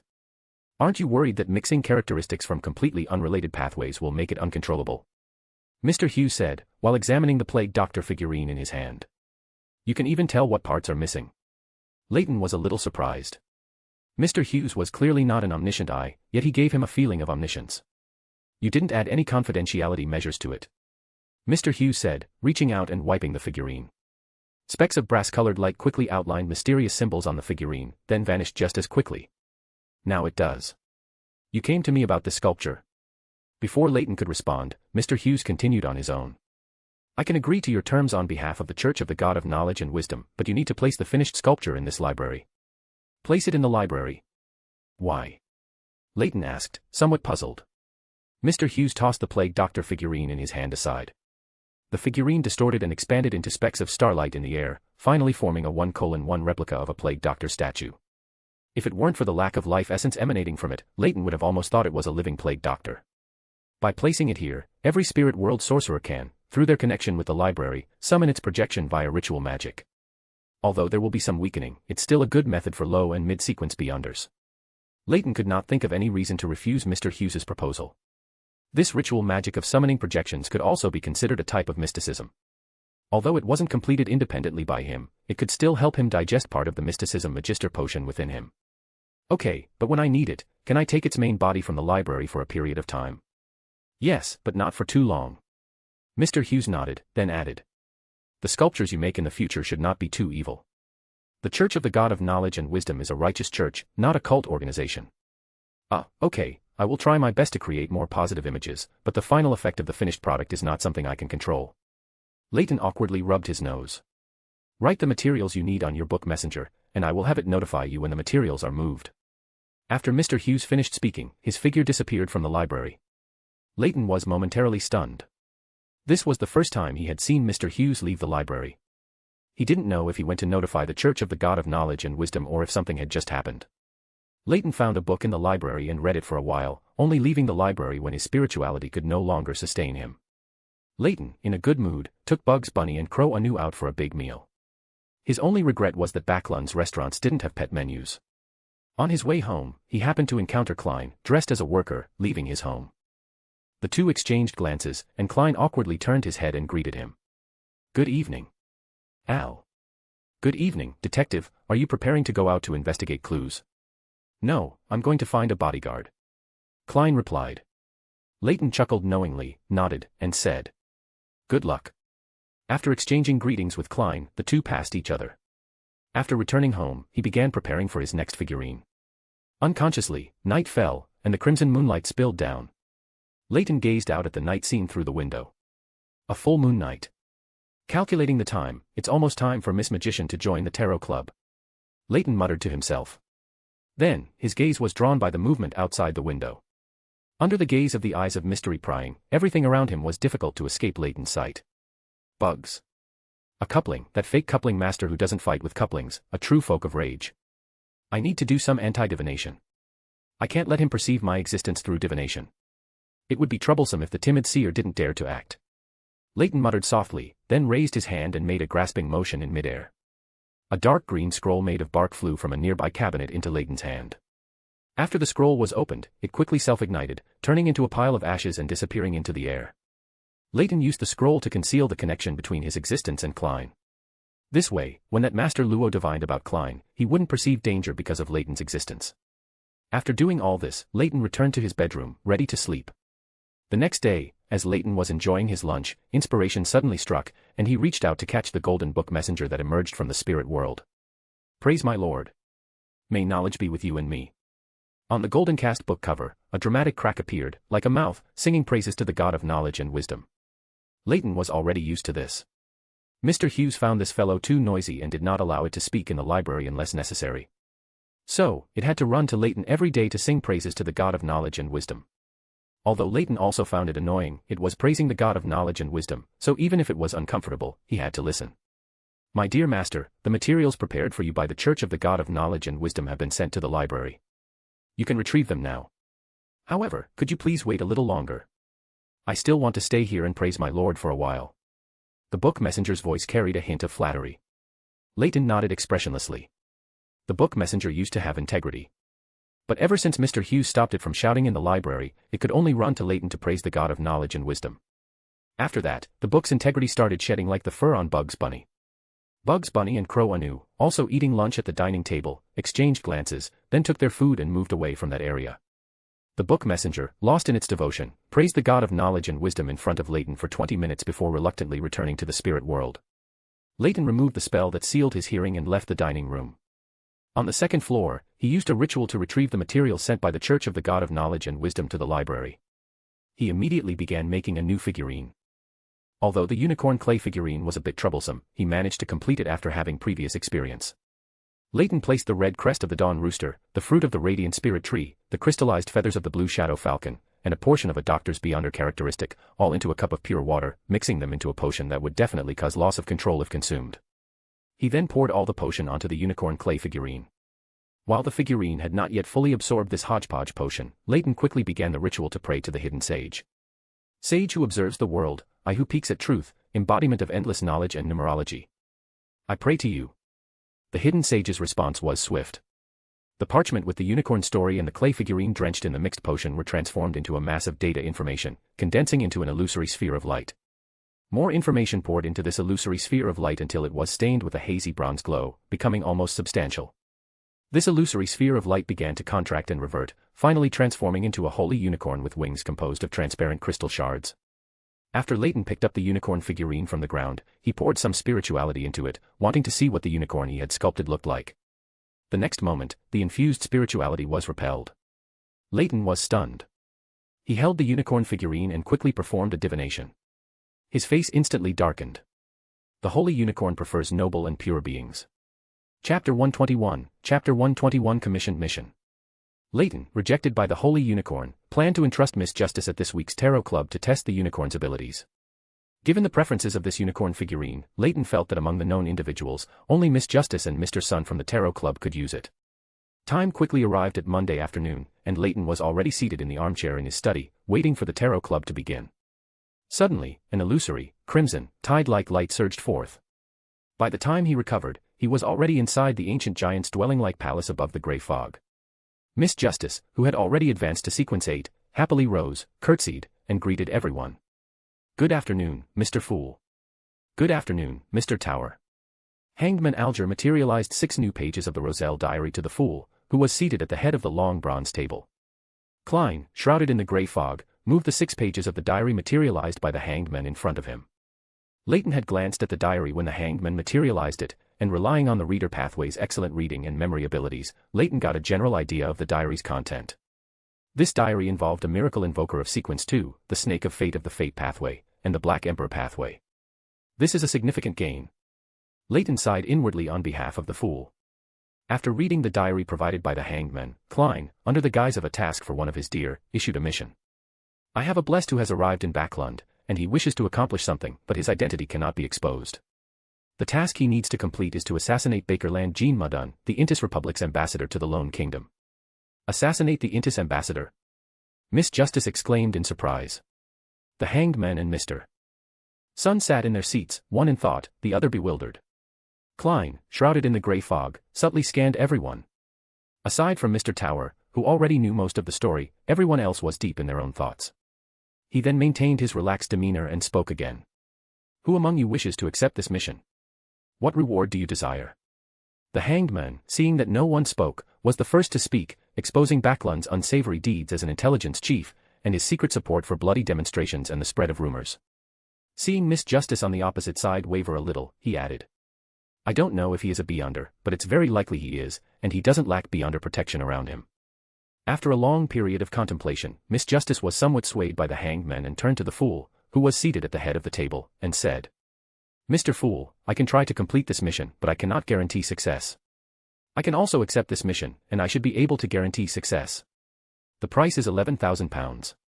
Leyton, who was watching from the side, interjected into the conversation. He didn't want Miss Justice to successfully take on this commission, otherwise he wouldn't be able to earn any money.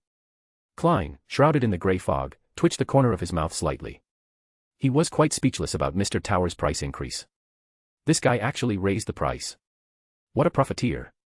Baker Land himself has the strength of Sequence 6, and he is not without Beyonder protection.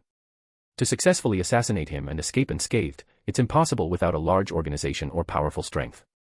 Leyton explained, proving that his price increase was not excessive. Sequence 6.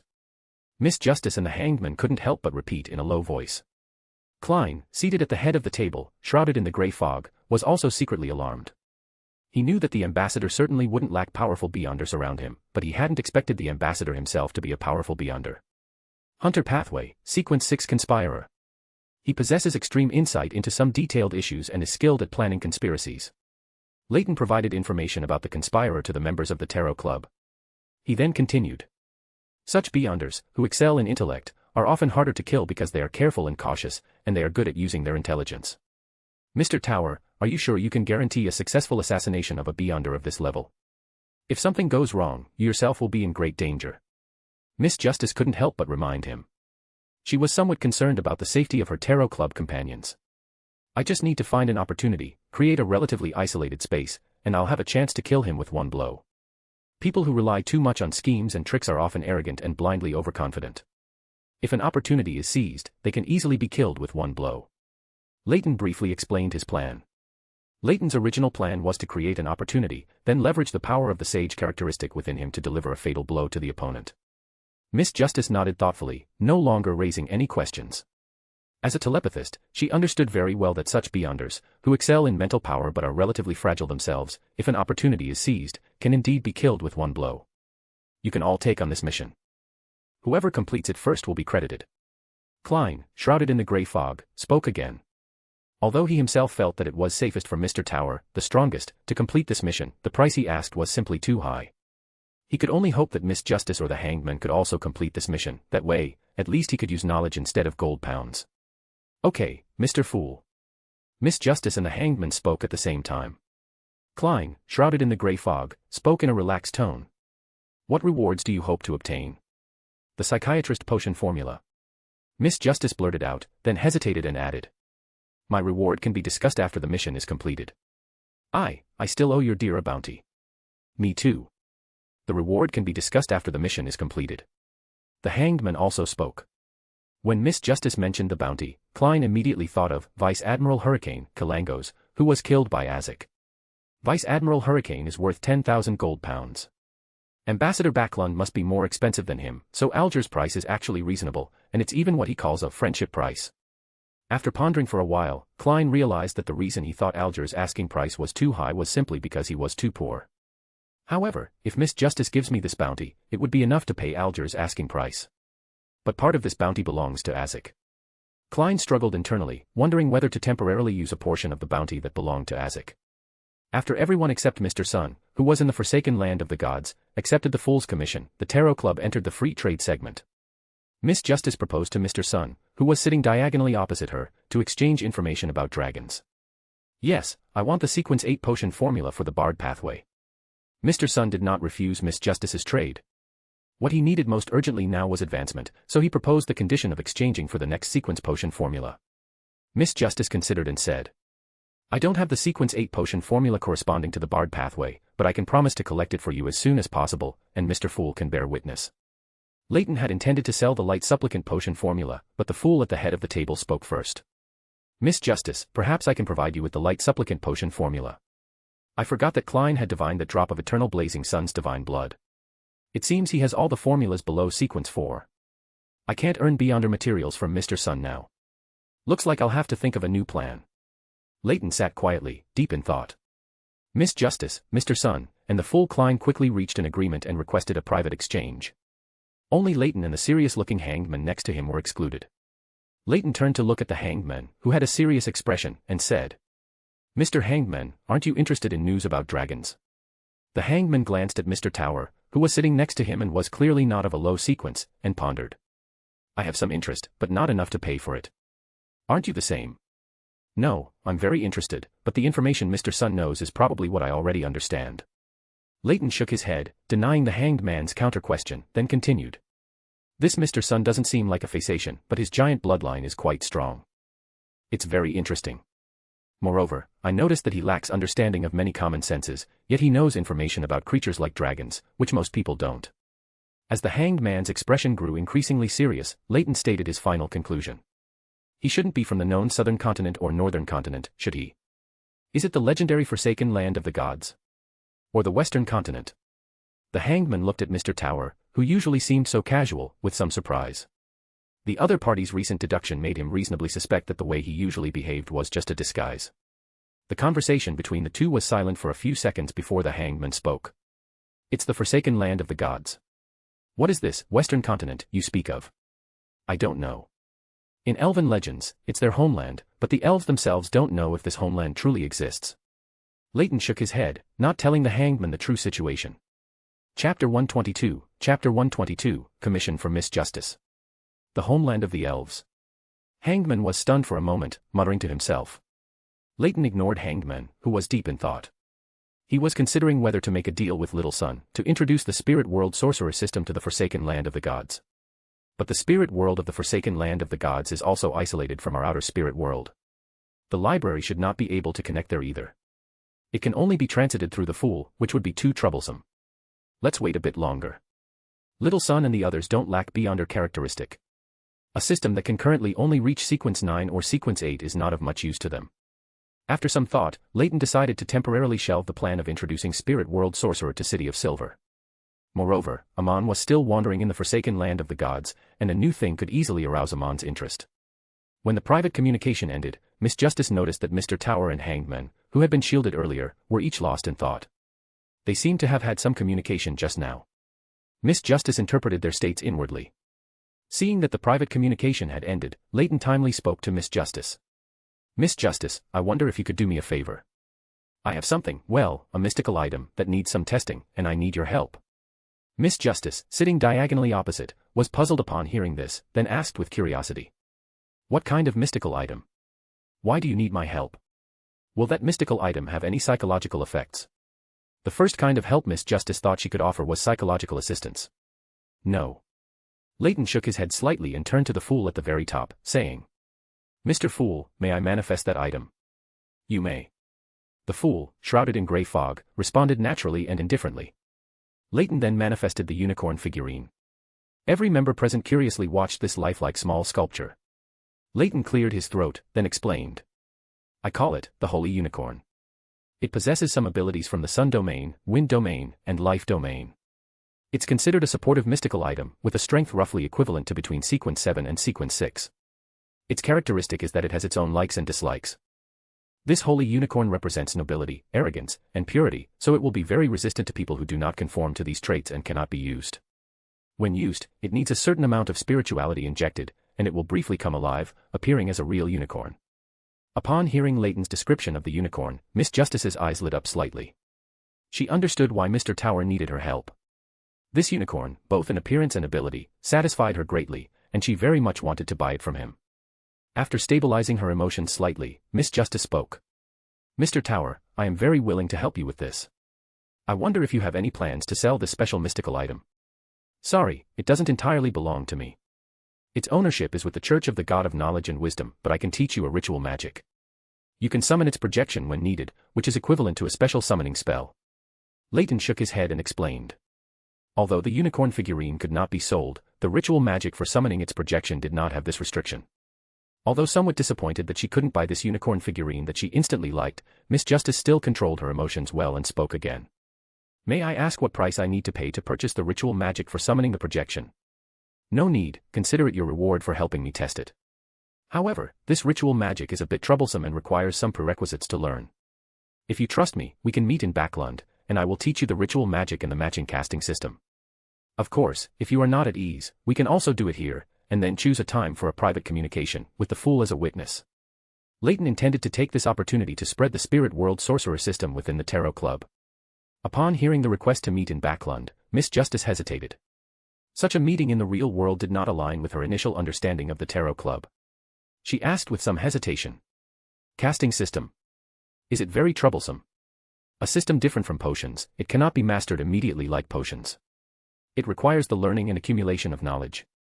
Currently, it only circulates within the Church of the God of Knowledge and Wisdom and does not pose much danger. Mr. Fool can serve as a witness. Leyton gave a more detailed explanation. He understood Miss Justice's concerns, but the spirit world sorcerer system was constantly being perfected, and it was impossible to explain it clearly in just a few sentences. He's right. Klein, shrouded in grey fog at the very top, explained for this fellow who seemed to be from his hometown. After receiving confirmation from the fool, Miss Justice's psychological guard dropped significantly. After a slight hesitation, she said with some trepidation. Okay, but the specific time and place must be determined by me. There might also be others involved at that time. Miss Justice's original idea was to find a shop compartment in a bustling area or a suburban manor, but after careful consideration, she felt that none of these places were suitable. After much thought, the most suitable place was Viscount Glaine's residence. As a noble of Lone, his home was not lacking in protectors, and she also had a suitable reason to go. At the same time, she could call upon Zio and Furs, who were Beyonders, making it even safer. Ah, that doesn't seem right either. Mr. Tower dared to accept the mission to assassinate the Intis ambassador, so his own strength must not be low. Zio and Furs probably can't protect me. No, Audrey, what are you thinking? Mr. Tower is not a bad person. He is a companion in the Tarot Club, and from my observation of him during these 2 Tarot Club meetings, he is just a powerful Beyonder who is a bit lazy and casual. Miss Justice's rich inner activity was unknown to the others. Aside from the fool, who could observe everyone through spirit vision at any time, Leyton could also. However, during the Tarot Club, Leyton mostly kept his head down, avoiding his eyes of mystery prying from passively observing others and collecting information. Self-restraint is a necessary cultivation for a mystery prior. No problem. Just notify me once you've set the time and place. I'll tell you my messenger's summoning incantation later. Leyton nodded, somewhat surprised by Miss Justice's decision. He had originally thought Miss Justice would cautiously choose to conduct the private communication on grey fog later.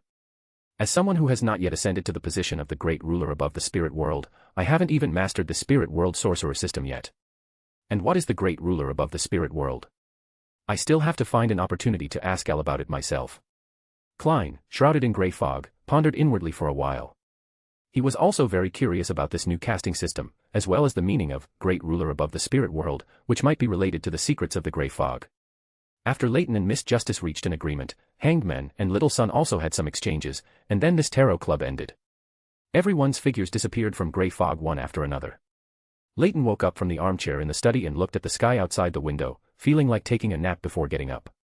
An easy life makes one degenerate. With a sigh, Leyton still chose not to spend the beautiful afternoon sleeping. His messenger flew out of the spirit world. Without Leyton even opening it, it began to turn pages on its own and quickly presented the content. Leyton knew without looking that this was a message from Mr. Hughes. Only when it concerned this angel boss would his messenger appear so obsequious. The library has sorted out a batch of new books that need to be copied and sent to various parts of the church. The library only has you as an idler, so remember to write faster. Mr. Hughes's message carried by the messenger was brief. After Leyton finished reading it, he directly threw his messenger back into the spirit world. What do you mean, only me as an idler? Clearly, I'm the only human. He grumbled 2 sentences.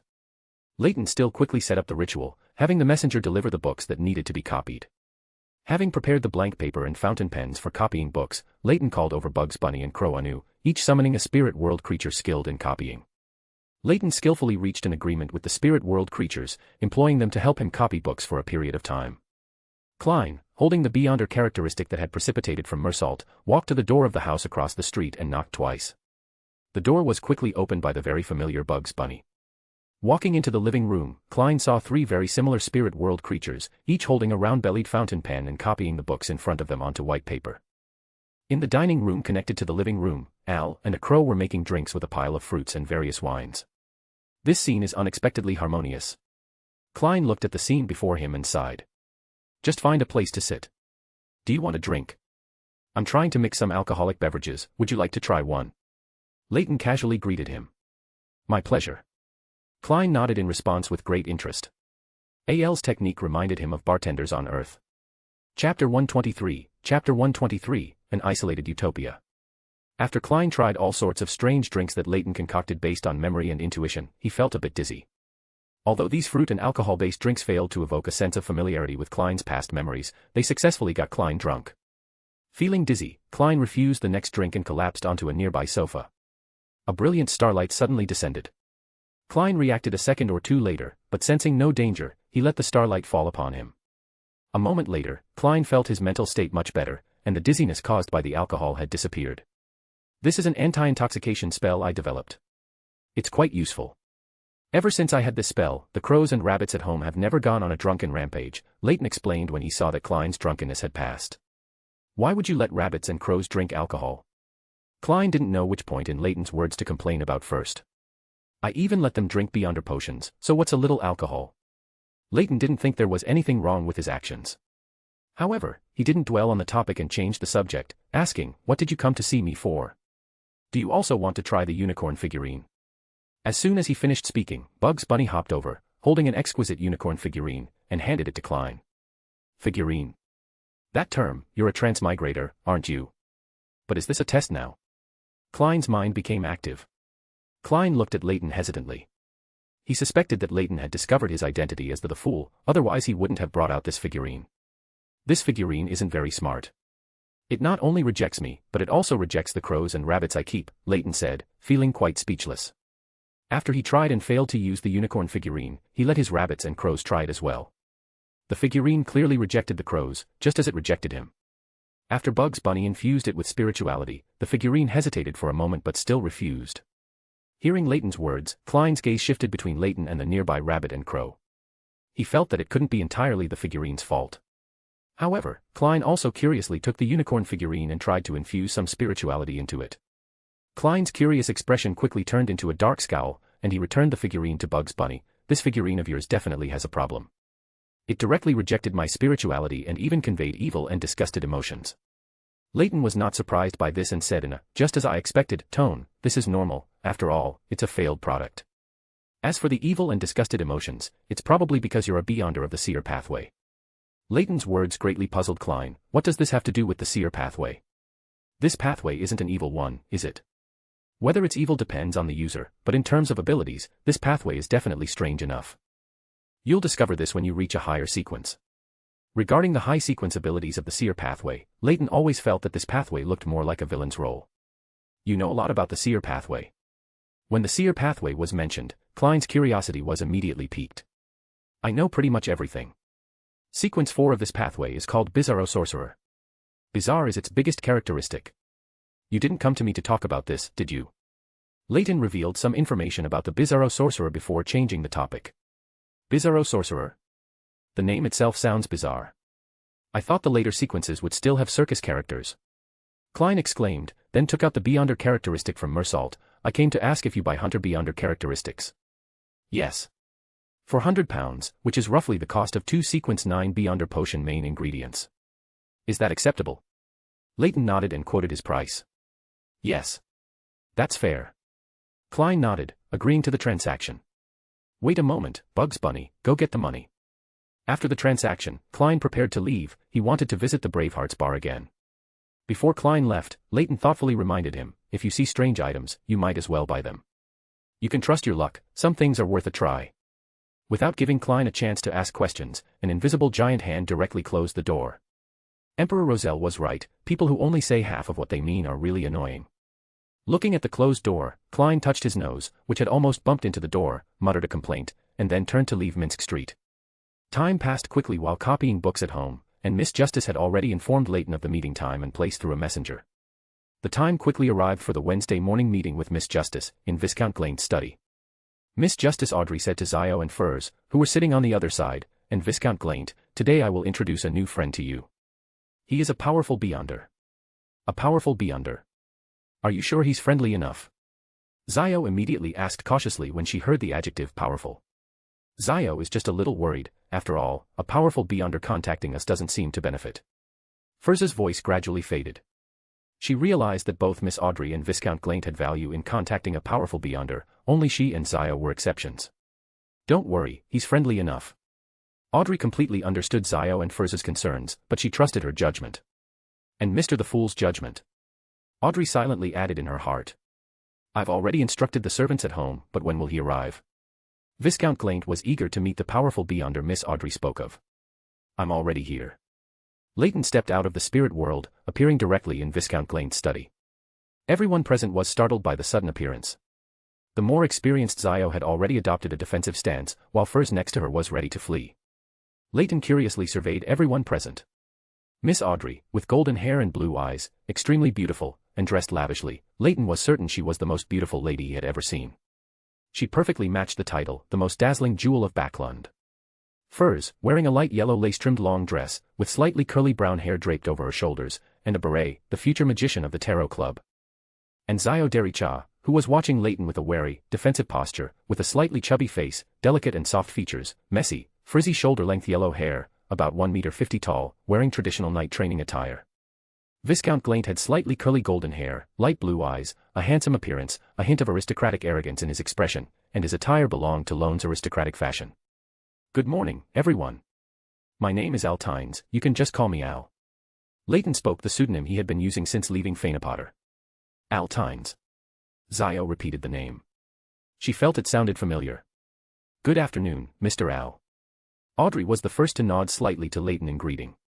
Afterward, Viscount Glaint and Furs also greeted him one after another. Leyton didn't waste any time and immediately took out the unicorn figurine, handed it to Audrey, and explained, "This is the mystical item you need help testing. You only need to infuse it with some spirituality to use it." Taking the figurine Leyton handed over, Audrey found it even more vivid than when he had displayed it at the Tarot Club earlier. Just holding it, Audrey felt it was warm, as if it was responding to her. Mystical item. When Viscount Glaint heard that this small, sculpted object was a mystical item, his gaze remained fixed on the unicorn figurine. First subconsciously touched the bracelet on her wrist, but quickly concealed the action. "Okay." Audrey responded and prepared to infuse spirituality into the unicorn figurine. "Wait a moment, the commotion might be a bit big. I'll set up a concealment." Leyton stopped Audrey from immediately infusing spirituality into the figurine. Then, under their puzzled gazes, he took out a paper figure from his coat pocket, folded from several light yellow papers with gold-edged sunflower patterns. Strange, unknown symbols were drawn on the paper figure's body. Leyton shook the paper figure out, and it immediately expanded into a starry light. These starry lights then condensed into a figure that was 80% similar to Leyton. However, this paper figure avatar did not wear glasses, appearing more mature, with cold eyes. After the paper figure avatar appeared, it reached out and pulled at the void, and the surrounding scene was torn open like a curtain. Everyone instantly felt as if they were in a strange and dreamlike forest. Mystical reenactment, secluded utopia, it can create a temporarily existing wondrous place. This place does not belong to reality, nor the spirit world, nor even the astral world, it is a secluded, magical place. This was the paper figure substitute Leyton had modified according to Mr. Hughes's suggestion, and it had now become a paper figure avatar. By briefly leveraging his sage characteristic when using the paper figure avatar, he could easily transform the paper figure avatar into a demigod-level avatar, thereby using the beyonder abilities of a mysticologist, or even a clairvoyant. Chapter 124, Chapter 124 The Holy Unicorn. Alright, this place is temporarily separated from the outside world, and it's spacious enough for a test. Leyton explained, bringing everyone who was stunned by the scene back to their senses. "Is this your beyonder ability? What is this place? It's too beautiful to be the real world." Audrey was completely captivated by the fairy-tale-like scenery and asked several questions in a row. This is an isolated utopia, a scene temporarily materialized through a beyonder ability. Just like its name suggests, it's a fantasy and isolated from the outside world. Leyton was also using mystical reenactment for the first time and was equally curious about the environment. An isolated utopia. What a peculiar name.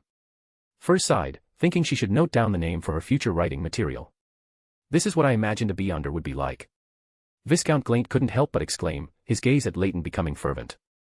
After admiring the surrounding scenery for a moment, Audrey quickly composed herself and refocused her attention on the unicorn sculpture in her hand. She tried to infuse a portion of her spirituality into the unicorn sculpture, but nothing happened. Audrey had no choice but to continue infusing spirituality.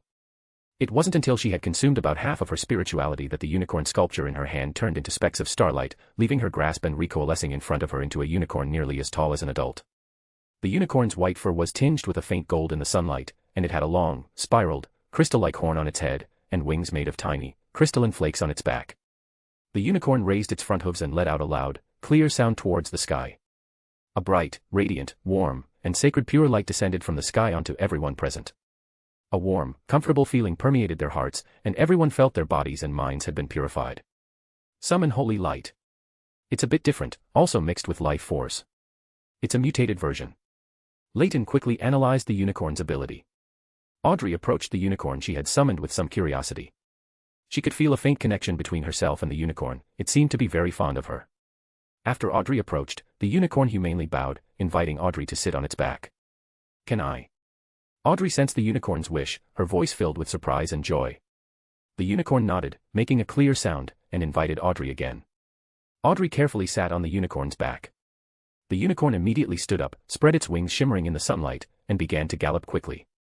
As it ran, it flapped its wings and soon flew into the air, circling the group twice.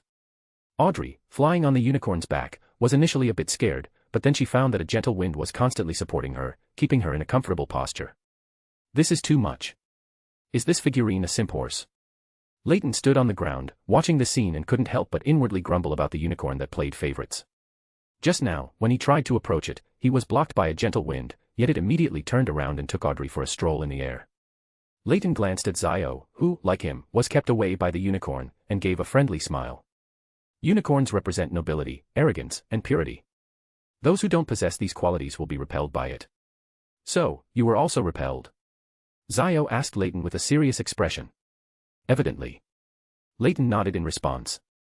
Upon hearing his reply, Zhou breathed a sigh of relief. She almost thought this unicorn had only repelled her.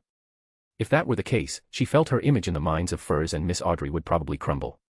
Zhou, why don't you come over? Furs, who was closely admiring the unicorn that seemed to have stepped out of a fairy tale, noticed her friend staying far away and asked curiously. Zhou felt a little awkward. She glanced at Leyton, who was also repelled by the unicorn like her, and then maintained her inner balance. I'll just wait for you here. After the unicorn descended from the air, Viscount Glaint and Furs also wanted to ride it, but they were all pushed away by a gentle wind. Leyton, watching this scene from the side, nodded imperceptibly. This is more like it.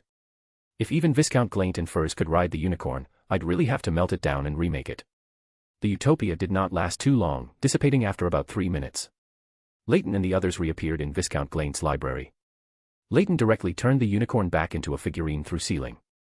Thank you for your help, Miss Audrey. I have a clear understanding of all the information about this unicorn figurine, which is much more complete than what I could have obtained through divination. Leyton turned to Audrey and bowed slightly in thanks. Audrey quickly waved her hand and said somewhat shyly.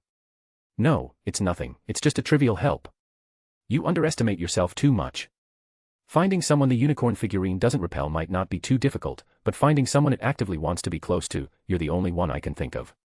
Leyton did not hesitate to praise Audrey. After all, she was the first person this aloof unicorn figurine wanted to be close to. I will fulfill my promise and teach you the ritual magic to summon a unicorn projection. But before that, you need to understand a new system. After spending some effort explaining the spirit world sorcerer system to Audrey and the others in the library, Leyton directly showed the ring behind him to them, and then taught them how to communicate with the main body of the ring located in the spirit world depths through meditation. Viscount Glaint, the only ordinary person present, stood aside, enviously watching Audrey, who had already become a Beyonder. They were companions, yet Audrey had secretly become a Beyonder, and she only told him today. He glanced at Zhou, who was sitting on a chair nearby, casually flipping through a book. Viscount Glaint walked over with some apprehension and asked. Mr. Zhou, do you know the apothecary pathway potion formula? Apothecary? I only know the main ingredients, not the specific potion formula. However, I do know where to find it, if you don't mind waiting for a while. Alternatively, you could consider other pathways, such as reader, or seer, or even a spectator like Miss Audrey, or perhaps a bard and a seer. I know most of the potion formulas for these pathways. Leyton looked at the Viscount, who was determined to become apothecary, and offered him other pathway options. So many. What kind of pathways are mystery prior, seer, and reader? Viscount Glaint had no idea the other party would offer so many options at once. A reader, as the name suggests, is good at reading and can master a lot of knowledge. A mystery prior is similar, also a pathway focused on mastering knowledge. As for a seer, well, let's skip that one, it probably wouldn't suit you. Leyton briefly explained to him. Good at reading. Mastering knowledge. I still prefer apothecary a bit more. Viscount Glaint compared these pathways in his mind and ultimately decided to stick with the apothecary pathway. Viscount Glaint looked at Leyton with anticipation. Zhou, can you tell me the main ingredients for the apothecary first? You can tell me the rest when you get the apothecary potion formula. I can pay for this formula now. All right. The main ingredients are an adult unicorn Pegasus horn and 3 grams of crown jellyfish poison crystal. As for the price, it's £200. Leyton didn't mind earning an extra sum, though the fool would earn a bit less. Unicorn Pegasus horn and crown jellyfish poison crystal. Okay, I'll give you the money later.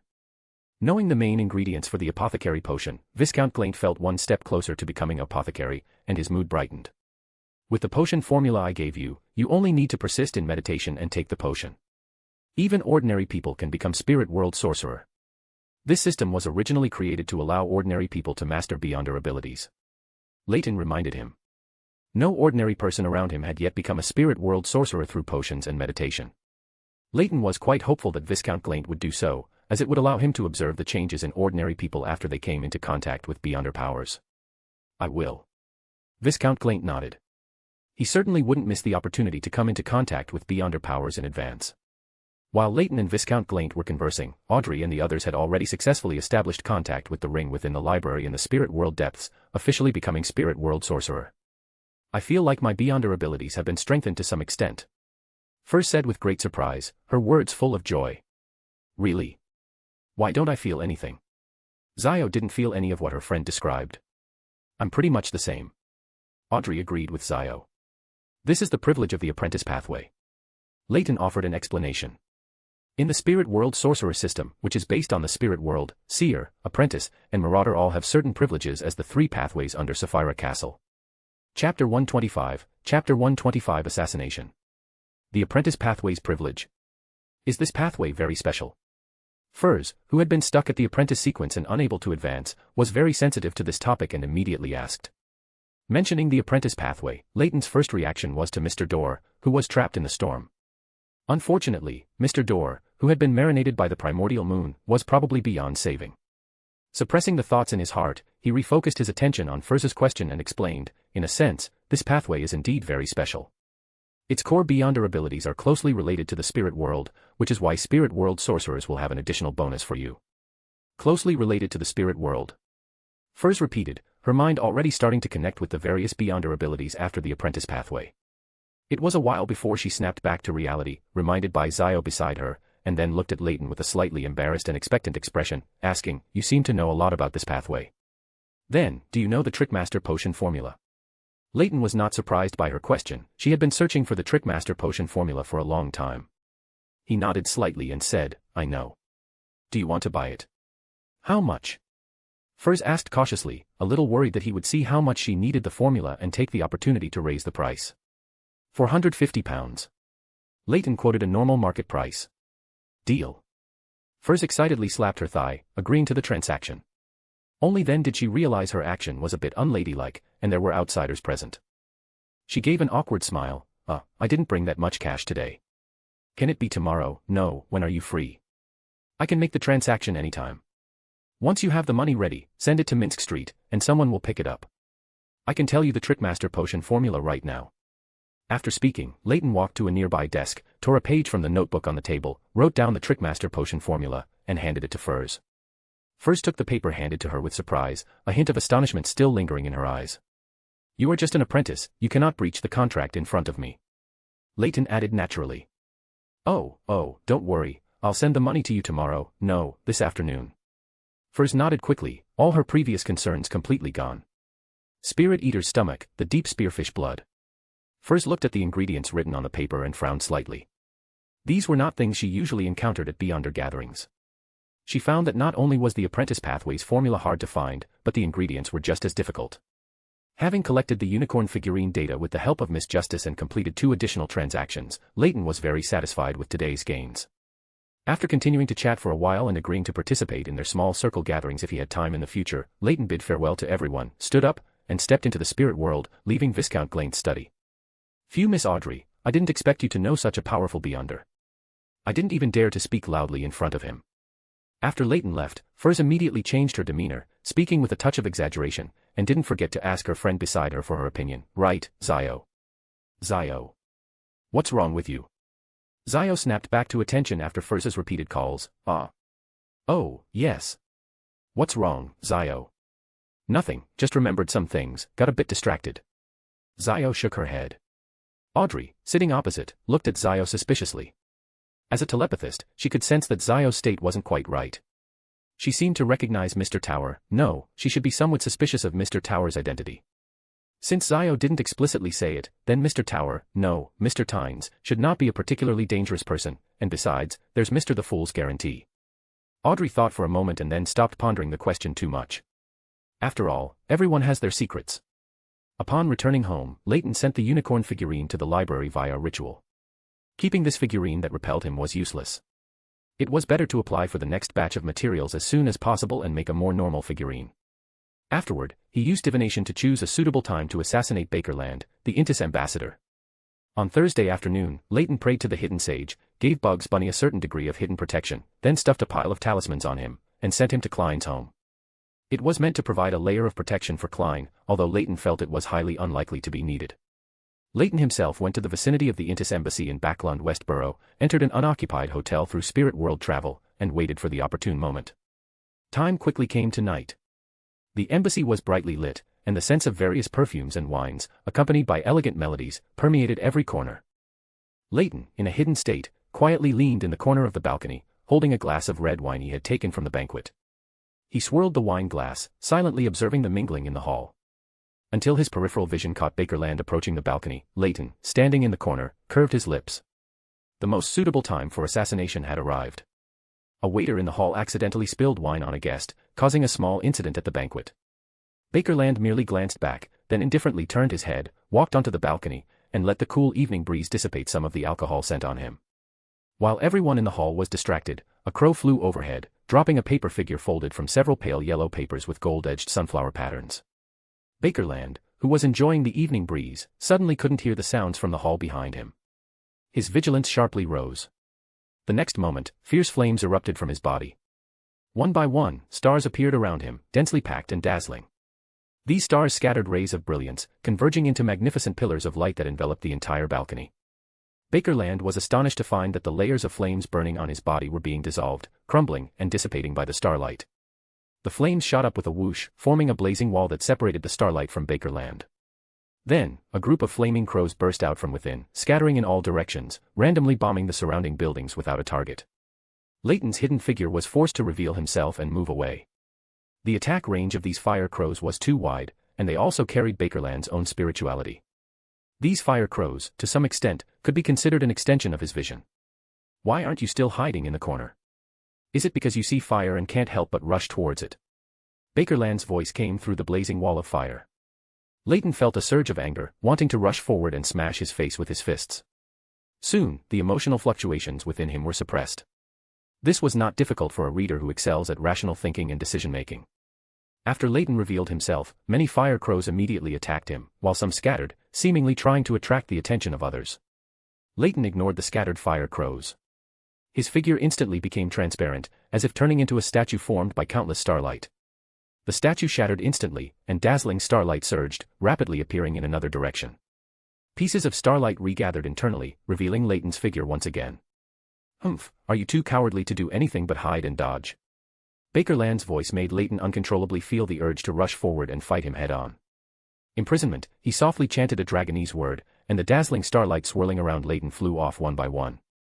This was Leyton's preset battle sequence, already imprinted deep into his mind through self-hypnosis and suggestion, and would not change due to his emotional fluctuations. These starlight rays instantly condensed upon approaching Bakerland, creating a giant transparent amber that enveloped him, trapping him in his original position. Leyton's eyes glowed with a blue-white luminescence. The next moment, streams of crystal-clear light descended from mid-air, crushing all the fire crows that attacked him again, leaving only a mist of water vapor in the air. Throwing out another paper figure from his pocket, Leyton summoned another paper figure avatar. At the same time, he leveraged the sage characteristic on his body through meditation.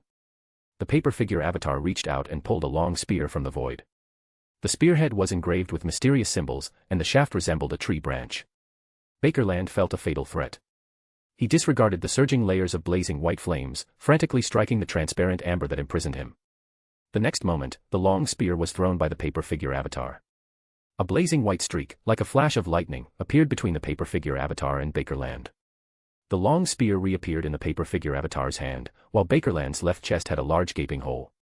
Mystical reenactment, the inevitable spear Gungnir, can throw a long spear that will inevitably hit its target, can pierce through anything it hits, and then automatically return to its master's hand. Bakerland's eyes still held in tense disbelief. He wanted to look down at the wound on his chest, he even suspected that this scene was just a nightmare. The next moment, he fell heavily to the ground, losing all consciousness.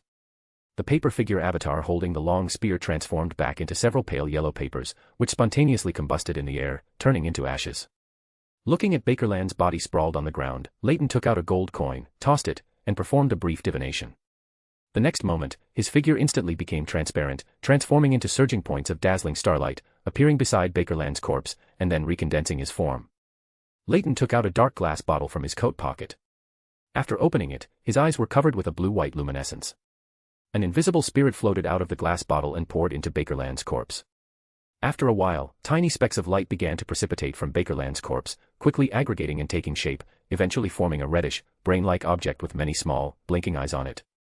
After picking up this conspirer characteristic from Bakerland's corpse, the surrounding silent environment fell away like a huge curtain. On the balcony, the sounds of music and conversation from the hall, as well as the scents of perfume and wine, could be heard again. Chapter 126, Chapter 126 Battle on Minsk Street. At 15 Minsk Street, a sergeant in a black and white checkered uniform knocked on Klein's door.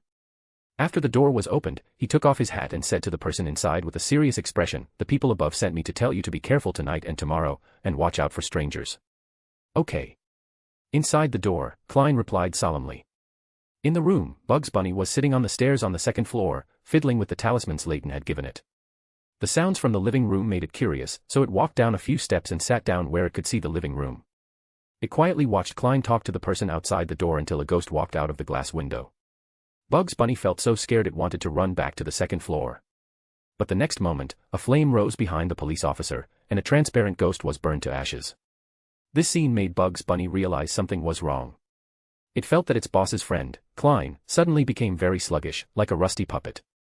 The ghost that came out of the glass suddenly possessed the police officer. "Son." Bugs Bunny held two golden, thin talismans and chanted a dragonese spell.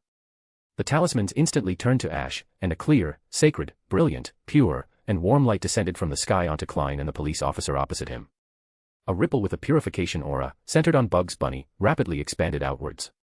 Klein felt the sluggishness on his body lessen somewhat, allowing him to react more quickly. "Filth." Klein hoarsely chanted an ancient Hermes word. Noisy, illusory, and evil whispers instantly spread from Klein. Rosago, who was opposite him, looked dazed, and his entire face began to swell. Bugs Bunny's ears were filled with an unbearable whispering sound, even more uncomfortable than when the hidden sage instilled knowledge. Bugs Bunny, who wanted to use another talisman, fell stiffly on the stairs, its fur wildly bristling. After Klein threw this talisman, Rosago, his main target, immediately rolled to the ground, twisting and struggling, his skin constantly cracking. Klein, who had developed a certain resistance to the true creator's rap, struggled to get up, drew his revolver, and fired continuously at the already bloody Rosago until the magazine was empty. Rosago's head exploded directly, red and white splattering everywhere. Seeing Rosago completely dead, Klein finally breathed a sigh of relief. Crimson. He softly chanted an ancient Hermes word, then threw out a slumber charm, causing Miss Messenger, who was also affected by the true creator's whispers, to fall into a deep sleep. Then he went to the stairs, picked up a scattered talisman next to Bugs Bunny, and softly chanted, "Sun." Holy light with purification power descended, dispelling most of the lingering influence of the true creator on himself and Bugs Bunny. Bugs Bunny, free from the influence, lay on the stairs, its red eyes wide open, not wanting to move at all. Klein bent down and stroked Bugs Bunny's head, whispering, "It's safe now. You can sleep peacefully." After comforting Bugs Bunny, who seemed to be scared, Klein quickly took out candles and set up a ritual. He wanted to commune with Rosago's spirit before it dissipated. After Klein finished communing with Rosago's residual spirit above the gray fog, he was pushed out of the gray fog space by an invisible force due to insufficient spirituality, returning to the real world. As soon as Klein returned to reality, he felt his head heavy and dizzy, as if he could faint at any moment. He pinched his forehead, trying to regain some energy. "Here." Bugs Bunny held a reddish fruit, like an enlarged red date, and handed it to Klein, who was so uncomfortable he couldn't straighten his back. "Thank you." Klein took the strange fruit Bugs Bunny handed him, but he didn't have much appetite for fruit right now. "You'll feel much better if you eat it. It can quickly restore some of your spirituality." Seeing that Klein was holding the fruit it offered but not eating it, Bugs Bunny reminded him again. Hearing Bugs Bunny's words, Klein took a skeptical bite of the enlarged red date in his hand. A spirituality with a life aura spread, and Klein felt that his depleted spirituality was somewhat relieved, and even his head wasn't as heavy. He quickly ate all the fruit in his hand, licked his slightly moist lips, and looked at Bugs Bunny, asking curiously, "Is this also a fruit you grew yourself?" "The planter's sequence 8 is called Doctor. I often treated the crew when I was on the future." Bugs Bunny lifted its chin and said proudly. Did the crew on the future often get sick?" Klein asked curiously. He remembered that the future was Pirate Admiral of Stars' flagship. Bugs Bunny shook its head and said with a strange tone, "No, it's because they often accidentally ate food made by Frank." After saying this, Bugs Bunny cautiously glanced around, then continued, "But I know, that was all done by the boss. He deliberately swapped the ingredients, which is why the crew on the ship often ate food made by Frank." Klein's expression became a little strange, then returned to normal. Klein, who still wanted to ask more questions, felt a chilling wind blow on his neck. The next moment, Bugs Bunny was already tightly hugging his pant leg, burying its head, trembling. Klein suddenly turned his head and saw Miss Messenger, who had already woken up by the glass window. However, her light golden hair and pale face seemed a bit dimmer, looking even more ethereal. This rabbit is actually afraid of ghosts. Klein silently sighed in his heart. He then explained what had just happened to Miss Messenger, omitting the fact that he had knocked her out with a slumber charm. Miss Messenger carefully scanned Klein and the strange rabbit clinging to his pant leg and trembling. She remained silent for a while before speaking. "You'd best find a psychiatrist. How did this rabbit conceal its identity?" Hearing Miss Messenger's words, Klein breathed a sigh of relief. It seemed that there were no problems with Miss Messenger. However, Miss Messenger hadn't discovered that Bugs Bunny wasn't an ordinary animal before. "This rabbit was borrowed from a friend of mine, and it's also here to protect me. As for its special nature, I'm not sure." Klein answered very honestly. He really didn't know how Bugs Bunny's identity had escaped Miss Messenger's notice, and perhaps Rosego's as well. Miss Messenger nodded lightly, neither saying she believed nor disbelieved, but she also didn't raise any further questions. "Let's quickly deal with the scene. Perhaps people from MI9 will still come to take a look," Klein said, pointing at Rosego's body on the ground. After speaking, without waiting for Miss Messenger's reply, Klein had already put on gloves and quickly searched for Rosego's belongings. He ultimately obtained a notarized document and a corrupted beyonder characteristic corresponding to a marionettist. Klein and Miss Messenger each took one item. Klein took the corrupted beyonder characteristic. This was the beyonder characteristic of his pathway. As long as he found a way to purify the corruption within the beyonder characteristic, he would have the main ingredient for a Sequence 5 potion. "I can ask Alger later. He should have knowledge in this area." Klein had already decided in his mind whom to ask. Klein bent down to pick up the all-black eye formed by the convergence of the beyonder characteristic. The moment his fingers touched this all-black eye, he experienced auditory hallucinations, and his head throbbed with pain. At the same time, his vision also showed countless black illusory fine lines, extending from Miss Messenger, himself, and Bugs Bunny, from every part of their bodies, piercing through the void and leading to an infinite distance.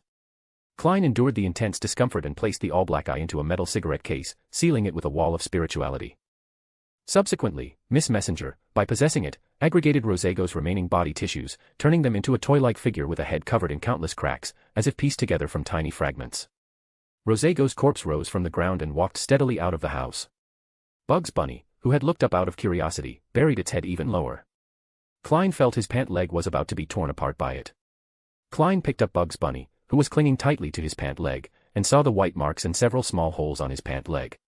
His heart ached for a moment. His new pants, which hadn't been damaged in battle, had been ruined by a rabbit.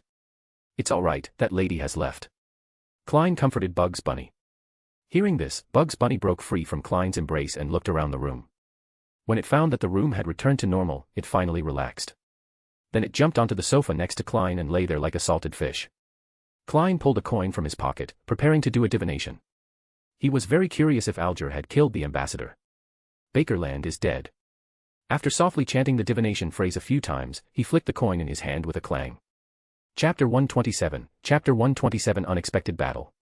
After assassinating Bakerland, the Intis ambassador, Leyton calmly used spirit world travel to leave the embassy. Bakerland, who had been quietly drinking and enjoying the breeze on the balcony, transformed into a thin paper figure that spontaneously combusted in the air, leaving no trace. Only then did the corpse, sprawled on the balcony with blood already spreading, appear in the sight of everyone in the hall. "Ah!" Screams echoed through the hall, and the embassy's military attaches rushed over to maintain order.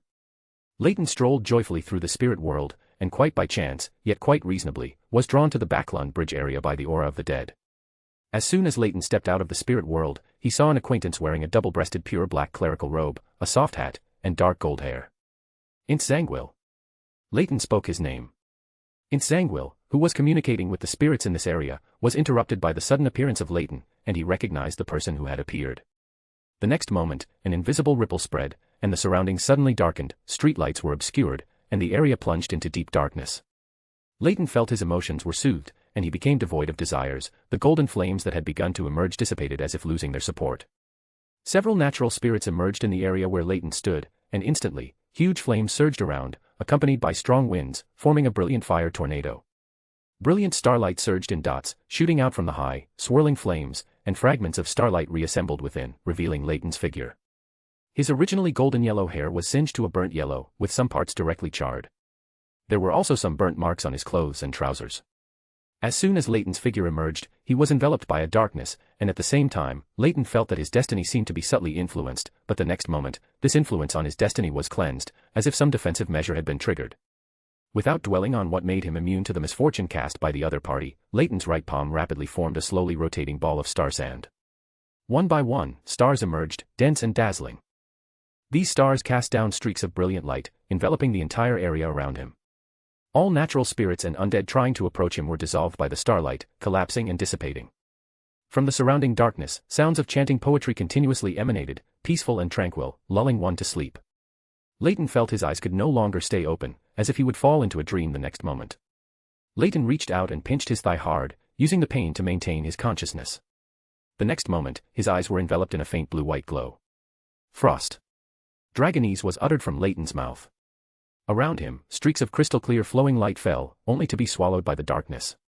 Layer upon layer of ice crystals spread in the darkness, and the surrounding area was covered in frost within a few short breaths, adorned with icicles. The rapidly dropping temperature sobered Leyton's drowsy mind. Taking advantage of his restored clear thinking, Leyton quickly closed his eyes and meditated, outlining a brass-colored ring composed of gears in his mind. As his spirituality vibrated, a nearly tangible ring emerged behind Leyton. Leyton quickly opened his eyes, staying closed for too long in the darkness created by the nighthawk would prevent him from waking up. Leaning back, arms spread, as if embracing the sun, a magnificent and pure fiery pillar of light descended from the sky. The fiery pillar of light and the surrounding darkness formed an opposition, one wanted to devour all light, the other wanted to illuminate the darkness. Accompanying the pillar of light was an intense heat, and searing white flames continuously gathered within the light. Like a dazzling small sundae, Leyton felt his skin cracking from the scorching, and his hair constantly curling, looking as if it would ignite at any moment. A figure wearing a double-breasted pure black clerical robe suddenly appeared behind Leyton, one hand turning into stark white bones, plunging into Leyton's chest. The scorching white fireball, like a small sun, exploded violently, engulfing everything. Intzangwil came to his senses, his gaze had been fixed on a burning matchstick. There was no frost, no flames, and no light, the battle just now was all an illusion. A paper figure folded from multiple light yellow sheets of paper was shaken out, and the next moment, the paper figure transformed into a real person. Intzangwil, who was about to pull Leyton into slumber to deliver a fatal blow, suddenly felt a deadly threat. Without hesitation, Intzangwil directly turned and stepped into the spirit world, preparing to leave the area. A streak of light, like a white meteor, streaked across, following Intzangwil's figure and disappearing into the spirit world. The next moment, a long spear with mysterious symbols carved on its tip and a shaft like a tree branch returned to the paper figure's hand. The paper figure and the spear in its hand then disappeared together, transforming into several sheets of paper drifting down from mid-air, which then spontaneously combusted into ashes. Leyton stared at the spot where Intzangwil entered the spirit world, watching for a while before retracting his gaze. The Gungnir manifested by mystical reenactment had not killed Inz. But he should be seriously injured. Leyton mumbled. Then he turned and stepped into the spirit world, heading back towards Minsk Street. That coincidence just now was too deliberate, a terrible script. Could it be that Quill of Alzahad arranged it for Intzangwil? I just happened to be passing by, and Intzangwil and I are enemies, so I was directly pulled over and shot. At the same time, in a hidden room in Backlund, an antique quill was continuously writing on a notebook. Unlucky Intzangwil saw an interesting spirit, he wanted to subdue it, but the burst of dead aura happened to attract Altines, who was passing by. They fought fiercely due to their previous enmity, and the arrogant Intzangwil underestimated his opponent because he had already advanced to sequence 4, becoming a demigod. Altines is a blessed of knowledge, and also has a mysterious connection with the hidden sage, so he possesses methods beyond Intzangwil's imagination. Foolish and blind Intzangwil fell into Altines's trap, his left hand was destroyed by mystical reenactment. Unlucky Intzangwil encountered a demigod-level spirit world creature with control over storm powers while traveling through the spirit world. The creature disliked the dead aura on Intzangwil and expelled him from the spirit world, causing Intzangwil to unluckily fall into the cold Tussock River. For the unlucky Intzangwil, this is very reasonable. The script written by the great Quill of Alzahad is extremely reasonable and perfect. Intzangwil's experiences today created a rift between him and the great Quill of Alzahad, laying a hidden danger for his miserable future. Leyton, who had returned to Minsk Street, had not yet stepped out of the spirit world when he heard Klein's divination statement. He then walked out of the spirit world and replied, "Bakerland is dead." The coin Klein used for divination was caught by a hand that appeared out of thin air. Klein instinctively took a step back, only relaxing after seeing the appearance of the newcomer. Staring at the suddenly appearing Leyton, he said with great dissatisfaction, "Don't always appear suddenly in front of people like that. A battle just happened here, and I almost gave you a bullet. Do you want to guess who I just met?" Leyton reached out and touched his slightly singed hair, vibrating his spirituality, directly pulverizing the hair. Then he took off his somewhat tattered coat. "Didn't you go to investigate Bakerland? Are your injuries not from the battle?" Klein asked with great curiosity, looking at Leyton's disheveled appearance. He had thought that Leyton's disheveled state was due to the assassination of Bakerland. "I met in Sangwil." Leyton spoke a name that Klein remembered vividly. Klein's expression became extremely grim. "What happened? Where is Sangwil?" "I don't know, and knowing won't help you, he's already a demigod of the darkness pathway," Leyton said, then walked past Klein and lay back on the living room sofa, recounting his entire encounter with Sangwil. Klein's face turned very grim after listening. "Are you saying that Quill of Alzahad directly made you inexplicably meet Sangwil and fight him? If there were no other authors interfering at the time, that's the only possibility. I'm not so foolish as to charge at a demigod who clearly harbors ill will and fight him," Leyton said with a slight frown. Speaking of other authors, Leyton reasonably suspected Amon's brother, but he had no reason to do so. Author. Klein's inspiration was touched. He felt that this term was very fitting for Quill of Alzahad. Perhaps this was the name for Sequence 1 of the Spectator Pathway. Yes, Sequence 1 of the Spectator Pathway is author, also known as fairy tale author. The stories he writes become reality, and he also has the characteristic that all who speak are known. When one person knows him, he also knows that person, and everyone that person has contacted. Therefore, before you have the protection of concealment, never investigate too much. Leyton told Klein all the information about the author, hoping that he would be more prepared in this regard. However, Amon's brother had most likely already noticed Klein, so, in all probability, it couldn't be prevented. Chapter 128, Chapter 128 Miss Sharon. Al Tynes reclined on the sofa in Klein's living room, closing his eyes to meditate for a while until he felt his spirituality had mostly recovered before opening them. The encounter with Sangwil was completely beyond Al Tynes' expectation. If he hadn't made 2 more paper figurine substitutes in the past few days, the outcome would have been different. Spectator is truly an annoying pathway. Being manipulated by 0-08 tonight made Al Tynes' impression of the Spectator pathway even worse. The characteristic of what is said will be known is indeed helpless. Klein nodded in agreement.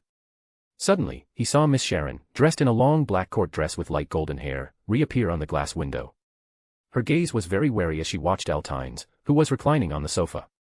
Wraith. How rare. Al Tynes also looked at Miss Sharon, whose figure had emerged on the glass window. "This is my friend, he lives across the street, but he went to do something else, which is why I chose to find a bodyguard. This is the bodyguard I hired. It was under her protection just now that I wasn't turned into a marionette by Rosago, and I even successfully counter-killed him." Klein introduced their identities to each other. Al Tynes, a crew member of the future. Al Tynes reported the identity he used at sea. Sharon. Are you the pyromaniac wanted at sea?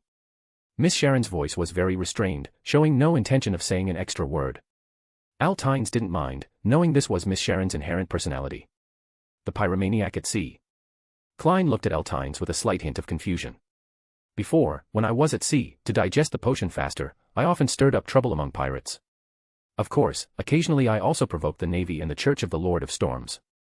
I remember my bounty in loan was about £5,000. It's a pity that this assassination of Bakerland shouldn't expose my identity, so the bounty probably won't continue to rise. Al Tynes recalled his bounty amount, then explained. At the same time, it was to tell Miss Sharon the reason Klein bypassed him to hire her as a bodyguard. Intis Ambassador Bakerland. Miss Sharon's question was almost like a statement. If it weren't for a slight difference in tone, Al Tynes would have completely thought she was just stating a fact, not asking a question. Yes, he was the mastermind who sent people to assassinate this poor detective. Al Tynes gave Klein a look that said, "You really know how to get into trouble. This really was just an accident." Klein defended himself. Then he looked at Miss Sharon again, and after a moment of thought, said, "Thank you for your protection. This matter ends here. I will pay you the remaining £900 over 2 days. This is the withdrawal limit." Still to Marek? Sharon's voice echoed somewhat ethereally and faintly in the living room. "Directly to me. I promise to protect you for 3 days, not just once." Klein was stunned for a moment. This Miss Sharon was unexpectedly principled about contracts. Although he felt a bit helpless, as it would make many things inconvenient for him, he still said, "All right." Miss Sharon slightly lifted her skirt and curtsied, then disappeared from the glass window. "A very stylish lady," Al Tynes commented from the side. Klein nodded in deep agreement, then thought of another problem. "I haven't been in Bakerland for long, and I've already encountered all these things, and I've even obtained the subsequent potion formulas. Isn't this too coincidental? Although I had done a divination before and learned that the hope of becoming stronger was in Bakerland, isn't this too fast and too simple?" Al Tynes looked at Klein with a strange expression. He felt that the other party had encountered too many incidents and misunderstood the word simple. Then he said, "Simple? Do you mean it was simple to survive Rosego's hands? Or simple to get on Ambassador Bakerland's assassination list?" Klein was speechless for a moment, then paused before continuing. "What I mean is, all of this is too coincidental, as if an invisible hand is pushing the development of everything from behind. The law of beyonder characteristics convergence. Haven't you noticed that everything you attract is related to the seer pathway?" Al Tynes reminded Klein. "Law of beyonder characteristics convergence. That's a bit bizarre. This attraction can even indirectly affect fate. Will every beyonder encounter this situation? Or do I have some strange characteristic?" Klein fell into deep thought. He intuitively believed that there must be something special about him. Otherwise, wouldn't beyonders be in chaos under such passive attraction? Clearly the latter. The convergence effect between beyonder characteristics only becomes particularly obvious at the demigod level and above, requiring a certain degree of concealment. Al Tynes gave an answer, but didn't say too much. If he said more, Klein would know that his full identity had already been exposed to him. Klein nodded thoughtfully, not continuing to speak. His remaining doubts concerned the secret of the grey fog, and he couldn't expose it before fully trusting the other party. "You can owe me my payment for now. I'm not in a hurry for money. Don't worry, there's no interest. I know you're very poor." After saying something disheartening, Al Tynes pulled Bugs Bunny and performed a short-distance displacement through the spirit world, returning to the house across the street. Looking at the empty sofa, Klein sighed. "What do you mean, I know you're very poor?" "I am indeed very poor." Feeling his home suddenly become desolate, Klein simply returned to his bedroom to rest. Upon returning home, Al Tynes saw Crow Anu directing a group of spirits to clean the room. Seeing this scene, Al Tynes exclaimed, "Very good, everyone has learned to outsource tasks." Neither Al Tynes nor Bugs Bunny had the habit of cleaning their room. Before, Al Tynes exploited Bugs Bunny, and later Bugs Bunny exploited his crow subordinate. However, Crow Anu had now learned to exploit the spirits under his command. Going straight to his bedroom, Al Tynes, feeling somewhat tired, collapsed onto the bed and fell asleep. It wasn't until the next morning that Bugs Bunny brought some fruit and a few newspapers upstairs. Al Tynes curiously picked up a copy of the Tussock Post. He was very curious about what explanation the officials would give for the death of Intis Ambassador Bakerland.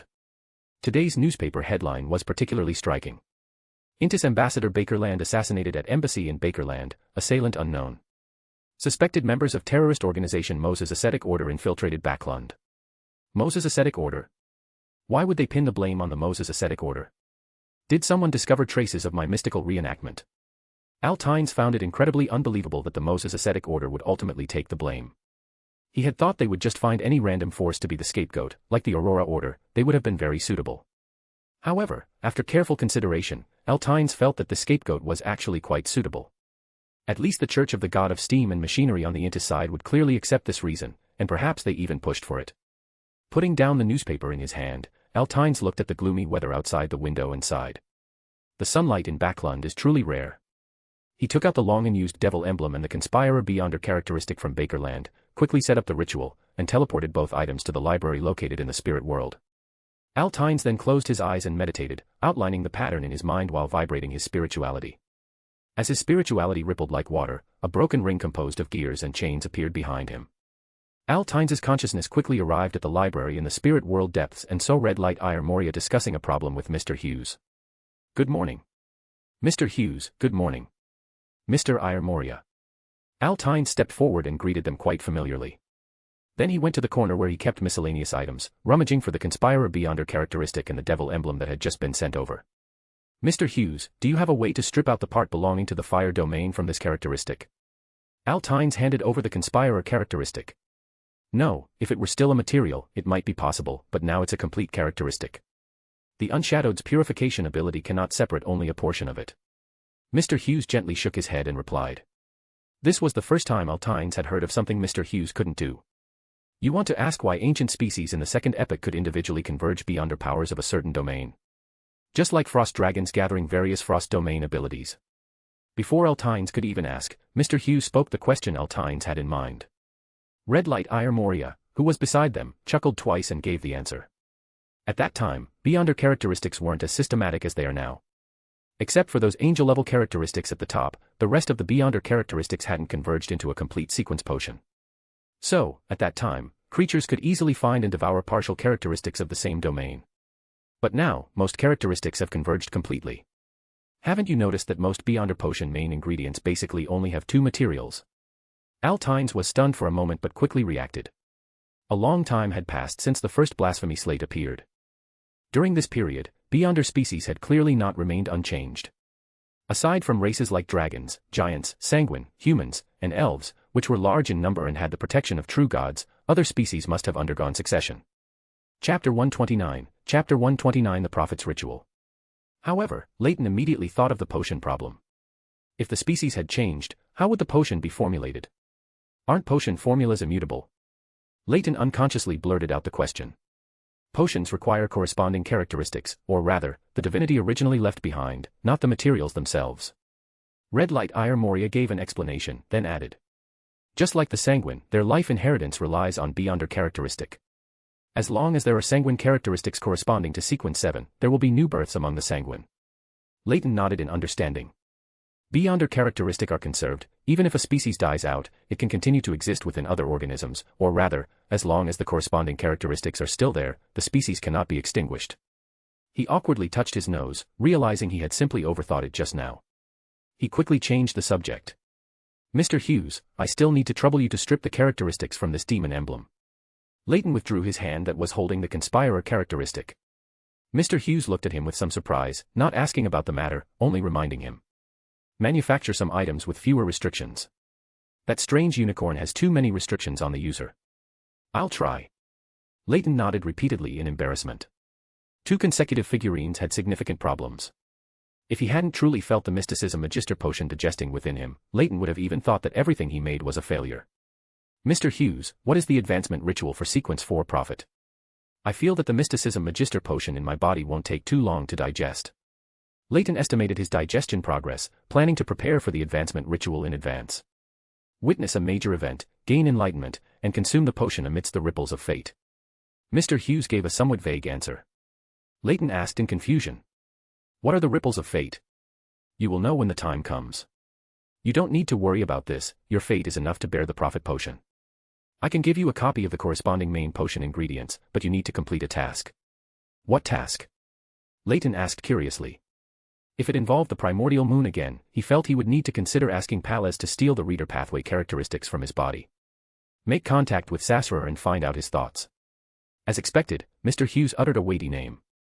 Leyton felt that he should be looking utterly dejected at this moment, wanting to reply with, next time for sure, but the person opposite him was his second most reliable backer, and he couldn't offend him.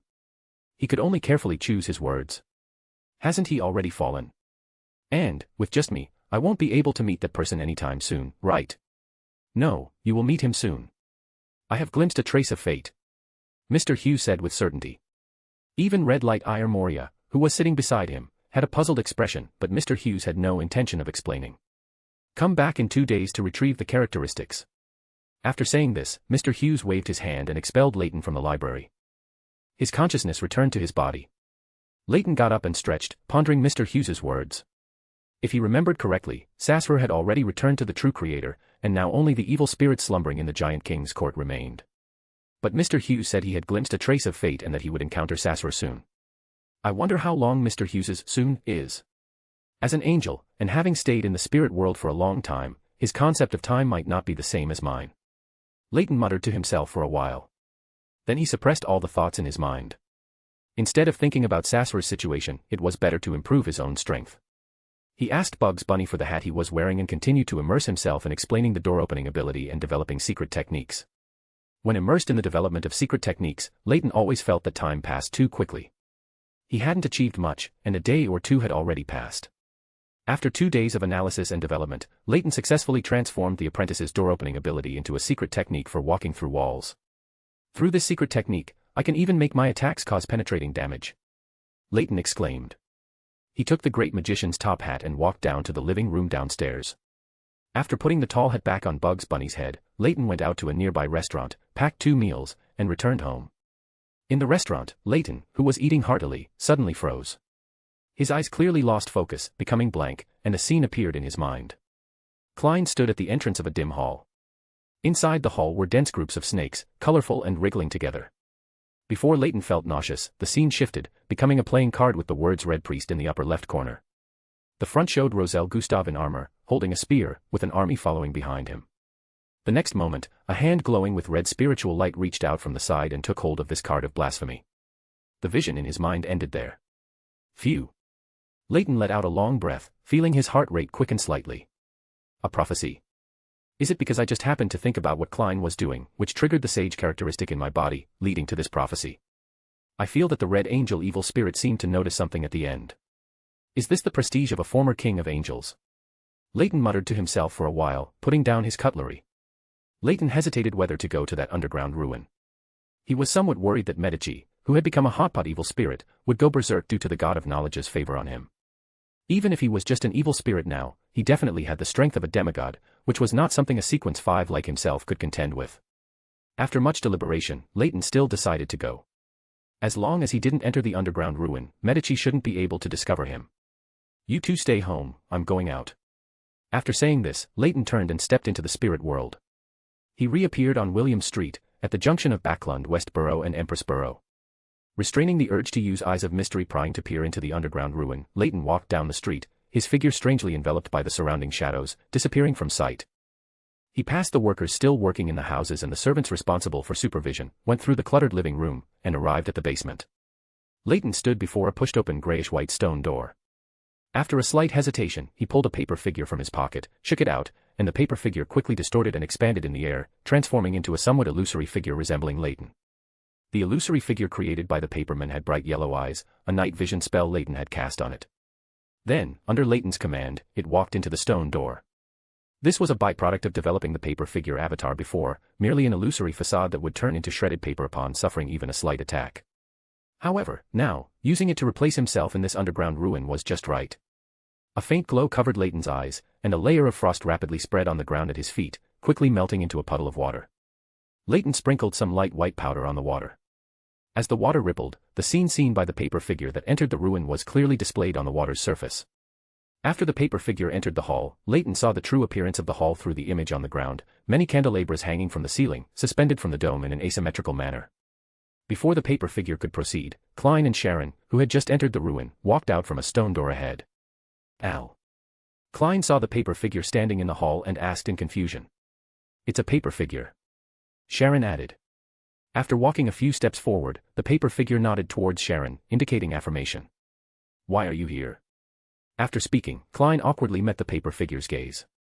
Under Leyton's control, the paper figure raised its hand and gestured the word prophecy in the air. Whether Klein and Sharon could understand it was unknown. Prophecy. Sharon immediately spoke the word the paper figure had gestured in the air. Then the paper figure gestured a few more times in the air. Klein looked at Sharon with a head full of question marks. Sharon was silent for a moment and said. He said, impressive. Klein was silent for a moment. He felt that Al had an extraordinary talent for destroying atmosphere. With just 2 gestures, his tension was completely gone. Chapter 130 Underground Ruins. Leyton's paper figure followed Klein and Miss Sharon as they continued to check the remaining rooms, each of which contained a humanoid statue of a true god. There's something evil here. Al, do you know anything? Klein sighed, then looked at Leyton's paper figure. He controlled the paper figure to write a word in the air. Klein looked at Miss Sharon beside him, puzzled. He knows, Sharon explained. Klein felt a lump in his chest, thinking that Al was doing it on purpose. Paper figures can't talk, but couldn't you gesture a bit more? Klein grumbled inwardly. The paper figure gestured in the air again, and Klein looked at Sharon, confused. No, it's too much trouble. He can learn some of your thoughts through divination or prophecy. After a concise translation, Sharon also explained why the other party would know his inner thoughts. After some back and forth, Klein felt much more relaxed. Al still had the mind to joke with him, which meant there shouldn't be much danger here. Ignoring Klein's interaction with the paper figure, Sharon said in a faint, calm voice. There's one more door. Klein looked at the stone door in the center of the ruins and felt a trace of fear in his heart. Being in the core area of this ancient building also meant it was the most dangerous. What do you think of that? Klein turned to Miss Sharon and asked. Since he couldn't perform divination on the gray fog, he felt that Miss Sharon's spiritual perception and intuition were more reliable than his own. She could communicate with the spirit world without hindrance, but he could not. Sharon closed her eyes, and after a while, reopened them before answering. Very dangerous, but this danger is restrained. Does restrained danger mean that something is sealed inside? Klein speculated inwardly, his gaze instinctively falling on the speechless paper figure beside him. The paper figure, under Leyton's control, shook its head, indicating that it also didn't know. Klein held the lantern with one hand, while his other hand was already in his pocket, grasping a few talismans inside. He hadn't walked too far when, illuminated by the lantern's light, Klein saw the passage ahead blocked by boulders and earth. On the left and right sides were stone doors similar to the hall, with the right stone door already filled with mud and rocks. Sharon floated directly onto the boulder in front, melted into it, and disappeared. A few minutes later, Sharon re-emerged from the earth and calmly said, "It has completely collapsed." Klein nodded and looked at the stone door on the left that hadn't fully closed. "We only have one choice." Leyton controlled the paper figure to approach first. After all, it was just an ordinary paper figure, so there was no need to worry if something happened to it. Moreover, the hotpot evil spirit inside would most likely not bother with a paper figure, it would rather trick Leyton, who was behind the paper figure, into entering. The paper figure's appearance was merely a false illusion, its essence was still a thin piece of paper, and it naturally passed through the narrow gap in the stone door. Many items and skeletal remains were scattered on the ground, the most striking being several beyonder characteristics of the sailor and savant pathways. If not for the paper figure's limitations, Leyton would have liked to pick up all the beyonder characteristics on the ground. Further ahead was a bloody double-leaf door. The next second, the water on the ground beneath Leyton's feet rippled, and the scene within disappeared. "You destroyed my paper figure so quickly, how boring. You didn't even come out to chat a bit. Evil spirits are indeed evil spirits, even with reason, it's no good."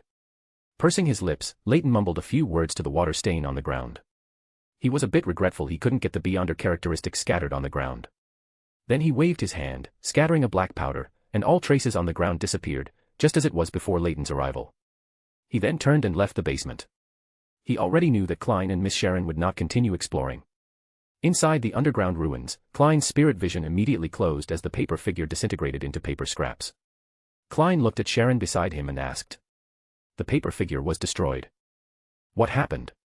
Sharon looked straight ahead and said with uncertainty. An evil spirit.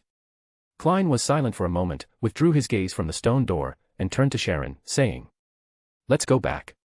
When Klein returned to his house on Minsk Street, Leyton was sitting on the sofa in his living room, holding a lump of clay and molding it. Klein wasn't surprised how the other party was in his living room, the other party's ability to traverse the spirit world had been used more than once.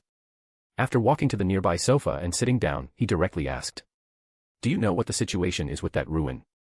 Leyton heard this, looked up at Klein, and then at Sharon, whose figure was visible in the glass window. He assumed a thoughtful expression, pondered for a moment, then spoke. "I know a bit.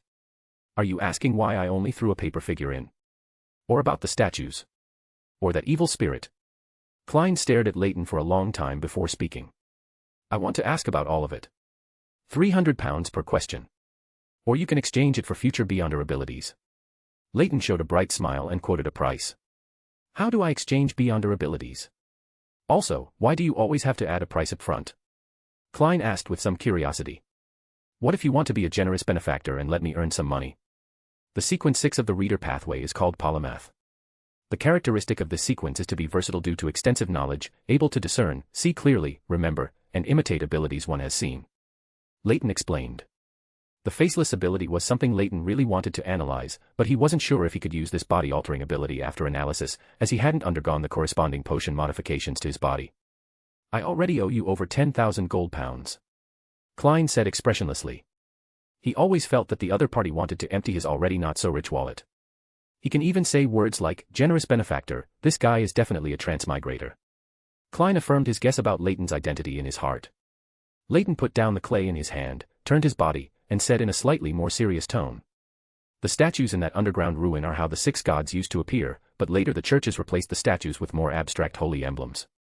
As for why there's no statue of Steam, it's because he became a god relatively late. Steam is the only one of the 7 gods who became a true god in the last epoch." Leyton explained the statues in the underground ruins, and without waiting for Klein to ask, he continued. You should know that the pinnacle of a sequence is a true god, so isn't it normal for the 7 gods to have human forms? So, the 7 gods also advanced by consuming potions. Klein asked curiously. This was different from what was recorded in the scriptures of various churches. Naturally, one can't really believe the set of beliefs the churches themselves propagate. Leyton nodded noncommittally. Ah. Klein, who had indeed believed the church's records before, nodded awkwardly, then changed the subject. What's the situation with that evil spirit? Red Angel Medici, a composite of Sauron and Einhorn. Do not provoke him, and do not trust him, he is an evil spirit of the hunter pathway. Klein caught the key point in Leyton's words. They were all Sequence 1 angels, but they were later killed by Blood Emperor Listitutor, becoming stepping stones for the Blood Emperor's advancement to Sequence 0. Hiss. 3 Sequence 1 angels were all killed. Is the Blood Emperor that powerful? To be precise, Medici was considered a king of angels, stronger than a typical Sequence 1 angel.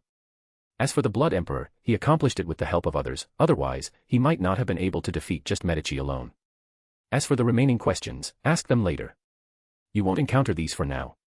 Leyton waved his hand, interrupting Klein's ready questions. Klein's expression became a bit strange, he felt that the other party meant he would encounter these in the future. Ignoring what Klein was thinking, Leyton reminded Klein that he was corrupted with the evil spirit's aura. You'd best purify the evil spirit's aura on you, otherwise you'll have nightmares at night. When did I get corrupted with an evil spirit's aura? Klein looked utterly perplexed, he hadn't even seen the evil spirit's face. When you looked into that stone door through spirit vision with my paper figure. Leyton replied. Thinking that this was an aura from the Red Angel evil spirit, which shouldn't be easy to dispel, Leyton threw a purification talisman to Klein. This is a talisman with purification effects, its strength is roughly equivalent to Sequence 6 to Sequence 5. You've only been corrupted with a bit of aura, so this talisman should be enough to purify it. The activation incantation is the same. Klein took the talisman and examined it carefully, unable to see any difference from previous talismans. When he looked up again, the other party's figure had already disappeared from the living room. Chapter 131 Tobacco Merchant. Leyton, who had returned to the house across the street, did not choose to rest but went out again with Crow Anu. The weather today had been gloomy, with no moonlight piercing through the clouds, and only dim streetlights on the street dispelled a small amount of darkness. The night was dark and windy, perfect for zombies. Leyton and Crow Anu's figures were in a graveyard on the outskirts of the East Borough, followed by 5 or 6 zombies with varying degrees of decay in their bodies. In the graveyard without streetlights, this scene appeared particularly eerie and terrifying. Leyton scattered a translucent white powder, which quickly spread in the air, transforming into a bright but not dazzling ripple that illuminated the graveyard. Caw. Crow Anu squawked twice, flapping its wings and flying off Leyton's shoulder. It scattered some pungent herbal powder within the illuminated area. Crow Anu skillfully placed the ritual materials in their correct positions. After the ritual was set up, Leyton vibrated his spirituality and lit the candles. With the aid of the ritual, Crow Anu controlled the zombies following him, making them spread out and start digging their own graves in the graveyard.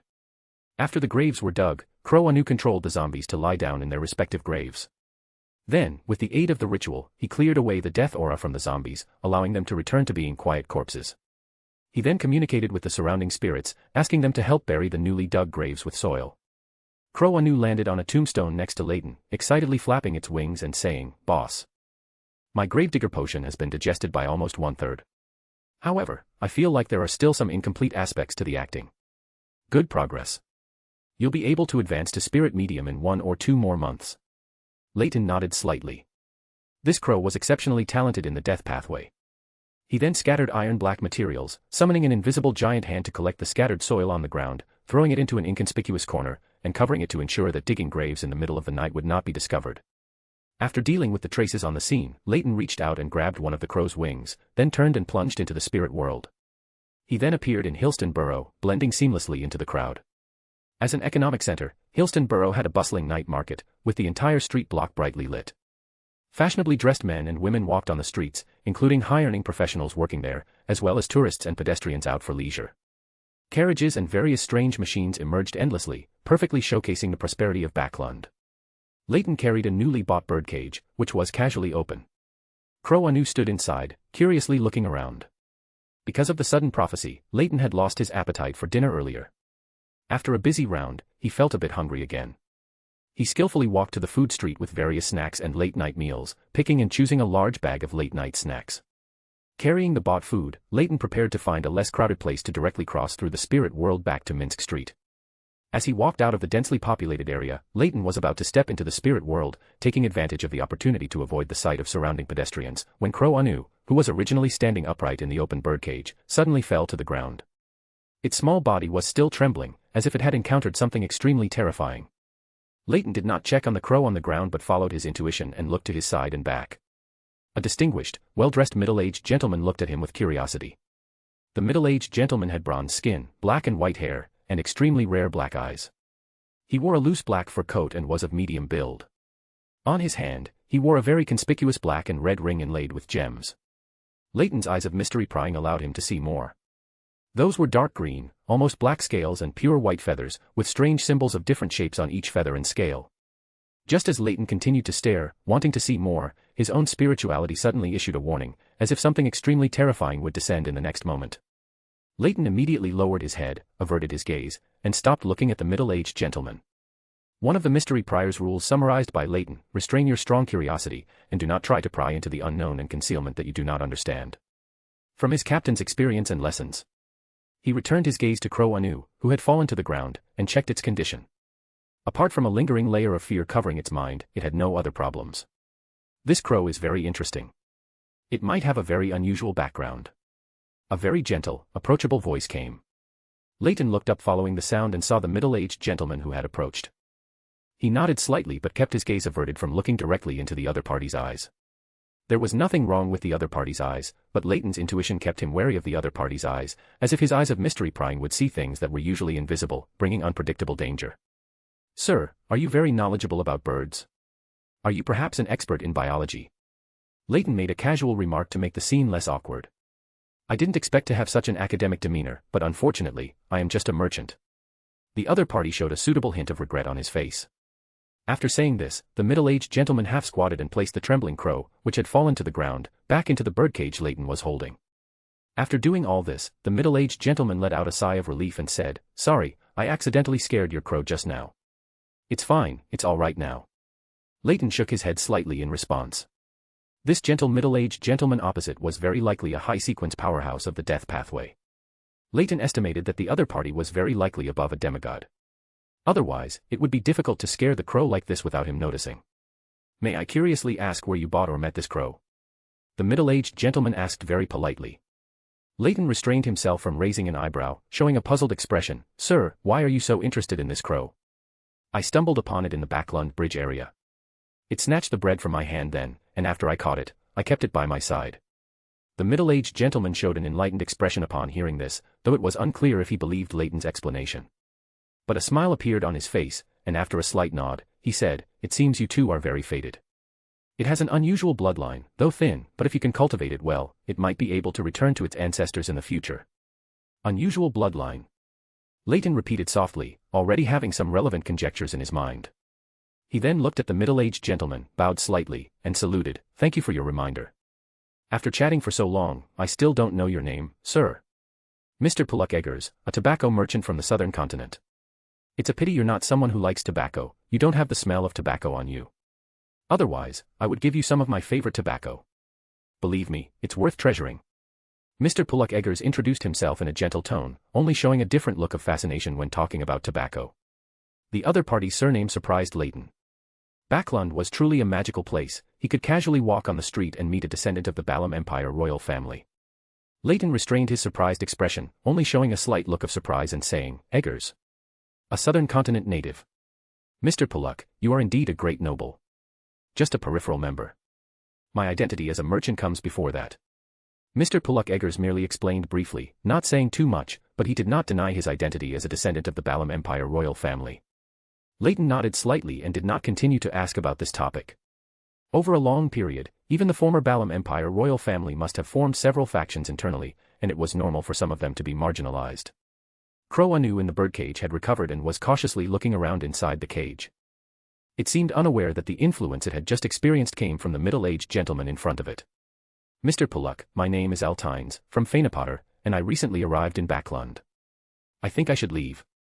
Saying this, Leyton lifted the crow in his hand, which had recovered, and the late-night snack in the bag in his other hand. If you have any questions about tobacco that you need to consult, you can ask me anytime. If you come to me to buy tobacco, I will even give you a better price than others, haha. Mr. Puluk Eggers became exceptionally enthusiastic and energetic when talking about tobacco. After bidding farewell to Mr. Puluk Eggers, Leyton walked a distance, turned into a small alley, and then stepped into the spirit world, leaving Hillston Borough. Mr. Puluk Eggers, who was leaving in the opposite direction, paused slightly after Leyton stepped into the spirit world, then continued to walk forward as if nothing had happened, seemingly thinking of something happy, a slight smile appearing at the corner of his mouth. A very interesting young man, and he has a very interesting crow. It seems I've been away from home for too long, seeing young people easily reminds me of my own children. Perhaps, it's time to go back and see that gloomy-faced kid. Chapter 132 Dream. Across from 15 Minsk Street, Leyton's figure, carrying a birdcage, quickly appeared. Crow Anu, looking as if it had returned to a safe zone, flapped its wings quickly and flew to its usual perch. He didn't even tell me the address. Is he sure I can find him, or is he sure I won't go looking for him? Leyton dropped the birdcage he was carrying, leaned back on the sofa, and muttered to himself, then looked at Crow Anu, who had recovered. What did you see or feel before? I don't know either. I suddenly felt like I was being watched by a terrifying gaze. I couldn't move, and I couldn't even muster the will to resist. Recalling the previous sensation, Crow Anu couldn't help but shiver again. Leyton nodded, not too surprised. The tobacco merchant who called himself Mr. Puluk Eggers should be a high-sequence beyonder of the death pathway. As for why he was interested in a crow, the other party had already made it very clear. Recalling what Crow Anu said when it first advanced, that it saw a huge bird, Leyton guessed that the unusual bloodline in Anu referred to the phoenix.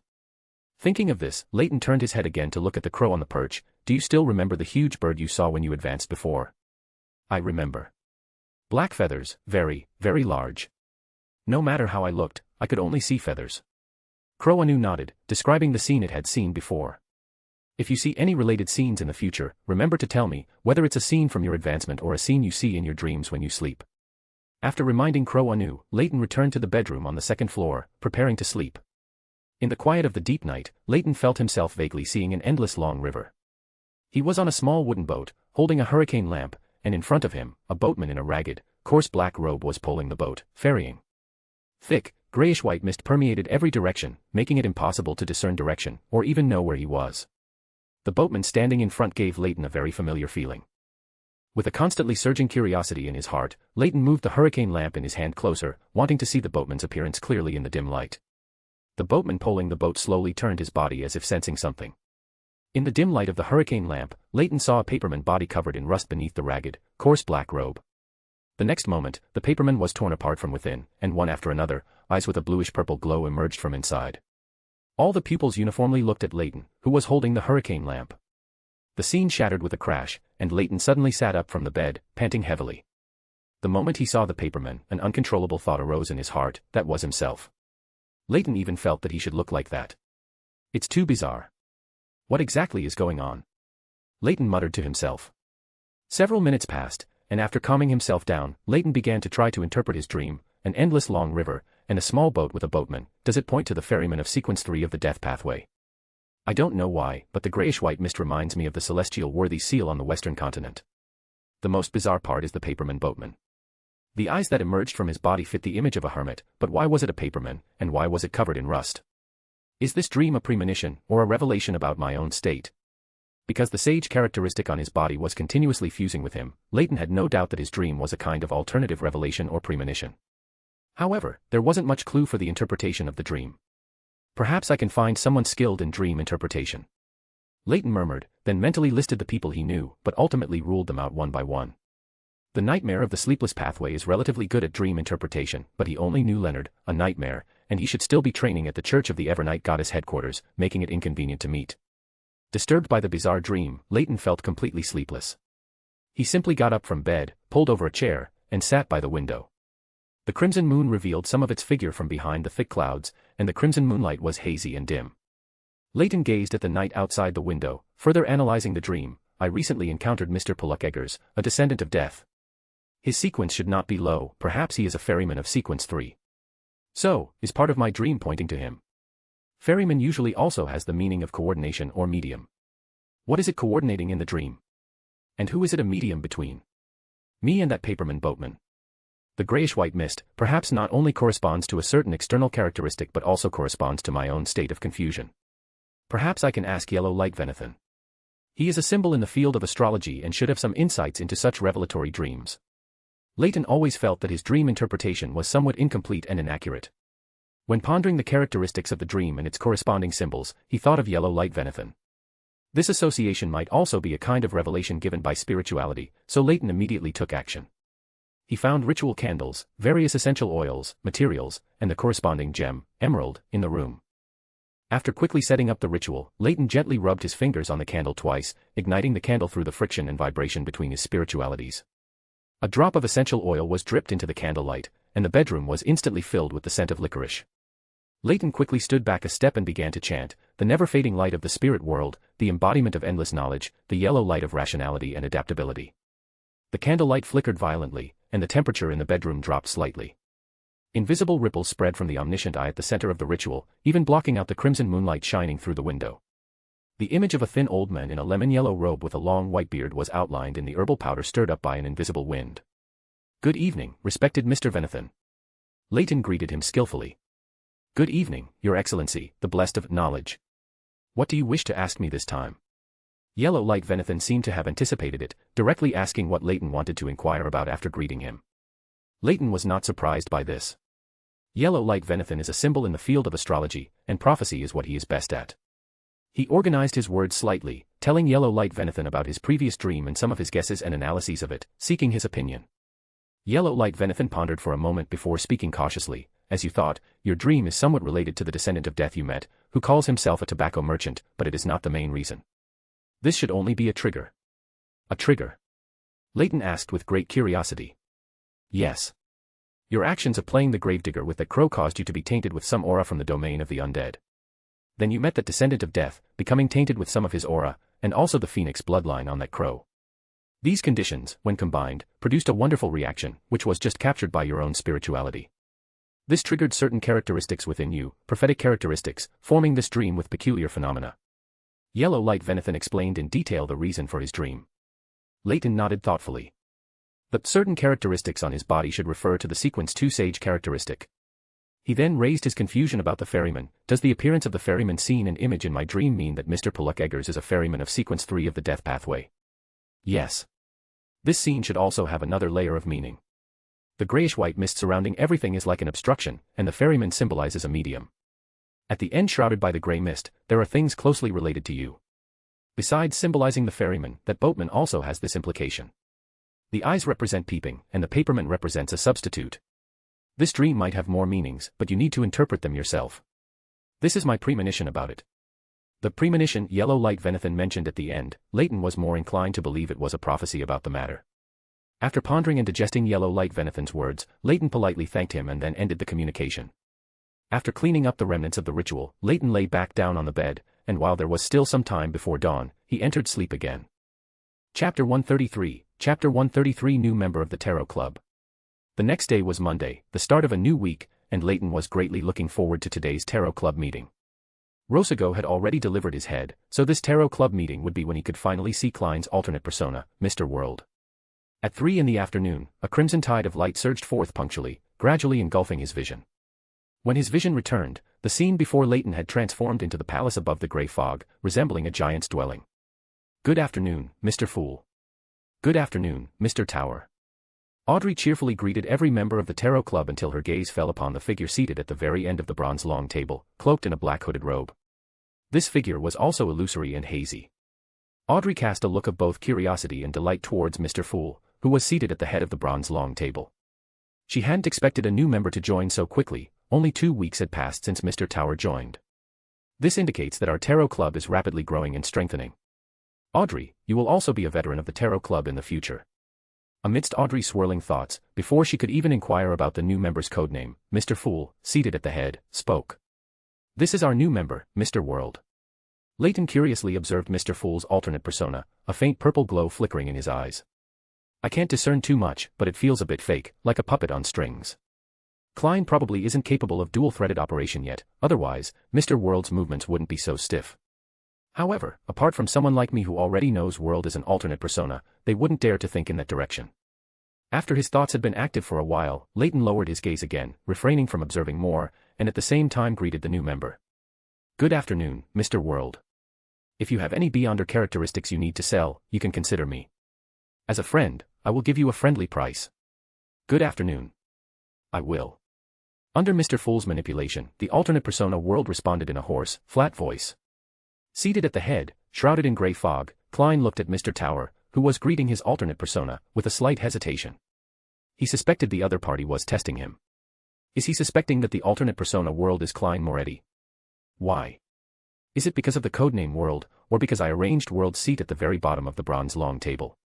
Audrey on the side had been curiously observing the new member. She felt that the other party consistently appeared very calm and rational, and she couldn't glean any information from Mr. World. "Good afternoon, Mr. World." Audrey politely greeted the other party. The Hanged Man and Little Sun also greeted the new member World afterwards, and only then did today's Tarot Club meeting officially begin. Klein, the Fool, seated at the head, turned his gaze to Audrey beside him and said, "The two candidates you proposed are still under consideration." He then assigned Miss Justice an investigation task, asking her to relay it to the two candidates she had proposed. Then, manipulating his alternate persona, Mr. World looked around and spoke in a hoarse voice. "Mr. Fool told me that I can issue tasks and collect materials here, is that right?" "Yes, as long as you can pay a sufficient price, even if we can't do it, there's still Mr. Fool and is blessed." Leyton responded, his tone not particularly serious. "Gentlemen, it's now time for Mr. Fool's reading." Justice Audrey spoke up, reminding the two who were tending to chat further. "Miss Justice truly has a great sense of ownership." Klein sighed inwardly, then turned his gaze to Mr. Hangman, who was seated opposite Miss Justice. Mr. Hangman, who had been observing silently due to the new member, quickly saluted upon seeing Mr. Fool's gaze. He then focused his mind, recalled the diary content he had memorized, and with Mr. Fool's help, materialized it. These diary pages vanished abruptly, then reappeared in Klein's hand. Leyton didn't glimpse the content of this diary, but judging by the time Klein spent reading, the effective content of this diary should be considerable. Having read all the diary entries, Klein composed himself slightly and looked towards Leyton, who was to his side, saying, "Mr. Tower, you have completed the assassination mission in Backlund. Your remuneration will be paid to you in batches by my blessed over the coming period." Still at sea, where news doesn't travel so quickly, the hangman turned his head to look at Leyton, quite shocked, but due to Little Sun's tall stature, who was seated between the two, the hangman couldn't observe Leyton's specific situation. He could only be slightly shocked by Mr. Tower's strength in his heart. He is at least sequence 6, and more likely sequence 5, otherwise it would be impossible for him to successfully assassinate an ambassador and retreat in such a short time. Seeing the scene quiet down, Klein resumed manipulating his alternate persona World. Cough. "Can I speak now?" Without waiting for a response, Klein continued to manipulate World, speaking on his own. "I wish to obtain the true roots of a mystery person, at least 60 milliliters of its corresponding sap, the medullary crystal of an elf spring, and all the spinal fluid of an evil-patterned black panther. What do you wish me to exchange for these items?" Leyton was slightly puzzled. He remembered that the magician's formula did not include the medullary crystal of an elf spring. This should be apothecary pathway material. Very cautious, indeed. Actually, there's no need to be so guarded. There are too few Beyonders of the seer pathway, most people can't even tell what these materials are for. Leyton commented inwardly, but he didn't respond. He himself didn't have any channels for Beyonder materials outside of the church. Ultimately, it was Little Sun, who was in the City of Silver with its many monsters, who accepted the commission for the mystery person materials, hoping to receive a suitable weapon as compensation. The psychiatrist potion formula, and corresponding Beyonder materials. The sailor pathway sequence 6 wind-blessed potion formula. Then Miss Justice and the hangman also stated what they needed, if a transaction could be reached. "All right." World replied in a low voice, then continued. "I have another commission. I wish to obtain all information on the fallen nobles of the Lone Kingdom, the more detailed the better." Miss Justice, being a lone noble, paused, then cautiously probed. "What do you intend to do?" World, under Klein's manipulation, laughed hoarsely. "You don't need to worry.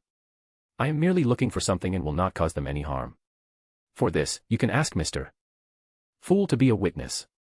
Audrey couldn't glean much from a puppet, so she could only rely on her own judgment and thoughts to respond. "I know some information about fallen nobles, but it's not detailed enough. I need some time to complete it and give it to you before the next Tarot Club meeting. Is that acceptable?" "No problem." World responded in a low voice, then spoke again.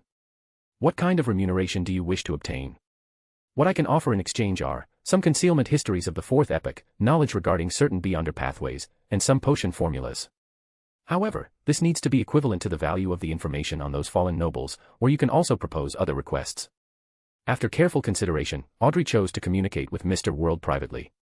Leyton, who was always excluded by private communication, felt quite disappointed. He couldn't even be a quiet spectator. Leyton then turned his gaze to the hanged man, who was also excluded by the private communication, and chuckled softly, saying, "Mr. Hangman, I know the main ingredient for the wind-blessed potion and its corresponding acting principles. I wonder if you have a need for it." Hangman Alger hesitated. "Only the main ingredient." "Only the main ingredient, but if you can pay a sufficient price, I can also help you inquire about the complete potion formula." Leyton nodded and replied. As for the complete potion formula, Leyton believed that both Mr. Hughes and Queen Mystic Bernadette should know it. The former is an angel of a similar pathway, and the latter even keeps the Obnansk monster, which is required for the Ocean Songster advancement ritual, in captivity, clearly demonstrating her mastery of parts of the Sailor Pathway's potion formulas. Leyton felt that the 4 pirate kings on the sea more or less had some mastery over the Sailor Pathway. After all, the ancient name for a sailor was Keeper of the Seas, and those who frequented the sea would certainly cultivate sailors under their command. Hangman Alger paused. Hearing the other party's response, he seemed very confident in obtaining the wind-blessed potion formula. After a moment of thought, he asked, "If I need the complete potion formula, what kind of price would I have to pay?" "That depends on what the other party wants. I can help you inquire, but are you sure you want to obtain the wind-blessed formula from me?" "I cannot determine the other party's conditions." Leyton reminded the hanged man, "Can you first help me inquire about the other party's conditions, and then I'll consider whether to trade. Regardless of whether the transaction is successful, I will pay you a reward." The hanged man quickly made his decision. "All right." Leyton nodded. Another small income. Chapter 134, Chapter 134, Encounter in the Cemetery. Not long after Leyton and Hangman Alger concluded a transaction outside, Mr. the Fool, who was seated at the head of the table, lightly tapped the bronze long table, signaling the end of Miss Justice and Mr. World's private discussion. Then, Mr. World, controlled by Klein, spoke again. "I have another question. I want to know if the Sauron family of Intis still has high sequence Beyonders." Leyton was slightly curious, not understanding why Klein needed information about the Sauron family. After a brief thought, he realized he didn't know if the Sauron family still had angels, but it was highly probable they did. He slightly raised his hand, preparing to answer Mr. World's question, but then heard the light tapping sound from the head of the bronze long table. "I will answer this question. What reward can you offer?" Mr. World, controlled by Klein, immediately responded. "A formula, a sequence 7 formula." "All right." Klein, shrouded in grey fog, replied. He then created an environment for himself and his alternate account to interact privately. Leyton, sitting in his seat, raised an eyebrow slightly. His left hand, which he had prepared to raise, naturally shifted to support his body as he changed his posture in the chair, quietly watching Klein perform his self-questioning and self-answering act. After a period of time, after Klein finished his private interaction, he controlled Mr. World to stand up and bow. "Respected Mr. the Fool, thank you very much for your answer.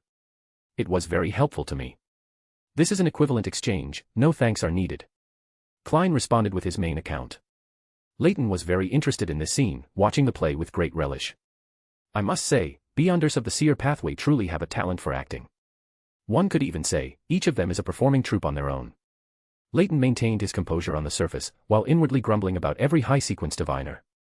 Afterward, Klein controlled his alternate account, Mr. World, to converse with everyone for a few more minutes, and then the Tarot Club concluded. Back in his study, Leyton still savored Klein's performance above the grey fog, feeling a lingering sense of enjoyment.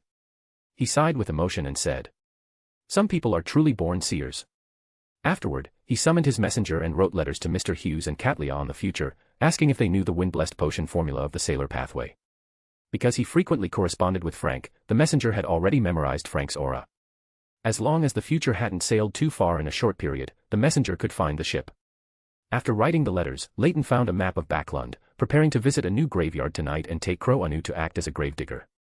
Through this period of experimentation, Leyton had already summarized the gravedigger's acting principles. A gravedigger is not merely digging up or even destroying graves, but rather someone who brings peace to the deceased.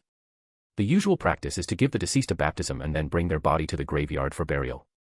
His initial actions of taking Crow Anu to the graveyard to awaken zombies and destroy graves were completely contrary to the gravedigger's acting. The true acting of a gravedigger should be to give solace to bodies that have died but have not been handled, and then bring them to a graveyard for burial. This is a further step in the acting of the previous sequence, Corpse Collector. Taking advantage of the fact that it was still afternoon, Leyton took Crow Anu directly out the door and headed towards the East Borough and Backlund Bridge area. These two places are where the lower-class poor congregate, with many homeless people and beggars. Many people die here every day, and many new people join their ranks. Leyton walked with Crow Anu through the streets of the East Borough, his eyes of mystery prying, observing everyone around him, seeing their weak lives, like candles in the wind. He marked every unnamed person who was about to die or had already died, waiting for the right moment to collect their bodies. I actually find this way of acting very reasonable, instead of lamenting how cruel this world is. Leyton murmured to himself, a hint of self-mockery in his voice. Boss, death is the final destination for all living beings. We bring them peace after death.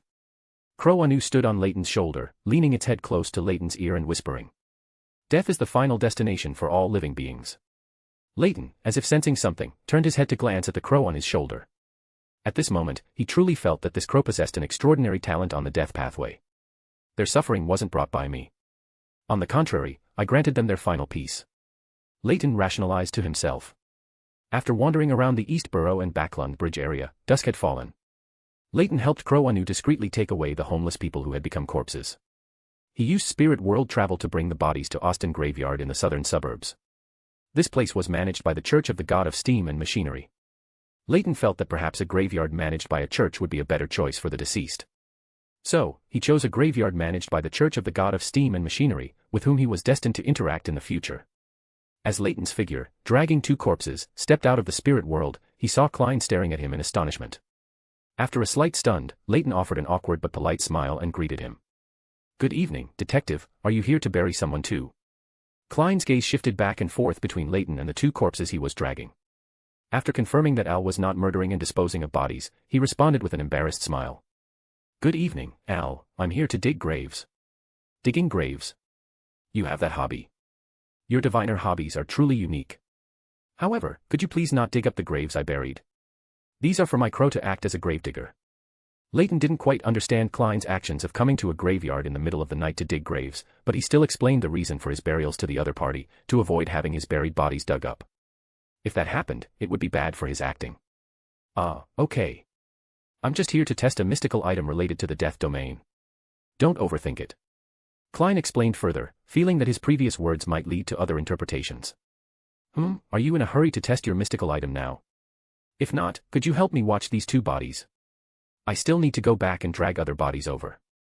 Leyton said, and without waiting for Klein's response, he put down the bodies he was dragging, turned, and stepped into the spirit world.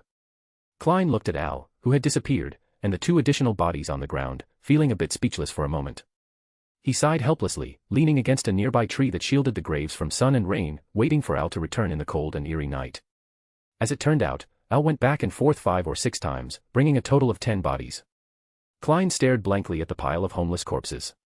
If his spirit vision hadn't confirmed that these homeless people had all died naturally, he would have suspected Al of secretly killing Backlund's homeless to help his crow act. Alright, Anu, go prepare. First, use a ritual to pacify these deceased, then dig pits and bury them. No more zombies this time. Leyton instructed Crow Anu, who was standing on a nearby tombstone. Then he walked over to Klein, and the two stood side by side, watching Crow Anu pacify and bury these homeless bodies. Where did you find so many homeless bodies? Klein asked the question that was on his mind. East Borough, Backlund Bridge area. Many people die in these two places every day. I just brought out a few inconspicuous bodies. Even the most prosperous city has its dark corners, and Backlund in this era is especially so. Leyton explained the source of the bodies, then sighed with emotion. This era. Klein didn't quite understand. This is the best of times, it is the worst of times. Leyton said, offering no further explanation. Crow Anu had already performed the ritual to pacify these bodies. Then, using the spell Leyton taught it, it scattered iron black powder and summoned invisible giant hands to dig 10 grave pits in the graveyard. It then placed the bodies one by one and covered them with soil. Finally, Leyton found some stones, made them into tombstones, and placed them in front of the grave pits. On each tombstone, he left an epitaph for the nameless. I don't know which star in the sky will be me. Kind passerby, you can send me a flower. Do you want to write a line? Leyton turned his head and asked Klein, who was watching beside him. Me. Klein hesitated for a moment, then wrote a short phrase on the last tombstone. I once came to this world. Boss, my potion has digested a lot. I feel like 2 or 3 more times like this and I'll completely digest the potion. Crow Anu excitedly flapped its wings, tumbling in the air. It seems the acting principles summarized this time are correct. Leyton nodded, not too surprised. It's your turn to test your mystical item. Do you need me to leave with the crow first? Leyton turned to ask Klein beside him. No need. Klein shook his head gently, he still had that much trust. In front of Leyton, Klein took out an exquisite, antique bronze whistle, covered with many peculiar patterns that gave it a mysterious charm. He walked away from the area where the homeless bodies had just been buried, repeatedly tossing the bronze whistle into the air. He repeated this many times, stopping only after confirming there were no signs of reanimation around. Then he called out to Leyton, who was standing in the distance. It's done. Let's come back in a few days to see if there are any additional changes. Chapter 135, Chapter 135. Well, that's the title. Leyton, with Klein and Crow Anu, arrived at St. Estin Hospital in the Backlund Bridge area through Spirit World travel. It was nearing winter, and although the hospital's morgue didn't keep bodies for too long, management was relatively relaxed now, so many bodies stayed overnight in the hospital's morgue. Inside the morgue on the basement floor of St. Estin Hospital, a gloomy, cold sensation spread throughout. Leyton instinctively frowned. He didn't like this environment, as it easily reminded him of horror movies he had seen before. Why did you come to this hospital? Are there more bodies in the Backlund Bridge area's hospital? Leyton asked with some curiosity. More or less. Many poor people from the lower class here die from illness, and their families have nowhere to place the bodies, so they usually store them in the hospital's morgue. Klein nodded, explaining in detail the reason for choosing this hospital. Leyton looked at Klein with some surprise. You're very well prepared for your detective identity. You even paid attention to these details.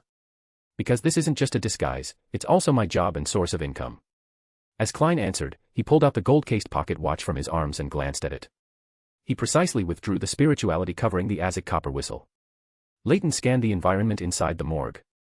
After Klein withdrew the spirituality covering the Azek copper whistle, the aura of the death domain instantly intensified. In Leyton's eyes of mystery-prying vision, the morgue was tinged with a dark, heavy, dark green color. Time passed by the minute, about 1 or 2 minutes. A corpse on the long table in front suddenly sat up. Bang. Bang. Bang. Intense knocking sounds came from the iron cabinets where bodies were placed, as if something inside wanted to break out. Crimson. Klein threw a soul-soothing talisman at the corpse that had sat up on the long table in front.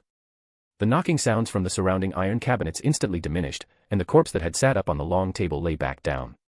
A bright, brilliant, and pure warm light, like water, spread out from Leyton as its center. Wherever the light passed, all activated corpses were purified, and the residual death aura in the corpses quickly dissipated. Klein looked up gratefully at Leyton. His solution was even more perfect than his own method of putting the corpses to sleep. Tap. Tap. The old gatekeeper outside was attracted by the commotion and light from inside the morgue. He approached with a lantern. Leyton took 2 steps closer to Klein, placing his hand on Klein's shoulder. The figures of the 2 men and 1 crow quickly disappeared from the morgue. With a creak, the old gatekeeper opened the morgue door with a key. He held up his lantern and carefully scanned every corner of the morgue.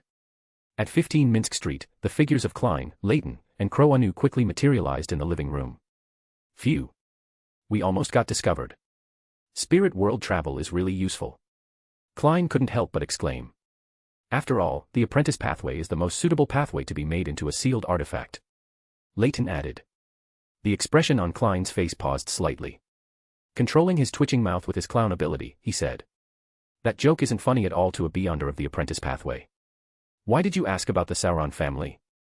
Leyton took advantage of Klein's relaxed state to ask the question from the Tarot Club, catching him off guard. I was a little curious. Klein subconsciously answered, but then suddenly fell silent.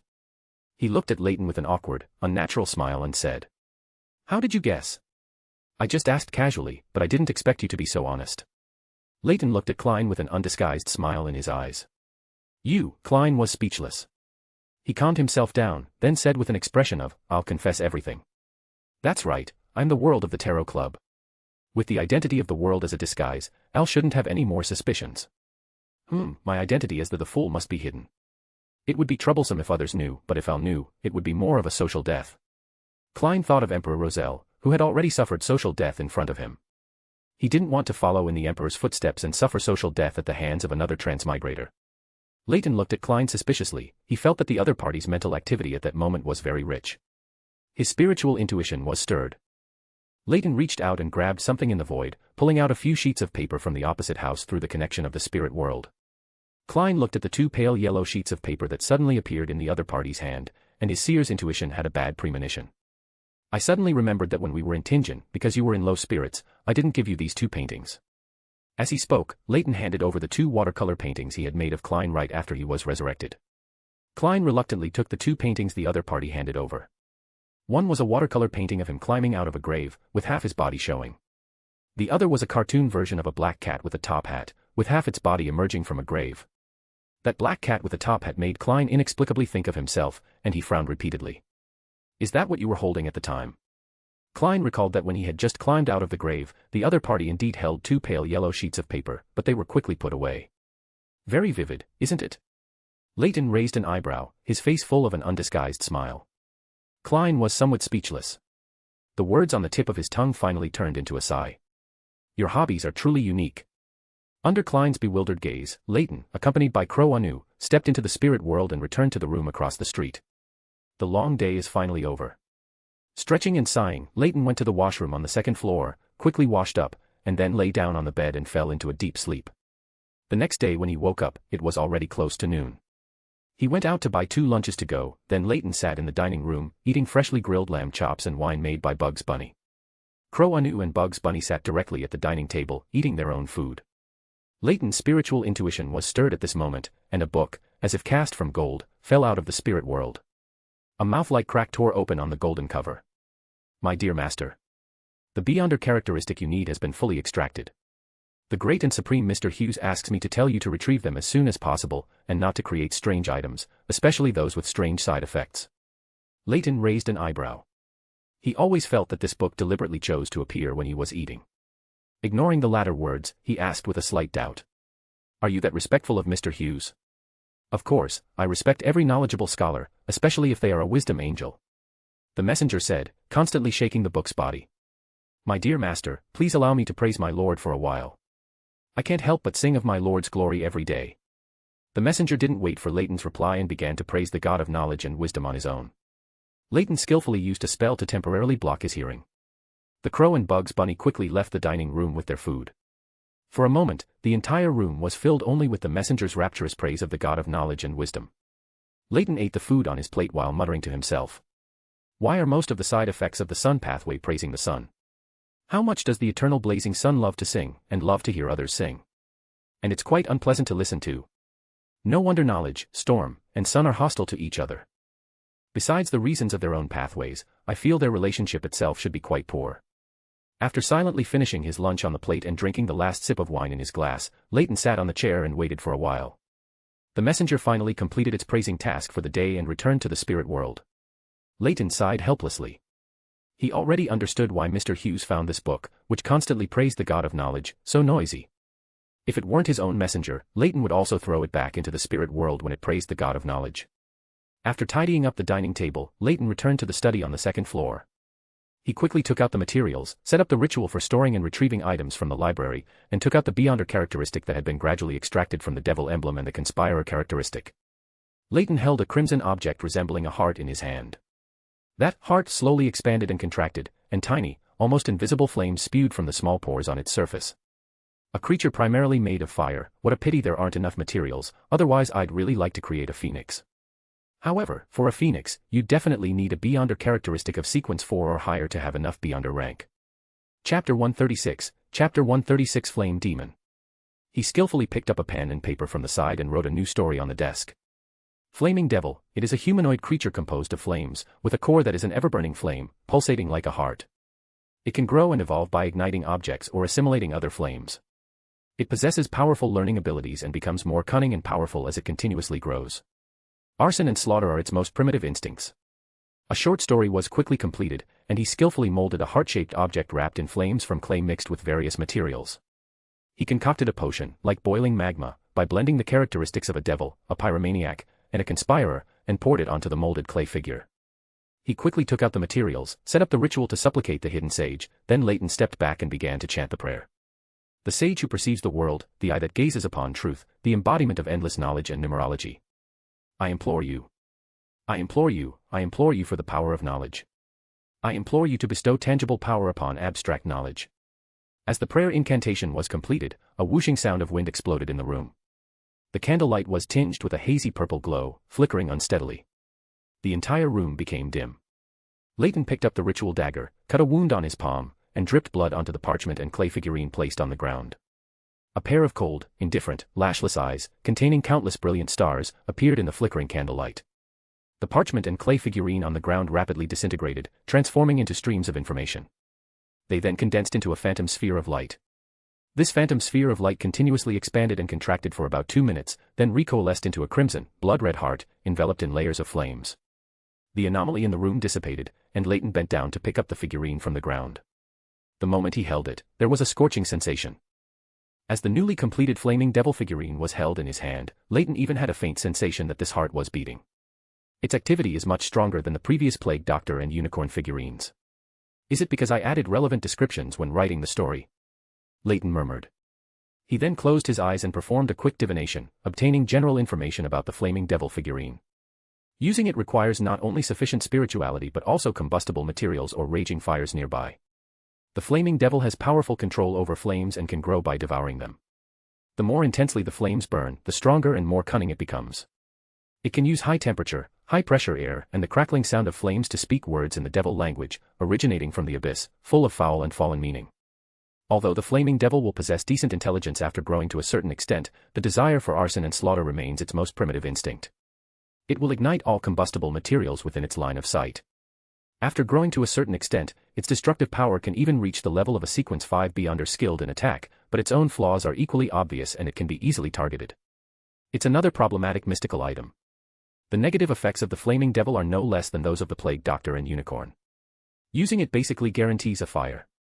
Forget it, since I added the characteristics of a devil to it, it couldn't possibly be good anyway, and this characteristic is quite useful for causing destruction. Leyton held the figurine in his hand, which resembled a heart wrapped in layers of flames, and muttered to himself for a while, preparing to find a lucky gang to test the strength of the flaming devil. Leyton casually tossed a gold coin onto the Backlund city map spread out on his desk. Only after the coin had completely settled did Leyton walk over and pick it up. Sherwood Borough. It's not the East Borough or the Dock District, those places. Leyton exclaimed with surprise. After tidying up the remaining ritual materials in the room, Leyton put on his coat and set off for Sherwood Borough. To better observe the environment, Leyton didn't even use spirit world travel to rush there, but instead took a hired carriage to Sherwood Borough, then transferred to different carriages and wandered around the area for a few circles. He didn't find any clues about the gang he was looking for, but Leyton saw Klein, whose makeup was mediocre. No, it should be Detective Sherlock Moriarty. He and a man of about 30, wearing a heavy overcoat and a semi-tall top hat with a handsome mustache, walked into a building that had no signboard but had a golden rose embedded at the entrance. Is this a brothel? A scene worth capturing. Leyton murmured softly in the carriage. Stop here. After greeting the coachman, Leyton paid the fare and, under the coachman's slightly envious gaze, walked towards the golden rose ahead. However, Leyton did not go inside but turned into a nearby shop and bought a few sheets of drawing paper. Leyton walked back towards the golden rose. He planned to see what Klein was doing inside and if there were any scenes suitable for recording. These would all be precious sources of humanity in the future. As Leyton was about to approach the golden rose, he noticed a hired carriage not far away. Although that carriage was not conspicuous on the street, Leyton saw an old gentleman sitting inside the carriage through the view of his eyes of mystery prying. The other party seemed to sense Leyton's gaze and looked over with a serious expression through the carriage window. Interesting, reader pathway. Is that Detective Isengard Stanton? Leyton quickly associated the identity of the other party, mainly because beyonders of the reader pathway were quite rare throughout Lone. Every reader was quite disliked by the Church of the Lord of Storms. Leyton's mouth curved into a slight smile as he walked towards the other party's carriage. As soon as he approached the carriage, Detective Isengard Stanton had already stepped out of the compartment. Hello, are you Detective Isengard Stanton? Leyton greeted the other party naturally. Isengard Stanton was silent for a moment, cautiously sizing up Leyton before speaking. I am. May I ask who you are? Al Tynes, a scholar currently traveling around, who recently arrived in Backlund. Leyton skillfully gave a false identity. The pyromaniac on the future with a £5,000 bounty. You've actually come to Backlund. Isengard Stanton said with surprise, revealing Leyton's identity at sea. I've been in Backlund for so long, and you're the first one to recognize my identity from the sea. As expected of a great detective, you even keep up with news from the sea. Leyton was somewhat surprised, not expecting this great detective to have some understanding of maritime news. Paying attention to various news is a detective's professional quality, but aren't you afraid of attracting the attention of the Church of the Lord of Storms by coming to Backlund without any disguise? Isengard Stanton politely replied, then shifted the topic to the Church of the Lord of Storms, trying to use the Church of the Lord of Storms to make this pirate, who was wanted at sea, apprehensive. I saw you just now, so I came over to take a look. There aren't many people from the Church of the God of Knowledge and Wisdom in Backlund, so it's hard to find someone to ask for information normally. Do you know which gangs are relatively active nearby? Leyton did not continue to stand outside the carriage and engage in a question and answer with Isengard Stanton. He quickly took a few steps forward, entered the carriage compartment, and found a seat. As for Isengard Stanton's assistant and the coachman, they had silently fallen into a deep sleep. Aren't you a pirate under the Admiral of Stars? What's your connection with the Church of the God of Knowledge and Wisdom? Isengard Stanton did not stop Leyton from entering the carriage. The other party's gaze just now had given him a strong sense of danger. He was certain that this young man, who was not old, was a beyonder of a higher sequence than himself. Leyton naturally performed a standard Church of the God of Knowledge and Wisdom etiquette, drawing the symbol of the omniscient eye on his chest. May wisdom be with you. May wisdom be with you. Isengard Stanton also saluted and greeted with a serious expression. Do you know which gangs are relatively active nearby? Leyton asked again. In Backlund, all well-established gangs have their own backing forces. Some are official, some are foreign powers, and some are cult organizations. If you go too far, it's easy to attract the attention of the lone authorities and the forces behind the gangs. In Backlund, many powerful beyonders are hidden among the populace. Isengard Stanton did not directly give Leyton the answer, but first explained the composition of Backlund's gangs. Leyton fully understood Isengard Stanton's concerns and nodded slightly while explaining. I won't do anything too conspicuous. It's just that I happen to have a mystical item that needs testing, and I want to find a lucky gang to test it out and earn some extra income along the way. Isengard Stanton's eyebrows twitched slightly. Are the young people of the Church of the God of Knowledge and Wisdom all this unreliable now? Although he was somewhat helpless that the other party did not heed his advice, Isengard Stanton still told Leyton all the information he knew about Backlund's gangs, and even explained which gangs were easier to deal with and less likely to attract official attention. Chapter 137, Great Detective Isengard Stanton. Thank you for your help. The information you provided is much better than what I could find relying on divination to randomly search for lucky individuals on a map. I originally thought the previous divination pointed to Golden Rose, but now it seems it was pointing to you, Detective. Leyton was very satisfied with the information he received from Isengard Stanton. Divination. You are a prophet. Isengard Stanton looked at Leyton with surprise in his eyes. The reader pathway is not skilled in divination, but he knew that this pathway has a sequence called prophet, and from this name, it can be seen that readers at this stage become proficient in divination and prophecy. No, I am still a mysticism magister, I just have some related mystical knowledge, so I am relatively good at divination. Leyton casually found a reason to explain. He didn't expect that just mentioning divination would make the other party think so much. One could only say that he was indeed a famous detective. In the application of the abilities at the detective stage, the other party was much stronger than himself. Isengard Stanton knew the title Mysticism Magister. This was sequence 5 of the reader pathway. At the same time, his gaze towards Leyton held a hint of anticipation. I wonder if you know the polymath potion formula. Polymath. Although I know it, I don't have the right to sell the corresponding potion formula. You can wait a while, and I will give you an answer after I inquire. Leyton did not give a direct answer. Mr. Hughes had not anticipated such a situation when he told him the polymath potion formula. However, Leyton felt that it shouldn't be a big problem.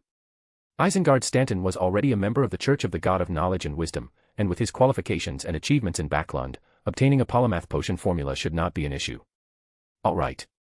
Isengard Stanton was not surprised by Leyton's answer, and then he gave Leyton his address, so he could be contacted once there was news. After settling things with Isengard Stanton, Leyton directly stepped into the spirit world and left the area. Isengard Stanton's assistant and the coachman slowly woke up, only thinking they had felt a bit sleepy and dozed off for a moment. They quickly became fully awake, completely unaware that some time had passed. After receiving Leyton's promise to help him inquire about the polymath formula, Detective Isengard Stanton's mood improved significantly. His thoughts, which had been somewhat irritated by the serial murder case, became much clearer. Then, seeing two journalists and a detective, who had entered the Golden Rose to investigate the case just like him, walk out, Isengard Stanton immediately told the coachman to drive the carriage, pulling up to the detective before he could board a taxi carriage. Leaving Cherwood Borough, Leyton traveled through the spirit world to the relatively chaotic dock district. Among the gang information Isengard Stanton provided, there was a Raven gang here, suspected to be backed by a pirate force. Aside from collecting protection fees in the surrounding area and having their own illicit businesses, the Raven Gang also engaged in smuggling goods. They were considered one of the larger gangs in Backlund. Although he didn't know which pirate admiral or pirate king's subordinate force this was, Leyton could confirm that this Raven Gang was unrelated to the future. It was the kind that could be dealt with. In the dock district in the afternoon, many workers were loading, unloading, and transporting goods. Leyton casually found a nearby bar, ordered some roasted meat and dark beer, and quietly listened to the conversations of the guests in the bar. A bit too early, it's not yet time for everyone to relax and rest. There weren't many people in the bar, and he couldn't hear any useful information. After finishing his roasted meat and dark beer, Leyton left the bar and wandered around the dock district, committing the layout of the area to memory. When the sun set and the dim gas streetlights were lit, workers gradually finished their day's work and hurried out of the dock district. Many people also flocked to the surrounding taverns, casinos, and brothels. Compared to the busy daytime, it was even livelier now. Leyton casually threw a branch he had broken off from the roadside, and guided by divination, he arrived at a very lively dance hall. Gang businesses are truly extensive, Leyton exclaimed as he looked at the bustling dance hall. Then he stepped into a shadow untouched by the streetlights, and enveloped by the shadow, he entered the spirit world. The next moment, his figure reappeared, already on the third floor of a room in the dance hall. The punctuated moans of a woman reached his ears, and Leyton froze for a moment. On the large bed in front of him, a naked man and woman were engrossed in the great human endeavor of procreation, completely unaware that an extra person had appeared in the room. Leyton glanced at the slightly plump middle-aged man and the beautiful, golden-haired woman beneath him. Both were just ordinary people. Leyton, being honorable, didn't interrupt their procreative endeavors. He slowed his steps, walking lightly towards the room door. The room door was wide open, and Leyton raised an eyebrow. It seemed the middle-aged men in the room had very peculiar tastes, even leaving the door open for others to watch. This was not at all like the lone style. Leyton felt that the two in the room were probably Intis people. Leyton stopped his train of thought and walked straight out. The middle-aged men in the room let out a low, satisfied sound, and then the room fell silent. To give the manager of the dance hall downstairs enough time to react, Leyton deliberately chose a relatively rear position. He took out the pyromaniac figurine he carried with him and poured nearly a third of his spirit into it. The figurine instantly burst into a ball of flame, and the flame, as if alive, voluntarily jumped from Leyton's hand and landed on the ground not far away. "What are you doing?" A questioning voice came from the other side of the corridor. A man in loose, casual clothing looked at Leyton with some vigilance, quickly approaching him. Leyton looked up. The other party's ether body emitted a white glow that enveloped his entire body, somewhat obscuring the light of his mind body and astral body. A Beyonder, not a high sequence, a sequence 9 skilled in close combat, most likely a warrior or sailor. Leyton had only glanced at the other party, and relevant information had already appeared in his mind, and he had completed a quick analysis. Paralysis. He stood up and chanted a word in ancient Hermes. A light green glow slipped from Leyton's hand, striking the Beyonder opposite him as if it had been predicted, even as he dodged. His body paralyzed in midair, the Beyonder's body followed inertia, crashing into the stairs leading to the second floor. The commotion here quickly attracted the attention of others. Leyton wasted no time and quickly mimicked the ability of a pyromaniac. Pressing his hands to the ground, using the earth as a medium and himself as the source, he created 2 fire snakes that rapidly shot outwards. Blazing flames ignited around them, forming a burning wall. Leyton stood up, clapped his hands twice, then took a step back, entering the spirit world, and then his figure reappeared on the opposite rooftop. Leyton, having reappeared, reached out and dragged at the void in front of him. The surrounding shadows, as if substantial, were pulled by Leyton and covered his body, completely concealing his figure. Flames on the third floor of the dance hall began to spread rapidly. By the time the surrounding people noticed the anomaly and rushed over, they only saw a human figure condensed from flames emerge from the blazing wall of fire. As it waved its arms, the surrounding flames, as if alive, rapidly spread outwards. "There's a monster! Help! Quick! Put out the fire! Fire! Fire!" The crowd on the third floor became chaotic the moment the pyromaniac appeared. Some screamed for help, disregarding their disheveled clothes, and ran downstairs. Others quickly ran to notify the rest. Only 2 men, wearing long trench coats, with dark brown skin and fierce faces, exchanged glances. Then they turned their gaze to the pyromaniac in front, their expressions quite grave. Whoosh! The man on the left suddenly threw a short knife. The short knife was struck away by a fiery whip before it could even get close.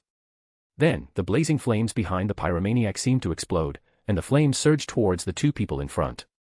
The roaring sound caused by the rapidly burning and compressing air was like a demon's whisper, slowing their thoughts for a moment. By the time the two beyonders recovered, they were already enveloped in flames. The scorching flames seared every inch of their skin. Some flames, like solid chains, wrapped around them, making it impossible for the two to move. Ah! Save me! Ugh! The two beyonders tried to call for help, but as soon as they opened their mouths, the flames, like seawater, poured into their mouths. The two distorted and struggled under the scorching flames, but they couldn't move a single step. A humanoid figure, seemingly composed of flames, stood aside, wantonly manipulating the flames to engulf the entire floor.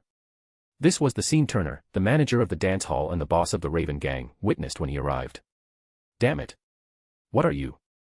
How dare you cause trouble on my Raven gang's territory? Turner's right hand was clenched into a fist, his eyes bloodshot.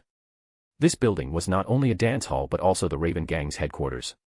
This flame monster setting fire and running wild here was not only a slap in the Raven gang's face but would also cause them huge economic losses. Adjusting his breathing rhythm, Turner cautiously observed the flame monster opposite him. He suspected that the other party was a rampaging pyromaniac. Turner drew two beast-toothed daggers from behind him, and his figure rapidly approached the pyromaniac setting fire in front. A light blue spiritual glow flashed, and a layer of light blue luminescence quickly covered the beast-toothed daggers in Turner's hands. A water column, about 2 to 3 meters long and wrist-thick, rapidly condensed into shape. Turner swung the beast-toothed daggers, and the two water columns, like long whips, violently struck the pyromaniac's flame-composed body. The sizzling sound of evaporating steam rose. The flames on the pyromaniac's body that were extinguished by the water whips quickly replenished from the surroundings.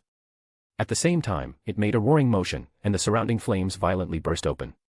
Chapter 138, The Battle and Ending of the Flame Demon.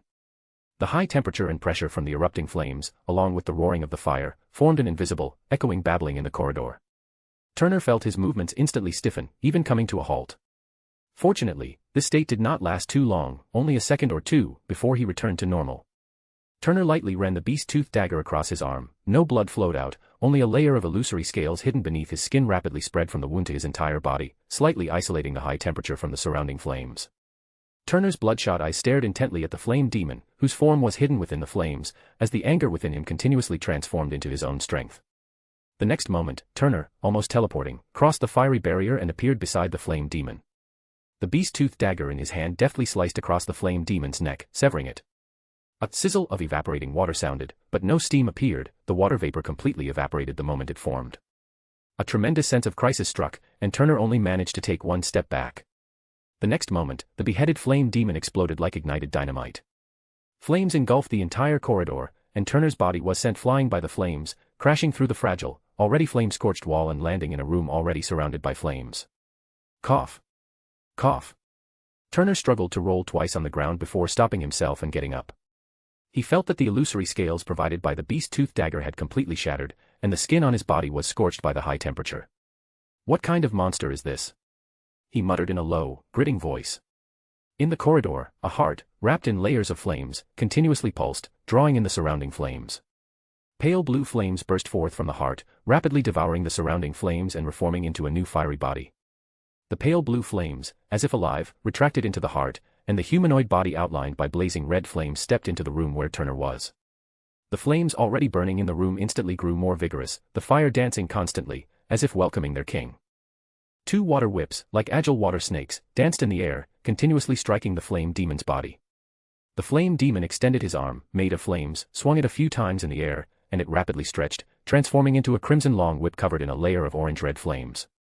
The fiery long whip and the water whip activated by the beast-toothed dagger churned in the air, and the room was instantly filled with a burst of water vapor and smoke. Standing on the opposite rooftop, Leyton, watching the scene through his eyes of mystery prying, couldn't help but click his tongue in admiration. What powerful learning ability! Its combat wisdom is already no less than that of an ordinary beyonder. Whether it was the flame demon's previous self-destruction or its current imitation of the opponent by forming a long whip with flames, both indicated that it possessed extraordinary intelligence and learning ability. What exactly do you want to do? This is the Dock District. The Church of the Lord of Storms Cathedral is very close. Even if you can defeat me, can you defeat the Punishers who will arrive soon? The amethyst-inlaid ring on Turner's left index finger shimmered with an unusual, highly alluring glow under the surrounding firelight. The flame demon's movements slowed slightly, its thoughts were affected. The next moment, two chaotic water whips shattered one of the flame demon's arms. The flames, which had already spread to the second and even first floors, began to roar, and the sound of the raging fire transformed into illusory babbling in the minds of the people around. Everyone within the flames range felt a dizzy spell and a stagnation of thought. Some people began to secrete a dark, viscous liquid, and their hearts felt as if they were being squeezed by a hand, making them very uncomfortable, almost unable to breathe. Clang. Turner, the primary target of the influence, couldn't even hold the beast-toothed dagger in his hand. The next moment, countless flames surged out, like solid chains, completely engulfing Turner. The flames burned almost white-hot, continuing for nearly 2 minutes. Turner, tightly wrapped in the center, was already too weak to struggle. Seeing this, Leyton, covered in heavy shadow, stepped forward and entered the room where Turner and the flame demon were fighting. A slowly rotating ball of stardust rapidly formed in his right palm, scattering streaks of light that enveloped the area around the flame demon, forcibly transforming the flame demon, who wanted to continue committing arson, back into its figurine state. Picking up the flame demon figurine from the ground, Leyton felt the heart within the figurine beating even more powerfully. A whoosh of wind sounded, bringing with it a sweeping rain. Leyton glanced outside. Punishers from the Church of the Lord of Storms were arriving, riding the gale. Wind blessed. Has this attracted the attention of a high-ranking deacon? Leyton muttered, then walked to Turner's charred corpse, picked up an amethyst-inlaid ring and the 2 beast-toothed daggers from the ground, then stepped into the spirit world, disappearing from the room. Less than half a minute after Leyton left, a gale carrying seawater blew into the room, extinguishing most of the fire. A high-ranking deacon of the Punishers, dressed in a Church of the Lord of Storms priest's robe, stood beside Turner's charred corpse, his face so gloomy it could drip ink. Pyromaniac. And a similar yet different demonic aura. Humph. The rats of Backlund are getting more and more arrogant. I'll throw all these guys into the sea to feed the fish sooner or later. The high-ranking deacon of the Punishers, with his seaweed-like dark green hair, spoke in a low voice to the charred corpse before him, his tone filled with a rage that seemed ready to erupt at any moment. He then manipulated the surrounding wind and water to extinguish the flames in the building and departed, riding the gale. Leyton, who had entered the spirit world and departed, did not go far but found a dark corner to exit the spirit world and blend into the crowd of onlookers. Seeing that the fire was quickly extinguished by the gale-carrying water vapor, Leyton turned and left. He went to a less crowded pub nearby, planning to have a drink and see what further effects this incident would have. As soon as he entered the pub, Leyton's spiritual perception was triggered. This pub seemed to be covered by an inharmonious influence. Leyton's forward step paused, and a subtle purple glow flashed in his eyes, hidden by his glasses. His usually effective eyes of mystery prying didn't detect any abnormalities, but the subtle feeling in Leyton's heart did not dissipate. Withdrawing his foot, Leyton prepared to leave the pub. An anomaly that could even conceal itself from the eyes of mystery prying would not be a simple matter. Since you're here, why not have a drink before you leave? The sailor-dressed man who entered the pub behind Leyton casually said, then walked past Leyton toward the pub counter. This unconscious remark from the sailor who entered behind Leyton gave Leyton a feeling that his fate had been touched.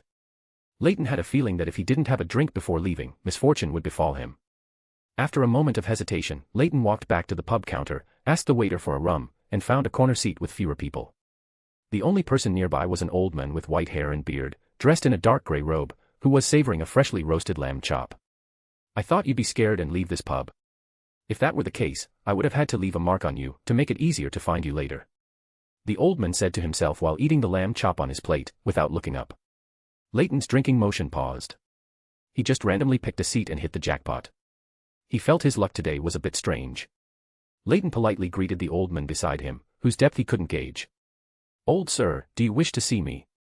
I don't know who I'm looking for, but you're sitting here, so that means you're the person I'm looking for. The old man said, without raising his head, words of unclear meaning. Leyton was slightly stunned. The old man's tone made him suspect that the other party was a beyonder of the fate pathway. Only those who acted according to orders all day would be so mystical. Having roughly guessed the other party's identity, Leyton asked with considerable curiosity. Old sir, what do you want with me? Or what are you pursuing? An opportunity to advance to sequence 3. I've waited 70 years for this opportunity, 70 whole years.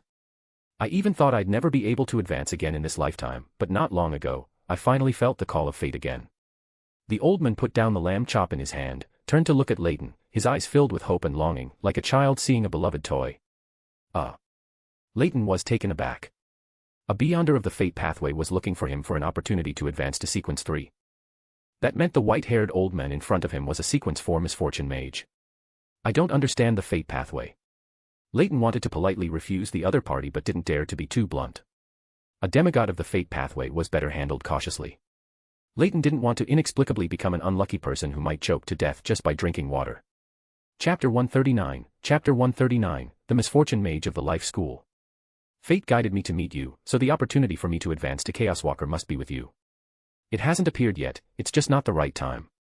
I have waited for 70 years, and I don't mind waiting a bit longer. This Misfortune mage, who had waited 70 years for his advancement opportunity, was much more rational than Leyton had anticipated. Leyton had originally worried that the other party would lose control of his emotions after he said he didn't know the other party's advancement opportunity. Fate guided me to meet you. Leyton repeated the sentence. The old man's words made Leyton unconsciously recall everything that had happened today. From throwing a coin for divination, meeting the great detective Isengard Stanton in Sherwood Borough, getting information from him, then coming to the Dock District to test the ability of the Flame Demon with the Raven Gang, to finally entering this tavern. All of these developments were both very logical and coincidental. I had some unpleasant encounters in that dance hall, so I gave the other party some bad luck. The white-haired old man next to him said, as if sensing something. So that's why I happened to find the Raven Gang at this time. There are factors in that regard. You'd best throw away that amethyst inlaid ring. That unlucky instigator encountered some unimaginable misfortune before he died. There's also a certain residue on that ring. You were influenced by the misfortune on it, which is why you walked into this tavern. The old man glanced at Leyton's right pocket, which contained the ring, and calmly reminded him. Leyton was speechless for a moment. The development of this matter was a chain reaction, even more preposterous and logical than a writer's script. He finally let out a sigh. Fate is truly a wonderful thing. Leyton took out the ring from his pocket, placed it on the table in front of the old man, and said, "Sir, how should this ring be handled?" The old man picked up the amethyst-inlaid ring, looked at it for a moment, and then handed it back to Leyton. "I have suppressed the misfortune on it to a certain extent. You can try to pray to the great existence who controls the authority of the fate pathway, and strip the misfortune from it to make a charm. Or crush it and retrieve the instigator's characteristic." Leyton took the amethyst ring and nodded slightly. The great existence who controlled the authority of the fate pathway, the first person Leyton thought of was Klein. He could mobilize the Sapphira Castle to respond to his prayers. I'll go ask Klein tomorrow. This operation should be feasible. Leyton quickly made up his mind. Then he looked at the old man next to him. Having waited 70 years for his opportunity, the other party certainly wouldn't let him leave so easily. "My name is Destiny EC. I was once a member of the Fate Council of the Life School of Thought, but later I realized my fate was not within the Life School of Thought, so I left them. For a period of time, I will stay by your side, waiting for the opportunity guided by fate to arrive. I have a premonition that this opportunity will appear very soon." Destiny EC briefly introduced his identity. When he spoke of the opportunity he was waiting for, his tone clearly became a bit more excited. Leyton nodded understandingly. 70 years was already most of his life. After a brief thought, Leyton asked the other party about the primordial moon. Some followers of the primeval moon were part of the Life School of Thought, and as a former member of the Fate Council, Destiny certainly had a good understanding of the primordial moon. The primordial moon. She has some problems, or she herself has always had problems. I once speculated that the primordial moon was the incarnation of Lilith, the former progenitor of the Sanguine, but later I denied this speculation. She has been overtly or covertly influencing the Mother and Moon pathways, fabricating false oracles to influence the beyonders of these two pathways. When he said this, Destiny narrowed his eyes slightly, seemingly very wary of the primordial moon. However, the primordial moon has undergone significant changes recently. Her oracles have a strong sense of fragmentation, just like. It's like the oracles were issued by two completely different existences. Leyton continued Destiny's unfinished sentence. Destiny looked at Leyton in surprise, nodded slightly, and said, "Yes, I even suspect that the primordial moon is not one evil god, but two or even more evil gods, incarnations used to exert influence on the Mother and Moon pathways." Leyton nodded slightly with a serious expression. This basically matched his own speculation. The primordial moon's alias was now being co-opted by the Mother Goddess of Depravity and the Mother Tree of Desire. Thinking about the situation of the primordial moon, Leyton's thoughts quickly drifted to the Earth Mother. Lilith must also really want to reclaim the characteristic of the Beauty Goddess. If she could control this part of the torn-off Mother Tree on Earth, that would be truly spectacular. After finishing his conversation with Destiny, Leyton took him by carriage back to Minsk Street. Although this former Life School of Thought member did not show any malice, Leyton was still somewhat wary of a strange demigod and did not directly pull him into spirit world travel. Upon returning to Minsk Street, Leyton spoke up to remind him. "I don't have any spare bedrooms at home. You'll need to find a place to stay yourself." Leyton was telling the truth. All the spare rooms in the house had been converted by Leyton into storage rooms and Bugs Bunny's laboratory, leaving no extra rooms. Destiny waved his hand indifferently. "It's all right, there will be a room." Under Leyton's somewhat puzzled gaze, Destiny walked to the house next to Leyton's and gently knocked twice on the door. Soon, the owner of the house came to open the door. He was a man in his 30s, looking a bit tired. He looked at the white-haired old man at the door and said somewhat impatiently, "Sir, is there anything I can help you with? Are you planning to rent out this house for a period of time? I'm looking for a house that can be rented for about a month, you know, it's a bit hard to find." Destiny didn't mind the other party's attitude and politely asked him. Leyton witnessed the homeowner's expression change from impatience to surprise, then to delight. The impatient look on his face instantly changed into a polite smile. "Sir, you've asked at just the right time. Due to some changes in my work, I will be temporarily leaving Backlund for a month, and I was just worrying about what to do with the house I'm renting, since I'll be coming back in a month. If you're satisfied, we can go find a lawyer tomorrow morning to draft a contract. I need to leave Backlund before noon tomorrow. As long as you're satisfied with the house and the price, and promise not to maliciously damage the house and the furniture inside, that's fine. I have no objections." Destiny and the homeowner reached a deal with incredible speed, and the homeowner even allowed him to move in tonight. There were still spare bedrooms in the house, and he could choose whichever he wanted. Is this the luck of the fate pathway? It's not much different from having your wishes come true. Leyton sighed. After Destiny found a place to stay, he returned to his own house. The next morning, as Leyton had just come downstairs and was sitting in the dining room eating the breakfast Bugs Bunny had prepared, there was a knock on the door. Crow Anu commanded a spirit to open the door. The scene in the hall then became, one indentation after another appeared on the plush carpet on the floor, extending to the door. The doorknob turned by itself without anyone touching it, and with a creaking sound, the door opened. This scene is perfect for a horror movie. Klein, who was standing outside the door, complained and then stepped into the living room. When he had knocked on the door just now, the scene inside the room had naturally appeared in his mind. Images from horror movies he had seen before also appeared in Klein's mind simultaneously, and he naturally took a step back. This is no longer Earth, and I am already a beyonder. Klein muttered to himself, adjusted his state, and waited for the invisible spirit inside the room to open the door for him. Klein walked into the dining room, pulled out a chair, and sat down. Bugs Bunny quickly brought a pile of fruits and bread and placed them in front of Klein. "Thank you. I've already had breakfast."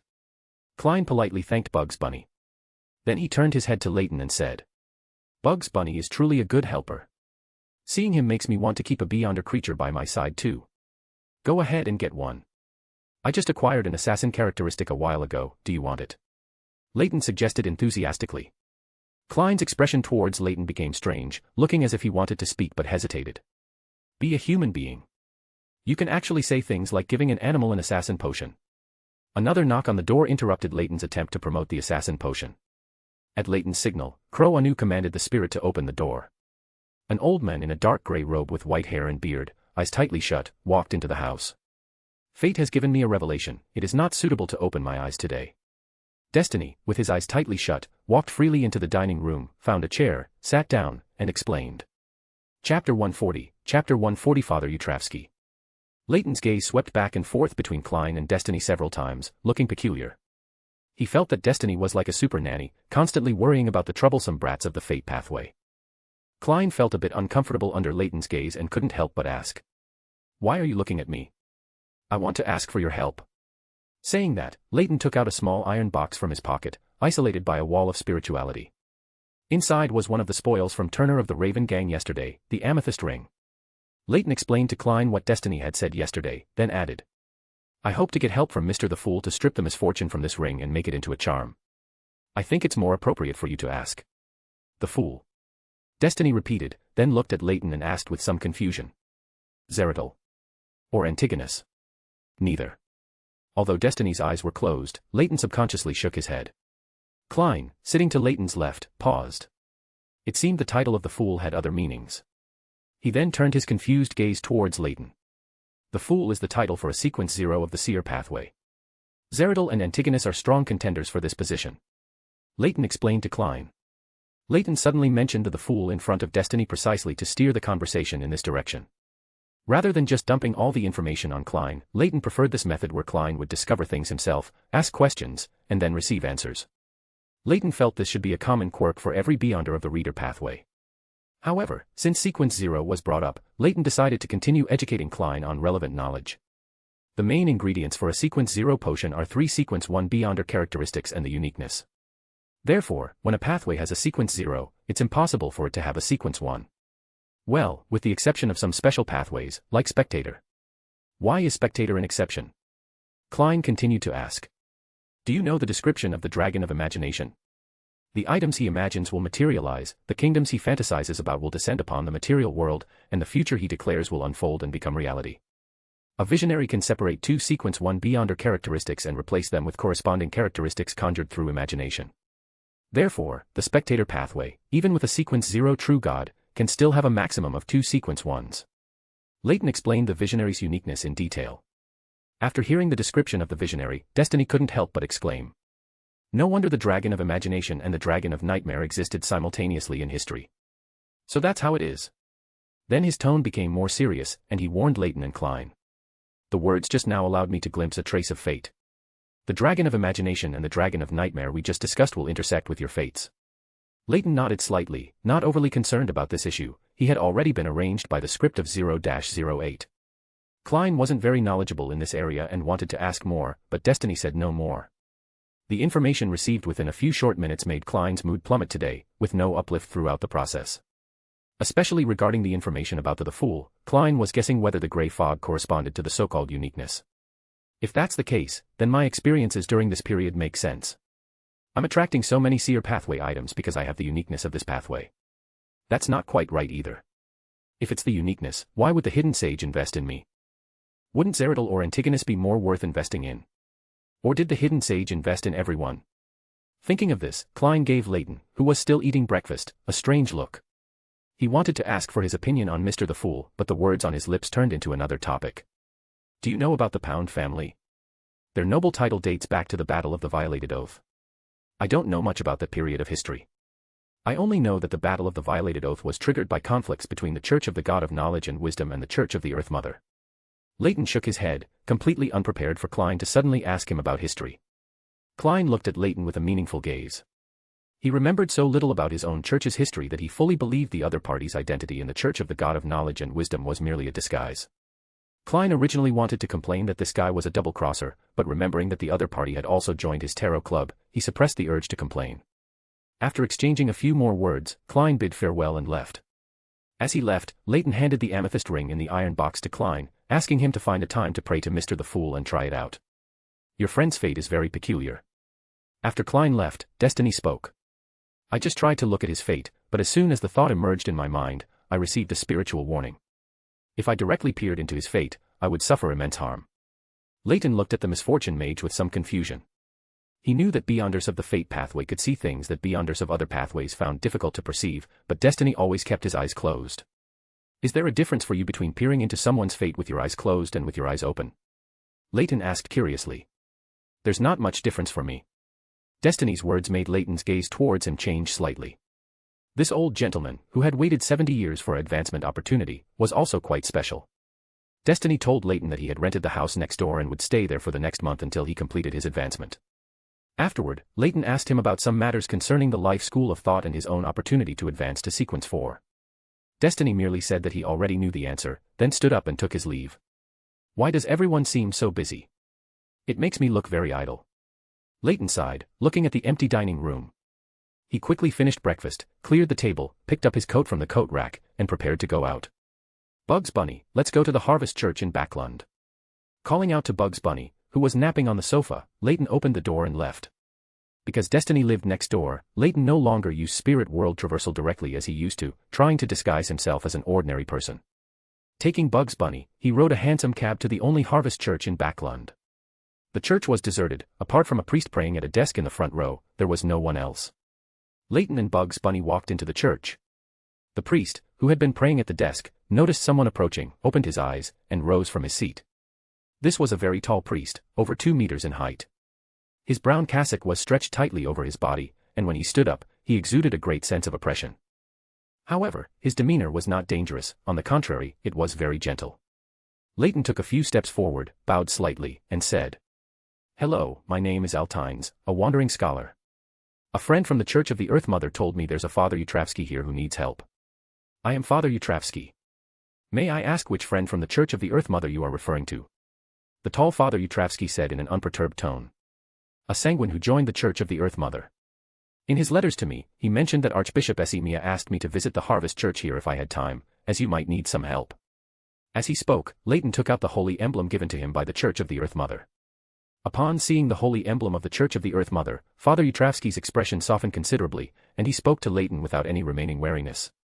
I do indeed need some help. Due to past experiences, a personality that loves killing and is enthusiastic about combat has formed within me. This personality constantly contends with me for control of my body. If it cannot be resolved, I will inevitably lose control. I found a mystical item that can solve this problem, but it requires a powerful beyonder who can kill my other personality.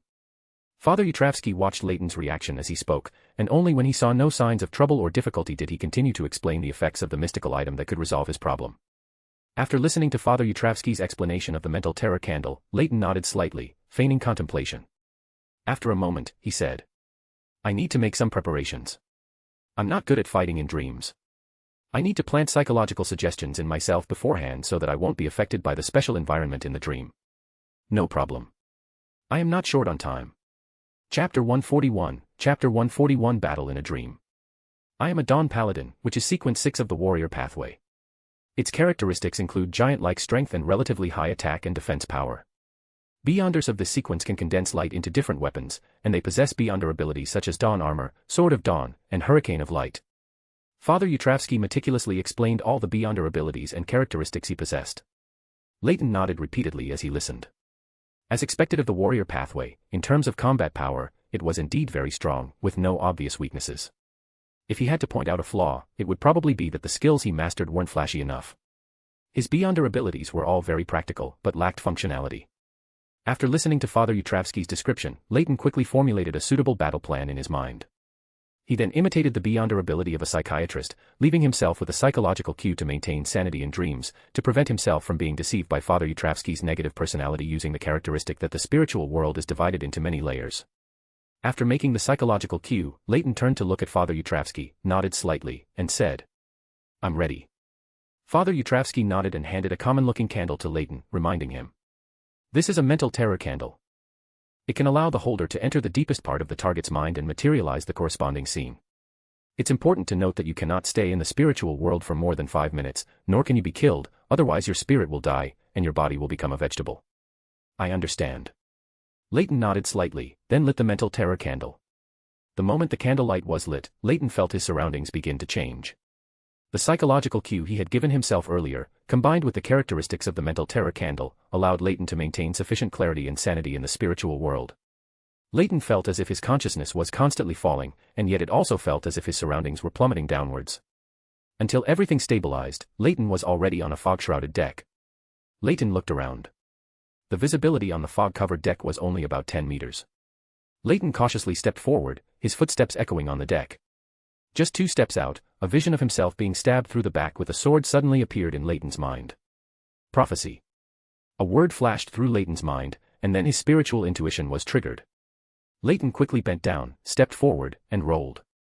Before he could even get up, a huge sense of crisis struck again. Leyton had no choice but to roll to the side again, as a great sword landed where Leyton had just been, kicking up a shower of wood splinters. Light. Before he could even get up, Leyton softly chanted a Dragonese word. Blue-white light appeared in his eyes, his pupils constricted, and then a dazzling burst of light erupted. The next moment, an invisible ripple spread out, and a dragon-like pressure appeared on the deck.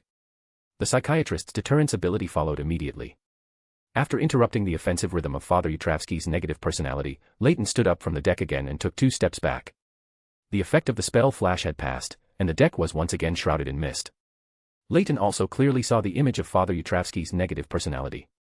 He looked like a middle-aged man of 30 or 40, with light and sparse eyebrows, and faint wrinkles around his eyes, cheeks, and mouth. He was over 2 meters 20 tall, with a very robust physique, dressed as a sailor. Overall, he looked like a younger version of Father Yutravsky. While observing Father Yutravsky's negative personality, Leyton used the Constellation's Master's ability, with brilliant starlight swirling around him, one after another, condensing into a gigantic transparent amber. The great sword in the hand of Father Yutravsky's negative personality was covered with a layer of dawn-like radiance, giving it a sharp, solid, heavy, and broad feeling. The next moment, this exaggerated dawn greatsword slashed onto the transparent amber around Leyton, leaving a light-like mark. Leyton paid no attention to the negative personality's attack. This transparent amber-like barrier could not be broken by a Dawn Paladin with just 1 or 2 strikes. Leyton, who was originally quite satisfied with his defense, then saw Father Yutravsky's negative personality wield the Dawn greatsword in his hand like a single-handed sword, even performing sword flowers. The transparent amber in front of him quickly became covered with marks like dawn's light, as if it could shatter at any moment. Leyton's eyes were surrounded by blue-white fluorescence. Frost. A dragonese word was softly uttered from his mouth, and streams of crystal-clear light fell from the surrounding midair. These streams of light landed on the deck, quickly covering the surroundings with a thick layer of frost. Layers of radiance appeared on the body of the negative personality wielding the Dawn Greatsword, condensing into a full body armor as if it were substantial. The streams of light landed on the armor, forming layers of ice crystals, freezing Father Yutravsky's negative personality within a block of ice crystal. Dense cracks appeared on the ice crystal, and Father Yutravsky's negative personality was about to break free at any moment. Leyton gently waved his hand, and the transparent amber, already covered with marks from the slashes, dissolved into specks of starlight. Having become proficient in fighting in dreams, Leyton no longer hesitated and went all out. The next moment, one star after another appeared around him, dense and dazzling. These stars scattered rays of brilliant light, converging into a magnificent pillar of light. Father Yutravsky's negative personality, who had just broken free from the ice crystal's confinement, was enveloped by the pillar of light. His dawn armor was dissolved by the starlight, collapsing and dissipating bit by bit, and the Dawn Greatsword he held in his hand also began to disintegrate. Father Yutravsky's negative personality wanted to rush out of the starlight's embrace, but the dense, not yet fully disintegrated ice crystals around him hindered his steps. Father Yutravsky's negative personality had no choice but to stop. The Sword of Dawn in his hand erupted with an indistinct glow, then he plunged the Sword of Dawn into the deck in front of him, and the greatsword disintegrated with it. Piece after piece of dawn-like light fragments, dense and countless, formed a flickering and violent sharp hurricane. They clashed with the pillar of light formed by the converging starlight. The hurricane of light, controlled by Father Yutravsky's negative personality, swept towards Leyton, while continuously being dissolved by the starlight, failing to truly break out of the starlight's embrace. The confrontation lasted for about a minute, and the Dawn Paladin's hurricane of light gradually weakened. Father Yutravsky's negative personality was completely engulfed by the pillar of light formed by the converging starlight. Father Yutravsky's negative personality did not last long under the starlight and was quickly completely eliminated. The scene reflected by the mental terror candle gradually blurred and disappeared. Leyton found himself still tightly holding the mental terror candle, standing directly 2 meters in front of Father Yutravsky. Father Yutravsky sat quietly in his seat, as if everything that had just happened was merely a dream. After regaining his senses, Leyton returned the mental terror candle to Father Yutravsky. Father Yutravsky took the mental terror candle Leyton handed over, a rare smile appearing on his face. After bowing in thanks, he spoke. "Thank you for your help. I can feel that the negative personality within me has been completely eliminated. This battle was much cleaner than I anticipated. Preparation is very important, and I am already a sequence 5 beyonder, so I had a great advantage against your negative personality." Leyton explained with a smile, then found a place to sit down nearby. Father Yutravsky nodded slightly and then asked, "What kind of reward do you need?" "The apothecary's potion formula, and let this Bugs Bunny stay here. There's enough space for him to plant things." Leyton picked up Bugs Bunny, who was sitting quietly to the side, and placed him in front of Father Yutravsky, saying. Father Yutravsky examined Bugs Bunny for a moment and easily determined that he was a beyonder creature. He asked with some curiosity. "He consumed a potion from the planter pathway." "Yes, he is already a harvest priest now." Leyton nodded slightly and said. However, Bugs Bunny had not yet fully digested the harvest priest potion, which was also why Leyton wanted him to stay at the harvest church for a period, hoping he would have the opportunity to act and digest the potion there. Father Yutravsky nodded slightly, "No problem." Bugs Bunny unhappily fidgeted with the top hat on his head. He really didn't want a rabbit to stay here. Having experienced too many battles during the time he followed Leyton at sea, it brought too much trauma to Bugs Bunny's small heart. He always thought that the outside world was always this dangerous, with battles breaking out at any moment. Father Yutravsky got up and left the church hall to get paper and pen to write down the apothecary's formula. Just as he reached the door at the back of the church, the door was pushed open from the other side. A young man with black hair and red eyes, his hair slicked back to the side, looking about 27 or 28 years old, handsome, with unconcealed arrogance in his eyes, walked out from behind the door. Leyton sensed the fluctuation of the spirit world and looked up to see the young man, or more accurately, the young sanguine, exchanging glances with Father Yutravsky. Sorry, I think I might be lost." Chapter 142, Chapter 142 The Unlucky Vampire. Emlyn White, the unlucky sanguine who had gotten lost, explained himself awkwardly to Father Yutravsky. Perhaps Father Yutravsky's mountain-like physique was too imposing. Emlyn White's first reaction was to find a chance to escape, and he did so. Relying on the speed that sanguine were proud of, Emlyn's figure shot out like a black shadow, but he was immediately stopped by Father Yutravsky.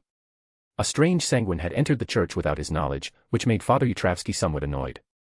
The other party's attempt to escape made the father even more suspicious that this strange sanguine had another purpose for being in the church.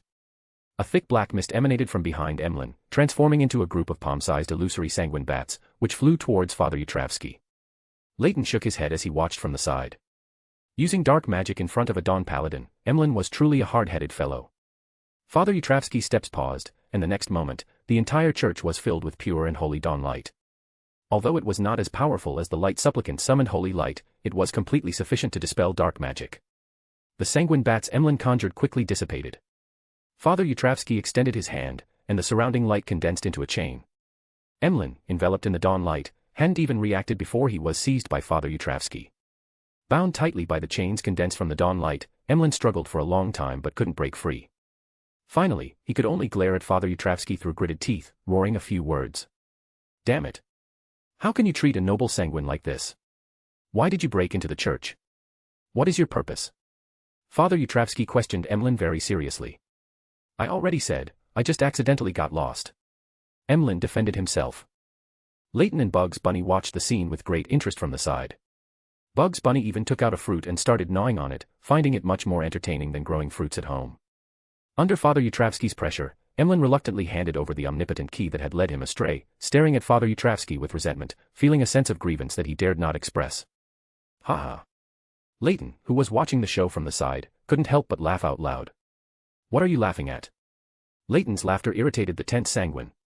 Leyton stared at Emlyn, who had been untied but still hadn't realized that he no longer had the urge to escape the church, and shook his head slightly, saying, "A sanguine who runs into the Church of the Earth Mother, do you think he can leave without leaving something behind? It's a sanguine." "What do you mean?" "I've already given you that mystical item." Emlyn's voice suddenly rose a notch as he vigilantly looked at Father Yutravsky, whose physique was like a small mountain and exuded immense pressure. "I'm not from the Church of the Earth Mother, I'm just here to take care of some business." Leyton defended himself, then said playfully, "Didn't your elders tell you that the Church of the Earth Mother is very fond of persuading ignorant sanguine like yourselves to turn over a new leaf?" Emlyn's eyes widened. He looked incredulously at the father, who sat to the side without comment but exuded an overwhelming sense of oppression, and subtly shifted his body backward. "Impossible. We will only believe in our great ancestor. Isn't the Church of the Earth Mother afraid of incurring the wrath of the entire sanguine race by doing such a thing?" Leyton thought of Yas, who had already been promoted to Sanguine Baron with the help of the Church of the Earth Mother. Persuading Sanguine was no difficult task for Lilith. If it weren't for the need to conceal her identity, all Sanguine would probably have been persuaded by Lilith's Church of the Earth Mother long ago. Thinking of this, Leyton looked at Emlyn with a hint of pity and said, "The Sanguine haven't expressed any opinion on this matter yet. Besides, faith is voluntary, no one is forcing you." "Impossible. Our faith in the ancestor will never change." At least I won't," Emlyn retorted, lacking much confidence. Ignoring Emlyn's rebuttal, Leyton directly asked Father Yutravsky in front of Emlyn how he planned to deal with this sanguine. "Father, are you planning to lock this sanguine in the basement?" "It's a sanguine. Also, you cannot arbitrarily imprison a sanguine who has not violated any laws." Emlyn spoke before Father Yutravsky could answer. Father Yutravsky glanced at Emlyn, and the sanguine's arrogant demeanor instantly wilted. He then handed the already written apothecary potion formula to Leyton before speaking. "This is the apothecary's formula. As for this rash sanguine, I plan to let him reflect in the basement for a period of time first." Leyton took the apothecary formula handed over by Father Yutravsky, examined it briefly, then folded it and put it into his pocket. He then bypassed Emlyn, who was about to put up a fierce resistance, and offered an idea to Father Yutravsky. "Father, I have a suggestion. The Harvest Church is too desolate with just you. And wouldn't it be too troublesome if you had to do everything yourself? Why not let this unlucky sanguine be a volunteer? This can serve as both a punishment for him and allow him to experience the joy of harvest and the preciousness of life." Although Leyton himself didn't believe that simply working would allow one to experience the so-called joy of harvest and the preciousness of life, Father Yutravsky greatly approved of the idea. "What do you mean? You want to lock me in a dark basement, and you also want me to volunteer? That's absolutely impossible. You can't treat a noble sanguine like this. You're going too far." Emlyn expressed his strong opposition. Leyton watched the unlucky sanguine from the side, shaking his head inwardly. After all this time, he still hadn't realized that he had been subjected to a psychological cue, nor had he noticed the abnormality of his own behavior. Leyton reached out and patted the rabbit sitting beside him. "This sanguine is a bit foolish, don't learn from him while you're here." "Who are you calling foolish? You idiot who talks to a rabbit." Emlyn felt that his dignity as a sanguine had been severely provoked today. Father Yutravsky ignored Leyton and Emlyn's bickering. He picked up the mental terror candle that had been placed aside and, under Emlyn's puzzled gaze, implanted a psychological cue into it, to volunteer at the Harvest Church every day. Wait, you used psychological cue on me. No wonder I didn't even think about leaving this church. Emlyn somewhat belatedly realized that he had long been subjected to psychological cue. Leyton shook his head at the belated Emlyn and stood up, preparing to leave the Harvest Church. As soon as he stood up, his spiritual intuition was triggered. He reached out into the void in front of him and caught a pale yellow piece of paper. He held it in his hand and looked at it. It was Frank's reply to him. My dear friend. I have already asked the captain about the wind-blessed formula. The captain said she does not possess the relevant knowledge. I suppose so. If she had the wind-blessed potion formula, the captain would have given it to Otto Lowe and Nina long ago. The captain already knows that you are in Backlund. She wants me to ask for your help. You should know that Bakerland Jean Mudun, the Intis ambassador to Backlund, was assassinated at the embassy in Backlund, but the official explanation for the assassin was the Moses ascetic order. The captain wants you to help investigate the inside story of this matter. Her promised reward is to help you find the wind-blessed potion formula. You can choose whether or not to help with this. However, I think it's better not to get involved in matters that concern a country and a large organization. Additionally, the captain is also very interested in Spirit World Sorcerer. She asked me to inquire if you could share the relevant knowledge with her. Your friend on the sea, Frank Lee. After quickly reading Frank's reply, Leyton borrowed a pen from Father Yutravsky and immediately began writing his reply to Frank on the back of the letter paper. After writing the reply, he picked up the pale yellow paper from the table and gently tossed it into the air. The paper returned to the spirit world on its own, and then the book messenger would deliver the letter to the future. After replying to Frank, Leyton turned and bid farewell to Father Yutravsky. Father, I'll take my leave now. I'll send this rabbit over tomorrow and let it learn how to become a true harvest priest here. No problem. Father Yutravsky nodded slightly, rose from his seat, and performed the Church of the Earth Mother's etiquette towards Leyton. Only Emlyn and Father Yutravsky remained in the Harvest Church. The two exchanged glances, and Emlyn shrank his neck. He desperately wanted to leave the church, but his body had already begun to move involuntarily, starting to wipe the candlesticks.